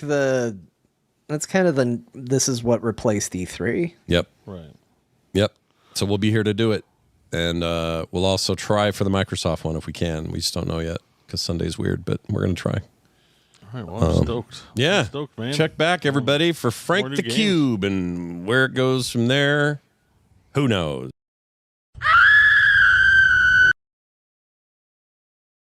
Back to the Future? Yeah, I think I remember that. So I'm pretty sure that started out, I don't know why, I just remember a bunch of like machines and like can openers and stuff and something that fed the dog. And then a bunch of alarms went off. So there was a bunch of clocks somehow. And that told Marty it was time to get to school, I think, on a skateboard, not a hover one like the second movie, but just like a normal skateboard with wheels on it. And he would skitch behind cars and trucks and stuff. At least I think he was going to school. Oh no, he wasn't going to school. He was trying to go to Doc Brown's house, right? And couldn't find Doc Brown or something. And he went in there and he saw there was like a big speaker on the wall, and he decided to play an electric guitar really loud with the amplifier turned up all the way, and it blew him back into the shelves. And then either Doc Brown showed up or didn't show up or something, but then the alarms went off. Anyway, he had to get to school, so he went and grabbed some more cars with his skateboard. And when he got there, he was super late, and there was like Huey Lewis and the News music going on, I think, pretty much that whole time that he was getting pulled by cars. And he went in there, and there was that guy, he's the principal of the school, and he was the same dude that was in He-Man Masters of the Universe. He was in that. He played a cop in that. He's all pissed and yells at him and says, McFly, what are you doing? You're late again. Let's get to class, you dummy. McFly's like, the man's keeping me down. Gotta get to class. What a bummer. But I don't think he got to class. Didn't he run into, I think he ran into his girlfriend, and she had on a weird vest, I think. So did he, but they both kind of had weird vests on, and they talked for a minute in the hallway, and she's like, "Oh, you can't be late. You're late for school." He's like, "Oh no, school." And then the principal said, "Get to class." So they go to class. I always think they dissected frogs, but I think that's E.T., right? Where they cut up a bunch of frogs and then he kisses a girl. Yeah, that's E.T. Then he goes home from school, walks into the front door, and in there is his dad. Crispin Glover's in there talking to Biff Tannenbaum. Biff Tannen, or is it anyway, whatever his name was. So there's Biff, and Biff is already yelling at Marty's dad for I don't know what it was, something about a car breaking down or something. Like, my car broke down. It's your fault, George, because that was his name, George McFly. It's your fault. My car is broken down. So you're a nerd and I'm a jock. So take that. I think the dad said, "Oh, hey, Marty, welcome home from school," or something. And then Biff's like, "Hey, kid, what are you looking at?" And then Marty went in the other room to his bed there. Okay, Marty fell asleep, but then got a phone call real late at night from Doc Brown, who was like, "Marty, get down to the mall, Marty." So he goes to the mall, and when he gets there, Doc Brown's running around like crazy, going, there's gigawatts and cars and stuff, and look at this, a DeLorean, and the dog was there. The dog's name was Falstad. Fenric, what was it? Philip. Whatever. The dog is going to be the guinea pig. They're going to put the dog in the car, and my memory is that they shut the door there of the DeLorean that got the little stupid thing in the back that was going, that was the, whatever it is, it's called flux capacitor, and that was humming away. So then he put in some really dangerous material to make it go. I guess it was nuclear or something. What was that? Anyway, whatever that was. And then the car took off and reappeared, and I think it left some like flaming road lines. And this whole time Marty's filming this with his giant freaking video camera with a huge VHS tape in it, because that's all they had back then, were these giant ridiculous cameras. All right, so the dog gets back, he's safe and happy, and all's well there. And then right in the middle of all that, they're like, yeah, look at us, we traveled through time, and look at the clock on the thing, it was a minute before or something like that. And then boom, a van like a bat out of hell, and it's got some stereotyped Middle Eastern people in it. They're mad because I guess Doc Brown they took their nuclear material, which seems weird because it wouldn't be the other way around. Like a terrorist group would go get this material, but he went and took it from them, and they see Doc Brown there, and he's like, "Marty," and then they shoot up Doc Brown, just and Marty's hiding behind a van or something, or a car or something, and he can't, so he doesn't see Doc Brown get shot. Just sees him sort of flailing around and hitting the ground, and now he freaks out, and I think he yells, "Doc!" I think. No, Libyans. That's who it was. Freaking Libyans. The Libyans see Marty, and they chase him in the thing, and they start shooting at him, and then Marty's like, "Oh no," and he's shifting real hard in the car. He's got the dog with him still, and he's flooring it, and he gets to 88.8 miles per hour, which is the threshold number you got to get to travel through time, and boom, and he travels through time, and now he's in a barn, and a whole family of farmer people come out. I guess that's where the farmers lived, where the mall is now. And they came out, and they're like, "Oh, there's a guy in the barn, and he's wearing all this stuff," and he came out with the hazmat suits and was like, don't fear me, I'm like you," and they all went, and they shot at him. I don't know what happened after that. They parks the car behind a billboard or something, and says, "Oh, I can't believe we're in 1955," or maybe he doesn't know this yet, but he's gonna know it real soon. Oh, I totally forgot. There was a part way earlier where Marty and his girlfriend with the weird vest were at the clock tower, and that lady came out and says, "Save the clock tower," and she was showing him the date and time of this historic moment when the clock tower got hit by lightning. So anyways, he's like, "Oh no, I'm in a time that isn't my time, so I'm gonna look around and see what I can see," and he goes into town, and he meets a waiter or something that becomes the mayor later, some black guy, I don't remember the deal with that. And then Biff comes in there, I think, and says, "What are you looking at, butthead?" And that's because his dad's there, Marty's dad's there, and he's being a nerd, and Biff's mad because his homework didn't get done right or something. So anyway, Marty did something rude, and one of the girls there liked that. She thought, "Oh, that was a hot thing you did. He doesn't know this, but she's his mom from the future, or she will be his mom." So now his mom has got the hots for him, when really she's supposed to figure out a way to get with George, right? The nerd, the town nerd. But nope, she's all into her son in the past for the future. Anyway, so they go on a car chase, skateboard thing, where I don't remember much about that, except at some point they all yell and their car turns into a giant truck full of manure, which, see, that's funny because it's manure and when they yelled it. Anyway, so he gets away and you figure, hey, Biff's going to get his revenge. So jump ahead a little bit. I'm pretty sure George gets hit by a car or something. Marty ends up saving him. Oh, no, that's what it was. Marty gets hit by the car trying to save George. And then they end up at her house, his mom's house, or his future mom's house. And they take care of him and help him feel better and stuff. And I remember there's a scene in a bedroom where he doesn't have any pants on for some weird reason. And I remember that weirded me out because that, why would that happen? She came off as real creepy and pervy in that movie. But anyways, oh yeah, and I forgot about all the stuff when they were old and at home and sitting around the table when the brother had to work at McDonald's. Anyway, it doesn't matter. So now she really likes him, and I think he's already got this photograph where everybody's starting to disappear on it. So he has to go find Doc Brown. He finds an old phone book, flips through, finds the page, tears the page out like you do in movies, and takes it with him. Goes and finds him. At first, Doc Brown's like, I don't know who you are, and he's wearing a big weird helmet. He's like, what are you doing here? Yeah, I don't know you. And he said, no, I'm from the future, and you sent me here. And he was like, oh, Marty. Okay. And then then what?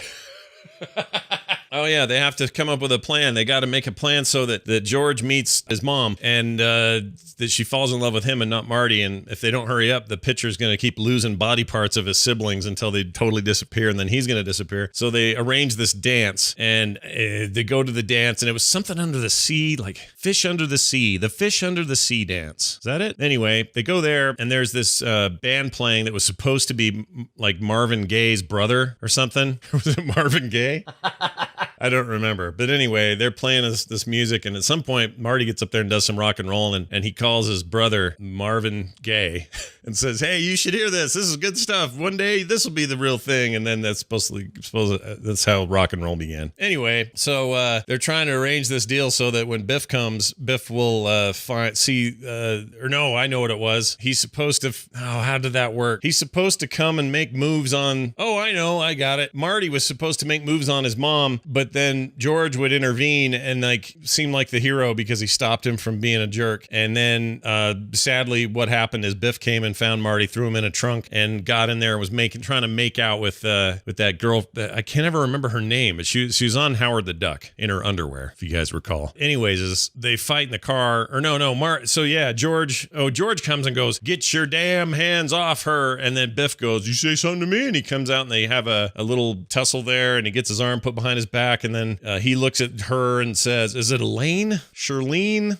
Whatever it was. And then he gets the courage up and he swings and does this crazy like Popeye punch and punches Biff, and Biff gets knocked out. And then finally happy together, and this is the moment they needed to finally get together. And then Marty, he's still in the trunk, so the band has to let him out. They haven't kissed yet, so his picture's still fading, and he's up there playing Johnny B. Good up on the thing. And they made this joke about how this rock and roll is a little too much for you, but your kids are gonna love it. I remember that. And then he had to make him kiss for some reason, and I don't remember what the deal was, but they finally did. And then the picture came back, and Marty popped right up like everything was fine, and his hand quit disappearing, and the day was saved. They're happy. They go off and do their own thing, and Marty runs out and says, I gotta find Doc Brown. He's the only one that knows what to do. Oh yeah, they'd gotten the clock tower date from the flyer, and they thought, well, if we take advantage of that, we can capture that lightning, and that'll make the power that we need to go real fast, and nobody has to steal that from the Libyans, right? So they do that, and they got wires everywhere, and he's up on top. He's gonna plug it in, and Marty has to drive right over this place. And I guess they practiced this on a model back at the house, and it didn't work out well because the car blew up and it's burned and stuff. So at some point, Marty's flying down the street. He's like, oh, come on, Doc. And Doc Brown keeps losing the plug and like falling and hanging off on the clock and stuff. And there's just like shit everywhere, and the wind's blowing. It's just bad. And then finally, like last second, he plugs it in. And then when he plugged it in, the car hit the thing at the right time and then did the tire mark thing again. And so now we're back to 1985. It's all dirty. There's a hobo on the bench. There's like some X-rated movie at the movie theater. It's like a total dump part of town, but damn it, he's back and he's ready to roll. So he goes home, and this is where it gets a little fuzzy again. I think he walks into the same house. It's still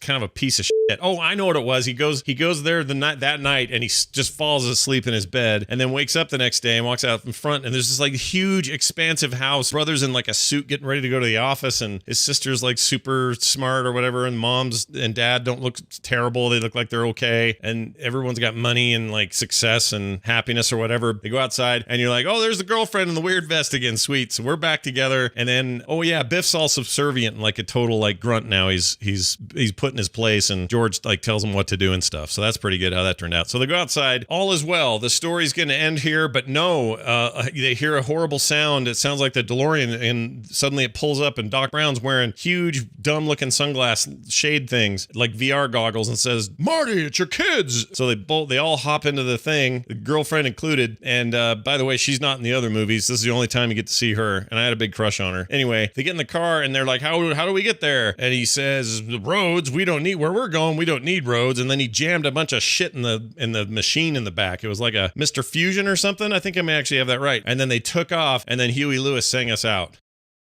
That's how I remember it.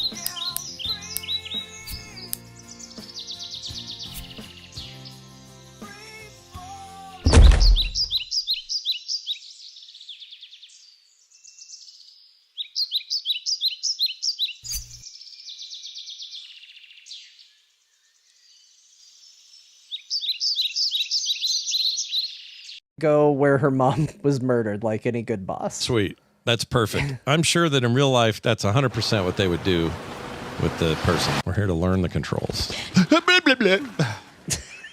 Bird. Shit. Why? Look at him. Why? Look at him. What is that? Well, I bet it reeks, dude. Don't leave it open. Oh, we live in a society. All right, let's go this way. Yeah, because it was going to do a lot of good to not. What the F happened there? Looks like a fire, maybe? Oh, I thought it was like or guts. mold. Like guts. Oh, guts? Where's the guts? Well, I don't know. Like someone sat here too long and decayed into it or whatever. There are settings you can tweak when you change the camera. I didn't have a problem with it. Sorry. Yep. Keep going. Oh my gosh, dude. What? What do we got here? Yeah. Let's put our hand. Possibly be in the. Oh, it's maggots. Foul. Oh, there are some floating poops. This game's already worse than all Resident Evils all of a sudden. Once again. Barrel. Luggage rack. It looked like a little head. I went like this and it looked like a head over there. Wirecutters.com. To the exit, I would guess. To a key I don't have. Oh, this place is bullshit. 202. Anything in there? There's a lady. Oh my gosh. Who's that? It's Robert Ebert. Oh. Roger Ebert. I'm so sorry Robert. about the power outage. It's his brother, Robert Ebert. You know, Robert Ebert. Just need to find my...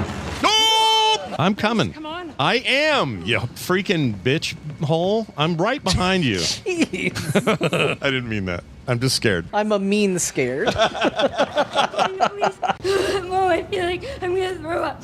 Do it. Let it go. Present day. Either birthday or Christmas. Oh, not that kind. Jill, meet me downstairs. I'm down here looking at some blood. I sure hope it isn't Chris's blood. But we would all call each other on the phone. Is that a person slumped over? Nope, it's a chair. I see things in the shadows. So I think is the point. Oh, It's thunder, Scott. Oh, I don't like I don't like that. Ew! Few of them. Hold on, Officer Zombie. I gotta look at these keys for a minute. Yeah, just give me a minute. Run, you stupid butthole. Go. Where's the running? Is the running happening? I'm the one that brought you here. Do you have any skincare products on you? Ooh. What are we doing here? She's a zombie, probably. Oh, no. That's all right. I'm walking toward danger, you chicken shits. Is that a man? Wait. I only shoot men, so.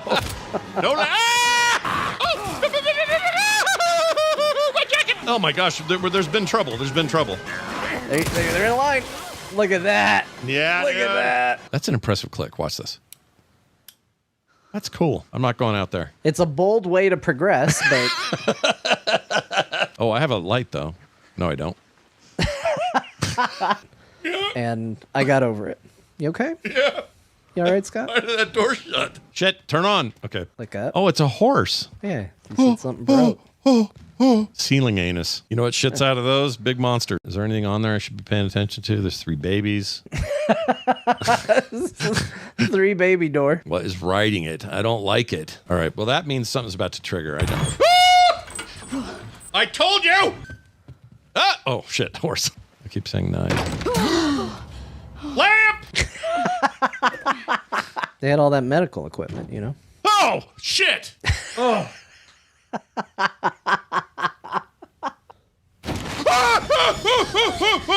Oh, no. Shit! Yes, Grace. It's a dead person. Like. Well, yeah.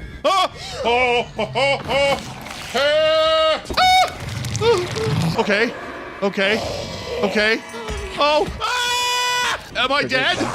Run! No, you're about to be. Run! I don't know where to go. That light. That'll keep her out. Have I screwed up? Well, one way or another, you're about to find out. Because here she is. Oh, good. That was a good instinct that I had there. Well, why'd you do that? Bedpan! Jesus H. Hurdles. I gotta get out of here. Oh, I don't know where I don't know what to do. Oh, no. Oh, shit!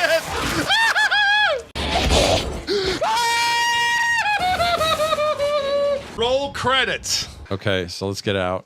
Oh, I thought that was a person. Look. As soon as Grandma comes out of there after she eats the head of whatever. Okay, get up. Turn around. She's running like crazy. How am I supposed to fight it? She's right behind you. They made that seem worse. That didn't happen last time. No, it didn't. Maybe she's peeking.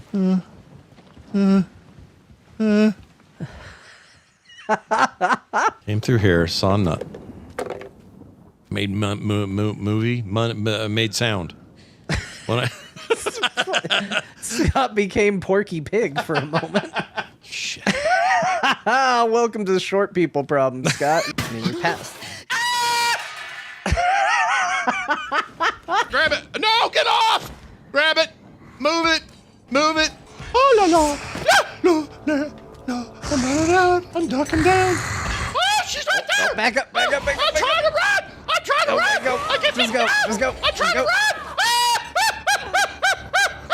Run. Get up, No, you that's dick. crouch. You're hitting crouch, not run. Shit.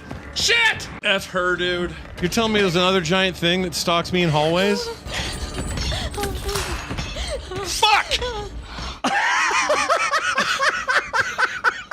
What am I gonna do? I don't know if I've ever heard you drop an F-bomb. That's because you haven't. I never do. I'm going down by the horse. I keep running to the horse. I don't know. I was just in here. See you later, bitch. F off, prick hole. Oh my lord. Is this the hall? Yeah. If she comes out there, I'm going to be so mad. And how long do I get to... Lights out. Again?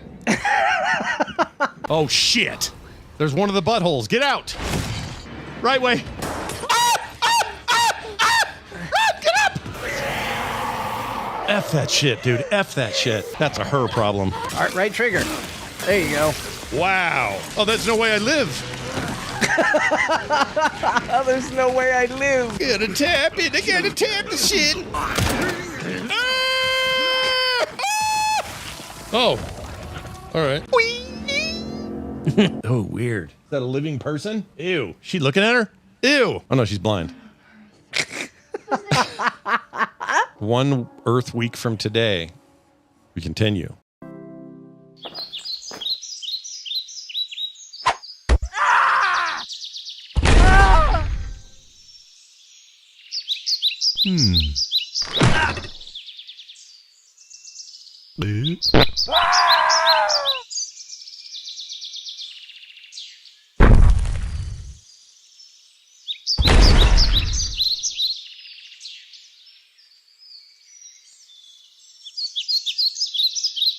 Yes, please do something for me, temporarily.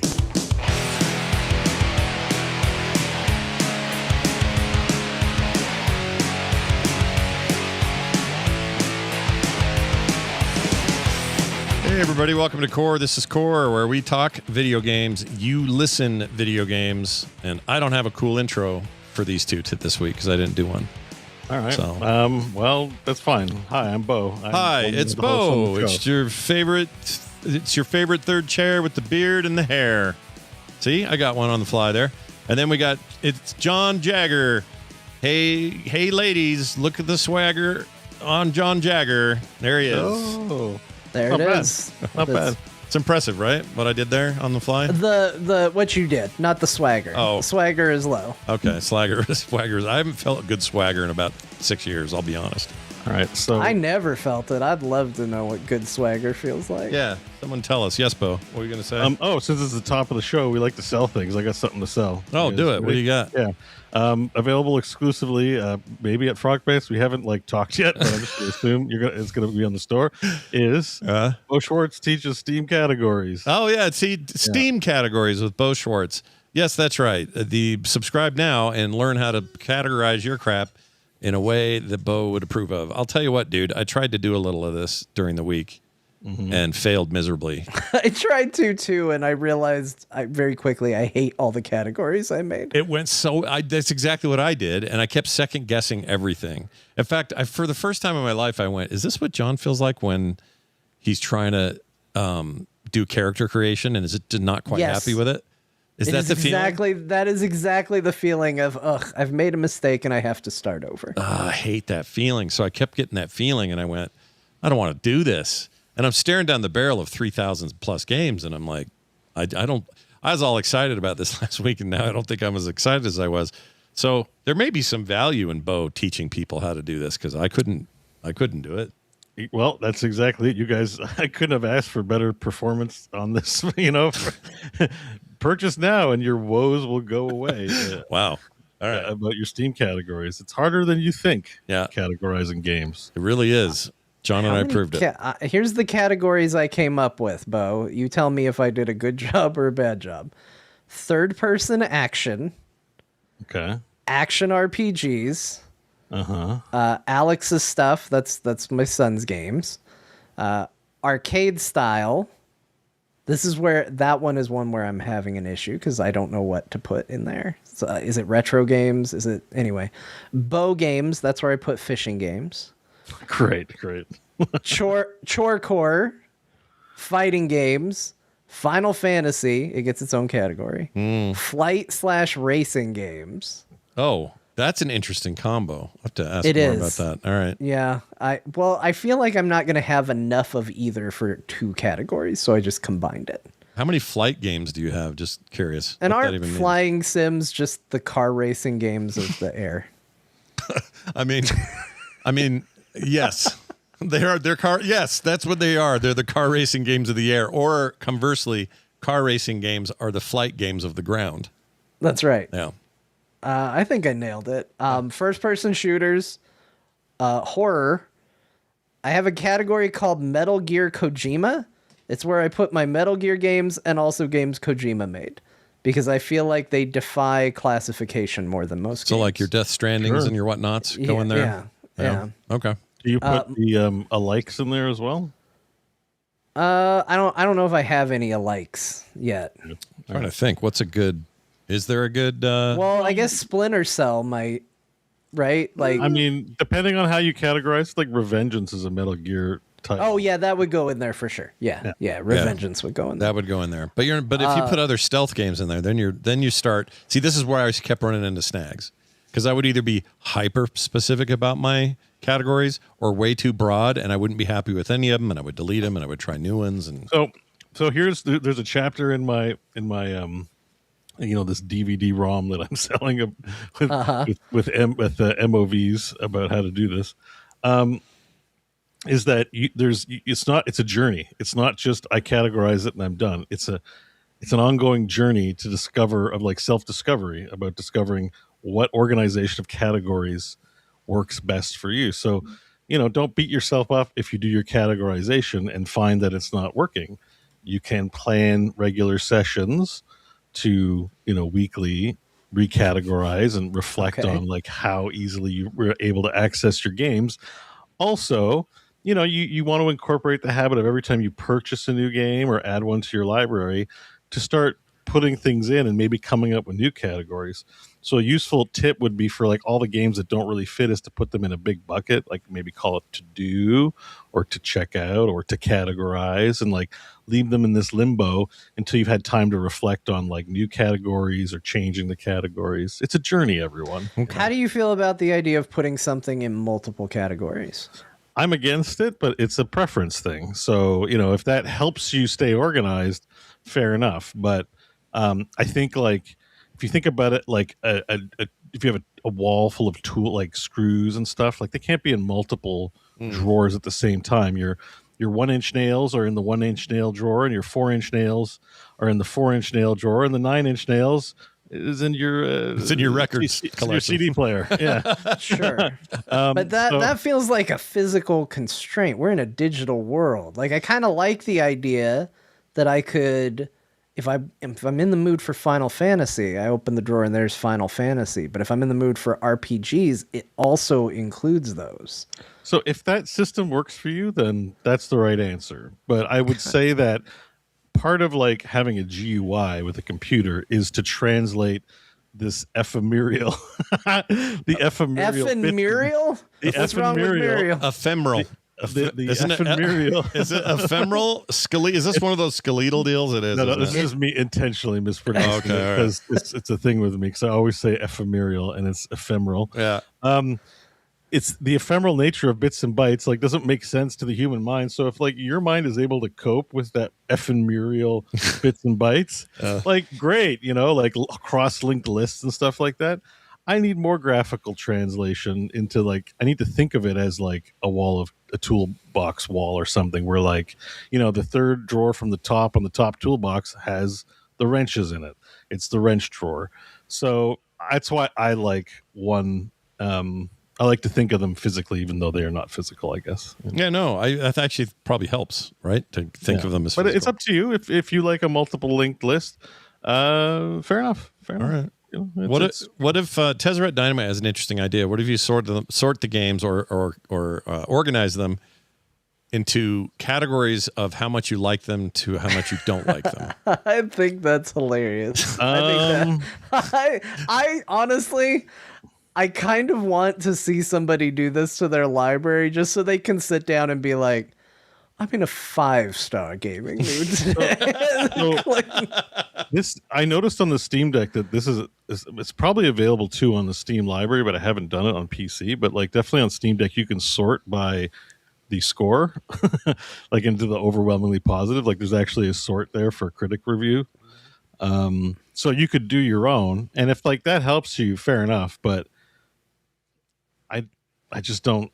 I just don't. You're sometimes you want to play a game that's like in your, low 50s, right? Like, sure. How are you going to know what's in there? If that works for you, great, I guess. But that your mind works differently from mine, so I don't recommend it. And also, it's also available baked in, broadly speaking, in Steam, anyways. So, Oh, that's true, because you just play. I think you can sort by score on your. Let me just see. I know you can do it on Steam Deck. Like Steam Deck, you can sort by like how much you've played as well. So probably the games you like, you've played more. So you can sort by hours played. I just don't know where it is. Like I haven't really done it too much on the PC client. So you can sort by hours played. You can sort by last played, first not played ever, by size. Like there's a bunch of ways to do that, and that's all I've ever done. What I really want to do is be able to get some of these hidden gems out that I know are good that I just haven't touched in a long time, and it's like maybe I'm in the mood for them, and surface them somehow. And I think these categories are the way to do that. So maybe I just need to narrow my focus to here's a group of games that I just want to get back to or get around to or whatever. You can make that a category of like gems I need to get to sometime, and then there you go. And someone says these dynamic collections. I tried that. It doesn't really. It's kind of bad. Dog shit. Yeah, it's dog not shit, great. Complete dog shit. The problem is that people's ideas of what should belong in a category differ probably from how you think about them. Yeah. If that's not the case, maybe you'll find some usefulness out of it. But I don't want Diablo in the same bin as Final Fantasy Remake, both action RPGs, according to some people. And that's stupid.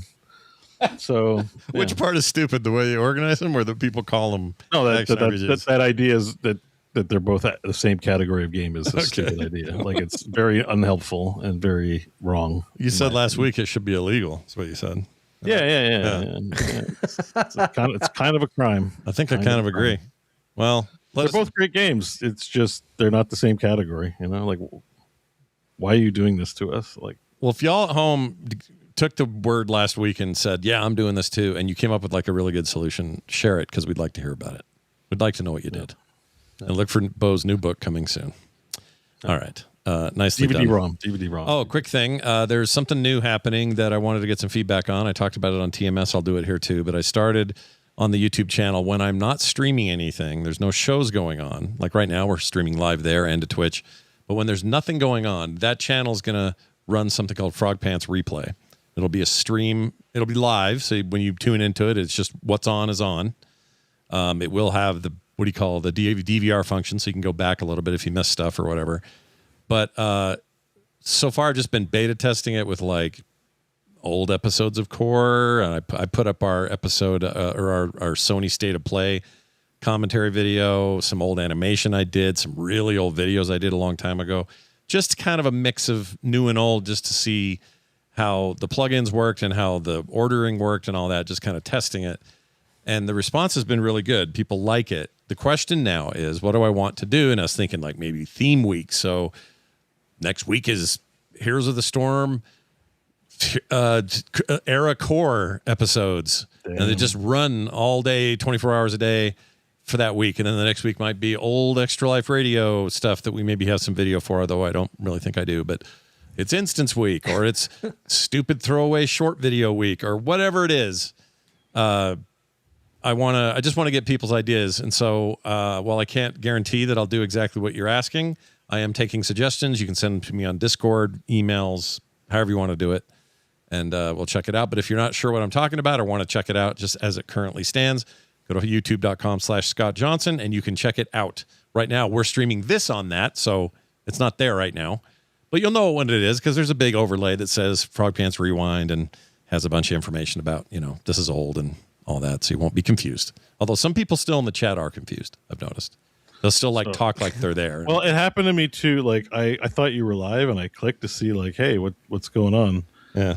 And you see yourself. I was like, wait, I would see us, and I'm like, wait, what the hell's going on? I had a moment. I was like, yeah, is this a replay? And then I read the title. I was like, oh, it's Rewind. Yeah. By the way, because you were talking about the old library, I was like sorting through your videos, and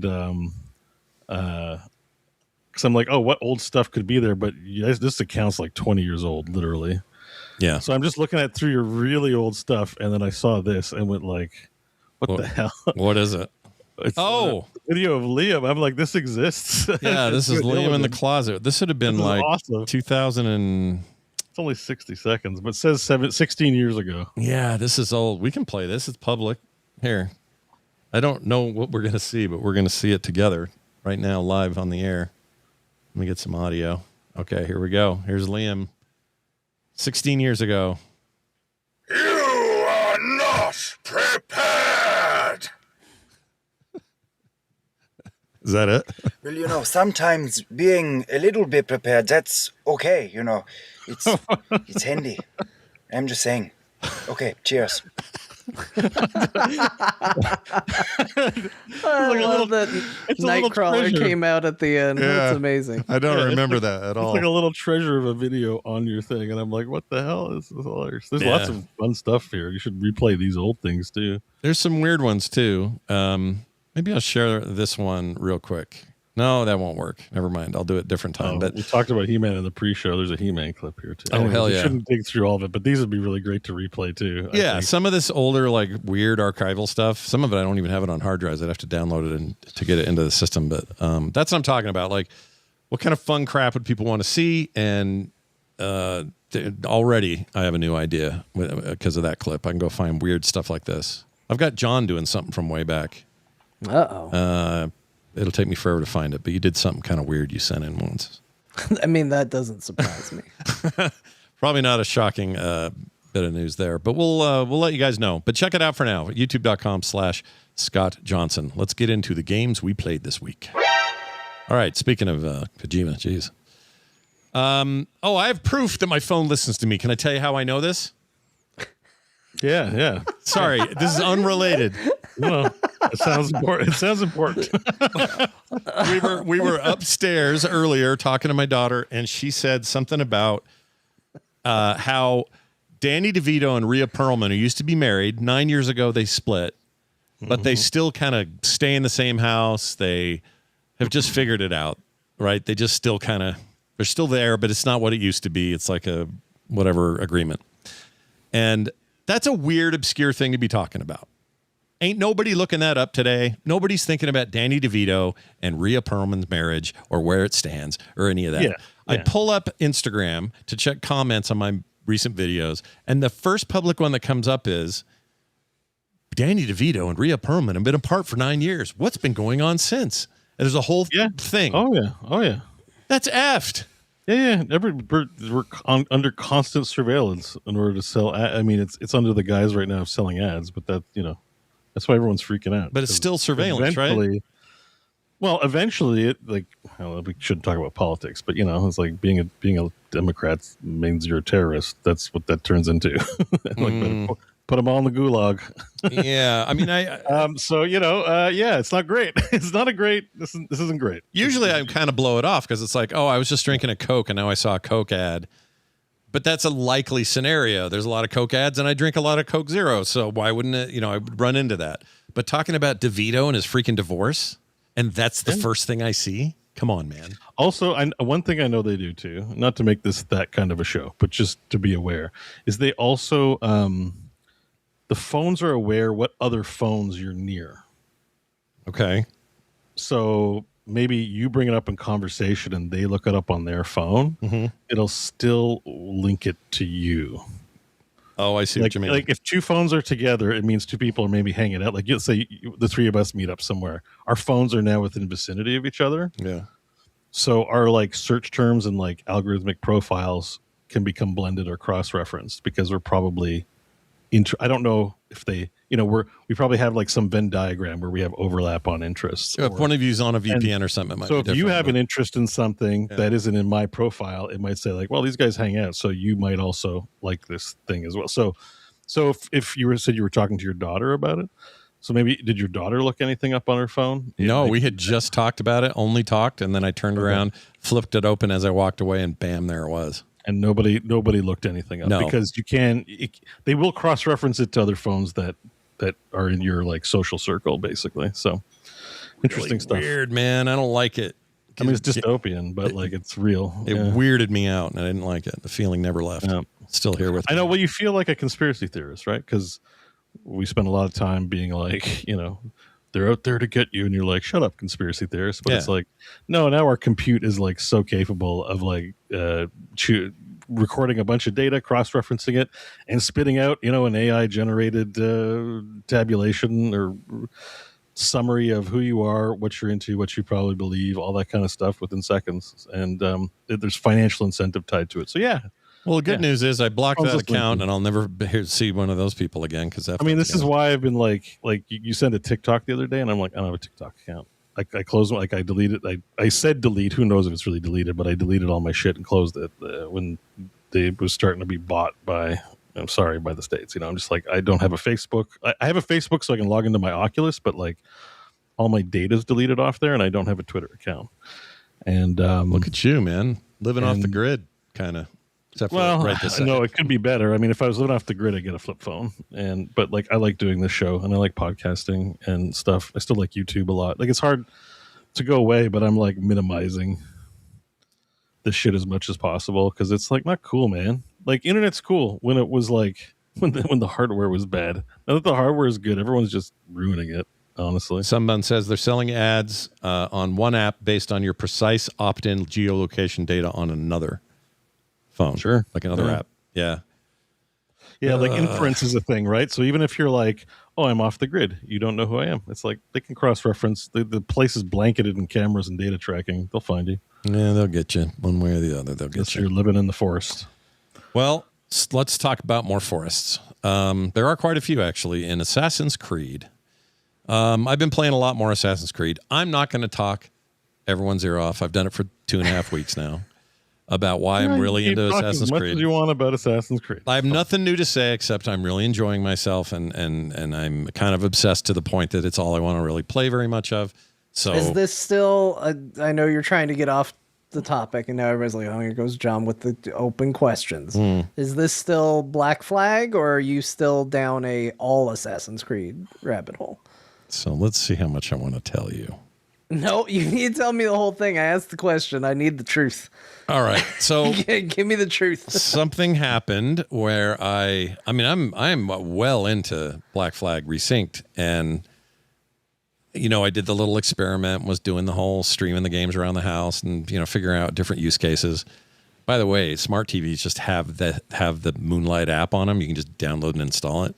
So I can just do this shit direct now to TVs. I don't have to plug anything into them. Anyway, that's a whole other thing.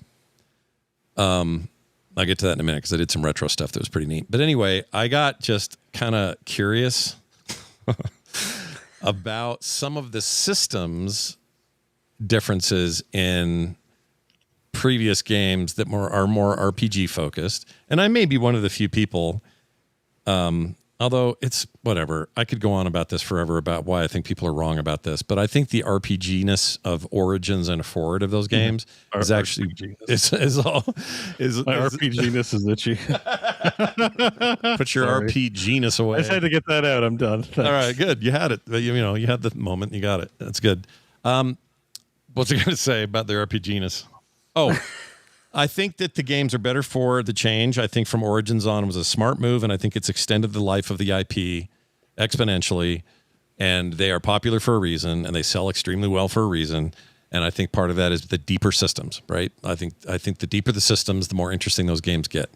I know not everyone agrees. They all want to go back to just let me assassinate dudes and no leveling and no itemization. Just, I get it, and people will say that all day, but part of the reason they did this in the first place is because people were tiring of that. So they wanted something more. And so when they did something more, there's always a faction of people that go, oh, I want something less. And I'm done listening to all these voices.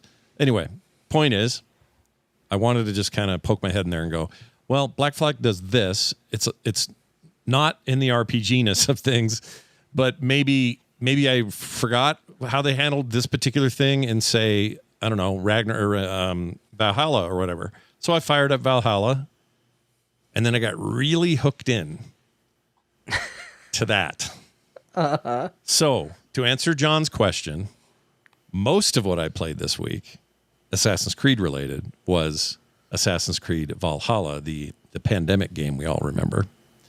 Mm-hmm. And it is a damn fine Viking game, and I really do like the systems in it. I think that if anything, I didn't get far enough in Shadows to say, but I think Valhalla's maturity on the RPG systems of the previous couple of games actually was really, really good. Like, I think they really started to hit pay dirt on a lot of that, and I think those things are good. They're sticky, and it feels good to advance and play them and to level up. And you're getting level up points like a lot. And that feels good because you'll do a big raid and schling-ling, get 2 points. It's like, that feels really good. Let's go put some points and stuff. They did opt to go with like a Path of Exile size frickin' skill tree that goes all over the place in that game. And so it takes a little more to get your head around, but it actually works quite well, and you can respec anytime, and there's no cost doing that. So I've found just myself really enjoying it. Now, here's the funny thing. I didn't go into that one first. I went into Odyssey to do the same test, to do the same check. And there's a very good chance I would have just gotten stuck playing Odyssey and all roped in again. The problem is Odyssey wouldn't freaking launch. And there's some weird bug with Odyssey where there's something to do with either pre-caching or like what's the compiling shader, some shader compilation thing. Shader. Something's being funky there. So I tried everything the internet said to do to clear it. It was taking 20 minutes to launch it. When it finally did launch, I was like, well, I can't have this happen again. So let me get back out and see if it just relaunches quickly. Nope, another 20 minutes. Well, what's that about? All of the other games in the series launch immediately. No issues. Origins, no problem. Everything past Odyssey, no problem. Odyssey just hangs. And I could not figure out what was going on. I still don't quite know. I've looked everywhere. All the Reddit things lead to nowhere. Could it be your graphics card's too good? Something to do with that? I mean, if it is, then Origin shouldn't run. Well, it's a shame that Ubisoft isn't a company and around to fix this anymore. You know, like what a bummer that they can't fix their own video. I mean, it might just be me. That's the other problem is the people I found that had it. It seemed like it wasn't very many. It wasn't a huge trafficked problem, so it may just be a much more granular problem in my own backyard. And so I'm not done trying to figure it out, but I don't think it's not on some big massive bug list, or else I think it would have been solved by now. And what's weird is I don't think it was happening prior. So I think this is something to do with the most recent NVIDIA drivers, because prior to the current update, I was launching Odyssey just fine. Like last time we talked, I wasn't having this issue. It's only been since I just did the most recent update. All the rest of the games behave exactly the way they did. The one that was a year older and the one that was a year later, they both launched just fine. Valhalla and Origins. That one doesn't. So I'm going to keep dicking around with it. But then that's what I went, well, I'm going to waste my time today. Let's go into Valhalla. I just want to test. I just want to see. And then I got sucked the F in there. And now I'm like Viking Man McGee doing Viking shit. And, it isn't perfect, but there was it just feels like a Viking game with an Assassin's Creed excuse on top of it. It's just like resynced in that way. Because the one thing I was just like, I don't really feel like an assassin. You know, like, no, you're too brutish. I'm doing like giant, I'm raiding villages. Mm-hmm. You know, what's going on, John? I see your face. I don't know. Scott has me up while you're talking for some reason, and I'm just awkwardly being shown sitting here quietly. So I thought it was something I was saying. I figured I'd just start mugging for the camera because I was like, I don't know. I thought it was me. We're focusing on me for some reason. I know what it was. I'll tell you what it was. So when I switch between you guys, I have a switcher, and sometimes I do like a piano player where my keys are one off, or when you're typing and you're doing a concerto. Yeah, I placed the wrong key. Sorry, Bo. It's your face I was looking at. I don't apologize to me. I just thought John was like, what is Bo saying right now? And I'm like, I think I'm saying normal things. What, I have to ask. I have to ask. I have to know. There's something wrong. I was hoping that Scott would notice and be like, what's John doing? Oh, I have him on the screen for some reason right now. It took me too long. There's no problem noticing when I've gotten away from my desk and putting pictures on there. Put no horse on there, I know. It's like Black Flag. It's like it's a Viking game with some assassinating in it. It's a Viking game first. I agree. Like, because when I think of like, you could have made an assassin game as like a Viking that was you in the swamp, like Velen, like it was Velen, and you're sneaking around and actually being an assassin, where it's like, no, you're like related to the royal lineage. We got boats. We're doing raids. We're killing the Britons. You know, like it just feels like, okay, we're just selling this game with the Assassin's Creed deal on it, but we really wanted to make a Viking game. However, it's quite good. Like football, like you wouldn't expect an Assassin's game to give you a football tackling move where you just charge at someone with your whole body and flatten them. which is really awesome. It's very cool. It just doesn't feel very assassin-y. Yeah, in the same way that the pirate one feels like a pirate game with the IP as an excuse. It's one way to look at it for sure. I happen to think, or maybe I've just turned around on this, but I think that they're great on their own and that it's okay. Like there's nothing about these that needs to be something special in this Assassin's Creed line. It's a problem. I'm just saying it's a thing you have to like reconcile. I could see someone maybe not like it. Yeah, absolutely. And I'm not poo-pooing their fun. Like if that doesn't feel right to them, it's Ezio or die, that's fine. I liked Valhalla. I just didn't finish. I moved on to other things, I guess, but I didn't play any of the other ACs in that RPG-ness era, except for Valhalla. And I was like, this is pretty cool. I really like all three. I loved Origins. I really like Odyssey when it runs. And I love Valhalla. And I think I got caught up in this is so much Viking. Like I got caught up in that thinking. And now I kind of approach it differently. I think partly because the pirate one is so well remade that I'm approaching it and going, well, if I'm going to say that about this, the one everyone loves, Black Flag, is kind of the same thing. It's an excuse to have pirates. Like it's a pirate game first, and it's an assassin story behind it. But so's Valhalla, and there's a connection, and you still got to deal with all that, and it kind of interrupts your Vikingness of it, and that makes it interesting. But so is kind of Odyssey in a bunch of ways. Like you just sort of wonder, like they could not give up the Creed IP, but they don't have to do assassins because, like, in RPG games, you get to pick your class, right? Are you a mage, warrior, or rogue? Mm-hmm. But the title is like, no, that you're a rogue, like you're assassin. Except you can be a warrior. Like they should just call it like Warriors Creed. Like they could branch off from the IP without fully branching off from the IP, you know? Like, but I also want to have a skill line where I am successfully stealthy and assassin-y as hell, because I still do it. Like I think they've kind of done it. Like honestly, I think they've been successful. I think Assassin's Creed. I think you're always going to have people that are like, "Well, I miss the days of just stabbing people like an assassin." And it's like, sure, but those games exist. Like yes, they're making different ones now, but those games did exist. I don't think you get this many games if that's all you ever do. Yep. I think that they smartly. Whether it's your cup of tea or not, they smartly went, man, we can only get so much out of this. We've milked it for a lot. Let's change it up. And I think now Assassin's Creed doesn't mean hood up, blend into a crowd, stab a guy, sneaky business. I think that stuff is in there. Yeah. But I think that when they say this is Hex, like the one that's coming out, we don't go, well, now you're going to be walking through a marsh and sticking people in dead Twigland.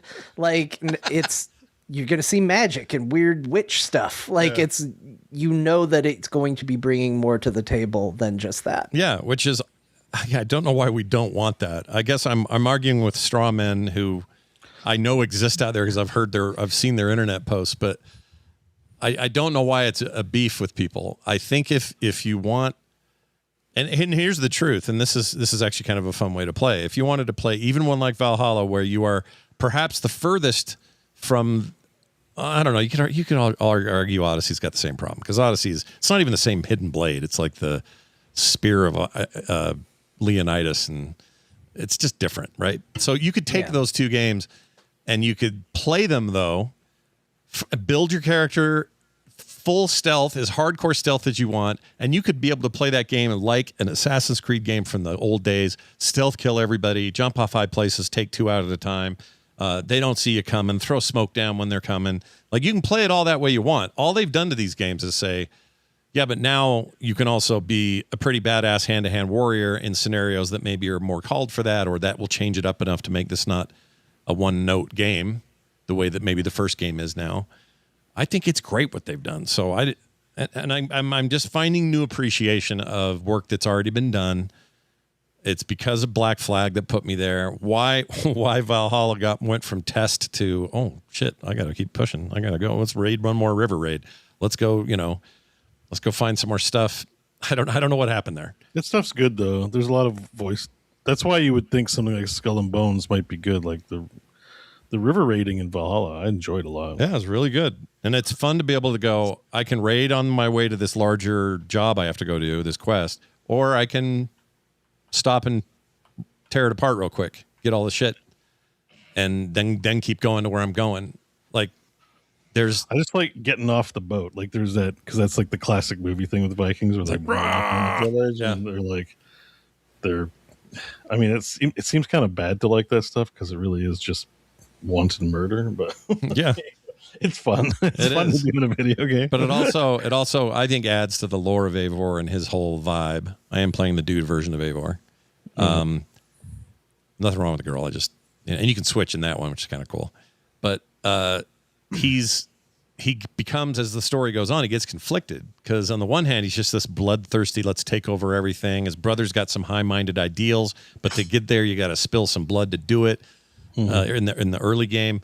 But he's also starting to see that there's more to this. There's also this bigger thing happening that he didn't know about, a lot of subterfuge, and he's trying to understand it. Like, there's some complex stuff there. The biggest beef people have with that game is that it's so big that it outstays its welcome. I could see that. The expansion stuff gets really wild with the magic. Like, I think it's actually pretty good. Oh yeah, they go way mythology with the expansion stuff. There's a bunch of it in the main game too. Like, you go and visit Valhalla, you hang out with Odin and Loki and Thor, and like, you do all that shit. At least because I didn't play that deeply. I put maybe like 30, 40 hours in, but like half of it you're on mushrooms. Yeah, so there's a plausible deniability that it's actually a magical world, but I think maybe eventually you do just go. I don't know. There's one thing I really like about the game, although I've always liked about these particular 3 or 4 that have come since they made this change. And that's that you're never quite sure if they're really fighting a Cyclops. Because it's the way it's always presented is you're pretty sure in Odyssey you're fighting. You do, but what I mean by that is there's plausible deniability around it from a historical overview. Like, especially in the case of Eivor, because he's constantly he's getting drugs from the witch lady. That's one thing, but I remember Odyssey, like, they set up that you're going to deal with the Minotaur, and then this dumbass with a cow head on his head comes in and goes, I'm the Minotaur. I love that one. That was my favorite. And you're like, oh man, they're keeping this historically accurate. And then later a giant ass freaking Minotaur shows up, and you're like, oh, okay, here it is. And there's no mushrooms. It's just like, oh, this is real. And Medusa turning people to stone is real. Yeah, I think. you're right. Isn't it? I might so. But the Minotaur's definitely in there. I remember fighting the Minotaur. Yeah, you do that. And there's also there's like when you fight what you just described her, what's her name? Medusa.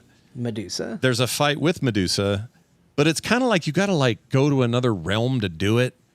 And like there's same with Origins. I had to fight a gigantic, not Ra. What's the name of the dog one?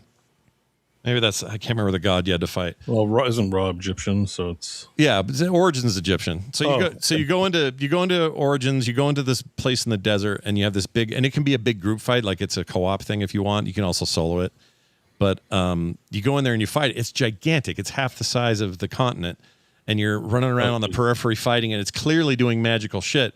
But to get there, I kind of had to go through some Animus fade out nonsense, which just leads me to believe that they want you to kind of hang on to the idea that the mythology of these timelines is still mythological, but the characters experience stuff that felt real to them. It's real to me, man. That kind of thing. Well, yeah, I guess in a way the Animus is just VR. So yeah, it's a little of that.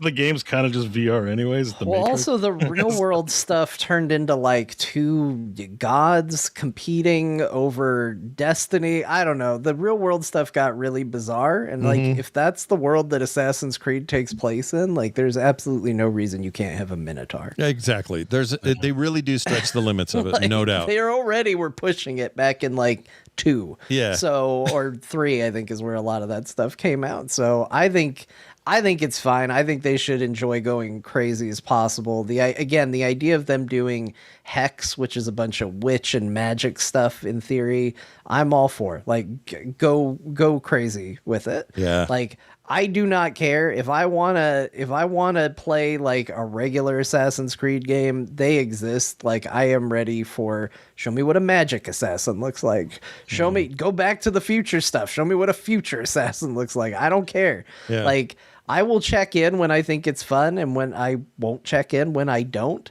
And that's how I have always been with the series. I have not played all of them. You know, would you play a crossover? Like, what if Ubisoft crossed over with Blizzard and they did like a Valera's Creed? A Valera's Creed? Yeah. Would that be? Would you be like? Would that you think be strong enough? I mean, to it'd be weird, like, but when you crouch, Magic it just crossed, does the Magic crossed over with Final Fantasy and like Star Trek and Marvel. Like, why not? If the Animus is kind of a VR, you could be like in another universe. These are the memories that came through the Doctor Strange hole. I think, yeah, call it Assassin's Creed : Doctor Strange hole. Do that. Doctor Strange's hole. Yeah. Assassin's Creed Rayman. Yep. He just started murdering people. Yeah, I can't explain it. But like, if they did all that, it would be big risks and stuff. So I don't suspect they will. They seem to take. But the one thing they take seriously, universe thing. Like, yeah, you know. if they wanted to mess around, I mean, sure, they could. I guess what I'm saying is, these are way more complex, large, interesting games with what they've done to them than they would be if they had not. They were running out of string on the old model, and I'm really glad they did it. So that's why. Man, I was going to skip right over Assassin's Creed. It's so crazy how this didn't happen. Well, you did this because you did not write Assassin's Creed Black Flag. You wrote Assassin's Creed, and I knew something was up. I smelled a news story there. I was like, he is oddly specific when he writes his titles. He's not like Bo, which might not even write the correct name of the game. Like this is Scott. He writes the full title, when and where available, and he just wrote Assassin's Creed. I smell a story. I think your instincts were right. It is a little weird how I ended up there, but I have been having so much fun in there that's having a hard time getting out. It's also beautiful. That game's gorgeous, and that's the other thing, is this like a sizable upgrade. I mean, it should be, because it was a new console generation, new capabilities, whatever. But it's a pretty good jump visually from the previous games. And who knows? I don't know where this all leads. I don't know what. I don't know what happens. I just know I really like it. But if you want to get real weird, let me tell you what I did next. Okay. Because this is going to be a little weird. So everybody, hold on to your butts. There was a sale. Doctor Strange hole, everyone. You know, I've been just sort of dabbling around in the Ubisoft open worlds, like we were just talking about. No! And there was a massive. There was a massive sale on a little game called Avatar: Frontiers of Pandora, and currently I think it's back up to full. Let me see if it is. It's back up to full price. It was $17, and I went, well, I've been curious about this, and I'm not like a big Avatar fan or anything, the movies, but I like Ubisoft open worlds, and I kind of like, in theory, I like the Avatar stuff. I'm just not like rabid about it, but in theory, I think they're fine. I like them. You know, I mean, they're two of them at least, or maybe all three of them are in the top 10 grossing films of all time. There's a reason. Like, it's not just. I mean, I like Night Elves too. Yeah, it's not a fluke. I mean, these appeal to people, so whatever. This is more me talking to myself as I was doing it, because it's like part of me is like, people a little, you know, they get. The Avatar thing is. This is like me putting warnings up about liking K-pop groups. Yeah, a little like that. You're like it's cool. I like a little Avatar. It's okay to like Avatar, right? Yeah, but I mean, if we like Terminator and we like Aliens, I mean, what's wrong with liking Avatar? It's all James Cameron. Whatever. This trailer that's showing made me laugh because look at entertaining. It's a Game Informer. They're putting the rave accolades of entertaining. Entertaining. You know when people sometimes don't put enough of a quote for you to really be sure exactly what they thought of it. Entertaining. Yeah, that's about right. And you know what Game Informer said about us? Entertaining. Yeah. Who knows what the tone of voice was, but they said that word. I looked at the reviews. The Steam reviews are mostly positive. That's good for a Steam review of an Ubisoft game, because technically they like to dogpile those a lot. So I just said, let's just do it. Let's see what's up. And I'm here to report this is Far Cry on Pandora. That is literally the game. And I don't mean that in a negative way. That is not a criticism. I like Far Cry and I like the systems of Far Cry. And there are some things this game does differently. What sets it apart is the world is insanely lush and detailed. It is crazy. Every little flicker of every leaf moves, every blade of grass does something. It's all foreign and weird. And the things you run into and find, you're not even sure how to pick certain plants at first. They might kill you if you pull it wrong. Like there's just weird shit like that in there. And it's kind of breathtaking. Like visually, it's really telling a story here. And I'm sure that they had some very strict guidelines from Cameron and Corporation to say, look, we're not letting you do this unless you're really into the details. Because it's clear to me that was like really important to them. I don't know what I expected. Because I've seen this game, like maybe it's the fact that like it didn't feel like anybody else talked about it or anything like that. But I'm like, man, this is a pretty game. Yeah, this it's game really visually is a treat, and I like the Far Cry games enough to where like I would go there for this. And it immediately made me go, why didn't more people talk about this game? Yeah, it's Avatar, man. Yeah, because that's I think that's probably true. Take this and make it any other IP, and it was immediately more interesting. Like I didn't hate the Avatar movie, but I didn't love it. There's just something kind of whack about Avatar. Like I can't quite put my finger on it. That's just like, and it's not the climate change stuff. 'Cause I think that stuff's cool. Like there's a lot where I'm just like, I like it. I just think like the aliens look stupid. Honestly, it is a big part of it. If you don't like the Avatar parts, it's as basic as that. Like, oh, cool game, and I have to play as that, or I have to watch a movie with those things in it. Like, no thanks. Yeah, no, I get that. They're not going to be derpy humans. Like, I don't. Like, you know how like they made a big deal about Sonic, right? Like, oh, Sonic doesn't look right, and they made it better, and then everyone was like, oh, I love that. Like, that's to me, that's everything with Avatar. Like, you just didn't have a reference like Sonic to look at. Take first. This movie and make them Warcraft Night Elves. And I'm like, I have to play this game yesterday. But they don't look like Warcraft Night Elves. They look like they're in that similar type visually, I think.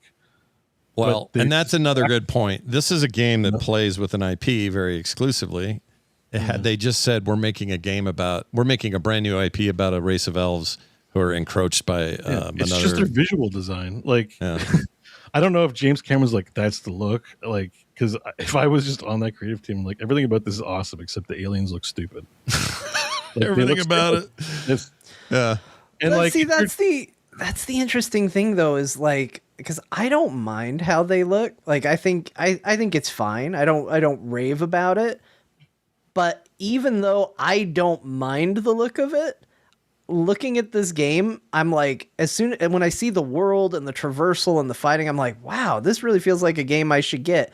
And then it gets to like a cutscene where it's like, and now you're going to see them interact and stuff. I'm like, ooh, this is going to be a cutscene skip game for me. And then I was like, why is that? And I can't pinpoint why that is. Why the idea of like the story of this game is like, oh, I'm not interested. Hard zero interest for me. But I would love to play in this sandbox in this world and run around and if do they look stuff. It's the alien thing. Like if they looked more like Protoss and leaned harder into the fact that it's an alien species, cool.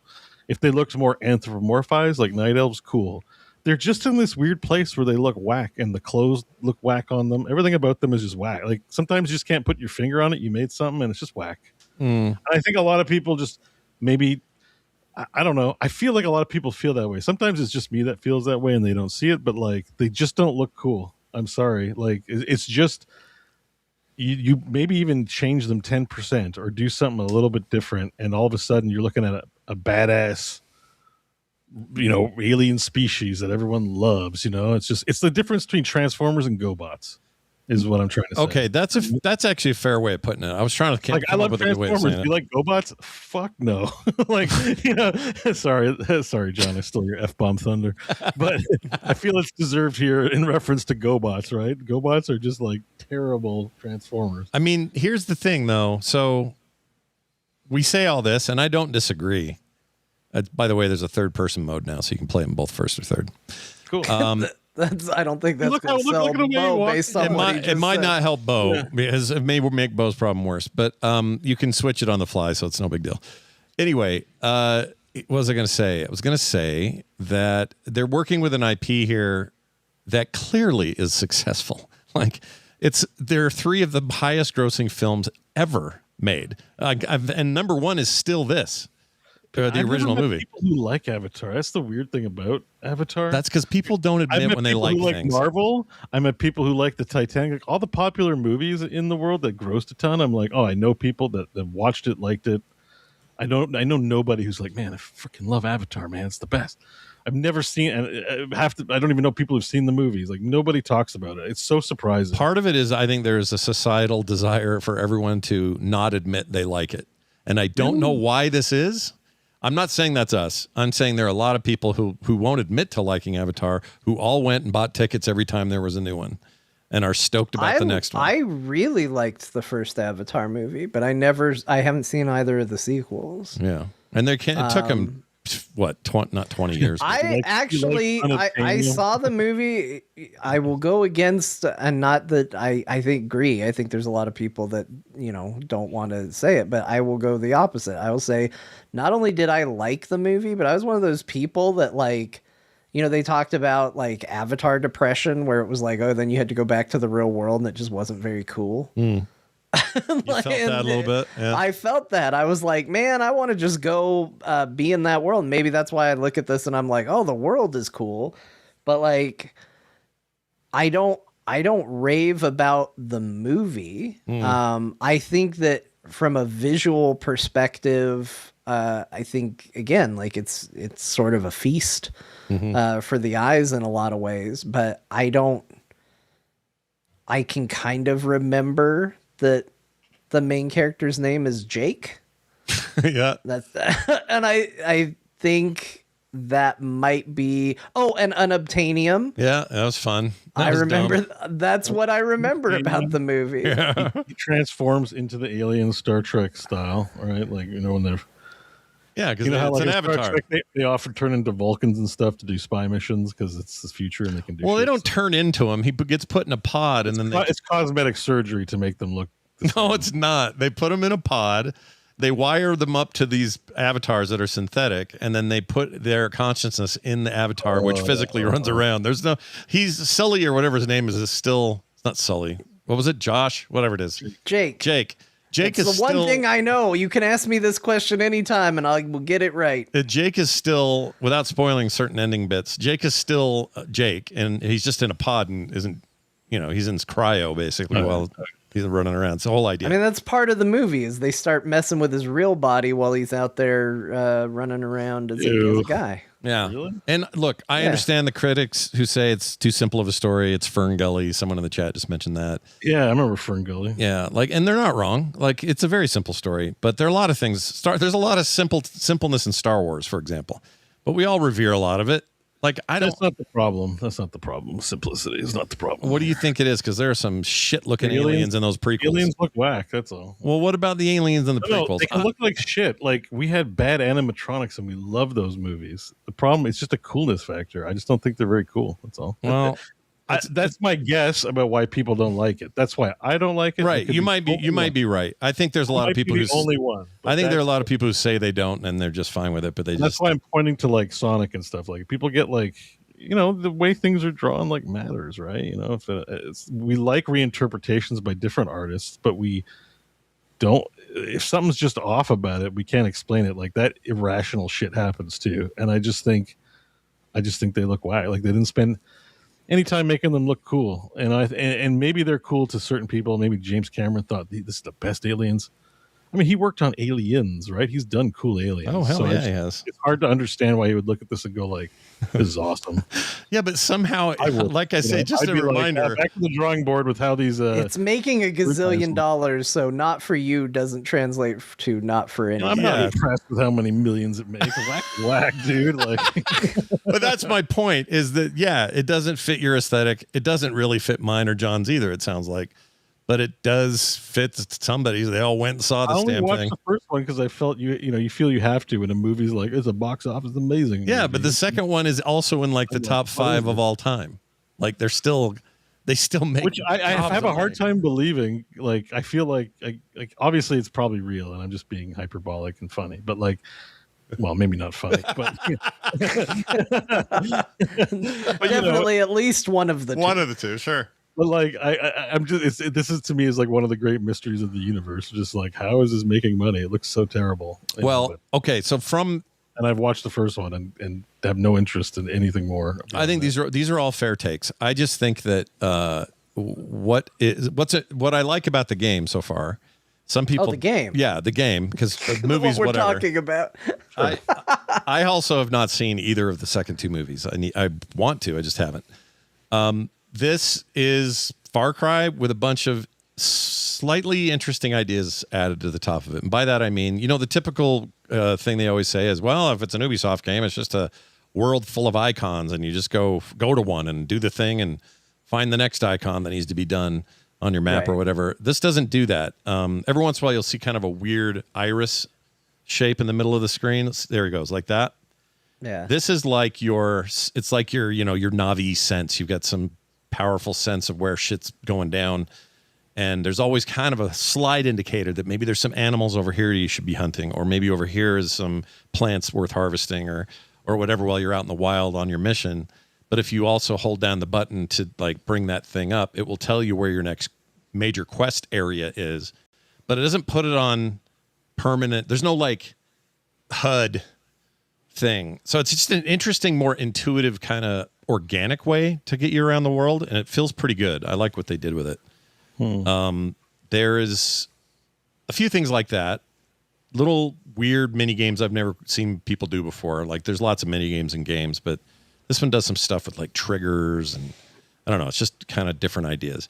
The shooting feels really good. The bow and the arrow in particular, just thunking those through humans because they're huge, right? Because you're a giant. Yeah, I was about to ask, do you feel like you're a bigger creature or does everything feel scaled up? Well, you know how in the movie you feel like they feel like bigger creatures when the humans are around or when their hardware's around. You're like, oh, wow. Well, and only then. Yeah, and kind of only then. And then the rest of the movie, everything scales to them because this is their world. It's like that, but you are fighting humans so often because it's still the major threat is a whole new wave of, without getting into specific story stuff, a whole new wave of I forget what they're called. It's a three. Dick bag people. The dick bags. Yeah, they're coming to exploit the place. And your job is there's a whole backstory, but your job is to fight that. You're not a person in an avatar. You are an actual Na'vi who was born here. And you can be a lady or a dude, and there's lots of choices with all that and stuff and how you make your character. They added the third person because in first person, it's really hard to tell that you have cool gear that you've been getting. And so now now you can see all the shit you get. This is early in the game, so he doesn't have much. Anyway, long and the short of it, these mechs, for example, they just have a little human in the front sitting in there. And when they take an arrow to the chest, it's like triple Lord of the Rings freaking Boromir level arrows. Just big, thick arrows, just chunk.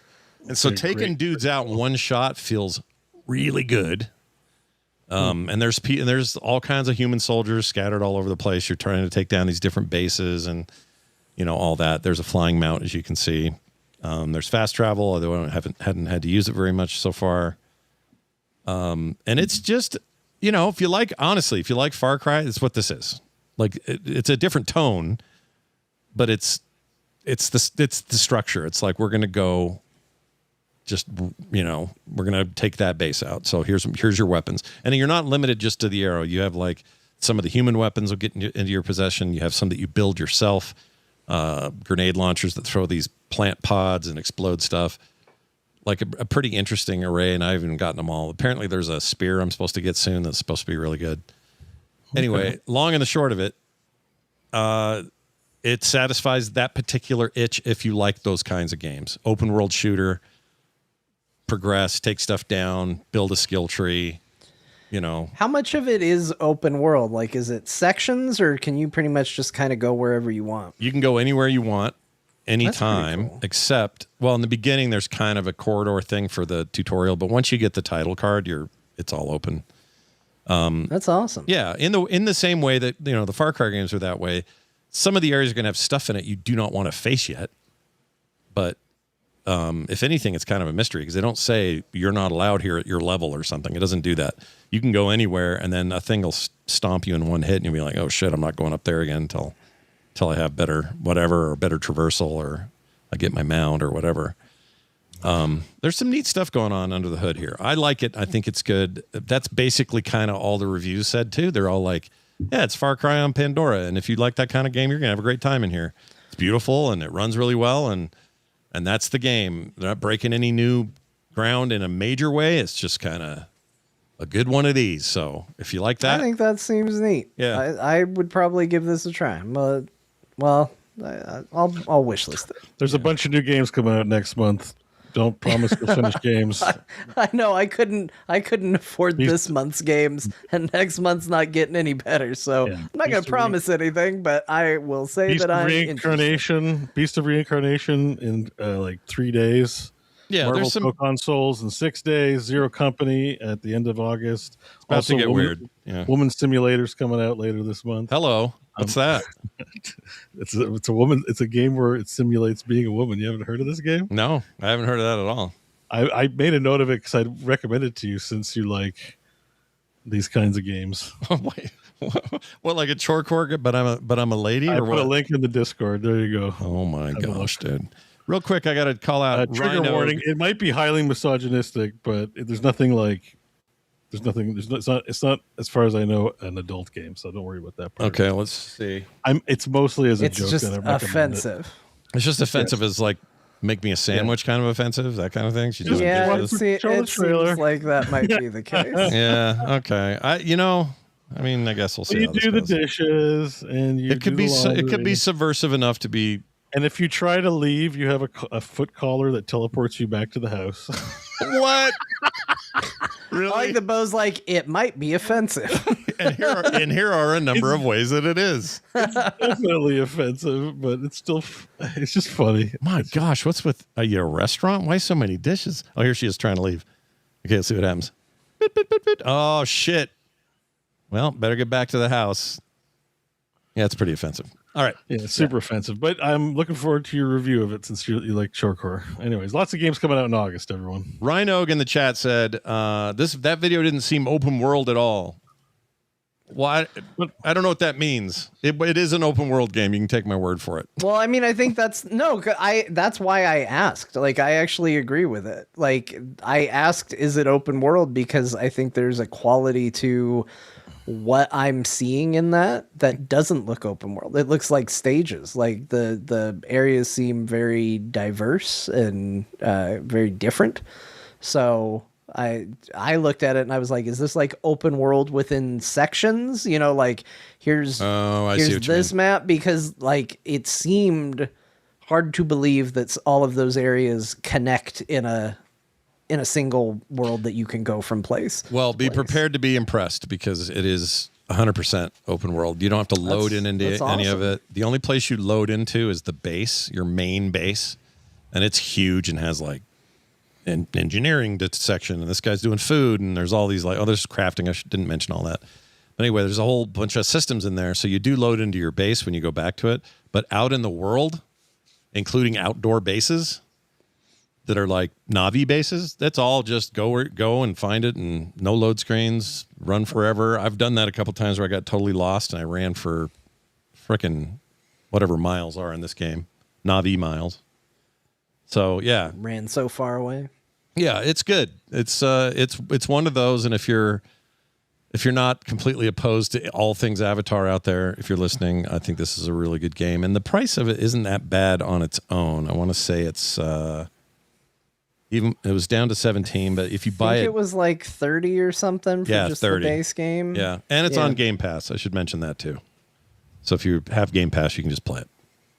I do not. Yeah, I no longer do either, and probably won't for the foreseeable unless they blow my mind. All right, there's that, and I also one last thing.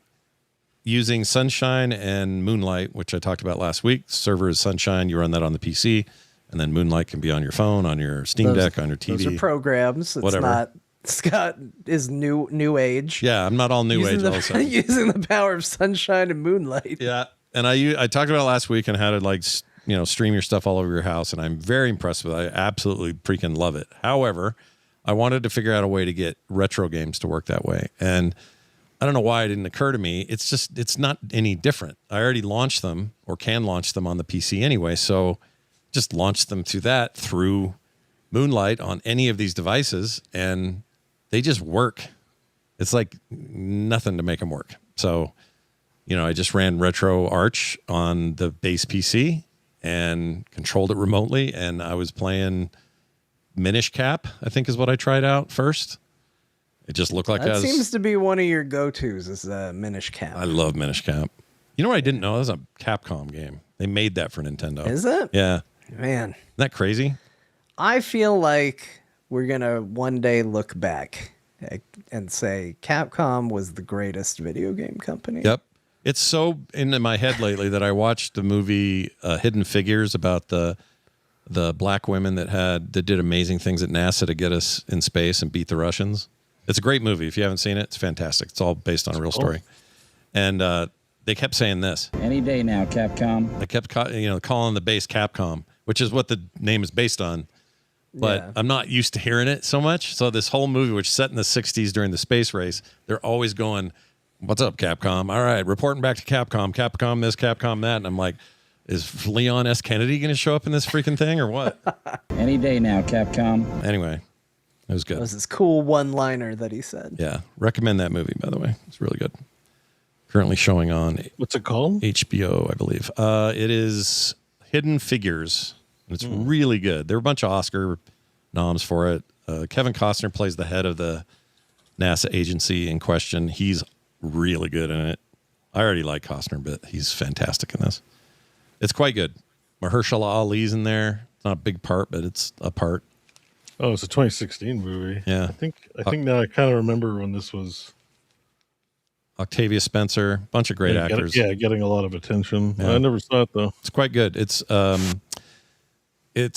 reminder that we can be a lot better than we are sometimes. I'll say that. All right, so that's what I played. It took a long time to get through the Assassin's Creed part. I really didn't think I was going to mention it hardly at all. John's right. I wrote it wrong. Next time I will know what to do. It's my fault. They can write in and complain about me. I'm sure it'll be fine. John, swing it over to you. More Marvel Knights. Midnight Suns, I should say. Not Nights. No Nights. That title, literally not a thing. Nothing to do with not it. What's in there? Nope.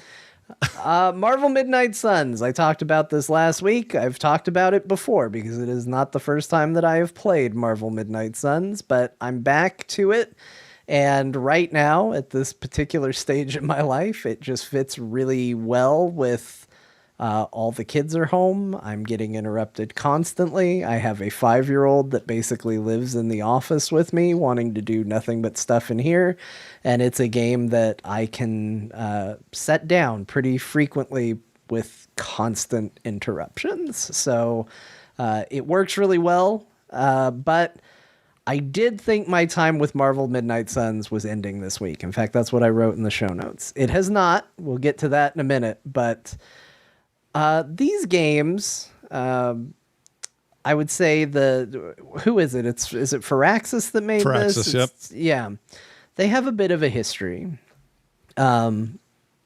Historically, they have had issues with their saving system that they kind of will blow out. And I don't know if this is true with more recent ones, but the auto saving and the way they save your games, eventually they just stack up and you get like a huge list of saves, and the games in general, in addition to that, start to chug the further you get into the game. And the more everything stacks on top of itself. So like memory leaks, that kind of thing? Or? I think it might be that. I don't know. I haven't researched it super well, but I did remember back in the day when I had some problems with XCOM.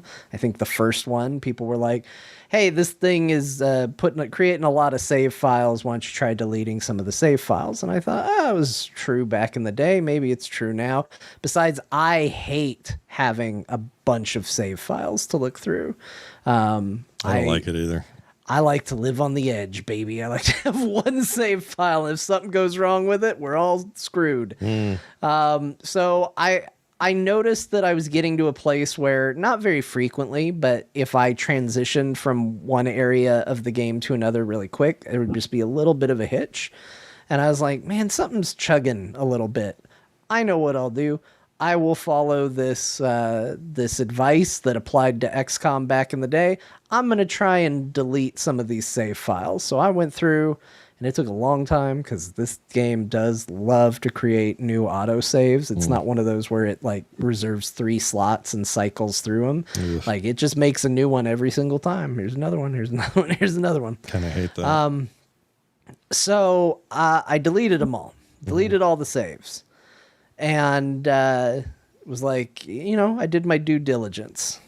And then later when I came back to play that night, the ability to continue my game was no longer there. Oh, no. Because another thing Firaxis games are a little notorious for is that even though they are crazy with the autosaves, they don't autosave that often. They really like to do it only when you do certain big major things. And we did not hit an autosave since I deleted the save files. Oh. So all of a sudden I went from damn near the end of the game to, you want to start a new game? You want to try that? And I was like, oh, I guess I'm done with Marvel Midnight New Suns. game. I mean, to start, so new game, but your my manuals. So you had what, like a really old? I deleted everything, and yes, chat, you can say it. You didn't leave one. No, I didn't leave one. I assumed that whatever would take the new autosave would take place. Actually, I thought I would auto manually save, but I think I got interrupted and left. I think that's what happened. I think I was doing this project and then I probably got a, Dad, can you come do that? Yeah, fine. You know what? I might as well close this game. I'm not getting to play it anyway. Do you have, what swear word did you say? Do we know that? Or what cuss word did you pop Honestly, I wasn't that upset. It was just kind of like, oh, I guess this is over. Don't cry because it's over. Cry because it happened. Whatever that is. I forget what that is. Sounds like a thing someone could say. Might have said. Yeah. So I just went, it's fine. It's over. But the reason it's not over, and this has continued to be, after that, that's what started the cataloging my gaming process. Because I was like, well, what am I going to play instead? So I started going through my list of games, trying to look for something that would be a good contender for something like this. And that's where I was dropping everything in our little buckets and all of that. And as I was sitting there thinking about it, I was like, man, I really like Midnight Suns. And that was a perfect game for this situation. I was in the mood to play it. Like it was doing everything I needed it to do. Also, man, I wish that game was just a little bit better. Because kind of going back to what we talked about with your problems with Assassin's Creed Odyssey, I got to a part where I was like, there's a suit in like, when you look at your cosmetics that says you should have this if you've done, if you've unlocked all the mysteries of the Abbey or whatever. And I had done that and I didn't have it. I was like, what is this? So I looked it up and they're like, yeah, there's a known bug in the game where you unlock that suit and it just doesn't unlock. Boo. And I was like, oh, well, what circumstances did I do that prevented this from happening? What was the situation? And they're like, no, it just happens 100% of the time.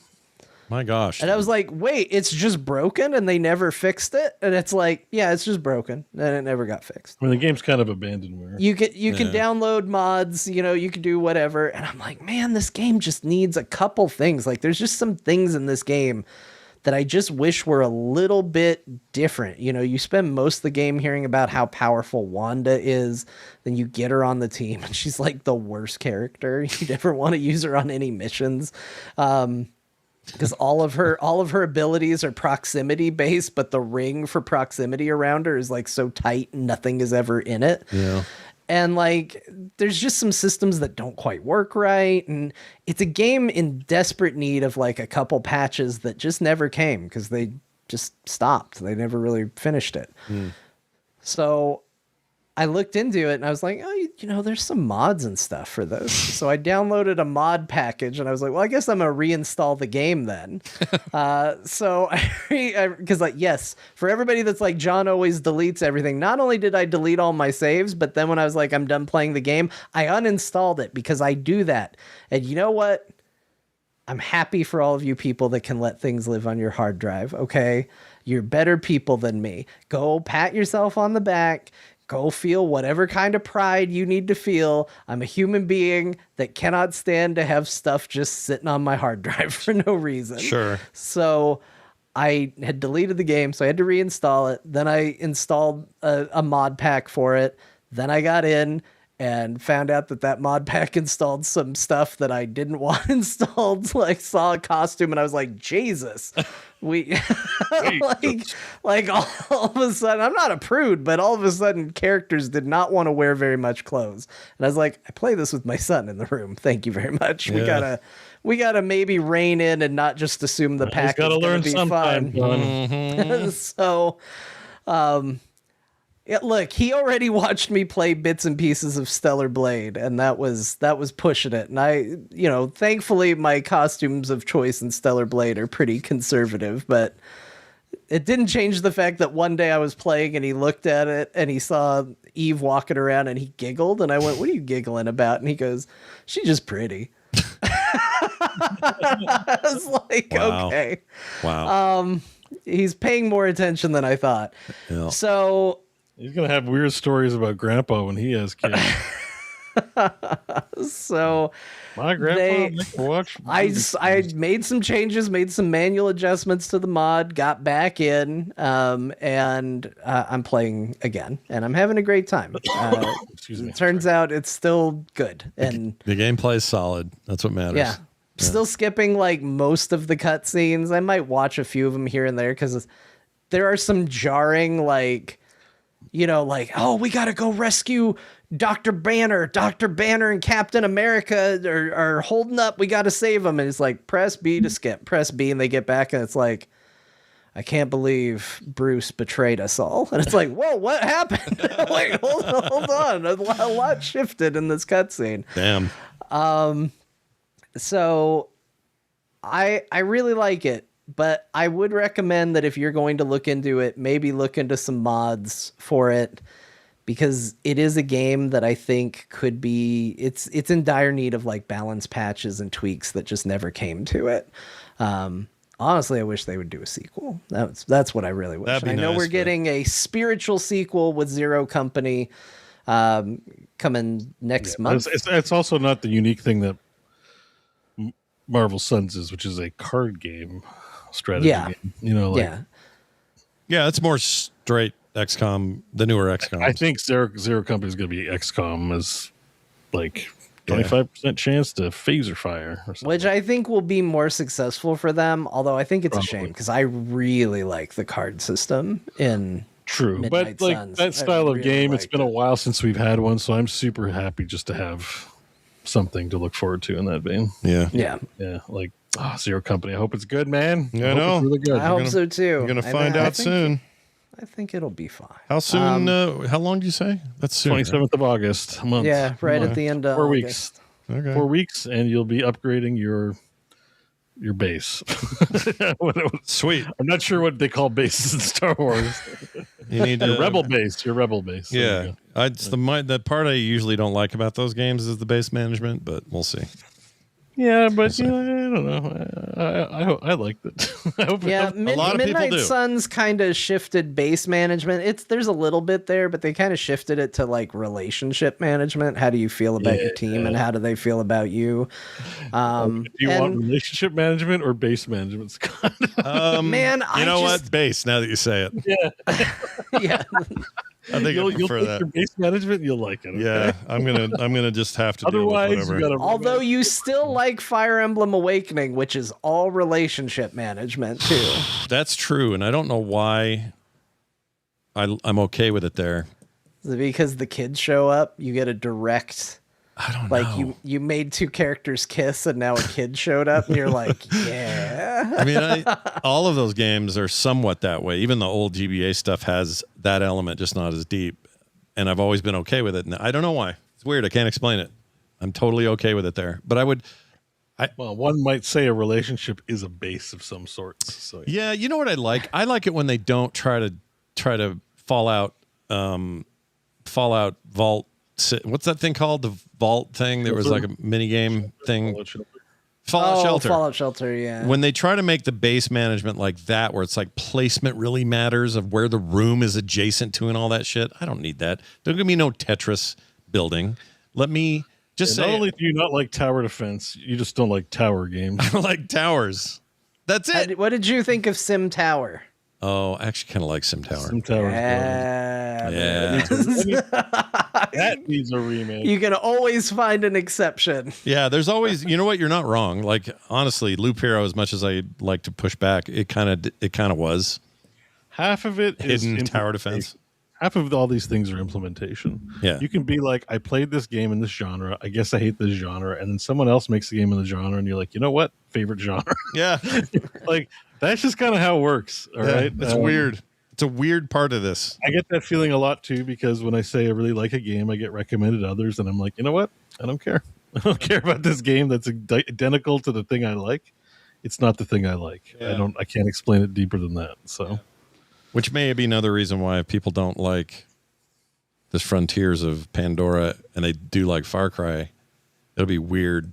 That to me, that would be weird because the gameplay is like aimed right at you, but if the aesthetic is not enough, I guess I could get that, right? Like if you just don't like the setting. I think probably the Avatar fans played it, right? Like I think it found its audience. I think what you're trying to do and when you're trying to sell that many copies is you're trying to attract everyone. Yeah, you're trying to get Also, I don't know if they did a good job explaining what it was, because I, for whatever reason, thought it was basically the same thing that Dune game that came out was. Oh. I thought it was the same thing. I thought it was like a quasi MMO experience. Like, like I thought it was survival I thought it was like a survival MMO thing, and I don't know why I thought that, but that's what I thought it was. And then when Scott's like, "Yeah, I played this, and it's basically." Far Cry on Pandora, and I was like, wait, that sounds awesome. Yeah, they kind of their marketing blew.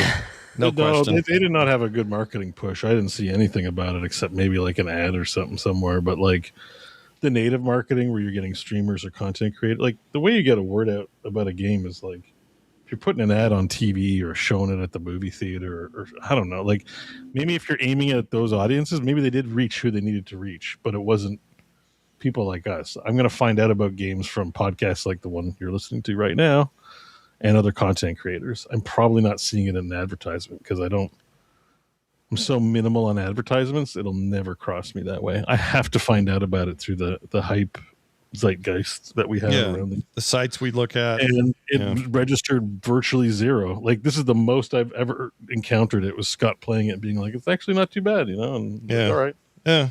I don't. Yeah, I would argue that they screwed that up. But I also that's been the best marketing for me. Yeah, like well, that's the other thing.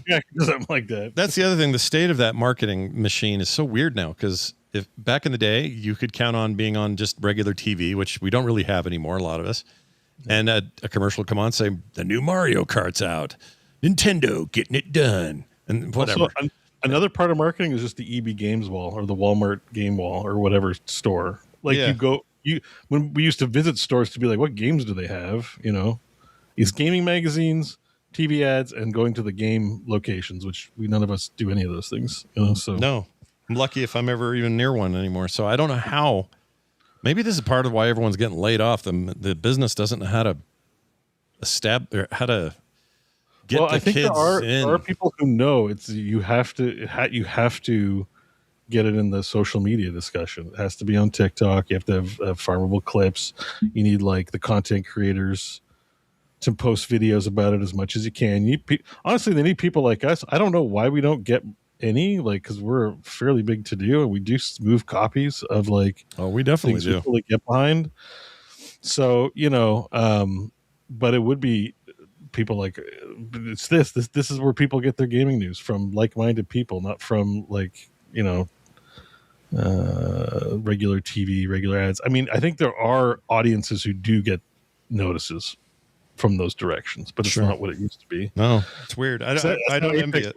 I wouldn't have never heard of Apex Legends if Shroud and like every streamer in existence wasn't playing it. And that's still true for a lot of games today, you know. So I don't know how they do it. Honestly, it seems like that part of the business seems like almost impossible now. So I don't know. we don't have agents. I think like online creation right now, if you like hit a certain realm, you hire an agency to network for you. I don't trust those bastards. We're just not like, this is just not what Frogpants has been about, and that's totally fine. But the more and more I've like caught pieces of conversation about like how they do business, how they met people, and it's like, oh, they have people doing their clips channels, they have people doing their networking, and they have people, you know, negotiating. And it's not like you have to take everything you get, maybe, but that's how you like get a handshake with a, you know, we could talk to Ubi. I'm sure Ubisoft might like you're a big Ubisoft fan. They're probably having a hard time finding people to praise their games. I bet you we could. There's a bridge we can build with Ubisoft. You know what I mean? The last true Ubisoft fan. I feel like it lately. And I had a real drought period where I was not interested in anything Ubisoft related, and I don't know, like anything, you know, you ebb and flow or whatever. But right now, the kinds of games they make, I'm just finding it there. That's all. We'll see how long this lasts. I don't know. Well, yeah, they're the ones who make it. Yeah. There's a reason that it's called like the Ubisoft model. Like, you know, they're the ones who keep making that game. And that game keeps working for me. Different coat of paint. Yep. And you know what? If you like that game, who cares? Like, I think you catch some strays because it's not in vogue to like that style of game because Ubisoft did it to death. But if that consistently resonates with you, then that's good. And play that shit, is what I say. He's not telling all of us we have to like it. So I don't see why, you know, you should tell Scott he shouldn't like it. Yeah. Omega 9X says, I want more Watch Dogs. I wouldn't mind more Watch Dogs. Get it right, though, this time. Maybe make it more like 2. 2 was great. Legion was a nice idea that didn't work. 1 was a mess. I loved Legion. I wanted to love Legion. But that's because I got the best character right out of the gate, and then it was never going to get any better than Who was it? I don't remember what happened. I don't know, but he had a funny mustache. He had an incredibly funny voice. And he had a funny name. It was like the RNG just gave me the most entertaining character of all time. Wow. And did he die, though, or end up... Well, I don't remember. No, but I think I had to switch to somebody else for a while, and then all of a sudden I understood why people weren't the biggest fan of the game. I was like, oh wait, this guy was carrying. I just felt like everybody I had was the same, and it didn't really matter who I got. Oh, it was not the same if you had this guy, Scott. He was a class act across the board. He was amazing. One guy, a fancy lad that was just fancy all the time. I think Watch Dogs is tough to make right now in a post-cyberpunk world. You think so? That's what it's going to get compared to, even if it's more like near future, like less fantastical than Cyberpunk. Yeah, it's going to get compared to it, right? Like if the stuff in Watch Dogs doesn't work like the stuff in Cyberpunk, you'll have these comparison videos, and you know they'd have to come correct with it, I think, and I just don't know if they will. I think the first one's really good still, but yeah, for the era it was made, it's definitely not as good as what we've like seen after it. Yeah.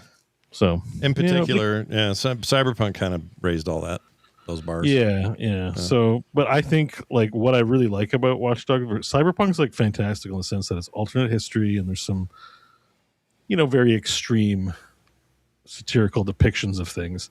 But Watch Dogs felt like as close to Mr. Robot, the video game, as you can get.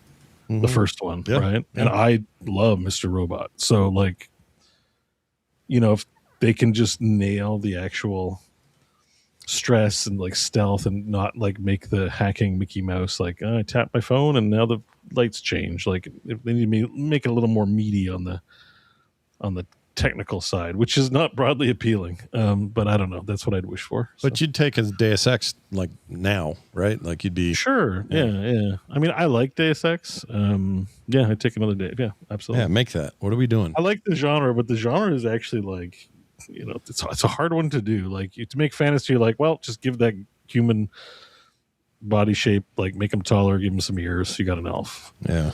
But like, you know, hacking stuff like is just like, you know, you want it to feel authentic, but you want it still to be a video game and not too crunchy. Yeah. for the appeal, and then you want to get kind of the tone right. Yeah. Even little things like there's not enough rain in Cyberpunk it's totally a great game. Just look past it, but you're like, it's hard. You're just like, you're asking a lot of me, buddy. Yeah, one of the first mods you saw made for Cyberpunk was a rain mod. Yeah, exactly. Like create more rain. It's I think just a harder genre to nail is what I'm trying to say. Yeah, than a fantasy genre. Well, John, what else you do? So in conclusion, Marvel Midnight Suns is very, very fun. So good you installed it twice. Yep, Yeah. Playing through it twice because it turns out I just kind of like the gameplay. Beyond that, I didn't do much else. Haven't really had time for much else, but I did play a little bit of Final Fantasy VII Rebirth because at the end of our show last week, I downloaded the updated shader pack for that game. Oh, I was hoping someone did. Can't wait to hear about this. How did it go? Installed it. Well, installing it was easy. Getting into the game was easy, but I ran into an interesting dilemma because there were two big problems. I had been in the middle of a Final Fantasy VII Rebirth playthrough, and I was at maybe the worst place you could possibly be to be messing with graphics in that game. Oh, no. There's a part in the game where you have to go around and collect a cadre of soldiers to follow you around for a parade. All right. And when I played the game the first time, it is the only place in the game that the game started to chug for me because you end up with a massive amount of troops just following you around everywhere you go. And there's a lot of transitioning because part of the buildings are like recessed into like an alcove and part of them are out in the sun. And so there's a lot of shifting from outdoor lighting to indoor lighting. Which the game clearly does some level of, behind the scenes shifting and adjusting between the two. So you have more character models on display than probably anywhere else in the video game. All of their AI telling it to follow you, and you're transitioning from in and out. And I think it just hits systems hard. So I went in and I was like, oh, this isn't running very good. Where are my settings at? So I started fiddling with my settings, and then I'm trying to evaluate how it looks. And I didn't see, like, there is a way you can set like a keybind to turn the shaders on and off, but I didn't set that before I got in. So I'm going off of memory of how it looked months ago, like early in the year, versus how it looked now. And I'm like, I don't know. I think it looks better, but I can't really tell because they did a good, it's not like Final Fantasy Rebirth is an ugly game. No. And it looked good. And now I'm looking at it and I'm like, it still looks good, but it also is looking very jarring from the transition from the light areas to the dark areas. And I'm like, was that always there? Or is that just there right now because of the new shaders? And as a result, I was like, I don't know what's going on. I don't know if it's working right. I don't know if it looks better. I can't even tell you if it's working properly or not, or if it's just going off of a false memory. Because I run into this problem with Final Fantasy XIV, which I definitely don't run a graphical changer in the background for because that would be against TOS. Yeah. But if I did, that graphical changer does have a button toggle where you can turn it off and on. And so I'll go in and I'll go, ugh, is this not working correct? And then what I would do is I would hit the button, hypothetically, and I would go, oh, that's how the game looks by default. No, it does look a lot better. Okay, turn it back on. Sometimes we have to be reminded that it's doing something. I can't just look at it and know like, oh yeah, this is much better. I have to see the compare contrast, and I don't have that yet. So I don't know how much better it looks. It looked good, but it kind of made me just want to start Rebirth all over, especially because I'm like in the middle of this place. I'm like, I don't know what I'm doing. I'm trying to get these guys to follow me around for a parade, and I don't remember where I'm supposed to go, and I don't remember who I recruited, and I was down in the bar where bald people hang out, which was fitting, I guess. And oh, that's a real thing, the bald people bar. Is yeah, it? Really? It's a real thing. You get kicked out for having too much hair. Oh my gosh, dude. All right. It's a gnarly future. They're like, this is for bald people only. Like, you're intruding on our space. Get out. Weird. All right. So yeah, I think I'm gonna restart it, and I definitely need to set it to where I can toggle it off and on because I don't know. I think it looks better. Yeah, probably, it's kind of like you can do that new Halo Combat Evolved or Campaign Evolved thing, and you can pretty much go, oh yeah, well this is substantially better, but your brain still can't do the exact comparison unless it can jump back and forth, right? It's just the way our brains work. It's weird. Yeah. I feel the same way about Black Flag. I have to go look at old Black Flag footage or see them side to side to go, oh yeah, it really is massive improvement over that, or not so much, or whatever, right? It's just the way our brains work. Yeah, careful. Yeah. I know. I almost said. I know. We were all thinking it. I didn't. I got close to the want river. to call attention to it, but I realized just how much of a how much of a landmine. I got real close. We mispronounce things a lot here, but there's some things you just want to avoid entirely on pain of death. Yeah, I look. You could tell by the way I was talking that if I had gone all the way, it would have been a mistake. You did an amazing job moving on. Bo did not, because I saw him start to make faces about it, and then that made me laugh, and then I think me laughing made him lean into it. Yeah. Well, my internal dialogue went off like, I don't think I should draw attention to it. I think I should move on. But my face was already doing. Yeah, your face already said the story. We had to go there. Yeah. But that's why I like the Final Fantasy Pixel remasters, is because you play those games and you go, oh yeah, I'm playing a retro NES game. This is so cool. Like, yeah, they made the water a little shimmery, but this is what the game looked like. And then you go back and you look at what it looked like on NES and you're like, man, they did a ton of work, but they did a ton of work making it look the way that game looked when I played it back in the day. Yeah, it's interesting. It's like a skill or a weird, like, I don't know what to call that. It's cool though when they do it. Yeah. I love that. That's why, to me, they take a lot of flack because there've been a lot of like remakes and remasters and all of that, and sometimes they add new content, and the Pixel remasters are like, nope, it's just what was there in the base. And so there are some people that just don't hold with it, but for my money, like, that's where it's at, because you play it and it's like, man, this is like playing the original game, which is what I want. Yeah, I want it to feel like the original game, but on like modern hardware. Yeah, and they respect it. They respect the original and do things to it that are respectful changes. That's not an easy thing to do, I don't think. Yeah, I think we take it for granted when it's done nice. So it's tricky. Yeah. It's like when they say that like the best visual effects are the ones you never notice. There's like there's the famous one in the Avengers where I guess like Captain America was in a scene. They decided they didn't want him in, so they just digitally removed him. You have no idea that he would even be in there. There's no special effect to point at and be like, look how fake that looks. Like, you just don't know until you hear somebody talk about it and they go, yeah, they just digitally removed a person from this scene. Those are the special effects. Like, it's the same thing with remasters, is it's like, I want to feel like nothing changed. Because it feels so authentic to what it is, but deep down we don't want it to be just emulation. Yeah, exactly. And when it's done right, you're right. It just needs to feel right, and your brain doesn't need to make giant leaps and go, oh, look how different it is. Same thing happened with what was the show I was watching? Anyway, it was a behind the scenes for just a modern crime show. And this guy goes, I hate to break it to everybody, but any scenes where we've got bullets flying, there are no bullets flying. All those dirt kick-ups, the wall as he ran past, you saw the 5 pock marks and the smoke where the bullets were hitting in real time. All that stuff's added in post. None of it happened in the thing. It's all post effects, and no one gets credit for that shit because it looks so real and natural and not forced and whatever that they just don't get credit for it. And on the one hand, I'm like, yeah, that's real art, man. Making a thing. No one even noticed it was so good. But the other part of me goes, shit, they don't get the credit. They kind of, no. Yeah. How do you get a better job after that? Like, I don't know. It's all very weird, but anyway. It's tricky. I also want to give a special shout out. This is not something I played this week, quite the opposite. And I've talked about it before, but I'm proud. And as a proud father, I need to mention it.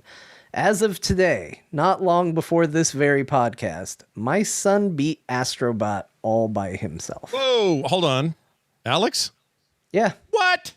Yeah. He's 5. He is 5. I'm impressed. How does a Yeah, 5-year-old finish anything? Seriously. I was shocked. I was absolutely shocked. But I mean, there were times where it was like I could tell he was making really good progress, and he had done so well in the beginning that I had just decided, like, okay, well, this is a special save because we erased one of the previous saves that he and I had been playing together. And I was just like, all right, this is just fresh. And I was like, it's going to be all you, okay? Like, you just do the best you can. Mm-hmm. And he was like, all right. And there were times where he'd ask for help, and I kind of had to do the, like, it's tough, but like what I think is good parenting. And I was like, you can do it. Just try a little, here, I'll come sit by you. We'll work on it together, but it'll be you. You're going to be the one who does it. It's 100% how you should do this. This is good. And so I kind of kept pushing him, even though we had some pouts. There were some bosses where we had some pouts. He was not happy that Dad was not going to do it for him. And we'll see how it goes now that he's unlocked the really hard levels. But I just let him do it, and he would just plug away. And he'd just play on his own, and every now and then I'd get asked for this or that, and I'd just tell him, you can do it. And today, not even like very unceremoniously, he was really excited that he finished the last of the main bosses and he had gotten to the final boss. But I turn around and he's playing the credits section of the game. I went, "Did you just beat the game?" "Yeah." Like, this is a big deal, buddy. Like, let's celebrate. Let's be excited for it. That's awesome, man. He just got in and did it, and I'm really proud of him. He's come a long way, and I'm going to stop looking at the chat from now on. Look at this garbage at the bottom. Baritone, 5-year-old showing more dedication to finishing a game than Scott. Okay, but here's the thing. My wife did say, after I told her that he beat the game, her first question was, how many games has Scott finished this year? Really? Yeah. And she said, because this could be really funny. You could go on the show and say, my 5-year-old son has finished more games this year than Scott. Yeah, I've definitely finished a game this year, so maybe we're tied, but we're not. Okay. We're definitely, he's got some momentum is the worry I would have. That's amazing. Yeah. 5 years old. I don't know any 5-year-olds that beat it. That's not like some simpleton kid game. No, I don't even know how much I finished anything at 5. I didn't. I certainly didn't have the dedication to do it. I don't know what the first video game I finished was. I know I beat Myst very young by myself, but I don't think it was the first necessarily, but I think it was Atari that was around during my age 5, right? Well, I don't know. For me, it would have Commodore 64, VIC-20. Like, I don't remember those games having endings. Yeah, a lot of them didn't, but Myst definitely did. So that would have been a good starter for John if he was. Let's see, that was like 2001. Yeah, what the first Myst? Yeah, I definitely beat games before then, but I don't know what the first one would be. I'm trying to think. Like, this is the first game I finished. I mean, I remember I had Kid Icarus with my Nintendo that I got, but like I didn't finish it for years. Like it was a hard game. And even some stuff, like I know I beat Super Mario Brothers 3, but it was my turn to try to fight.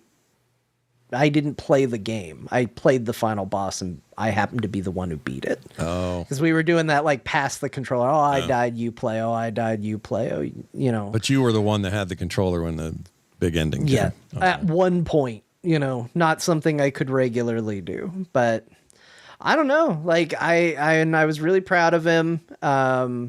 And I just was excited. It was a very proud Papa moment. He's gotten good at using the controller. Like, he uses the camera stick now, too, and he's come a long way. We had a little bit of a scare this week because it was he's about to go to kindergarten, and they had to do an assessment to see where he was developmentally. Mm-hmm. And I just decided to check in with him because I had checked in before and was like, okay, got all his letters. He counts up to 16, no problem. Like, we're all good. And the check-in, he did not do very good. I was like, how are we doing on this knowledge that I have assumed you still contain. Apparently, a lot of that knowledge got pushed out for other things during his summer break. But even Astrobot. that stuff, we've spent a couple days on, and he's already back on top of it. So, good. You know, I'm couldn't be more proud, but I did think it was funny that we should compare my son's video game completion list to Scott's. Yeah, I think that's a hoot. It's a hoot. We'll see where it ends up. Although that seems to be mostly what he wants to play. Like he'll check out Minecraft, but that doesn't last for very long. Nicola finished Avatar. And Black Flag. Here's Avatar. Bo, what'd you get up to? What nonsense? Wait, hold on. Sorry, Hold my on, bad. I thought you were done. Sorry. No, I do want to give a shout out. Thank you. I actually have additional ones, but to Fat Tommy, that's their username. Okay, that's not just you saying, you know. Not okay. Not throwing stones. No. Thank you to Fat Tommy for a game that's called the remake of the end of the greatest RPG of all time. That's the title. And I got it, and I had this like moment when I saw it, because anytime a game gets gifted, especially right now, because things are tight right now, that is the best chance of me playing anything new. And I was like, oh, sweet, a game got gifted. Woo! And I went in, I was like, what the hell is this game? Yeah. But the more I looked at it, the more I was like, this game looks cool. Like, I kind of think this game looks rad. So it's a puzzle game with a bunch of old RPG references in it. And it and a lot of FMV stuff. Honestly, it kind of seems like a game made for me. So I think, as much as I was initially like, oh man, what are we doing here? I think this might be a game made for me to some degree. So I'm pretty excited to give it a try. But I also need to thank Poppin' Fresh, who just in. I got to. I don't know. Maybe was listening live and thought, okay, well, John should have Avatar: Frontiers of Pandora, and got that. And then maybe they were unsure which Avatar game I wanted to play. Truth is, both of them. They also gifted Avatar Legends: The Fighting Game, which I'm really excited to try as well. That's awesome. From the Aang stuff. Yeah. Oh, okay. That actually looks pretty sick. Like the animation and stuff looks pretty cool. Yeah. I was just gifted a game as well. What is this? Oh, this is also Poppin' Fresh. Yeah, Poppin' Fresh. Poppin' Fresh, popping off. I got a Star Wars Galactic Racer. Sweet. I know. I'm so excited now. Oh, when is that coming out? I should have appeared less interested in your Avatar game, Scott. I'm really regretting seeming excited right now. He's such a nice guy, though. He's always being so very good. Well, he generous. always remembers his three hosts because he got me a game too, but I don't want to say it now because John might be mad. Is it Woman Simulator? What is it? No, it's Zero Company. Oh, shit. Oh my gosh! I shouldn't have been so excited about the racer game. That's the last time I ever get excited about anything Avatar on this show. I swear to God. Now I'm with Bo. The aliens look stupid and the planet can blow up. Who needs unobtainium? Well, you don't have to accept it. You can refund it and say like, no thanks. And No. I appreciate it. Yeah. I don't want to be bitter grapes, but that sour grapes. Bitter grapes. Bitter grape? whatever What grapes. is it? It's sour grapes. Sour grapes. Sour Creamy grapes. beans. Creamy kidney beans. Creamy beans. I tried to read my son the fable that inspired the sour grapes. Oh. It's an Aesop fable about a fox that really wants grapes that are way too high up, and he tries over and over to get the grapes, and then he walks away going, those grapes were bitter anyway. I don't remember that at all. Because he couldn't get them, and it was definitely. He looked at me. He was like, "Okay, cool story, Dad." Yeah. Whatever. Wow. Anyway, thank you, Poppin' Fresh, for reals. Poppin' Fresh gifted Claire Obscure Expedition 33. That sticks with me as a gift because that was gifted, and that was my favorite game of last year. Might be your favorite game you played this year. So Yeah. you should write it off. Yeah, for sure. maybe that's the truth. Maybe I will. Scott tries a lot of games, and so he might be like, "Yeah, it's a good game," but like you're trying, you'd be like, "Scott, you undersold it. Oh my god, this is the best thing I have ever played." That happens. It could be, but I am done pretending to be excited for bullshit now. I'm just trying to make you feel better, bro. I'm really happy having zero company. Xantar in the chat says John's Joker arc begins now. So let's see how it goes. Oh, that's it's funny. good. This was a thank you, not a complaint section. So thank you. We're an entertainment show here. Everything's fine. Everything's good. Everything's entertained except for John. Yeah, we're all good here. Everyone's fine. All right, now we'll swing it over to Bo. Bo, you played. I played some games other than Night Rain. Oh this my week, gosh, I can't believe it. What'd you play? All right, so I'm not going to go in the order I discovered things, but I'm going to start with the top game I played the most of this week. You might have heard of a little upcoming game called Dragon Sword Awakening. I'm so excited you played this because this was on my short list of if I have money to spend on games, this was likely going to be the candidate based on what we had been told. Good, yeah. And so this is like an Unreal Engine 5 Genshin like an anime game, so it looks gorgeous. And it's only $40, so not an expensive purchase. If that was 40 Canadian, I think. 29 here. So yeah, not an expensive game. And you might be saying, well, what is Dragon Sword Awakening? Have you ever wanted to play a gacha game but don't want to participate in the gacha? Yeah. Every time. Every minute of the day. Every gacha game. Yeah. It's literally that. This is the literal game. I don't know the full story other than I think like there was a publisher developer sort of kerfuffle and they ended up getting away from a publisher or something and they released it as a non-gacha game, but it still has all of the gacha systems. So you can literally experience what it's like to play a gacha game and never swipe your card. Except there's some mounts and costumes they charge extra for, highly optional and pretty normal in most games to have some microtransactions. It's not what makes the game gacha. There's no random loot bullshit, weird treadmill on experience, but all those systems are still there. So if you still wanted to see what it was like to play and what those systems were like to get a first-hand experience, it's the perfect experiment to do. Now, that alone shouldn't sell you on the game. At the end of the day, is the game fun? It's like, yep, it's pretty fun. It's plays just like Genshin Impact, so it's kind of this Zelda-light open world exploration where all you're really doing is looking for treasure chests and mini games. Mm-hmm. And you collect resources, which are given generously because it's a non-gacha game, so you don't have to swipe your credit card for any of it.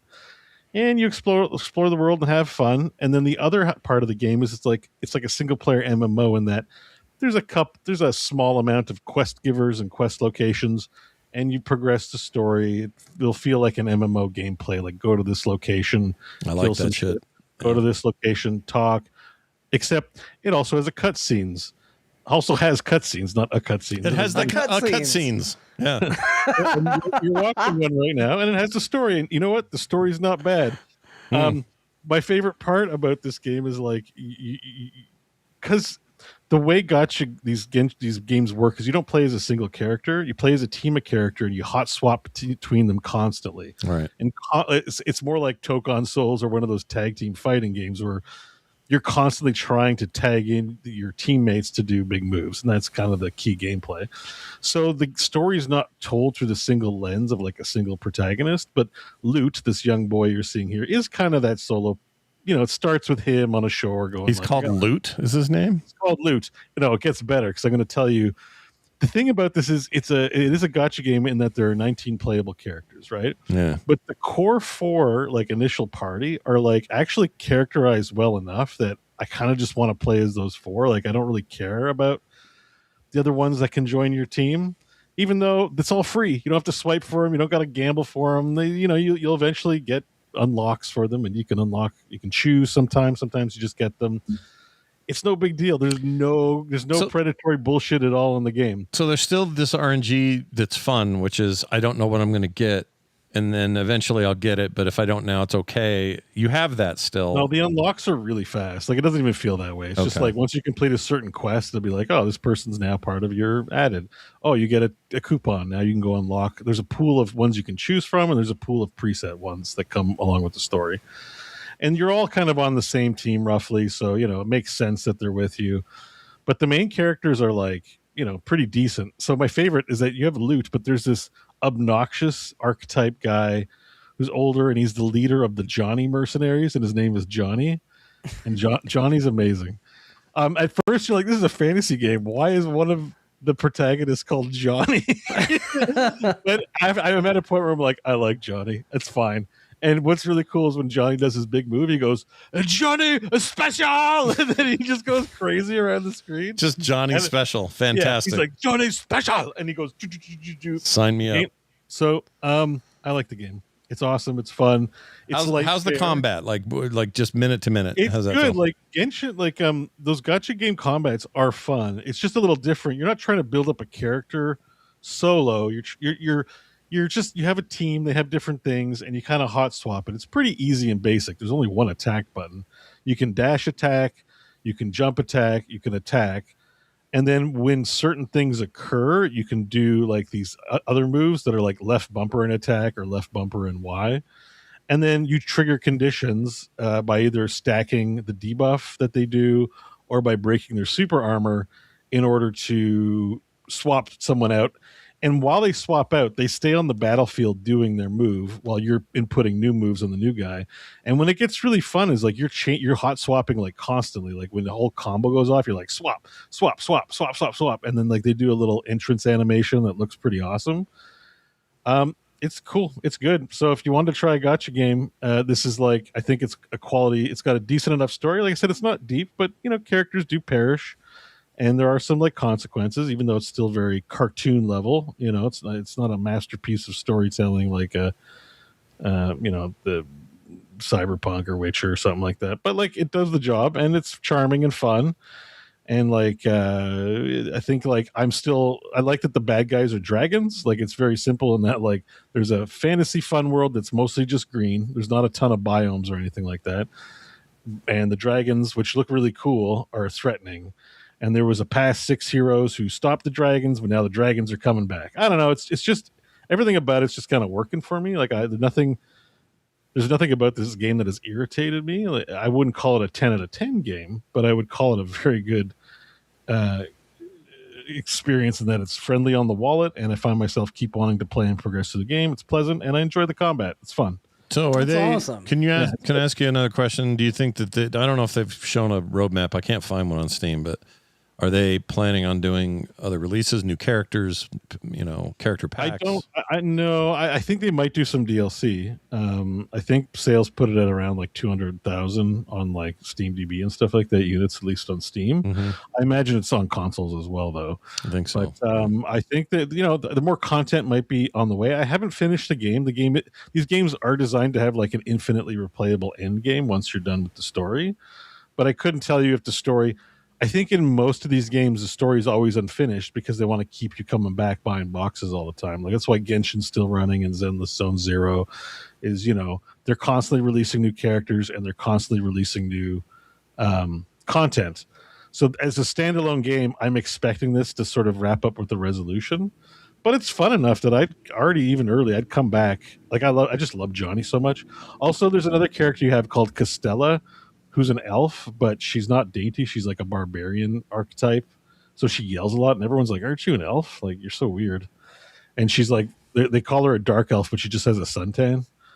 And she just hates being mistaken for a dark elf because she's like, I just got a suntan. Like, it's dumb shit, but the humor, like the Johnny and Costello are both loudmouths. So like, and Johnny's an airhead, and Costello's just like always mad at him. And like, them fighting is kind of fun. Like, it keeps me wanting to play more, because it's just kind of funny. Like that's what I mean. The main characters' dynamic are good enough. They could have just made this a 4-character game and called it good and did something different. But it is a gacha game. Anyways, it's good. I think the quality's there, and most of all, even if it's just my experience of a gacha game, it's like it's so liberating. I quit Zenless because it's so terrible. Like you get to a point where it's not just swiping for characters. It's like you get energy. You can only do so many activities in a day, and then you got to swipe your credit card to get whatever space nuggets.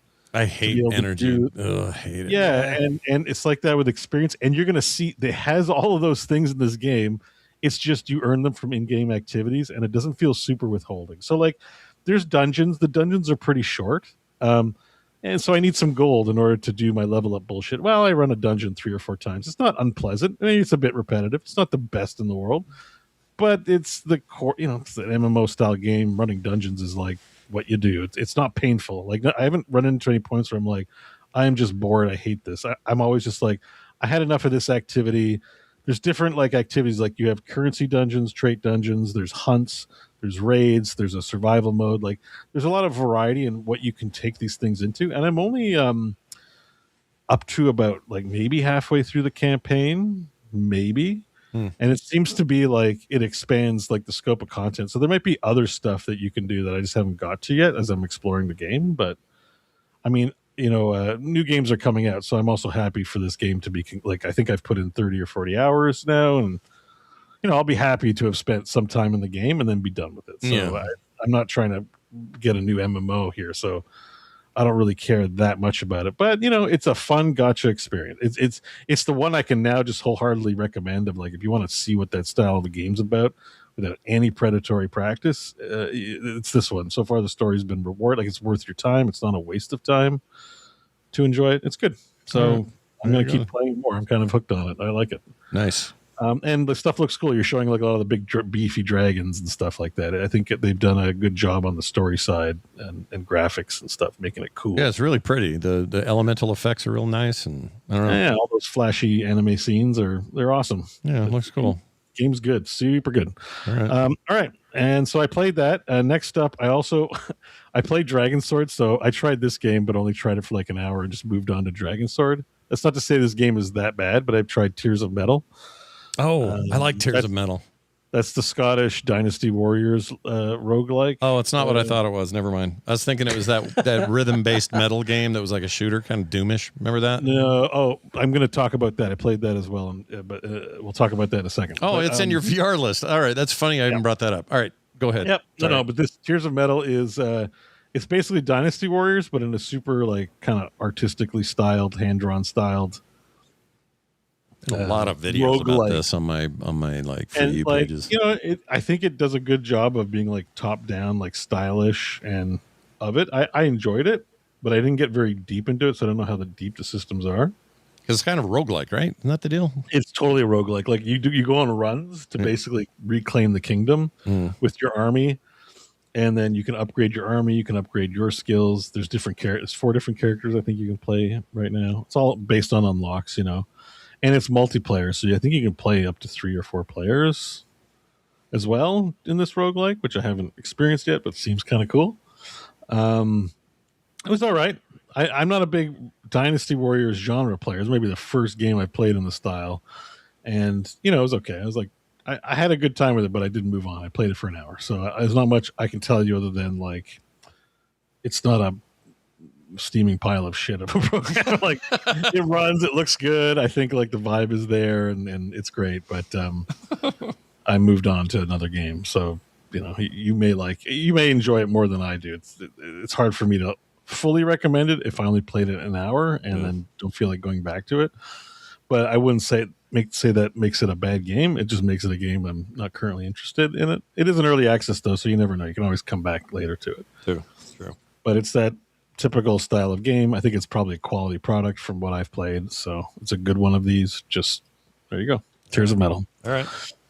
Yeah, I played Night Rain. I said in the pre-show I was going to talk a little bit about it, but all that to say that just like I'm still vacillating at Depth of Night 3 and 4. Like it's kind of hard stuck there, and part of it's just like either I got to start playing solo, which is a whole other skill set to learn, but mostly I'm like getting tilted because of the relic system, which is just you get in the ranked mode, you get 3 more slots to hold relics, and each relic has 3 affixes that randomly roll. And I've at the point where I've earned like thousands, if not 10,000 relics, and I still can't get the rolls I want. It's like it's very astronomical. They need a system where I can sell 10 relics and like to re-roll like an affix on a one that I've favorited or something like that. So it's just like I'm just at a point where I'm just like, ugh, I've played this game so much and like I'm making 0 progress on relics. It's kind of frustrating. But I still really enjoy the game, but I've been playing Dragon Sword. Finally time to change it up. So sure. That's where I'm at with Night Rain. Lastly, we're going to go to the VR corner, everybody. We haven't been here for a while. Let's go. No, dust off your VR headset and yeah. There's just so many titles that I have on my to-do list. Like I bought it and I was interested in it, but didn't get to it. So I spent a day trying as many as I could in the day, which I got through 4 because one of them was pretty good and took up most of my time. So we're going to go through them in order. One is a game that is also a flat screen game that you might have seen called G-Rebels. G-Rebels. Oh, yeah, I've heard of this. So I decided to play it in VR. So the game's in early access and their VR support is rough. It took me like an hour to get this thing up. Not an hour, but 30 minutes. And it didn't run super great in the headset to begin with. But basically the premise of the game is like, what if it was Blade Runner, like Cyberpunk City, and you were just in one of those floating ships, you know? Yeah. Like just like I don't know what they call them, a city skimmer, something like that. Mm-hmm.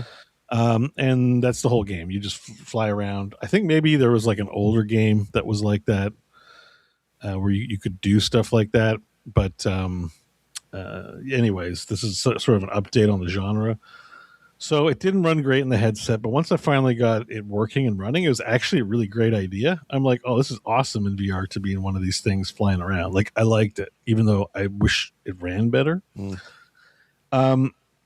The other issue with the game is it definitely has AI voice acting, and it definitely has AI art for like the people. You know, when you have like a like there's dialogue or something, and they show a picture, right? Yeah, and it's like it's clearly an AI picture. Like it's that vibe. You can see it right away, and I'm like, oh man, AI voice acting, AI art. That bums me out.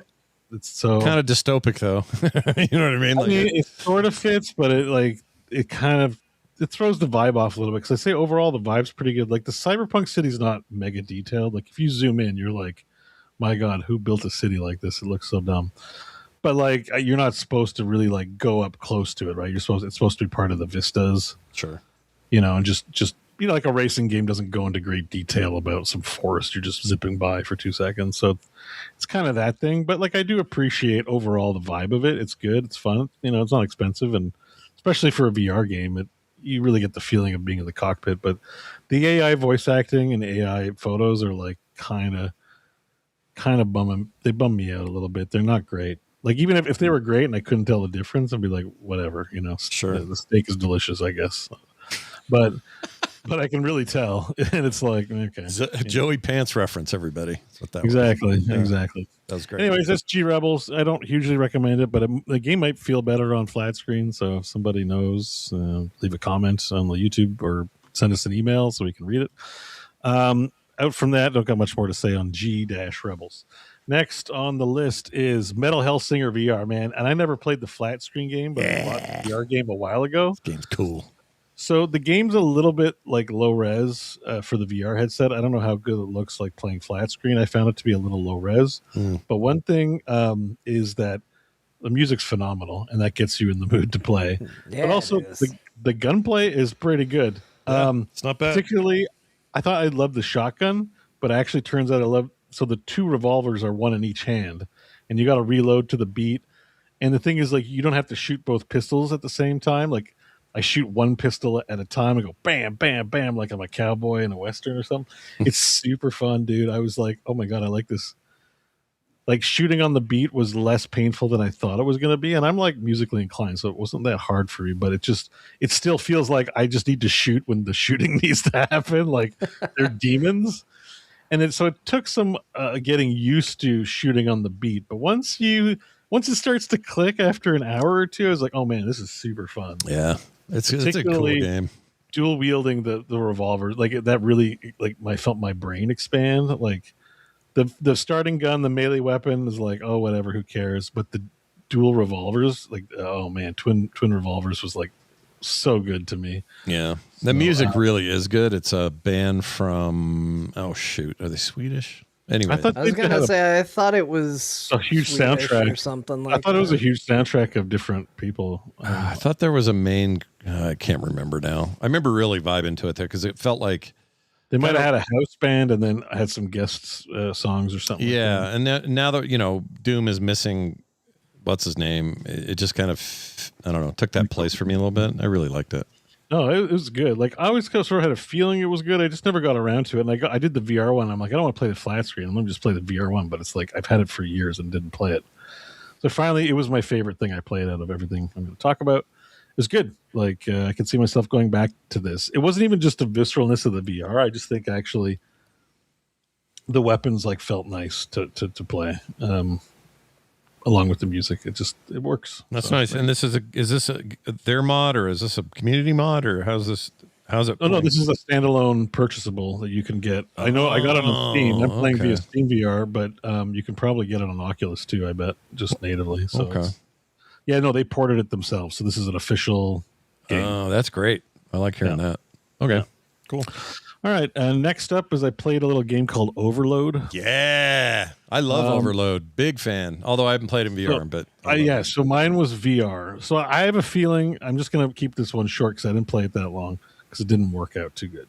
I have a feeling this feels like Descent and it feels good. Yeah. However, the game was super choppy in the headset. Like, forget the stream because I know sometimes, yeah, I know what you mean. Like rendering the output to the display as well as to my headset and streaming it is demanding. My computer can handle it, but only if things are optimized. And it felt like there was something unoptimized about VR in this game where my frame rate in the headset felt good, but all the enemies had low frame rate, if that makes sense. Mm-hmm. So it looked like the enemies and the projectiles are very choppy and slow, even though when I move around, it felt like the game's running smoothly and great. It threw me off so much. It was very uncomfortable, and I didn't enjoy that. I'm sure it probably feels fine playing on a flat screen. And overall, I'd say, like, yes, this is definitely Descent, and it seems cool. Like, I like it. But I didn't like the experience in the headset overall. Yeah, it's actual Descent devs coming back to work on it, and it was originally, I want to say, a Kickstarter. It's been out for a few years now, but it's the most Descent-like game that isn't Descent I've ever played, and I really liked it on a flat screen, but that is a bummer to hear that it's not so great in VR. It was again, everything animating. Like, it was hard to dodge projectiles or interpret them because it was like literally like a slideshow, but it's just weird when some of the assets are a slideshow and some of them aren't. Because like moving around was fine, and I'm like, I just don't like this. This feels very immersion breaking. I'm not going to spend any more time with it. No, unless maybe it's a setting deal or something. I don't know, but didn't care for it in VR. Moving on, the last game on the VR list is a game that was gifted to me. I'm sorry, I don't remember who it was. I'm sure I said thank you a long time ago for it, though. But it's a game called Arcanage. And this one's like held pretty highly in terms of it being like a pretty good VR game. And I want to say it is, like, in terms of its robust. It feels well play tested. The controls feel very natural, very close to Half-Life Alyx in terms of a lot of the thinking and conventions. It's a little weird though. So humanity has transformed into like weird, cybernetic, disgusting things. And yeah, you know what I mean? It's like they're humans, but they're full of machinery and they look like rotted corpses. Yeah, I don't think you need to think too much about the lore in this one. Okay. Well, you get a handgun, you get a shotgun, you get a shield, and you get a sword, and you go through these Avatar. Game kind of looks like Avatar in that, like, it's a lush forest, but also buildings. And no aliens you don't like looking at. It's in no way like Avatar. It's its own thing, but it has aesthetically, it's pretty adjacent to it. And so the guys will like shoot you, and you have to go with your sword. I don't know what I'm doing here. Oh, he can plant me. I had to cut the thing. He can plant. Oh, like a. He can root me to the ground, and I got to use my sword to chop him. And do they all curl up in the fetal position when you kill them like some that? of them die really weird where you're like, it's when the corpse is ragdoll and they're like doing the splits right in front of you, and they're just like, this doesn't feel right. Like, yeah, because it's in 3D VR, and you're like, yeah, I don't feel very glorious with this. I love bad ragdoll, but it can be a little disconcerting. I get it. Overall, it was pretty fun. Like, I'd toss this a recommend in terms of like it's a quality product. Like, it doesn't feel sloppy at all in terms of its VR controls. Everything controls easily. Had zero problems with it, and I can't say I can't say I love the aesthetic of this game. Like, you see how my arm looks like a weird tree trunk, right? But a little bit, yeah. I'm not loving it, but it does stuff like I'm eating that, so you can eat these balls that are like growing a tree. And that's how they heal you. You can also warm up the balls and turn it into a syringe that you heal yourself with. Yeah. Stuff like that I really appreciate about the game. When they make you do it's VR and you can do unhinged things like eat balls, I'm like, okay, this is a cool game. Yeah. And so I like that part. Cool. Here I'm fighting a guy with a sword. He rooted me. That's why I'm green. And it's not very complicated. You just swing your sword and they tend to fall over and die. Yeah. But yeah, it seems like there's a little more. And you can shoot them too. So I eventually just shot that guy and got sick of it. Nice. Oh, yeah. See how he's doing the splits? Yeah. Yeah. Yeah. It doesn't feel very glorious when you kill a guy. They're just like spread eagle in the air, and you're like, okay. This seems like a fun one though. It's a good one though. It's a quality game, and there's climbing. It's kind of like Metroid like, and it's like you got to find the item to open the door, and then explore the level. And the nice thing about it is, like, when you play a flat screen game, you want the levels to be big, but when you play VR, it's actually kind of refreshing if they're like smaller arenas, because they want you to climb and swim and do things, and it's like to swim, you actually have to swim with your arms like this, and I'm like, I only want to do that for so long, right? Yeah. So don't make me actually traverse the size of an actual lake, please. Sure. Well, that's cool. There you go. A fine listing of VR games. Yeah. From Bo today. I like it when you do this stuff because I'm not going to play them. Neither is John. So I feel like we fill a little niche when you do it. Yeah, you get a little informed of it, and we do have some people with their headsets in the community who do want to know these things too. So there is a service aspect, even if it's just a small segment of our listenership. Yeah. So plus, I just think it's interesting in general. So yeah. So I would say nothing's beat Half-Life Alyx yet, but one day we'll find. We'll get there. It'll probably be another Half-Life product. All right, everybody, we are going to take a break. When we come back from this break, we are going to take care of a little bit of news, read some emails, and so on. Quick reminder that this entire show is brought to you by your support and friendliness over at patreon.com/core show. And you have choices. You can also go to our Substack at core.show. Either way, you're going to get no commercials ever, pre-show content every week, host specials on the monthly, and other stuff all the time. Be like Todd P. and Bendy Straw. These are two fine folks who have joined us recently. On our Patreon in particular, patreon.com/core show or core.show. We would love it if you would join us. When we come back, we have more. Stay tuned. And we're back. Hey, guess what, guys? Guess what else we do here? We do news. Back to Pokemon Go. That wasn't supposed to be it. That right there. That's what I meant. Let's see what's going on. So, you know what? We're going to give it all to Final Fantasy this week. Let's just do it. Let's lay it on thick. Final Fantasy. The whole news segment. 14. We got a bunch of revealed new details about new jobs, about raids, about housing changes. I see a sneaky reference to Mad Max Fury Road in here, which John will explain to me. John, lay it out. What's going on? What did Yoshi P tell the people? Well, Scott, they had their big fan fest in Berlin. Oh, nice. So you might remember not too long ago, we talked about them announcing the new expansion, Evercold. That was from the Fan Fest here in the United States. They were big in the 90s, weren't they? Evercold. They do 3 of these. So they've finished the United States one, and they now are doing the European one, which was in Berlin. And they announced some new stuff. Nice. Not a lot specific, but a lot broadly. And what we got is we got one of the 2 new jobs that are being added to the game, which is called the Bastion. And the Bastion is a tank class. It has what looks like 2 shields, one on each arm, but the shields have gun boosters on one end and spikes on the other. Jeez. So they punch you with the shields and then shoot you with the shields, and they do. I mean, you're showing the video for anybody that can see the video. This is Oh my gosh, I love this.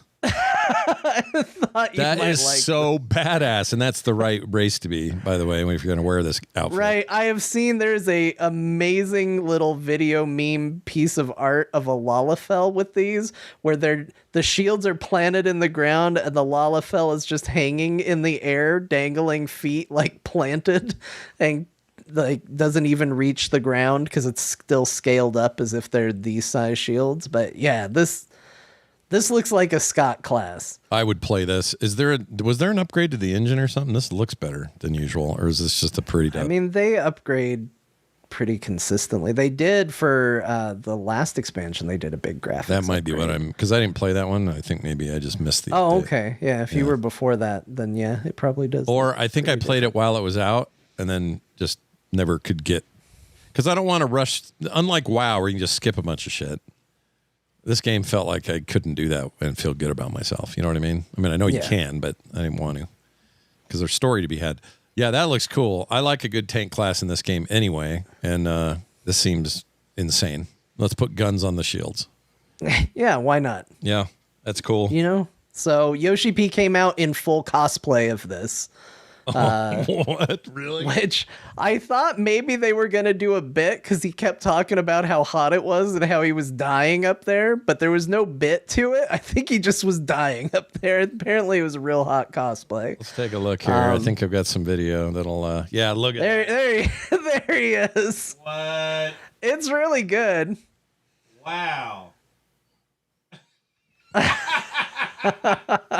How can you not love that guy? You have to love that guy, right? That's a requirement. You have to love him. How can you not? I mean, it really is impressive. He keeps saying he's not going to do it again. Like every year he comes out cosplaying as one of the new jobs. And every year he's like, I'm not going to do this again. Oh, I'm not, it's too much. Yeah. Like I'm getting too old for this. And then every year he keeps doing it anyway. I think that's great. So it's wonderful. I love it. I love it. It looks pretty cool. Yeah, that looks awesome. I assume. I mean, what does that do to? I guess I don't know the state of the balance of the game at all. Were tanks needed right now, or is that just it's not shocking that there's a new tank class, or I guess it doesn't matter. You can be whatever you want. It makes sense. Yeah, I mean, like I think there are more. I think their healers right now are technically the lowest. They also, as part of their announcements in the United States, they said that they're doing regular tanks and off tanks as like a separate specification, and they have not clarified what that means. So in a way, I mean, I think regardless of whatever tank you play, you'll be able to do dungeons, but we don't know the specifics of what that is going to entail. They did something similar with healers and it kind of didn't matter very much, but we don't know yet. So it could be that they cut the class in half.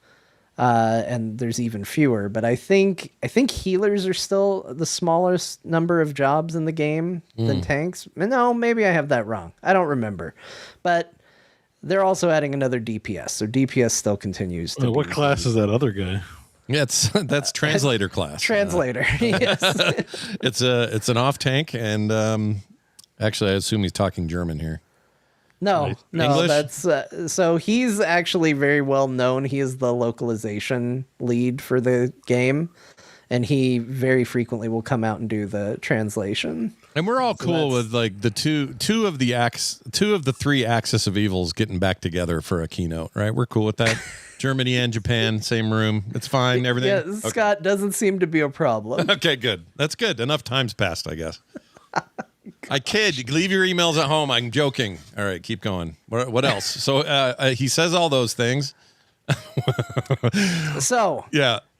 In addition to that, we got, the usual MMO fare where it's like, here's the zones you're going to be going to. They seem to be focusing very heavily on these big, like massive ships that hover over the continent that have a bunch of things. We saw a little bit more of the trailer.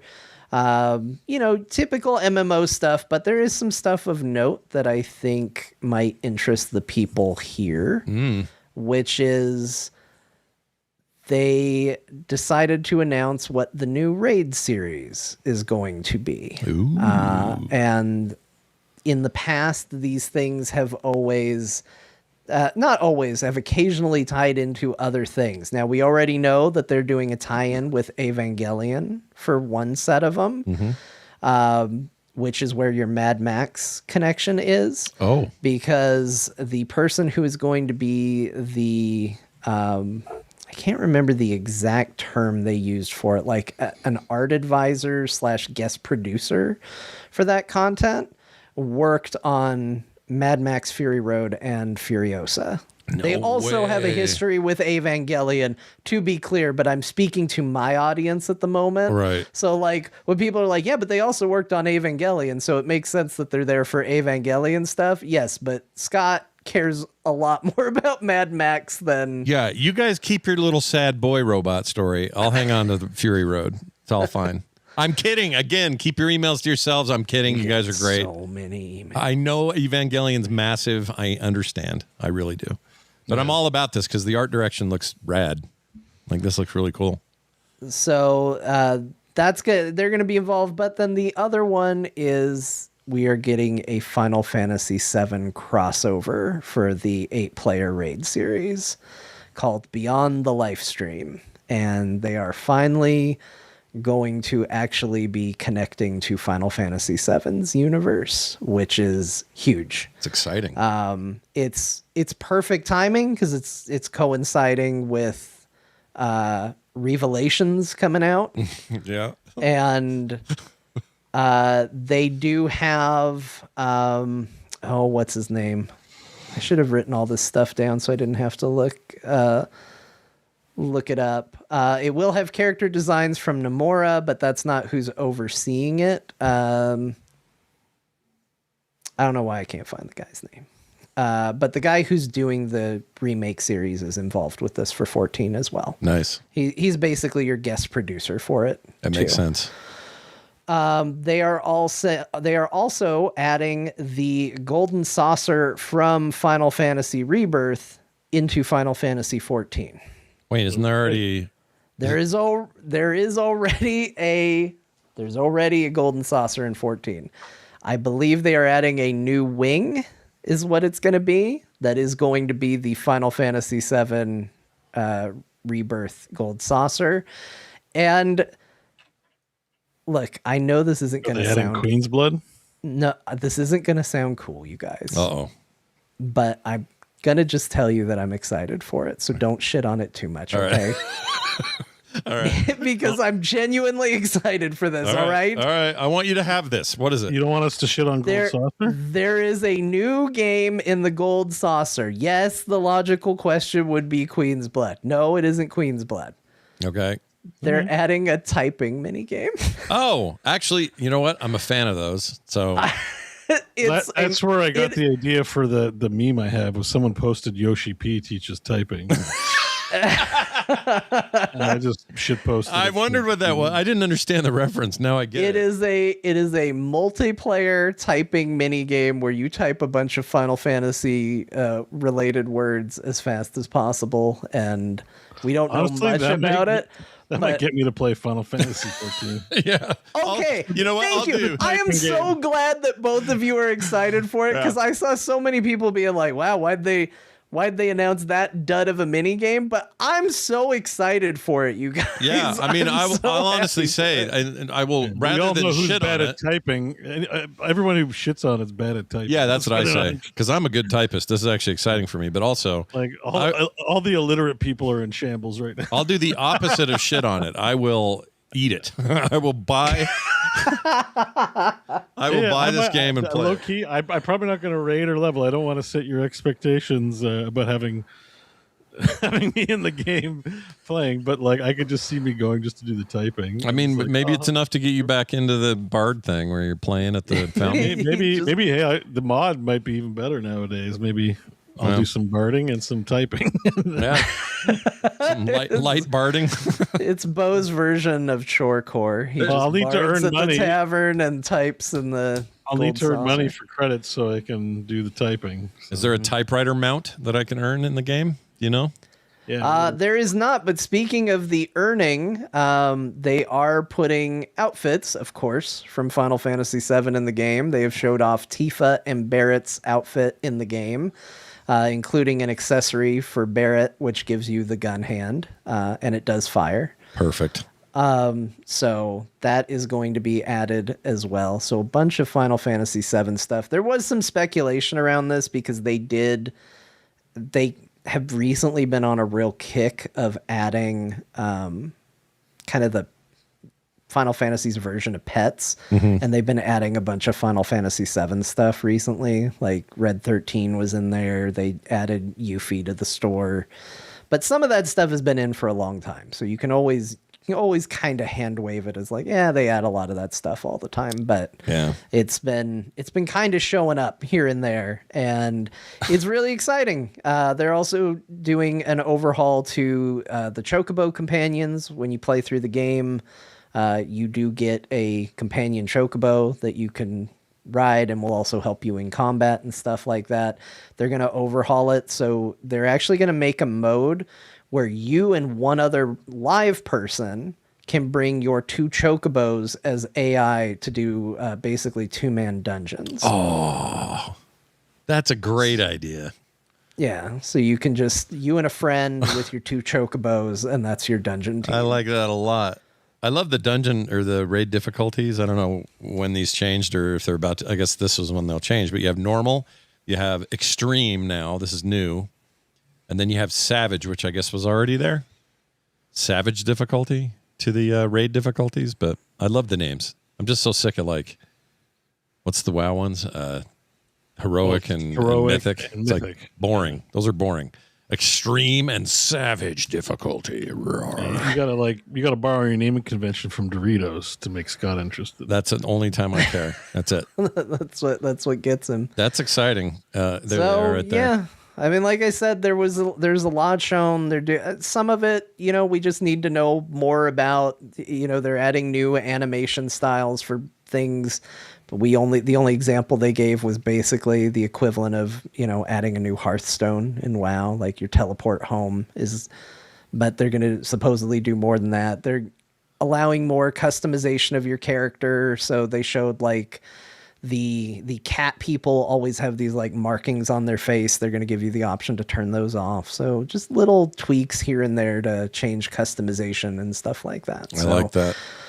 There is a lot of changes on the way. That's in addition to the stuff we talked about last time, where there's basically going to be a new version of every existing job that has a different rotation, a more simplified rotation. Like a subclass or?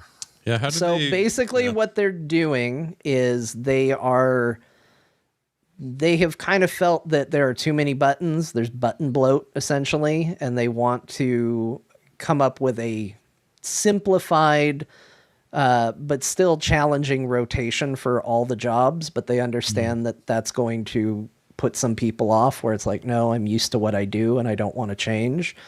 So all of those jobs are keeping that rotation as well as getting the new one. Oh, that's good. You just pick which version you want. So some remix on one button assist or whatever. Yeah. Yeah.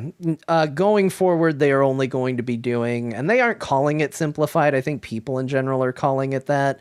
There's no guarantee that it's necessarily going to be like easier as in like necessarily one button, but it has gotten, some of the classes are a little complicated. You think it's like going to be so that they can map it to a controller?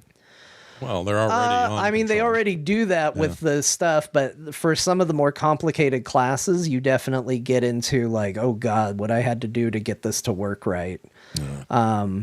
It's rough. So it's going to be a lot more logical in terms of progression. I think they're going to use their smart buttons more effectively, because there are a lot of things in Final Fantasy where it's like, use this ability, and every time you use this ability, you will always press this ability next.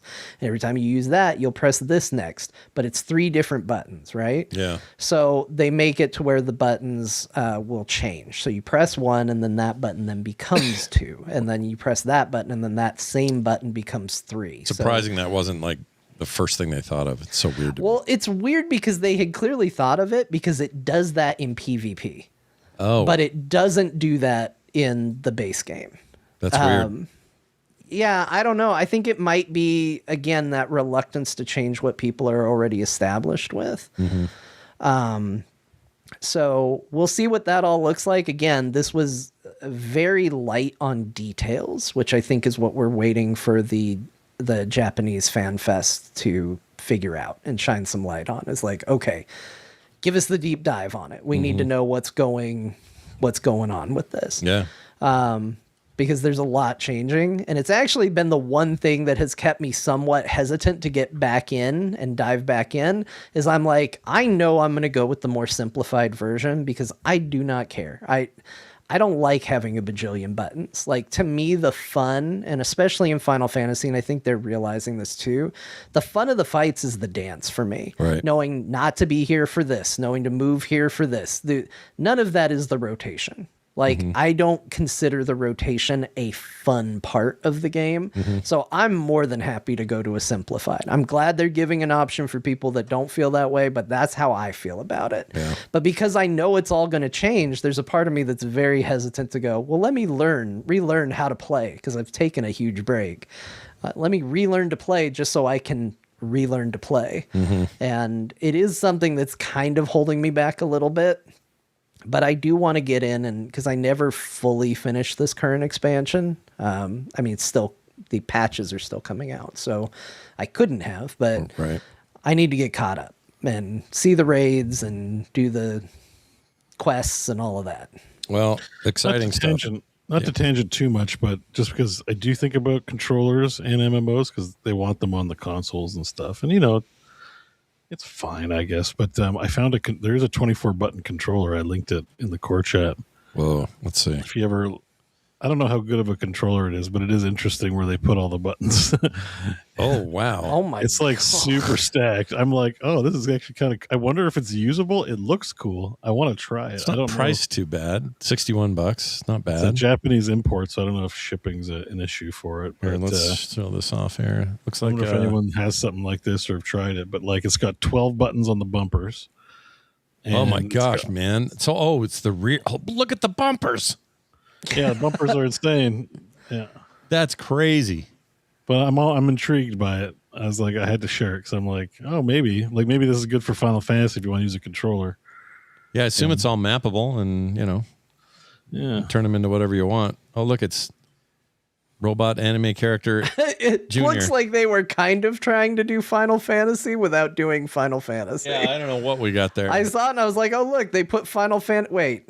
Yeah, but what look is at where the this? gun is coming out of. Like looks like something that you're supposed to put on a rock, right? It has one of those feet, like might have some but bad it's AI coming shit. out of it. It's coming out of his hand. Like who holds a gun that way? Like, Nobody is who. No, I think the worst part is this looks like it's actually probably drawn. I'm just like, Well, if it is, it's poorly drawn. We'll say that. Yeah. Good luck to him. I think so. I don't know. I'm curious about that. 12 buttons. Wow. I know the mice have been doing that for years. Like these down here have been doing that for years, right? Like, yeah, like you can get the mice. You can get like very small form factor keyboards. I don't know if they work for MMOs or not when you sit it, but like I've just never seen a Joy-Con, and I'm like, oh man. Because I always, like I said, I'm always just like, well, they want to put these MMOs and high button count games on consoles, and I'm just like, can we make an option for more buttons for some of these? I don't know. yeah, maybe. I don't know. Button bloat is not my favorite thing either, and I do like when I'm with John on this. Like, simplify it. I'm ready for it. Let's go. Like, I really like how WoW did it this last time. It's maybe even a little too simplified, but I still like that they did it, and people can play it any way they want. The way Final Fantasy already works on a controller is pretty good. It's pretty intuitive. It's mostly just shifting with triggers to reassign buttons or whatever. A game like Guild Wars 2 and potentially 3 could have really good controller support if they wanted. I'm all There's down. other logical things that you could do too, like, or if you have a button with a big cooldown, then you can have a second ability while button one, like ability 1 is on cooldown, you can use ability 2. There's stuff you can do, but the games are designed first and foremost for like keyboard controls, so that's just the reality of a game like that. But it's funny with 14 because 14 came out launch day and day on PC and PlayStation 4 or 3, maybe 3. Yeah, I think it was 3 because I think they've done multiple, like, not this console anymore. Yeah, and they're on. Yeah, that's true because they're about to kill PS4 support. That's right. They said PS4 support's going away, and I think it's like a year now at this point. Omega 9's like, Guild Wars 2 would be really easy. I can't believe they haven't done it. Mods have. I mean, WoW, same thing. It's easy, and mods have. Mods have done a great job with WoW. I don't like that it's mods. I wish it was, I prefer it when this stuff's baked in, and I like Final Fantasy's baked in controller stuff. It's good. They revealed what's going to be in the collector's edition. I do want to point out, I just put a video in the game in there? I think it is, except for versions like the PC version where you're going to get a digital download, and then they charge less for that. So I think you can get versions with or without game, depending on if you're going to get it digitally or not. So typically is the way they do it. I just wanted to show you this mount because it looks like standard horse collector's edition fare, but then it flies into the air and it has the weirdest transformation I've ever seen. All right, let's see. Oh, geez. Oh, that's cool. So, but now you're riding a man. Yeah. A little I weird. love that, though. Can I see it again? Is he going to do it again? I mean, I could always rewind it, but I want to see if he'll do it again. Come on, turn. Okay, I'm going to go back. I'm going back. All right, let's see this again. That was amazing. Here we go. Get ready to go. Oh, yeah, dude. That is like Brave Star. She should turn it to slow motion because it goes very fast. Yeah, it goes really quick. I think that looks cool. The transformation is the only reason I'd care, because the rest of it's just a horse. Who cares? There's a few mounts like that. Some are pretty cool. That's amazing. And then you also put in here. Let's talk about the housing system. Oh yeah. So that's worth noting too. Yoshi P did an interview and he said basically he was really excited to see what WoW was doing with their housing. That it was clearly, pulling from some stuff they had done, and he was really impressed with it. And he basically said it influenced him. They're making 2 major changes over this expansion cycle to housing, and one of them is going to be UI based to try and improve the user interface and usability. And they said there's one more that he doesn't want to talk about that might come before the UI changes. So it is what we have always said and what we have always talked about. When MMOs compete, they make each other better, and I'm excited for it. Yeah, I agree. People are super stoked on WoW housing. Now Final Fantasy housing is going to get better for it. I would say Elder Scrolls Online housing will get better for it, but I don't know if anybody's going to be working on that game anymore. I don't like that I do like that they've never been weird about it. Like Yoshi P's always like, oh, I love this thing they do in WoW. We're going to do something like that. He's always just excited.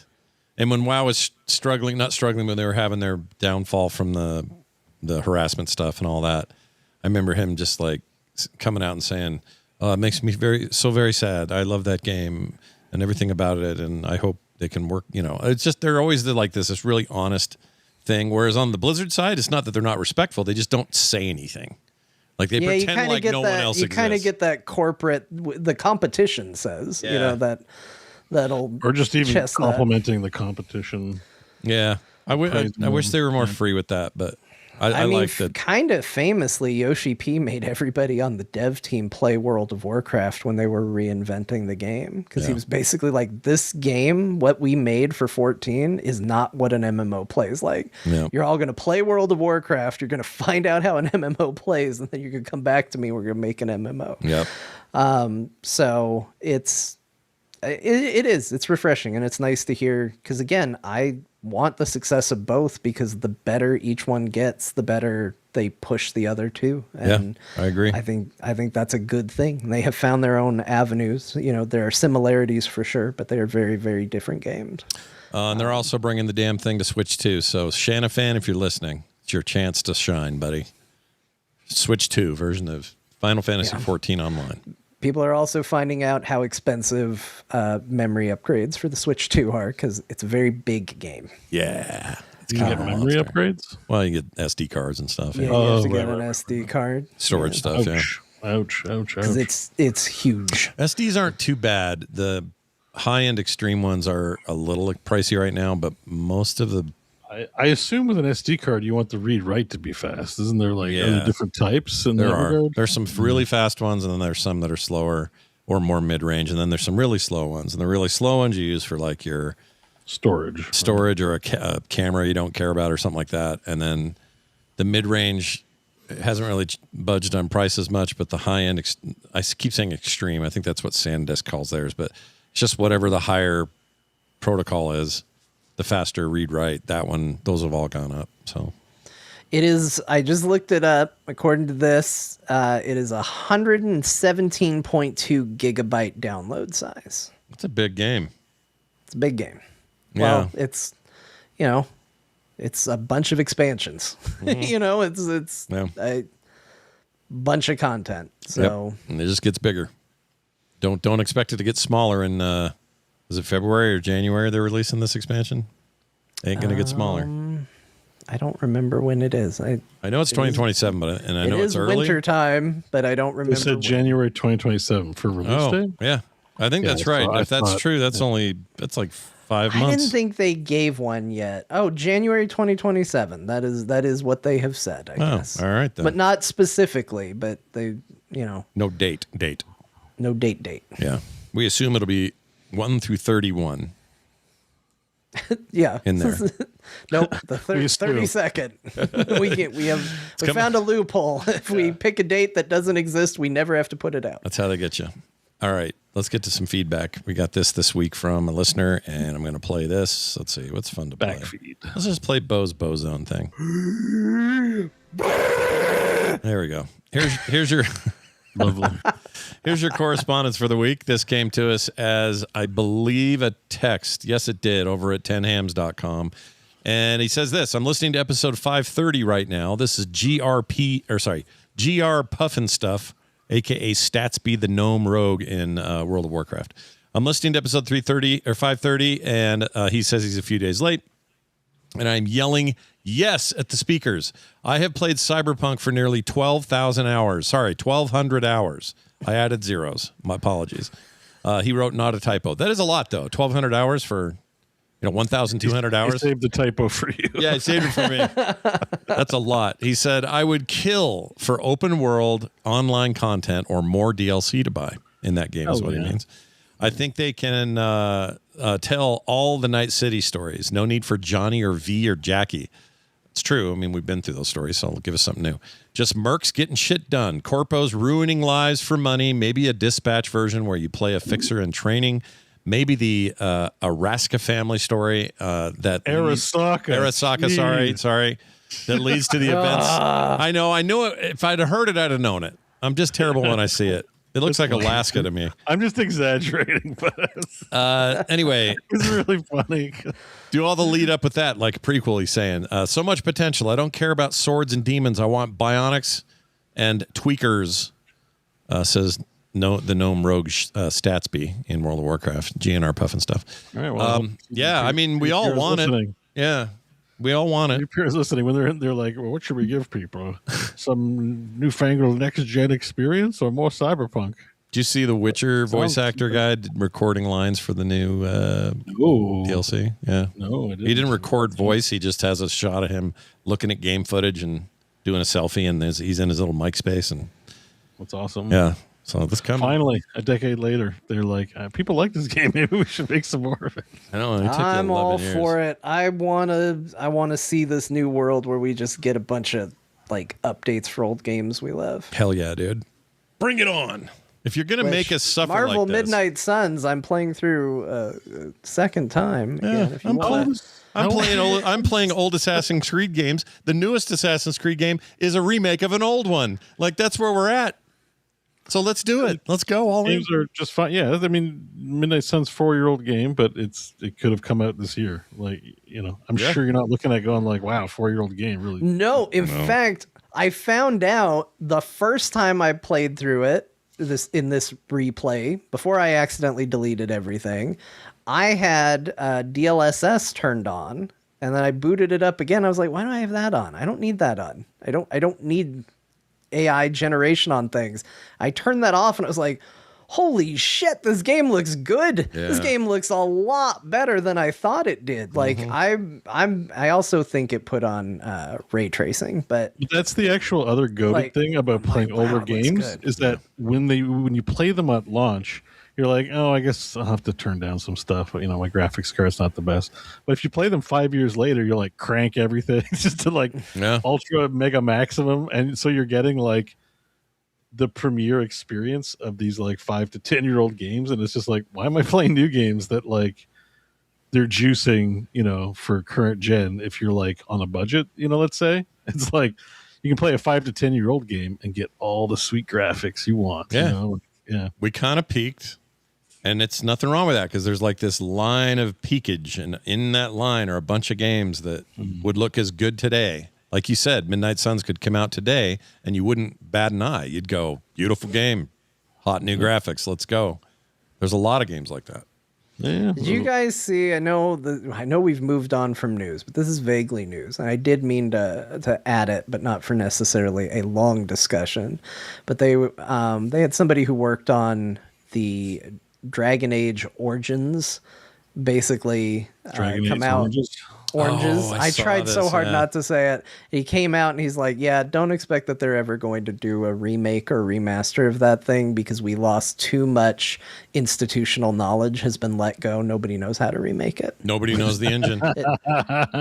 They said nobody knows this old ass homemade engine that we made internally. It's not used in any other products. It didn't evolve into something else. So yeah, I saw that and I just went, oh shit, that's true. The institutional knowledge is gone. And that's what we talk about when we talk about, these layoffs and stuff is it's like, there are always people for some reason that feel like they got to come to the defense of the poor corporations and be like, well, maybe those people aren't doing anything. But knowledge goes with those people. And sometimes that closes down avenues where stuff could have been done. Mm-hmm. And we are finding ourselves in a position now where it's like, oh, you want that? Or, is that even a possibility we can talk about? Nope. We let the institutional knowledge disappear. Here's how you fix that, though. There's a fix for this. You let that thing go to the community. You make it open source. And you say, just like Quake and Doom and others have done in the past, you open source your Origins base code, and you let the community essentially remake Origins and maybe even some new content for it or whatever. That's about the only way you're ever going to see that thing get a remake, in my opinion, especially after they get sold to the Saudis. They're not going to do that. They're not going to touch that game. Yeah. So that's what I would do. That one guy who knows, he should head up the transition of selling it, or not selling it, open sourcing it, get it out there on servers, let people do whatever they want with it. They can build it in Baldur's Gate 3. There you go. They can use that. Isn't somebody doing that with 2? There are Baldur's. It's not quite the same, but they're taking Baldur's Gate 2 and doing the entire thing within the 3 engine. Yeah, what is it? I can't remember if they're doing 1 or 2, but there is somebody who's trying to do basically one of those older games all in the Baldur's Gate 3 engine. That sounds awesome. Yeah, I hope we see more cool stuff. I think it was the BG. You're right. It's BG1 in the BG3 engine. Yeah. Which means I guess they could do. Oh, it's called Return to Candledeep. No, that's not it. Here we go. Nope, that's Reddit and a guy who just wants things. I can't find it. You just summed up Reddit really well. Yeah. Reddit, a place full of guys who want things. All right, we've done it, guys. We've done it. We did it. We've had it. And if you'd like to send in your own messages, just go to frogpants.com/core. And the reason you do that is because all the ways to do it are there. But if you want to get specific, core@show.core. Nope. No. Shit. Wow. Shit. Wow. Shit. He walked into that with all the confidence in the world. It was an unforced error too. Oh, it was terrible. I thought I was confidently doing it.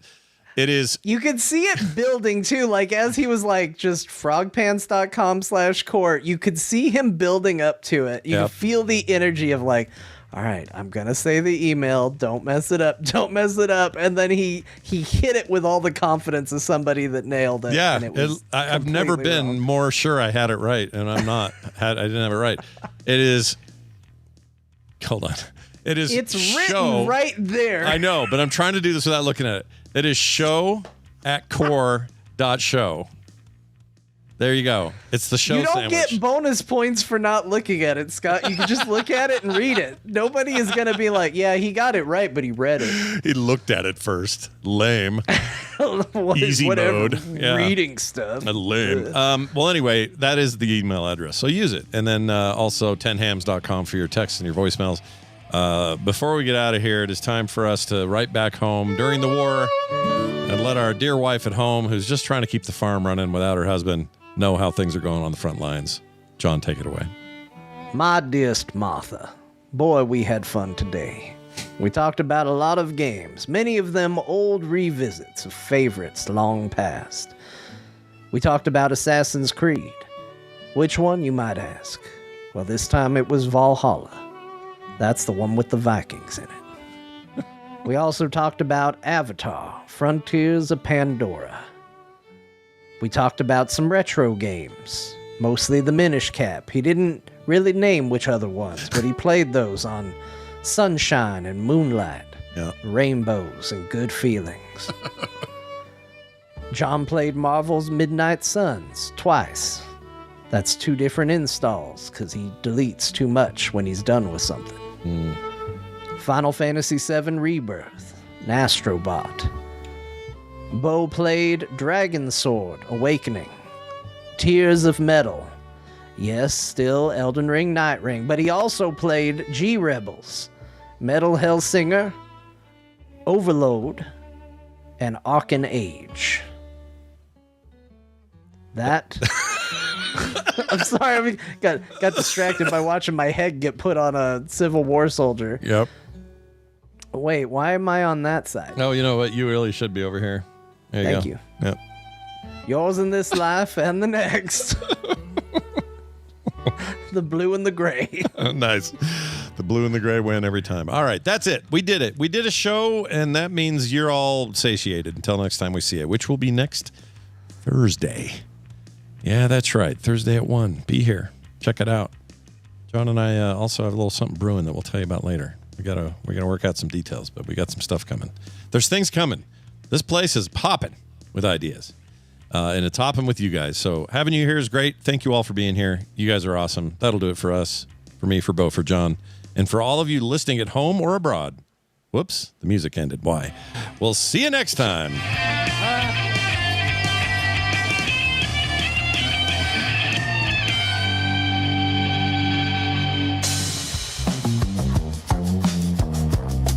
This has been a Frogpants production. Find all our shows at frogpants.com. Don't open that door! Wesker. Don't open that door. You dirty bastard. Oh, yeah, we came in here before and there was a bloody booger on here. This guy walking on it. What happened to him? Bloody booger. This was last week where... Okay. That's good. I see his a-hole.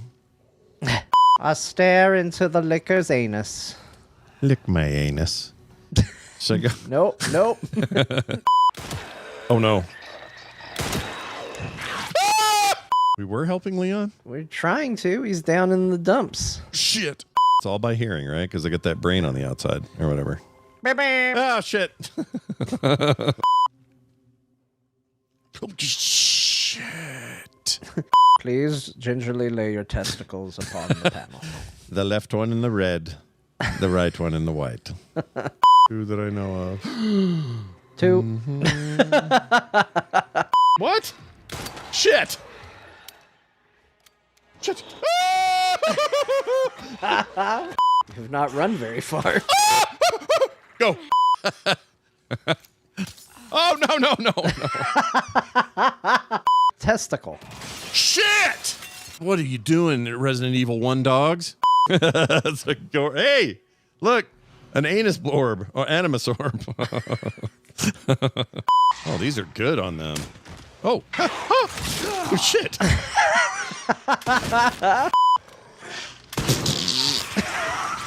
Change weapons. I'm trying. Change weapons. I'm dead. The back rooms. Oh shit.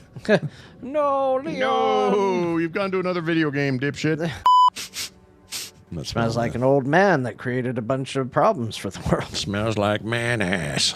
I need this building to be the most modern, freaking white ass looking portal building, but in my office, the 1930s, please.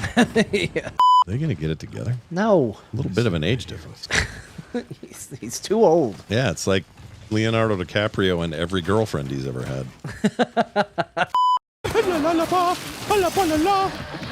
Should I just keep doing this?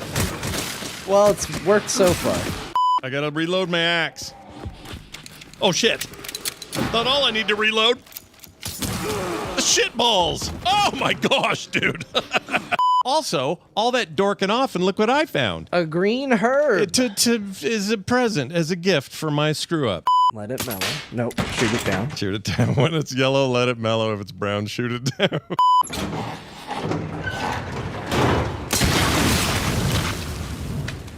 Yeah.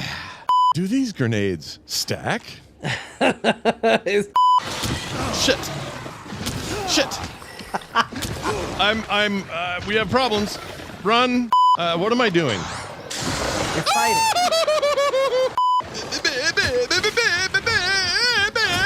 I have to shoot his other unit, right? Okay. Turn around, dick. What a waste of money and gold. Run that way. Money and gold? I'm doing a recovery item.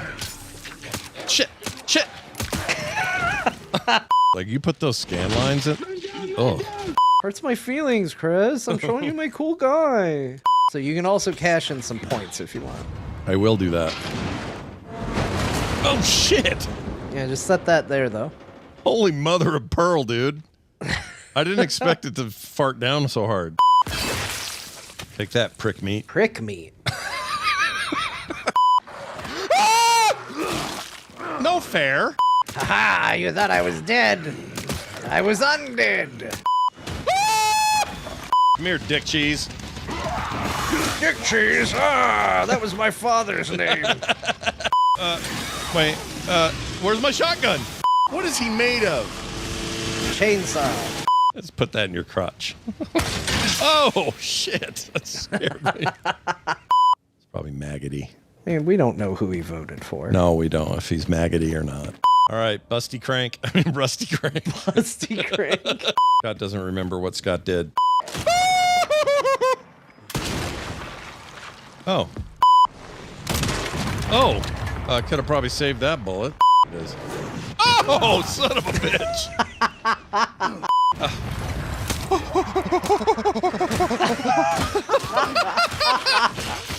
Why does everything have to be dark and weird? This room is lit.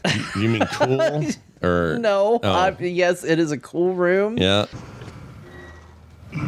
Shit.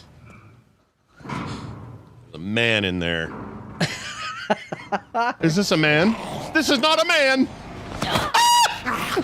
Shit! Give me my knife back. Yeah. Why it was in his butthole. Shit! What is it? It's a lady. Oh, another man! Oh shit! Do do do do do. To your right. To your right. To your right. To your right. Nope. Right there. Oh, he's right there. I'm gonna die. I'm gonna die. I may have misled you. All right. Just go in. What do we need this for? Well, look at it. Everybody wants a... Look at it. Oh, he's got a thing in his hand. Oh. Oh, shit. Rocket Raccoon is no more. The prompts are generous. I like those. Except when there's shit all in them. What exactly is a bad orgasm? Well, I think it's whatever he's having. A sample of mutated blood, analyzing with the laser microscope, allowing you to craft handgun ammo. Jeez. Sam Fisher. RT. There it is. Whoa. Please don't find me. Please don't find me. Please don't find me. Shit. Son of a bitch! This is no good! Run! Damn it. God damn it. Crutch. Gordon. We all look the same, Gordon. No question about it. Oh, shit! This is the Shrek thing. It's the Shrek thing. Go. Eat shit. Horrifying visage. Oh, sorry. Go to your home. Go to your shit. I can see that.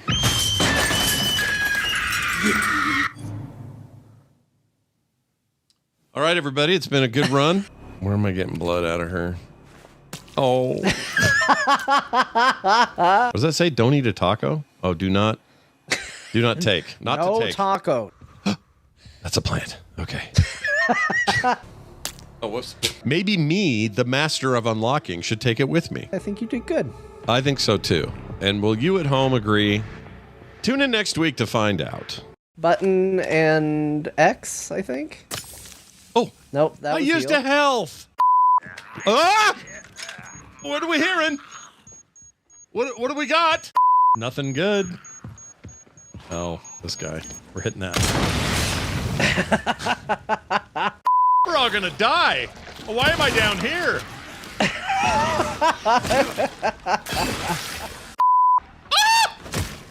Am I of the dead? Yeah. Shit! Oh, I'm done. No! What other gun do I have? You're... All right. How long are you gonna eat me? I don't want to waste on one guy. Shit, what the frick? What happened? I don't know. Did it ever happen to you? That guy that launched over the table, that was a hell of a thing. That was parkour, hardcore parkour. How come I can't get out? Ah! Well, yeah, you went down a hole under it, you dummy. This is under the hospital. What was that? Oh, it's the chains of Jacob Marley. Oh my gosh. Me. You know what? F this entire section. I hate it.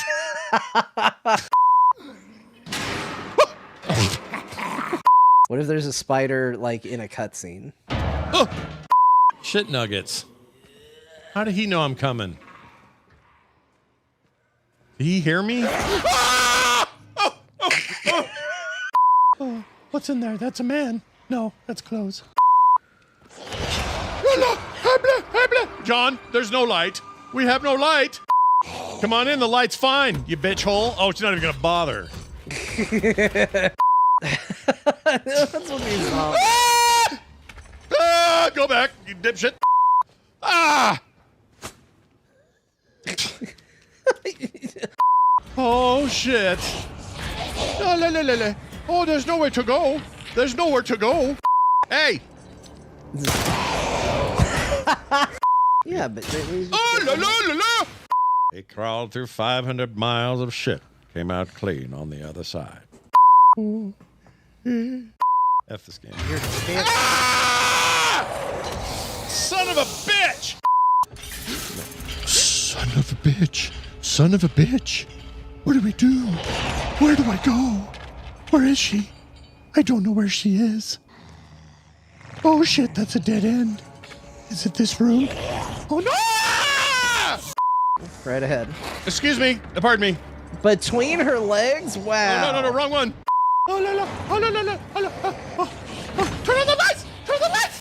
Truly, dude. Look at that. You know it's gonna smell. Carter, frick! Don't get too close, I'll tell you.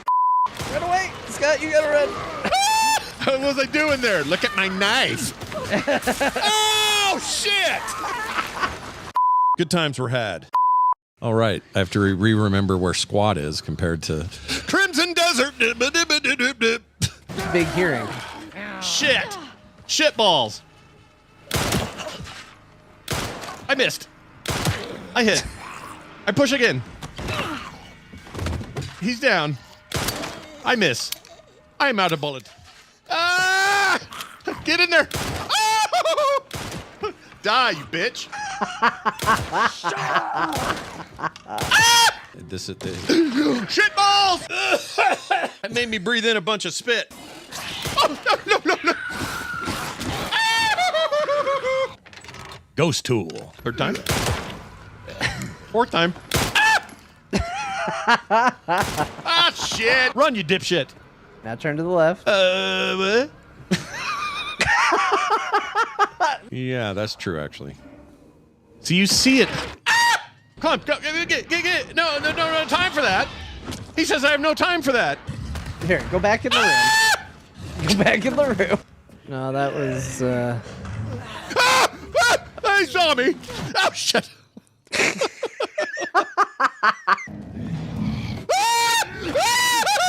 You said he was dead. Oh, Oh, shit! Shit! To the right? Nope, Shit! no, where are you going? I don't know! He's a giant thing! No! Shit! We're close. Yeah. Oh, shit! Oh, I thought I did! I thought I did! Switch to your Requiem. Requiem. Requiem. Whoa, Requiem. Move. I'm trying. Move. I'm trying to.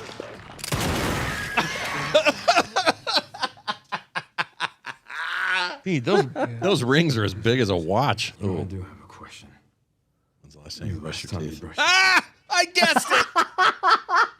I guessed it! All right, so, okay. The hell did I just do? Other than a person's first name, their information is protected. They're known by a screen name on the site. Even during the communication process, you're never required to give any personal information whatsoever to the other person. That is completely handled by the user. Comcast does not charge for the service and already broadcasts singles profiles from around the country.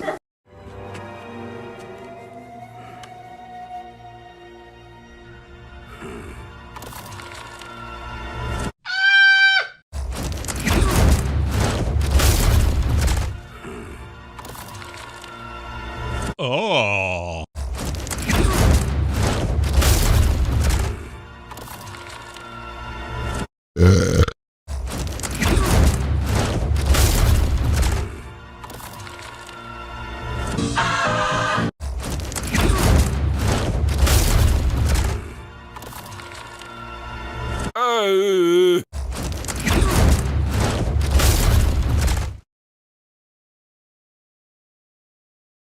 Legend has it that certain Aztec tribes buried their leaders in underwater tombs near the Yucatan Peninsula. Well, let's get in there and find out what's going on there.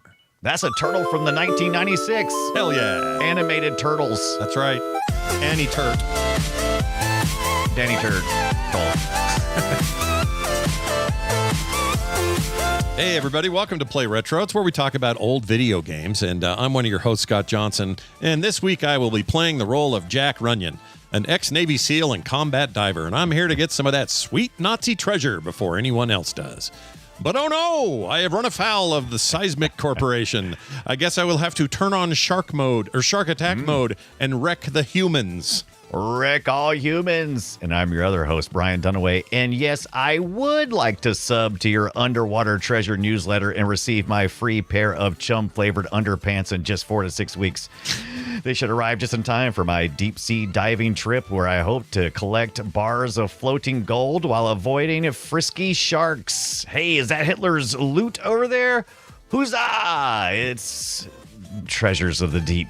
Huzzah. Huzzah. I like that. I like huzzah. Yeah. You got to do that from now on. Huzzah. Huzzah. Hey, you might not have any idea what we're talking about, but I'll tell you right now, we are talking about a video game called Treasures of the Deep for the PlayStation 1.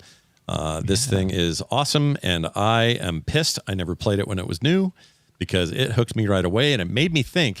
Hooked. It made me think that there's a ton of genres now that I love in games that were inspired right out of this gameplay loop. Yeah, this was early on. We're going to get into it deep here in a minute, but this is a treasure we did find on the PlayStation 1. It wraps up our summer of retro, our play Wetro. Yep. And it's a great way to go out. It has the most complex gameplay of any of the games we played this month. Yep. And we stayed in the water all month for Wetro. Yeah, all month. Yep. We're still wet. Yep.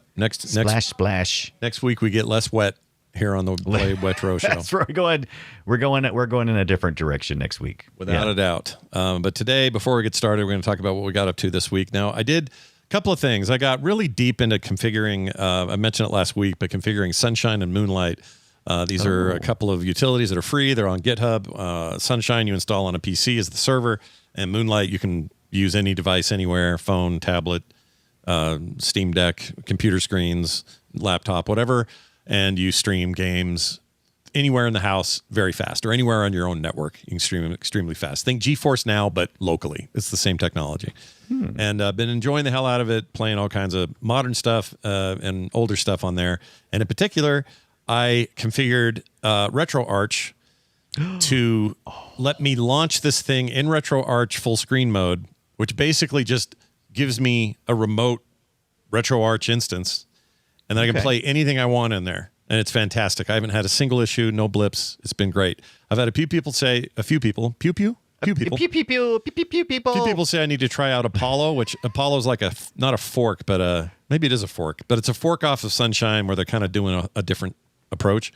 I may play with that a little bit, but I've got Sunshine working so well that I don't know that I really need to. So, right, I'll let you guys know if I do it. But, I'm excited because you mentioned this like 3 weeks ago that was the path you wanted to take, and you've did it. You've accomplished it. Yeah, I figured it out. I didn't even have to. Yeah. I never even really got any advice for it because I kind of put out for some advice.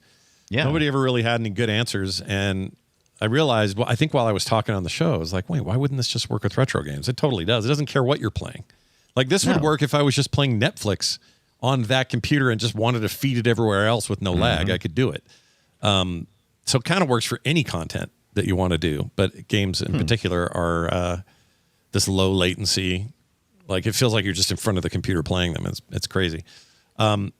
The other, and I configured it with a smart TV as well. So I don't even need TV smart. Yeah. And if you got good bandwidth, all you need is just the TV and the app. You can get the app. Mine's a Roku smart TV, so it's all Roku shit built into it, which means easy access to the Roku apps, which meant this was super easy to install. It saw it right away. I put in the code or the pin that it gives you to do the first installation, and bam, I'm suddenly playing full screen, full high fidelity 4K gaming experiences that aren't even running on that machine. Crazy. Take that. Yeah, well, I had to pick your brain because I've looked at Sunshine and Moonlight a couple of times in the past and never went all the way through. You'd love it, I think. Now, it's kind of a game changer. I'm a little bit blown away by what I'm doing with it. So I'm going to keep that up. I'll let you guys know of any other cool stuff I do with it. But there's this guy I follow on TikTok, old guy. You can tell he's in kind of the twilight years of his life. He's probably in his late 70s, early 80s. Been through some stuff. Medically, he's got he's at the hospital a lot. That's not why I follow him. I follow him because he tells these old stories. Content. He tells all these old stories about when he was younger, and half of these stories are retro gaming stories. He's like, I went to back in the day when GameStop first opened. I did a thing or whatever. Well, he told this story that I just had to share. So I'm going to play the audio right from the video. It's 52 seconds, but it's a story we've all got some version of, and it's very retro. So here. Y'all know something that kind of irritated me back in 1983? I had a handheld video game, Defender, and I had 4 brand new C batteries in it. Well, my Uncle Norman was staying with us at the time, and one day when I was at school, my uncle started playing my Defender game, and he played it all day long until the batteries went dead.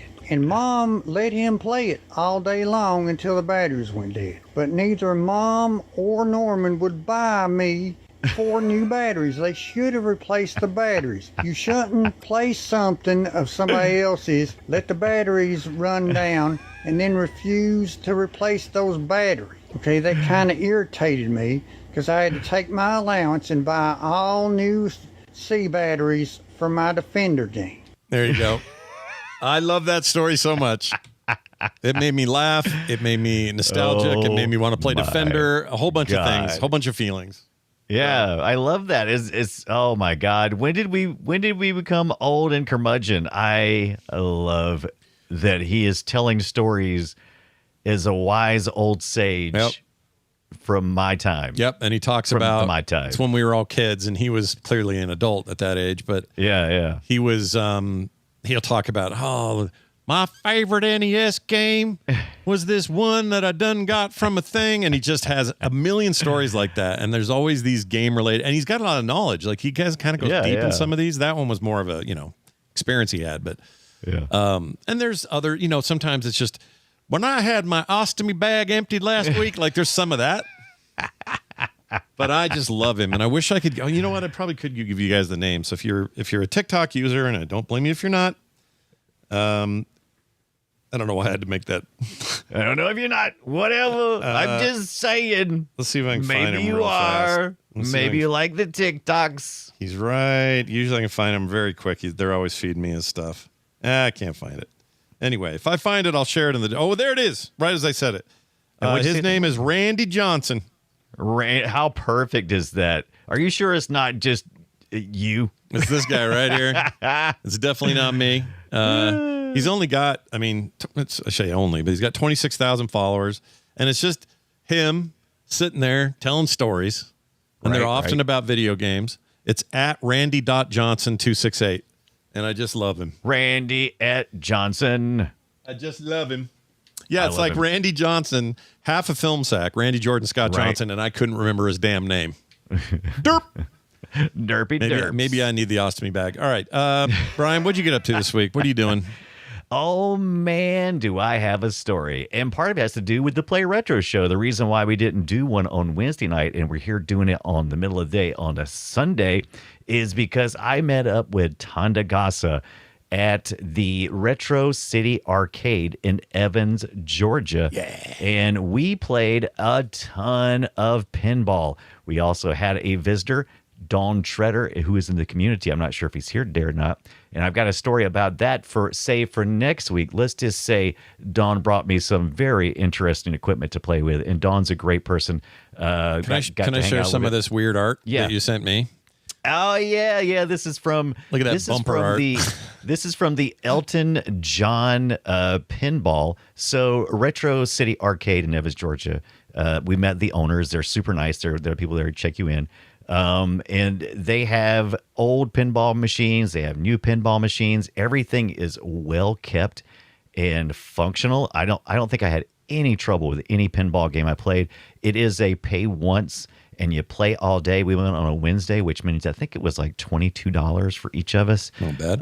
And you can play, I think, all afternoon. They sell it in 1 hour, 2 hour, and all day blocks.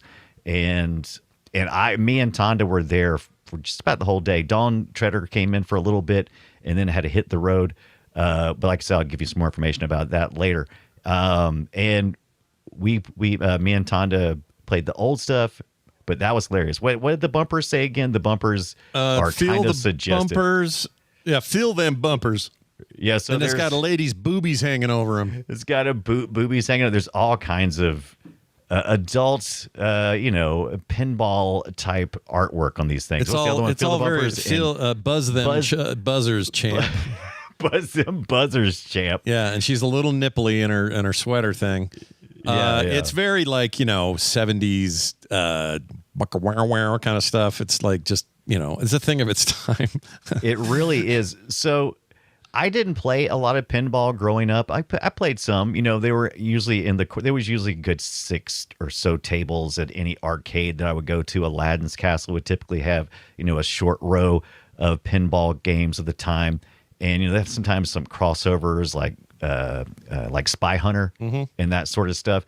And I played a little bit, but not much. It's not until in the last couple of years have I really gotten into just standing there and staring at the pinball table before I even play, just looking at the artwork, what the designer perhaps wanted me to learn before I started playing, because usually instructions down there for you to learn.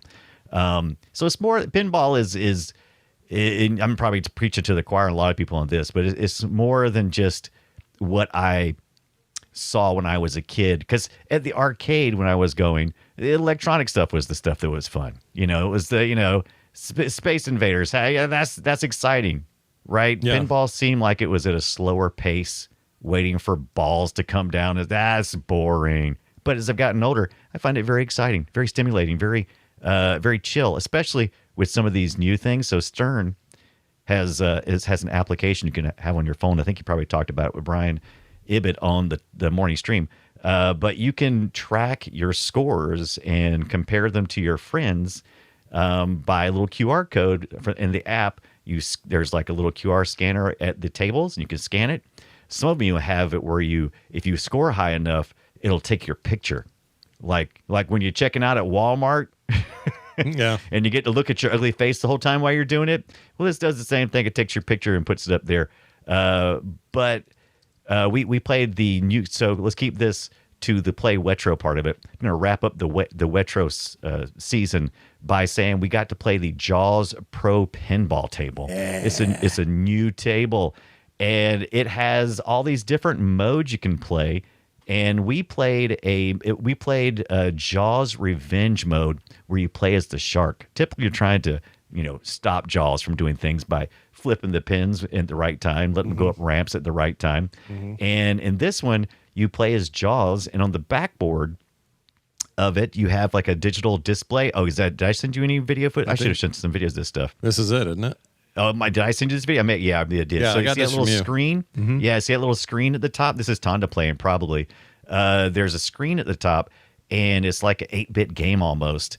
And it looks like the NES game, is it? Kind of? It kind of has that similar vibe.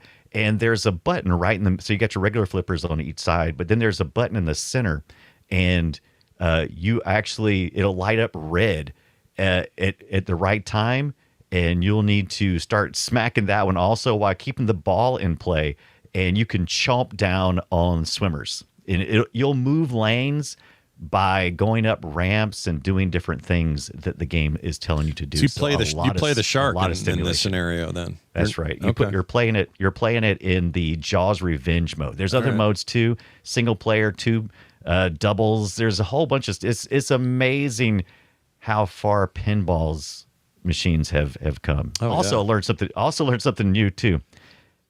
At Retro City Arcade in Evans, Georgia. They have little stickers on all of their machines. Tells you the name of the system. It tells you the year, and it also has a price on it.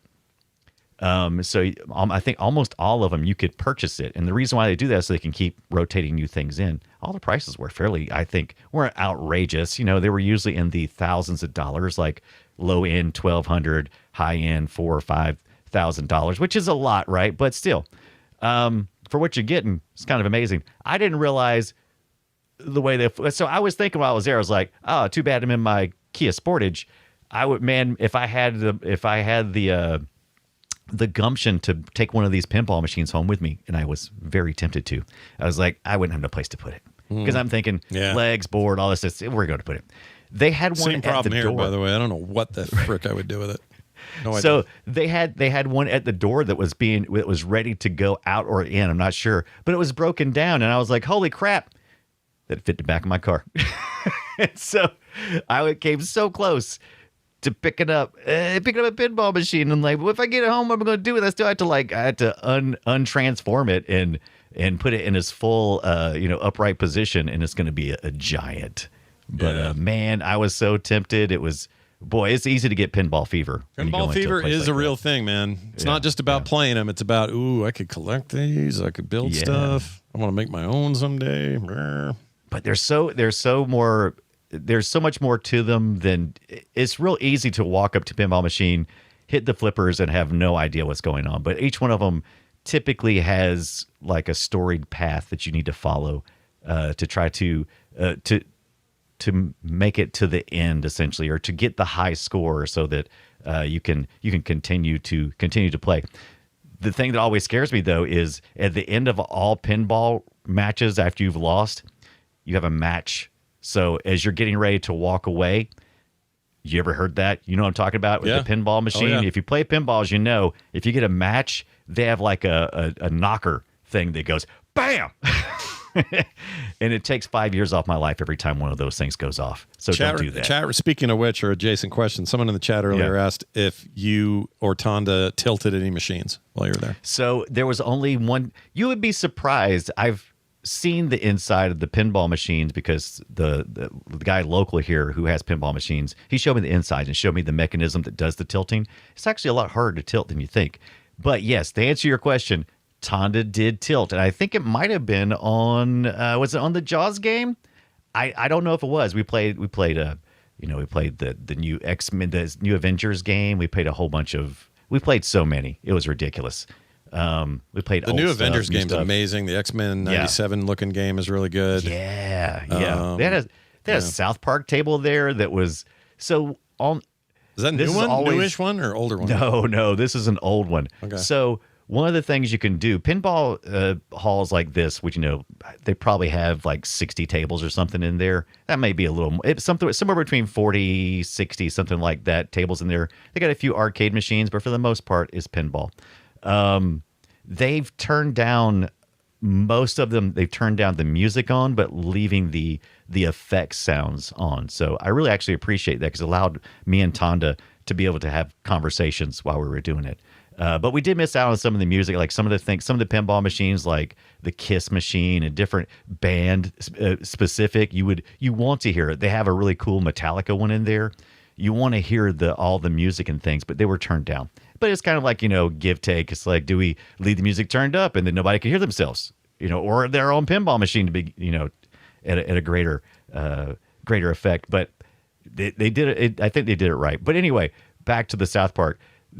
So the South Park is themed around Mr. Pooh. So he goes, howdy ho. You can hear him like all through the pinball hall. For like every 5 minutes or so, you'll hear him, howdy ho, howdy ho. And so I'm like, well, I got to go play that. Yeah. Mr. Pooh? Isn't it called something else? What's his name? I'm sorry, not Mr. Hanky. Mr. Hanky. Mr. Hanky. Is Mr. Hanky? I thought that was the other thing. Is it Mr. Hanky? It's Mr. Hanky. Yeah. It's Mr. Pooh. I call him Mr. Pooh. Mr. Pooh. That name again is Mr. Pooh. That's amazing, dude. All right then. Had so much fun. Safe travels to Tonda as he travels back home, I believe. California, very right? Shortly. No, he's a Floridian, so he is now. So that's right. Yeah. Oh, that's right. Okay, I get mixed up where everyone's from. I shouldn't even bring it up. Yeah, it's fine. It's fine. Nice. Well, I'm jealous. That sounds like fun. So much fun. Very cool. Is that a thing they do yearly? You're going to go again?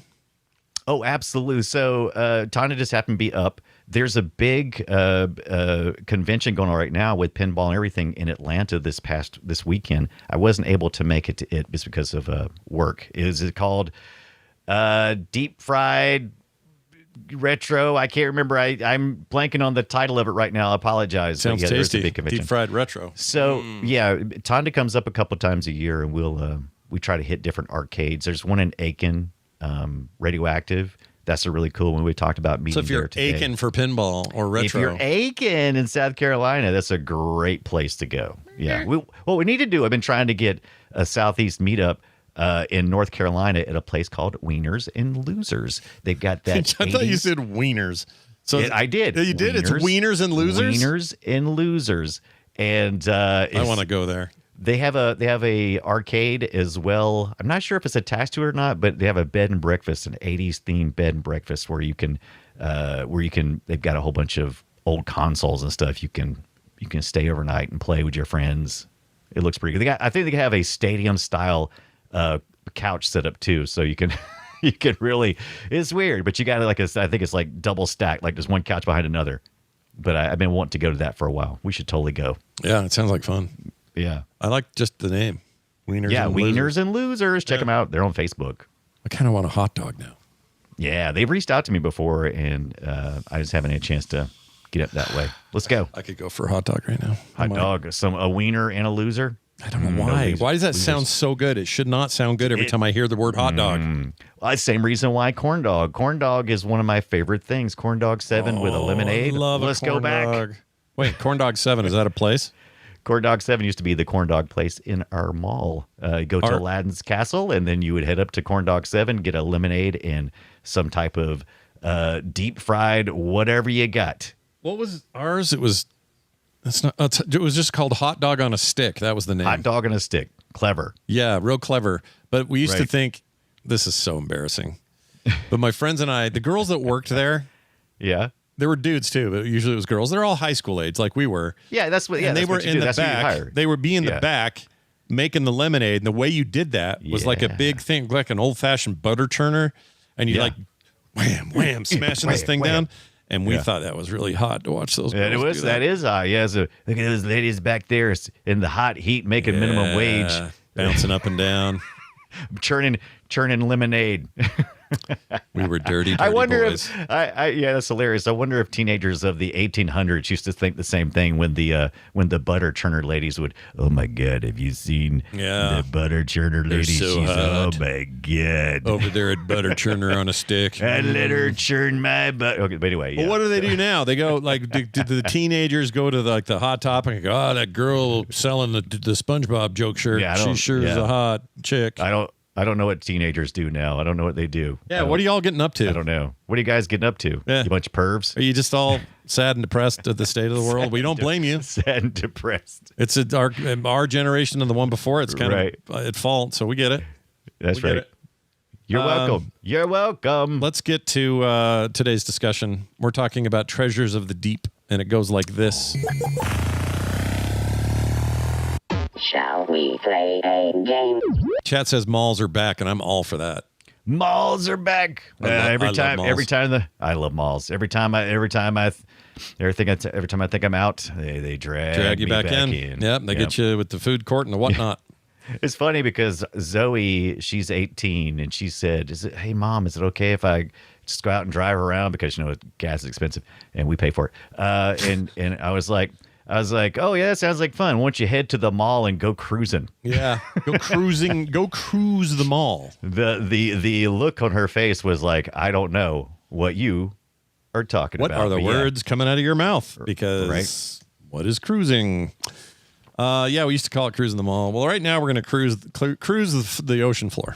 All right, cruise some PlayStation 1 era PS1 hidden treasure. Yeah, with this guy talking a lot. Legend has it that guy's just always talking. Anyway, do you know who that is? I had mentioned it. He sounded very familiar. Who is he? Yeah, he is a voice actor, and I'm trying to find his name. Oh, I have it somewhere. I can't find his name, but I did look it up. He's done a lot of voice acting, and that's not Deckard Cain, is it? Is he Deckard? I don't know if he is or not. I just got excited because I noticed he was one of the turtles in the 1996's reincarnation of the Teenage Mutant Ninja Turtles. Wait, Jerry just said narrator Deckard. Is he Deckard Cain? Is it Deckard Cain? Is it Deckard Cain? Okay, Dr. Tolbert confirms. I've met that guy. Yeah, but he sounds so good. It really elevates the material when he outlines your upcoming quest. Here, I'm gonna play a thing that he did for me once. You want to hear this? Yeah, please. Okay, check this out. This was years ago, but and I don't think he sounded much like him, but here it is right here. Whoops, let's turn that down a little. Hello, my name is the real Deckard Cain, and you're listening to The Instance. Terrible Deckard. Oh, I love it. Like for a guy that does the Deckard Cain voice. Yeah. It was kind of awful, but whatever. That's fine. It's fine. Yeah, no, that's cool. I didn't know this. This is awesome. I did this is so dumb. You want to hear something dumb I did? Sometimes Scott does dumb things, and I'd like to share them with you now. This right here was so I had that one for the instance years ago, right? Right. Listen to this abomination I made later. My name is Deckard Cain, and I'm in the Nexus. Our enemies are many, but they'll never best us. If I find old Diablo, even I might take him down. You should always remember that we're in a different town. Rodrim in the house. Where's my staff? Anyway, we made a core intro out of it. That's pretty bad. I like it. Yeah. Anyway, that's more Deckard Cain than what he did for my instance intro, but whatever. Oh, I love it. That was great. Legend has it that's totally him. Yeah. All right. That freaky. His name? Did you finally find his name? No, I'm so lame, dude. Deckard Cain. No, you're not lame. I think his name is hold. Michael Go. Michael Goat. Go? G-U-A. No, Michael Go is his name. G-O-U-H. Oh.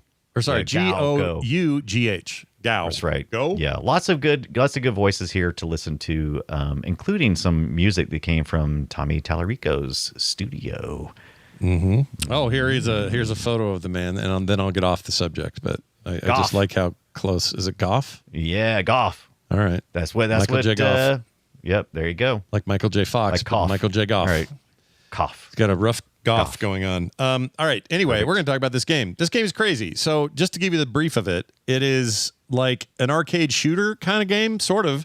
But what you're really doing is scouring the deep for treasure. Mm-hmm. And it is... in your submarine. You're in a submarine, a little one-man submarine type thing for a lot of it. That's where you start. That's where you start. And as you can see here, those watching video, if you're not able to do that, it will describe it. But basically...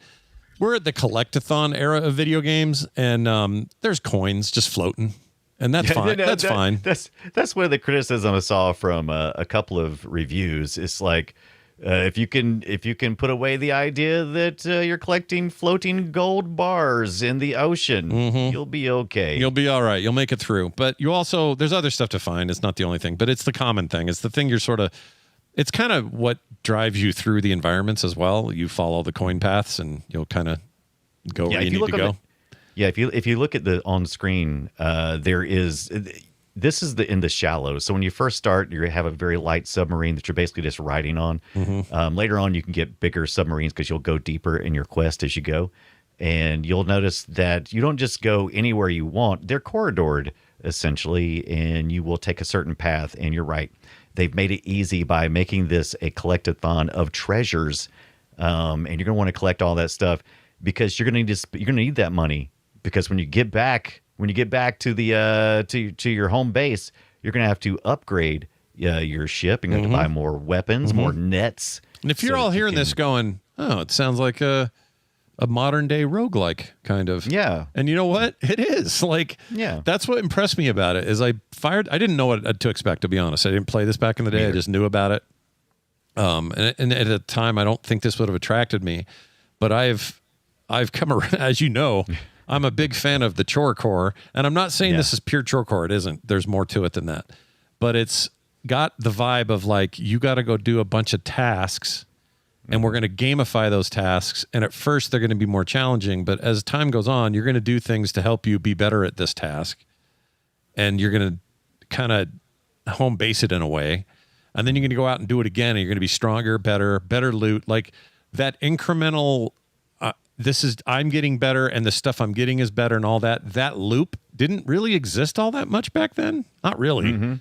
And so not like it does now. Yeah. So this is a proto, kind of ended up after my playtime with it this week. It felt like a prototype of what I love now. Like, and I didn't expect that. I didn't go into this going, oh, this has historical significance for me in particular. But it really did. It struck all those chords.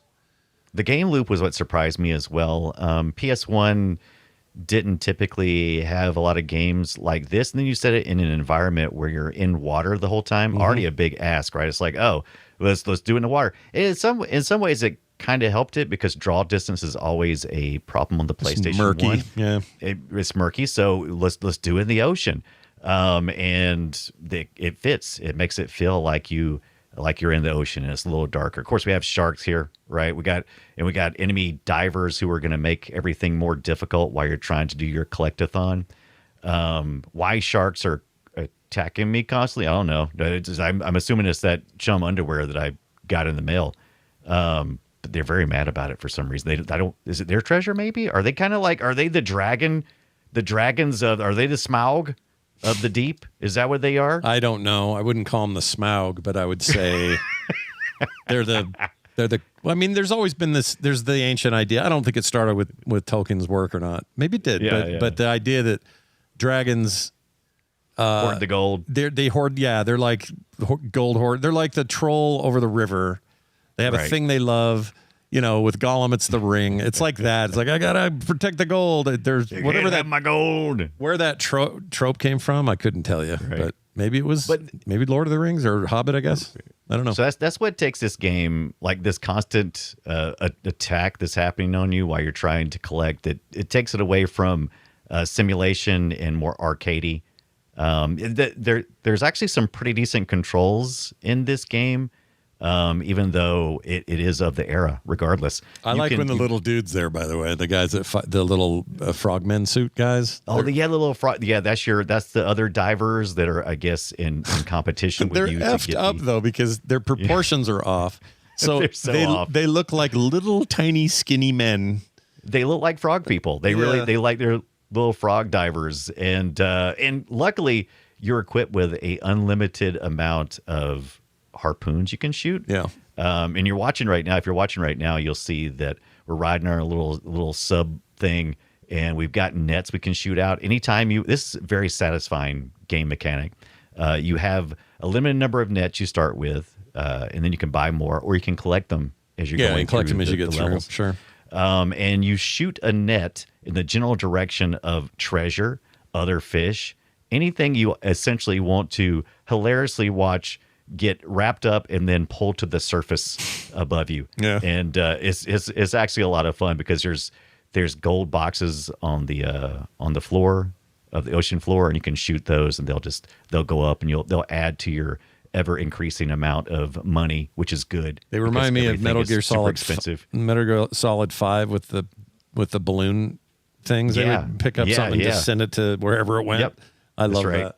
I love that. It's like, hey, I took care of this little thing. And the reason why is why you have to manage so many things so quickly is the one thing that I was worried that might be a hindrance. And you do have a time mechanic. It's in two places actually. It's in the oxygen you have, which you can pick up more oxygen as you go along. But also, I mean, you're gonna constantly be hit by things, whether it be whether it be like jellyfish or sharks or frogman that you can't quite see out of the peripheral of your eye, and so even one of those two things is going to take you out if you don't hurry. Sharks are dicks, by the way, in this. Yeah, they're real jerks, man. Yeah. They really are. They come after you, and they start using it to effect later on too. In the first ones, it's kind of like they just kind of show up occasionally, and then some other levels. As soon as you start, there's like a shark right in your face, and it was a little bit of a jump scare for me. I was like, oh my god, sharks! What? Eek. Yeah. Eek. Eek. But each one of them, you have the mission is get read to you at the top by our wonderful voice actor, Goff, and he'll tell you got to get to Hitler's gold. There was and they'll give you a little backstory, like Hitler was having gold transported here to there, and you'll need to find it, and it's usually at the end of it, and maybe you have to kill all the enemy subs or something. As you go along, there's big giant eels you have to sometimes destroy. I think this guy right now on screen is in a hidden area. This game rewards you for exploration. Yeah, there's not a lot because this is corridored, but there is occasionally a couple of explorations per each level that you can do. Yeah, I wasn't great at that, but I liked the thing. And if you complete your dive. Yeah, complete your dive. You survived. You survived, and you get to go do more. And the game is great, dude. I don't have a bad thing to say about Treasures of the Deep. Like nothing. I liked it that much. I thought I was going to complain about the controls. Because I should say something. Yeah, and I don't know why this matters. Maybe it doesn't matter. I kind of remapped some things a little bit.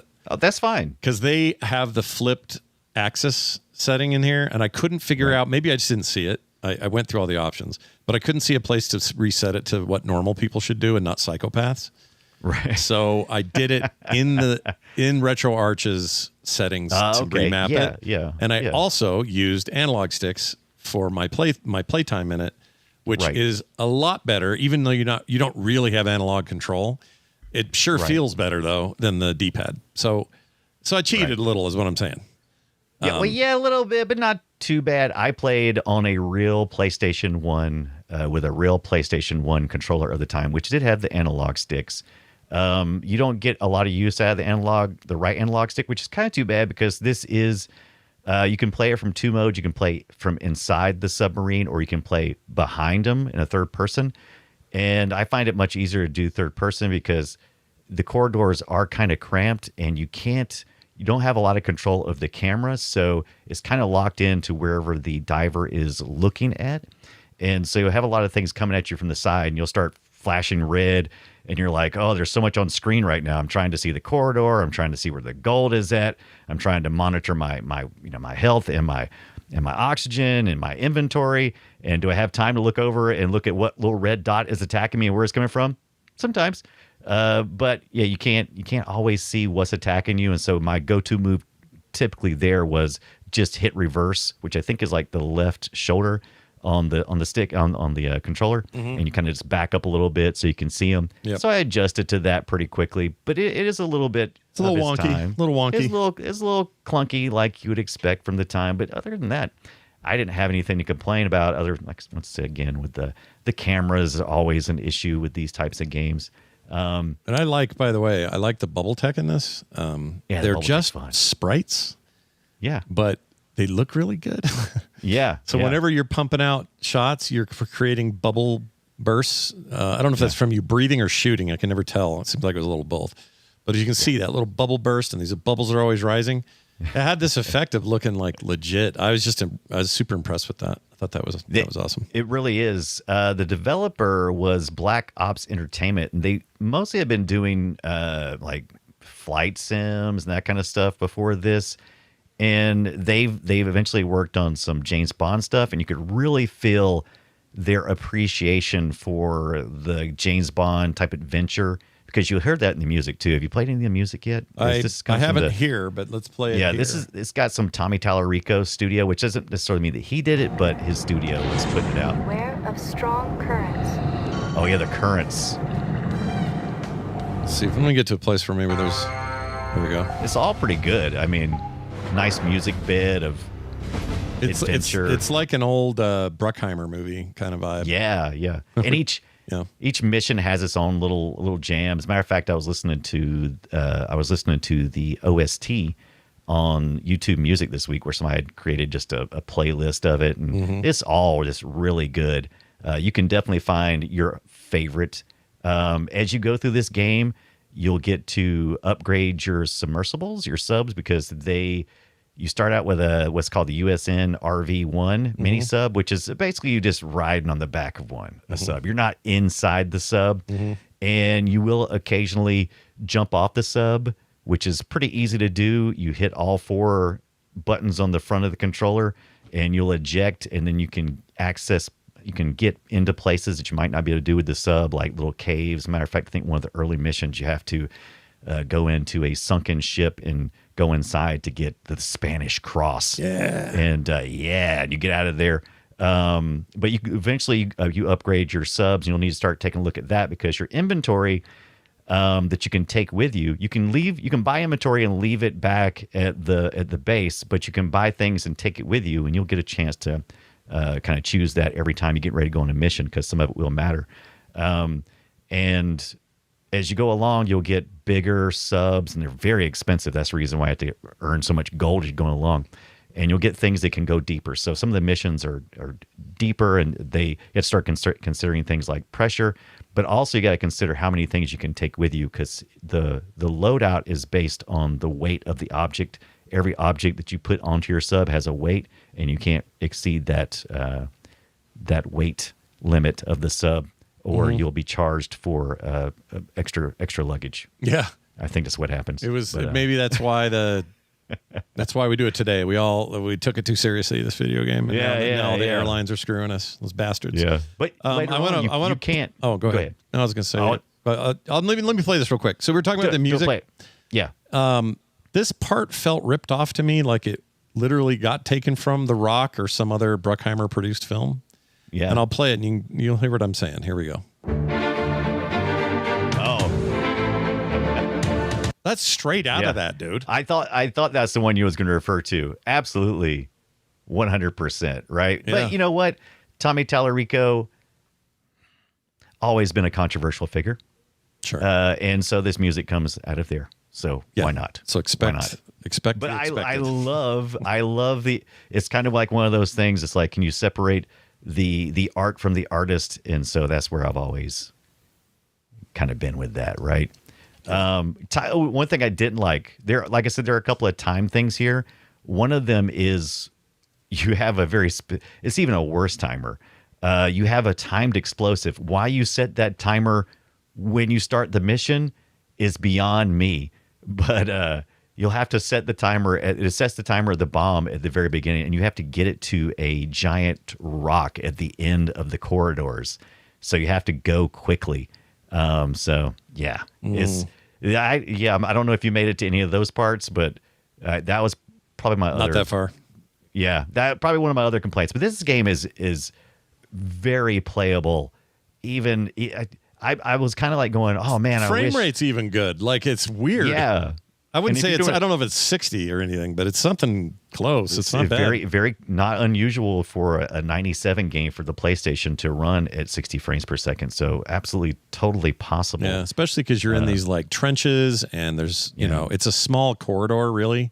The upper water thing is a fake out. It's just you can't go up there and undulating wall of polygons. It's like, it's a good effect, but they really can't go up there. So, and also, like you said about the way, the fog effect or whatever, which was really just there to cover the draw distance problems the PlayStation had. Here it works. It's like, no. Yeah. Well, why wouldn't that look like that? Yeah, we're in the deep. Yeah. We're in the deep, man. Yeah. Treasures of it. I like that. Can we just say one thing that I probably didn't like about it, and I have suffered all week with it, and that's the title, Treasures of the Deep. I could not keep that title in my head, no matter how many times I've tried. It is. I don't know if it's just because it's so generic, and if you go to search for it, you're going to probably end up seeing something like some shovelware that came out sometime later, which was like a bunch of mini games in the 2000s or the 2010s or something. It's also called Treasures of the Deep, and it's just a bunch of underwater mini games. It's like just polluting the search algorithm with this stank. And so I had to specifically look for that. I was like, oh, so I gotta look for PSX Treasures of the Deep. Mm-hmm. Otherwise, you'll find a bunch of other crap. But the backstory, like, he's a former Navy SEAL, Jack Runyon, and his undersea mercenary agency, the UMA. Yeah, it's fine. Yeah. Yeah. Little backstory. Not but you a got lot, plenty of missions. but it's there. Nah, it's there. But also, this game also is all about having fun. And you don't get mired down too often in stupid crap, even though sometimes until you learn how to use the water currents, there is a mechanic of water currents where you'll be in a corridor and a current will catch you and you'll get, sucked up into a loop and you're like, how do I get the freak out of here? Yeah. I don't think that's great, by the way. It's all right. That's not great, but they don't keep you locked into that. And the fact that you have unlimited harpoons and that there's 2 modes, and you start out by default in novice mode. There's, and it levels essentially. So there's difficulty levels. There's novice, and then there's like expert or something like that. I only played in novice because I don't hate myself. And the harpoons were kind of a little bit. They're very gracious with my poor aim. So like if I would see like a bad frogman, I would shoot in his general direction and I would get him, and he would bloody up, and and that was always cool. And then he would drop some loot. You got to go grab the loot, which is important because buying all that stuff back at the base is expensive. No, it ain't cheap, dude. So you can collect that stuff up pretty quick. So I didn't find myself having to min max my inventory much because I was able to collect most of what I needed on the road. But I feel like if you played expert mode, you probably would have to do more of that inventory management, making sure that you're making good decisions. Yeah. Not me though. Make it easy. Yeah. Make it novice. Make it novice. I'm not here to prove anything. I'm not here to prove it. The sad thing is this game, it ended here. They never went further. It did okay. It sold all right. It has great reviews. That's what originally struck our eyes about this game for this month's Play Retro. Is well regarded. Well regarded. Very high scores at the time and in retro reviews as well. Still doing very well. Yeah. But it never really got a sequel. Now, we didn't see anything really like this again until more modern times when we got Subnautica. Yeah, that's true. Which is great. I mean, Subnautica is very much a very deep survival game that goes a lot further than this, obviously, in its gameplay. But it's kind of the first game I can think of that went with like, hey, you're underwater and you have this perspective, and I guess it's first person, isn't it? But whatever. Subnautica. Yeah, Subnautica's first person. But whereas this is third. Or I guess you can switch between these, though, I noticed. You can switch. Yeah, I almost always like I said, because of the camera, the limited camera angle and it being locked into your, whichever way your direction your person is. I would like to have seen the right joystick do some camera work. Yeah, that would have been good. They didn't know what they were doing yet, though. They're good. This 97. I think they did a fantastic job. What year did we get the DualShock?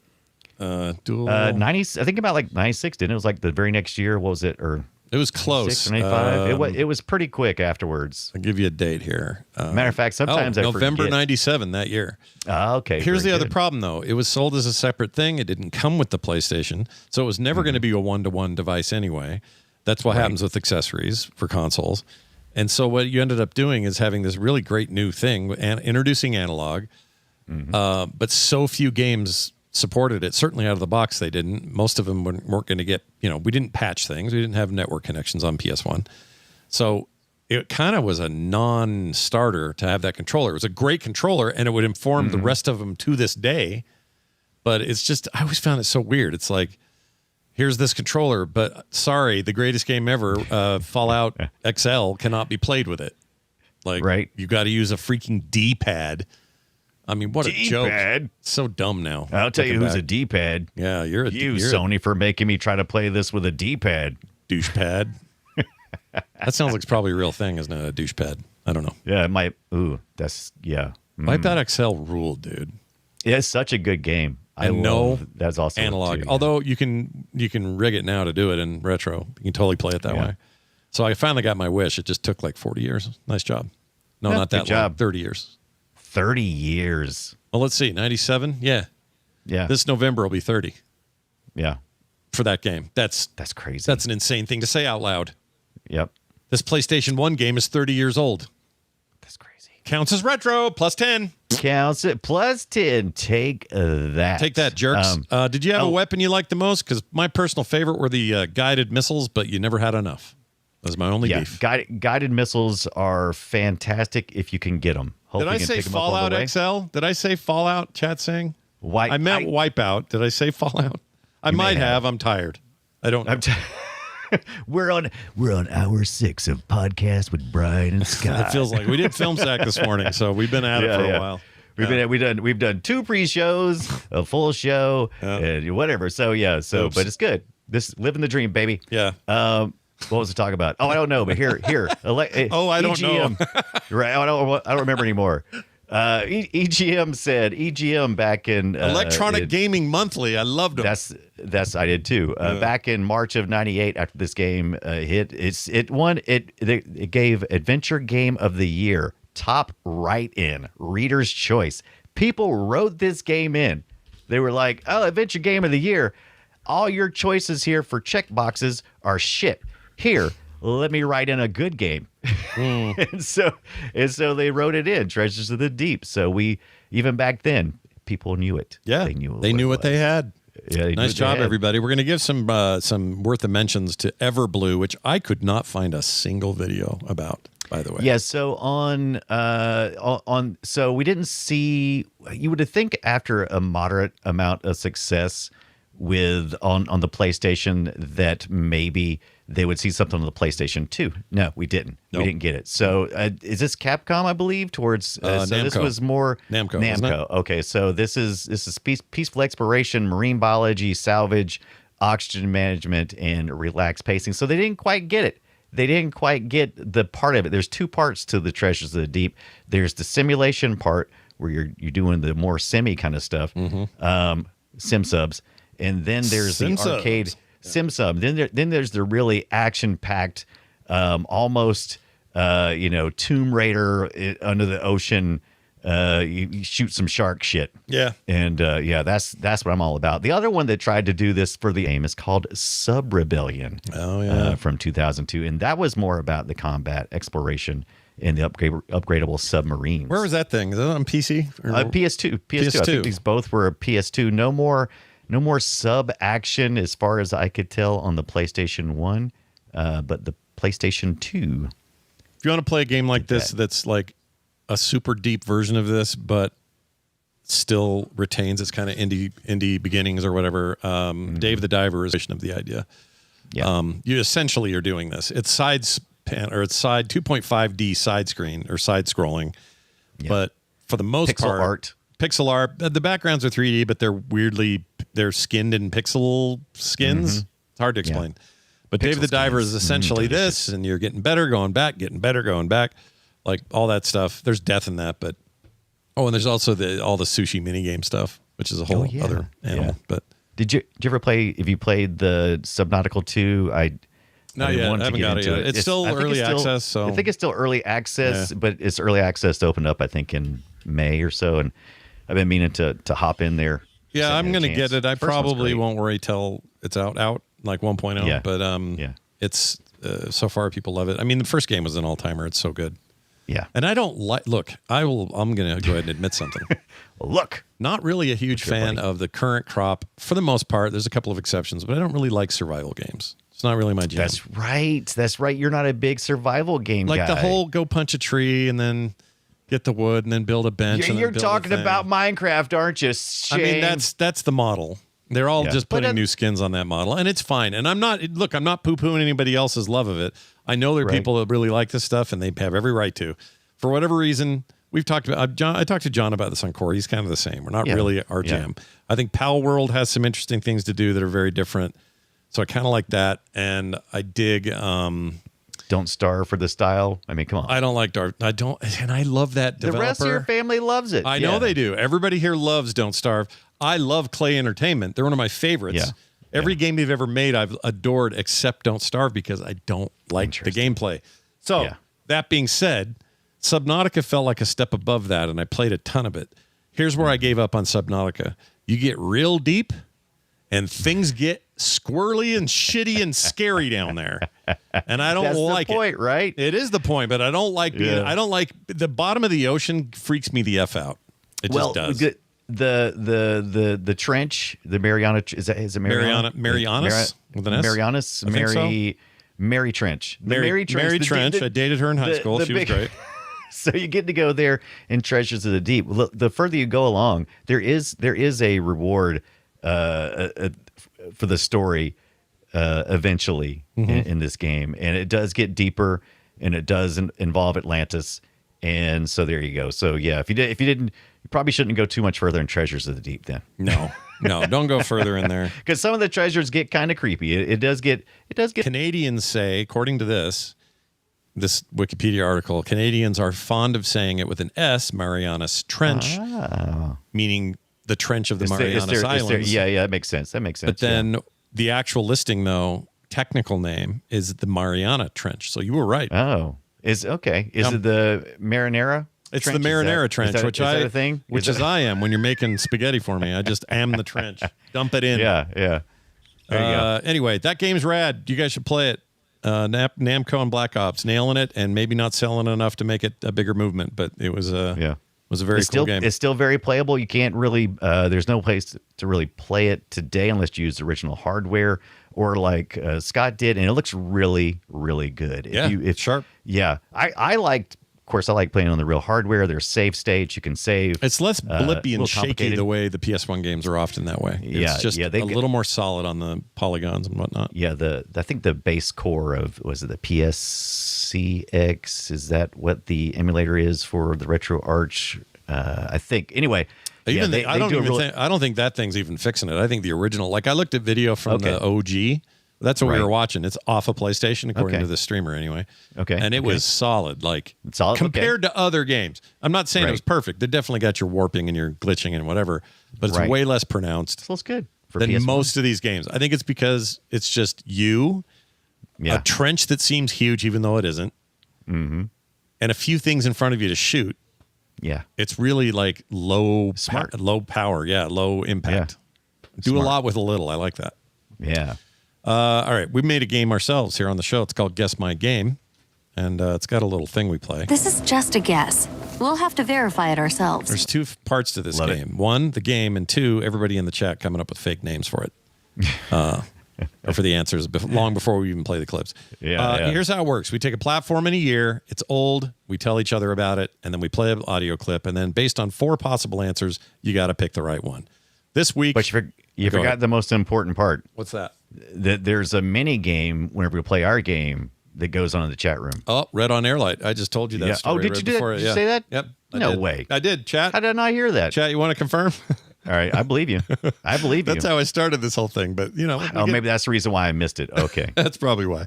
But no worries. Here is mine. Welcome. This is the PC, personal computer, some call it. The year was 1997, in the same year as we're talking about today. And this game came out on that device, the PC, the home computer. And here's your audio. Let's see if you can figure it out.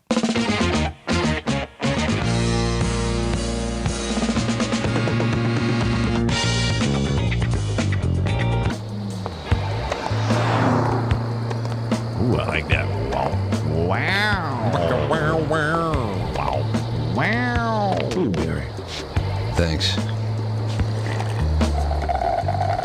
Are you ready? I'm not going to play this game. I've never killed anyone, Taurus. All right, there's your general idea. Here are your options, Brian. Was it A, Interstate 76? Was it B, Myth, The Fallen Lords? Was it C, Incubation, Time is Running Out? Or is it D, Outlaws?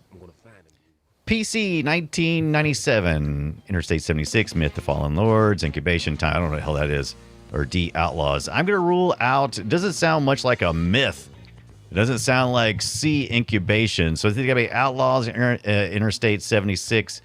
I'm going to go with that funky 70 vibe music. I'm going to say it's Interstate 76. Oh, hey, man. Are you sure? All right. Yeah, you're right. You got it. Yeah, You sweet. nailed it. Yep. Good job. Probably a giveaway. That's a great game. That's a fun game. Great game. We got to cover that one day. We need to do that one. We haven't, right? We have not. Are we sure we haven't? I'm almost 100%. I'm probably thinking of Twisted sure. Metal or something. Yeah, absolutely. Which I know we've done. So yeah. Nicely done. That earns you a point. Let's see how I do with yours. What's your platform and year, if you don't mind? Well, I decided to go with the N64, the Ultra 64 from 1998. The Ultra 64. What's it? Didn't it have, wasn't it? That was the code name. That was the name they said they were going to release it and as. then they didn't. And then they didn't. Yeah, they just went Nintendo 64. It was in all the magazine. It was all in the magazine ads and everything. Yeah. Ultra 64. And I remember when was it? Dolphin was going to be the GameCube, right? Or was that the Wii? Right. That's the reason why they call it no, GameCube was because that's why they had a whole bunch of Dolphin related things. But you'll notice that the GameCube's names are like DOL. -001 and okay. I can never remember because the Wii also had. Oh no, the Wii was Revolution. That's right. Nintendo Revolution. Revolution. That's right. I remembered that right before Trump Poll put it in the chat. Dang it, Trump Poll. Damn you. All right, here comes Brian's clip. Did you already tell? You did. 1998 and 64. Here we go.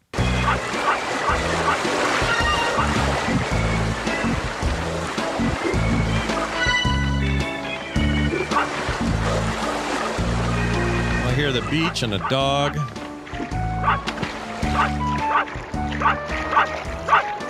Dog lifter. Just kidding. Okay. I hear dogs and things. Right. Tell me what we got. What do we got here? Is it the Dogs of Doom? No. Is it A, Turok 2, Seeds of Evil? No way. B, Goemon's Great Adventure? C, Space Station Silicon Valley? Or D, Buck Bumble? I'm taking A off the list. Turok 2 is not this. Get out of here, Turok. I played Turok 2. Nobody likes you. Unless there was some flashback. Like Actually, before I got the Turok 2. dinosaurs, it was a peaceful beach with a dog.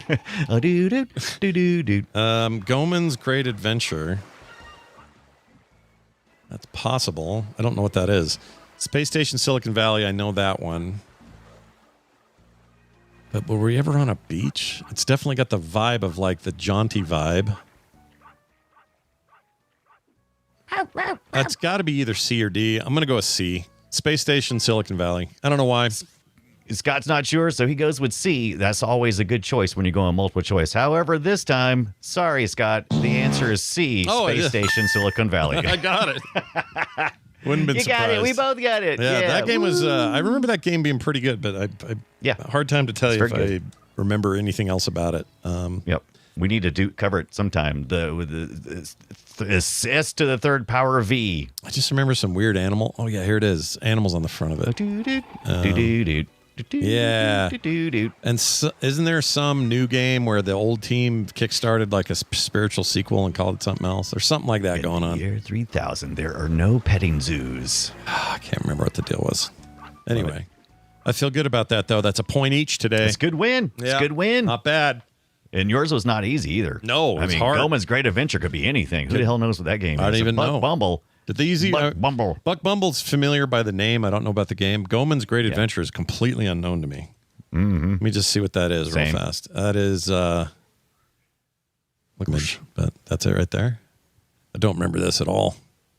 That's English. It is English. It's a not Konami game. I don't know anything about that. I don't either. Huh. Let me play the Konami bumper. Konami. There you go. Konami. That likely played when you opened that game. Konami. Probably did. Very, very likely. Yeah. Okay, let's do a quick fake game with you. So that's Konami, but who's this? Dang it. Why do I know that one? You definitely do. Dang it. Why am I blanking on that? I'll give it to you. It's Atari's coin sound. Oh. What is this startup sound? Sega Saturn. Very good. Very good. How about this one? Easy. Look at my GameCube. All right. How about this one? Played that a lot this past week every time I had a reboot. Yeah, it's Dang it, PlayStation 1. That's right. And then finally, I do not have any more. I thought I had another one. I don't like Steam. That's not it. That's the Xbox. That's how the Steam starts up. I don't like Steam. That's when my Steam starts up. So, you could do that. You could change your intros on your Steam machine. Maybe I need to do that. I did that. I have a 1970s looking game show intro, but maybe I'll put that behind I don't it. like Steam. I should put that. That would be behind great. Oh, that's Sonic. No, that doesn't count. All right, well done. Time to move down the road to welcoming something to retro, and so we'll do this. Summon Night, Swordcraft story for the GBA. This came out July 25th, 2006. It is an RPG set in the strange world of Lindbaum. Lindbaum. I got some lip balm. That's right. Sacred land linked to bad lips. 4 magical dimensions from which summoners can call forth spirits called guardian beasts to do their bidding. Was this a turn-based deal? Might have been. Ooh, I don't know. That's a good question. Game Boy Advance games, though. We need to get back to them, though. I know. I'm always in the mood for a GBA me game. Too. Let's see if I remember this at all by looking at it. I might have some memory. All right. Very anime. Very, that vibe. The question is, was it like a turn-based thing? This is Atlas.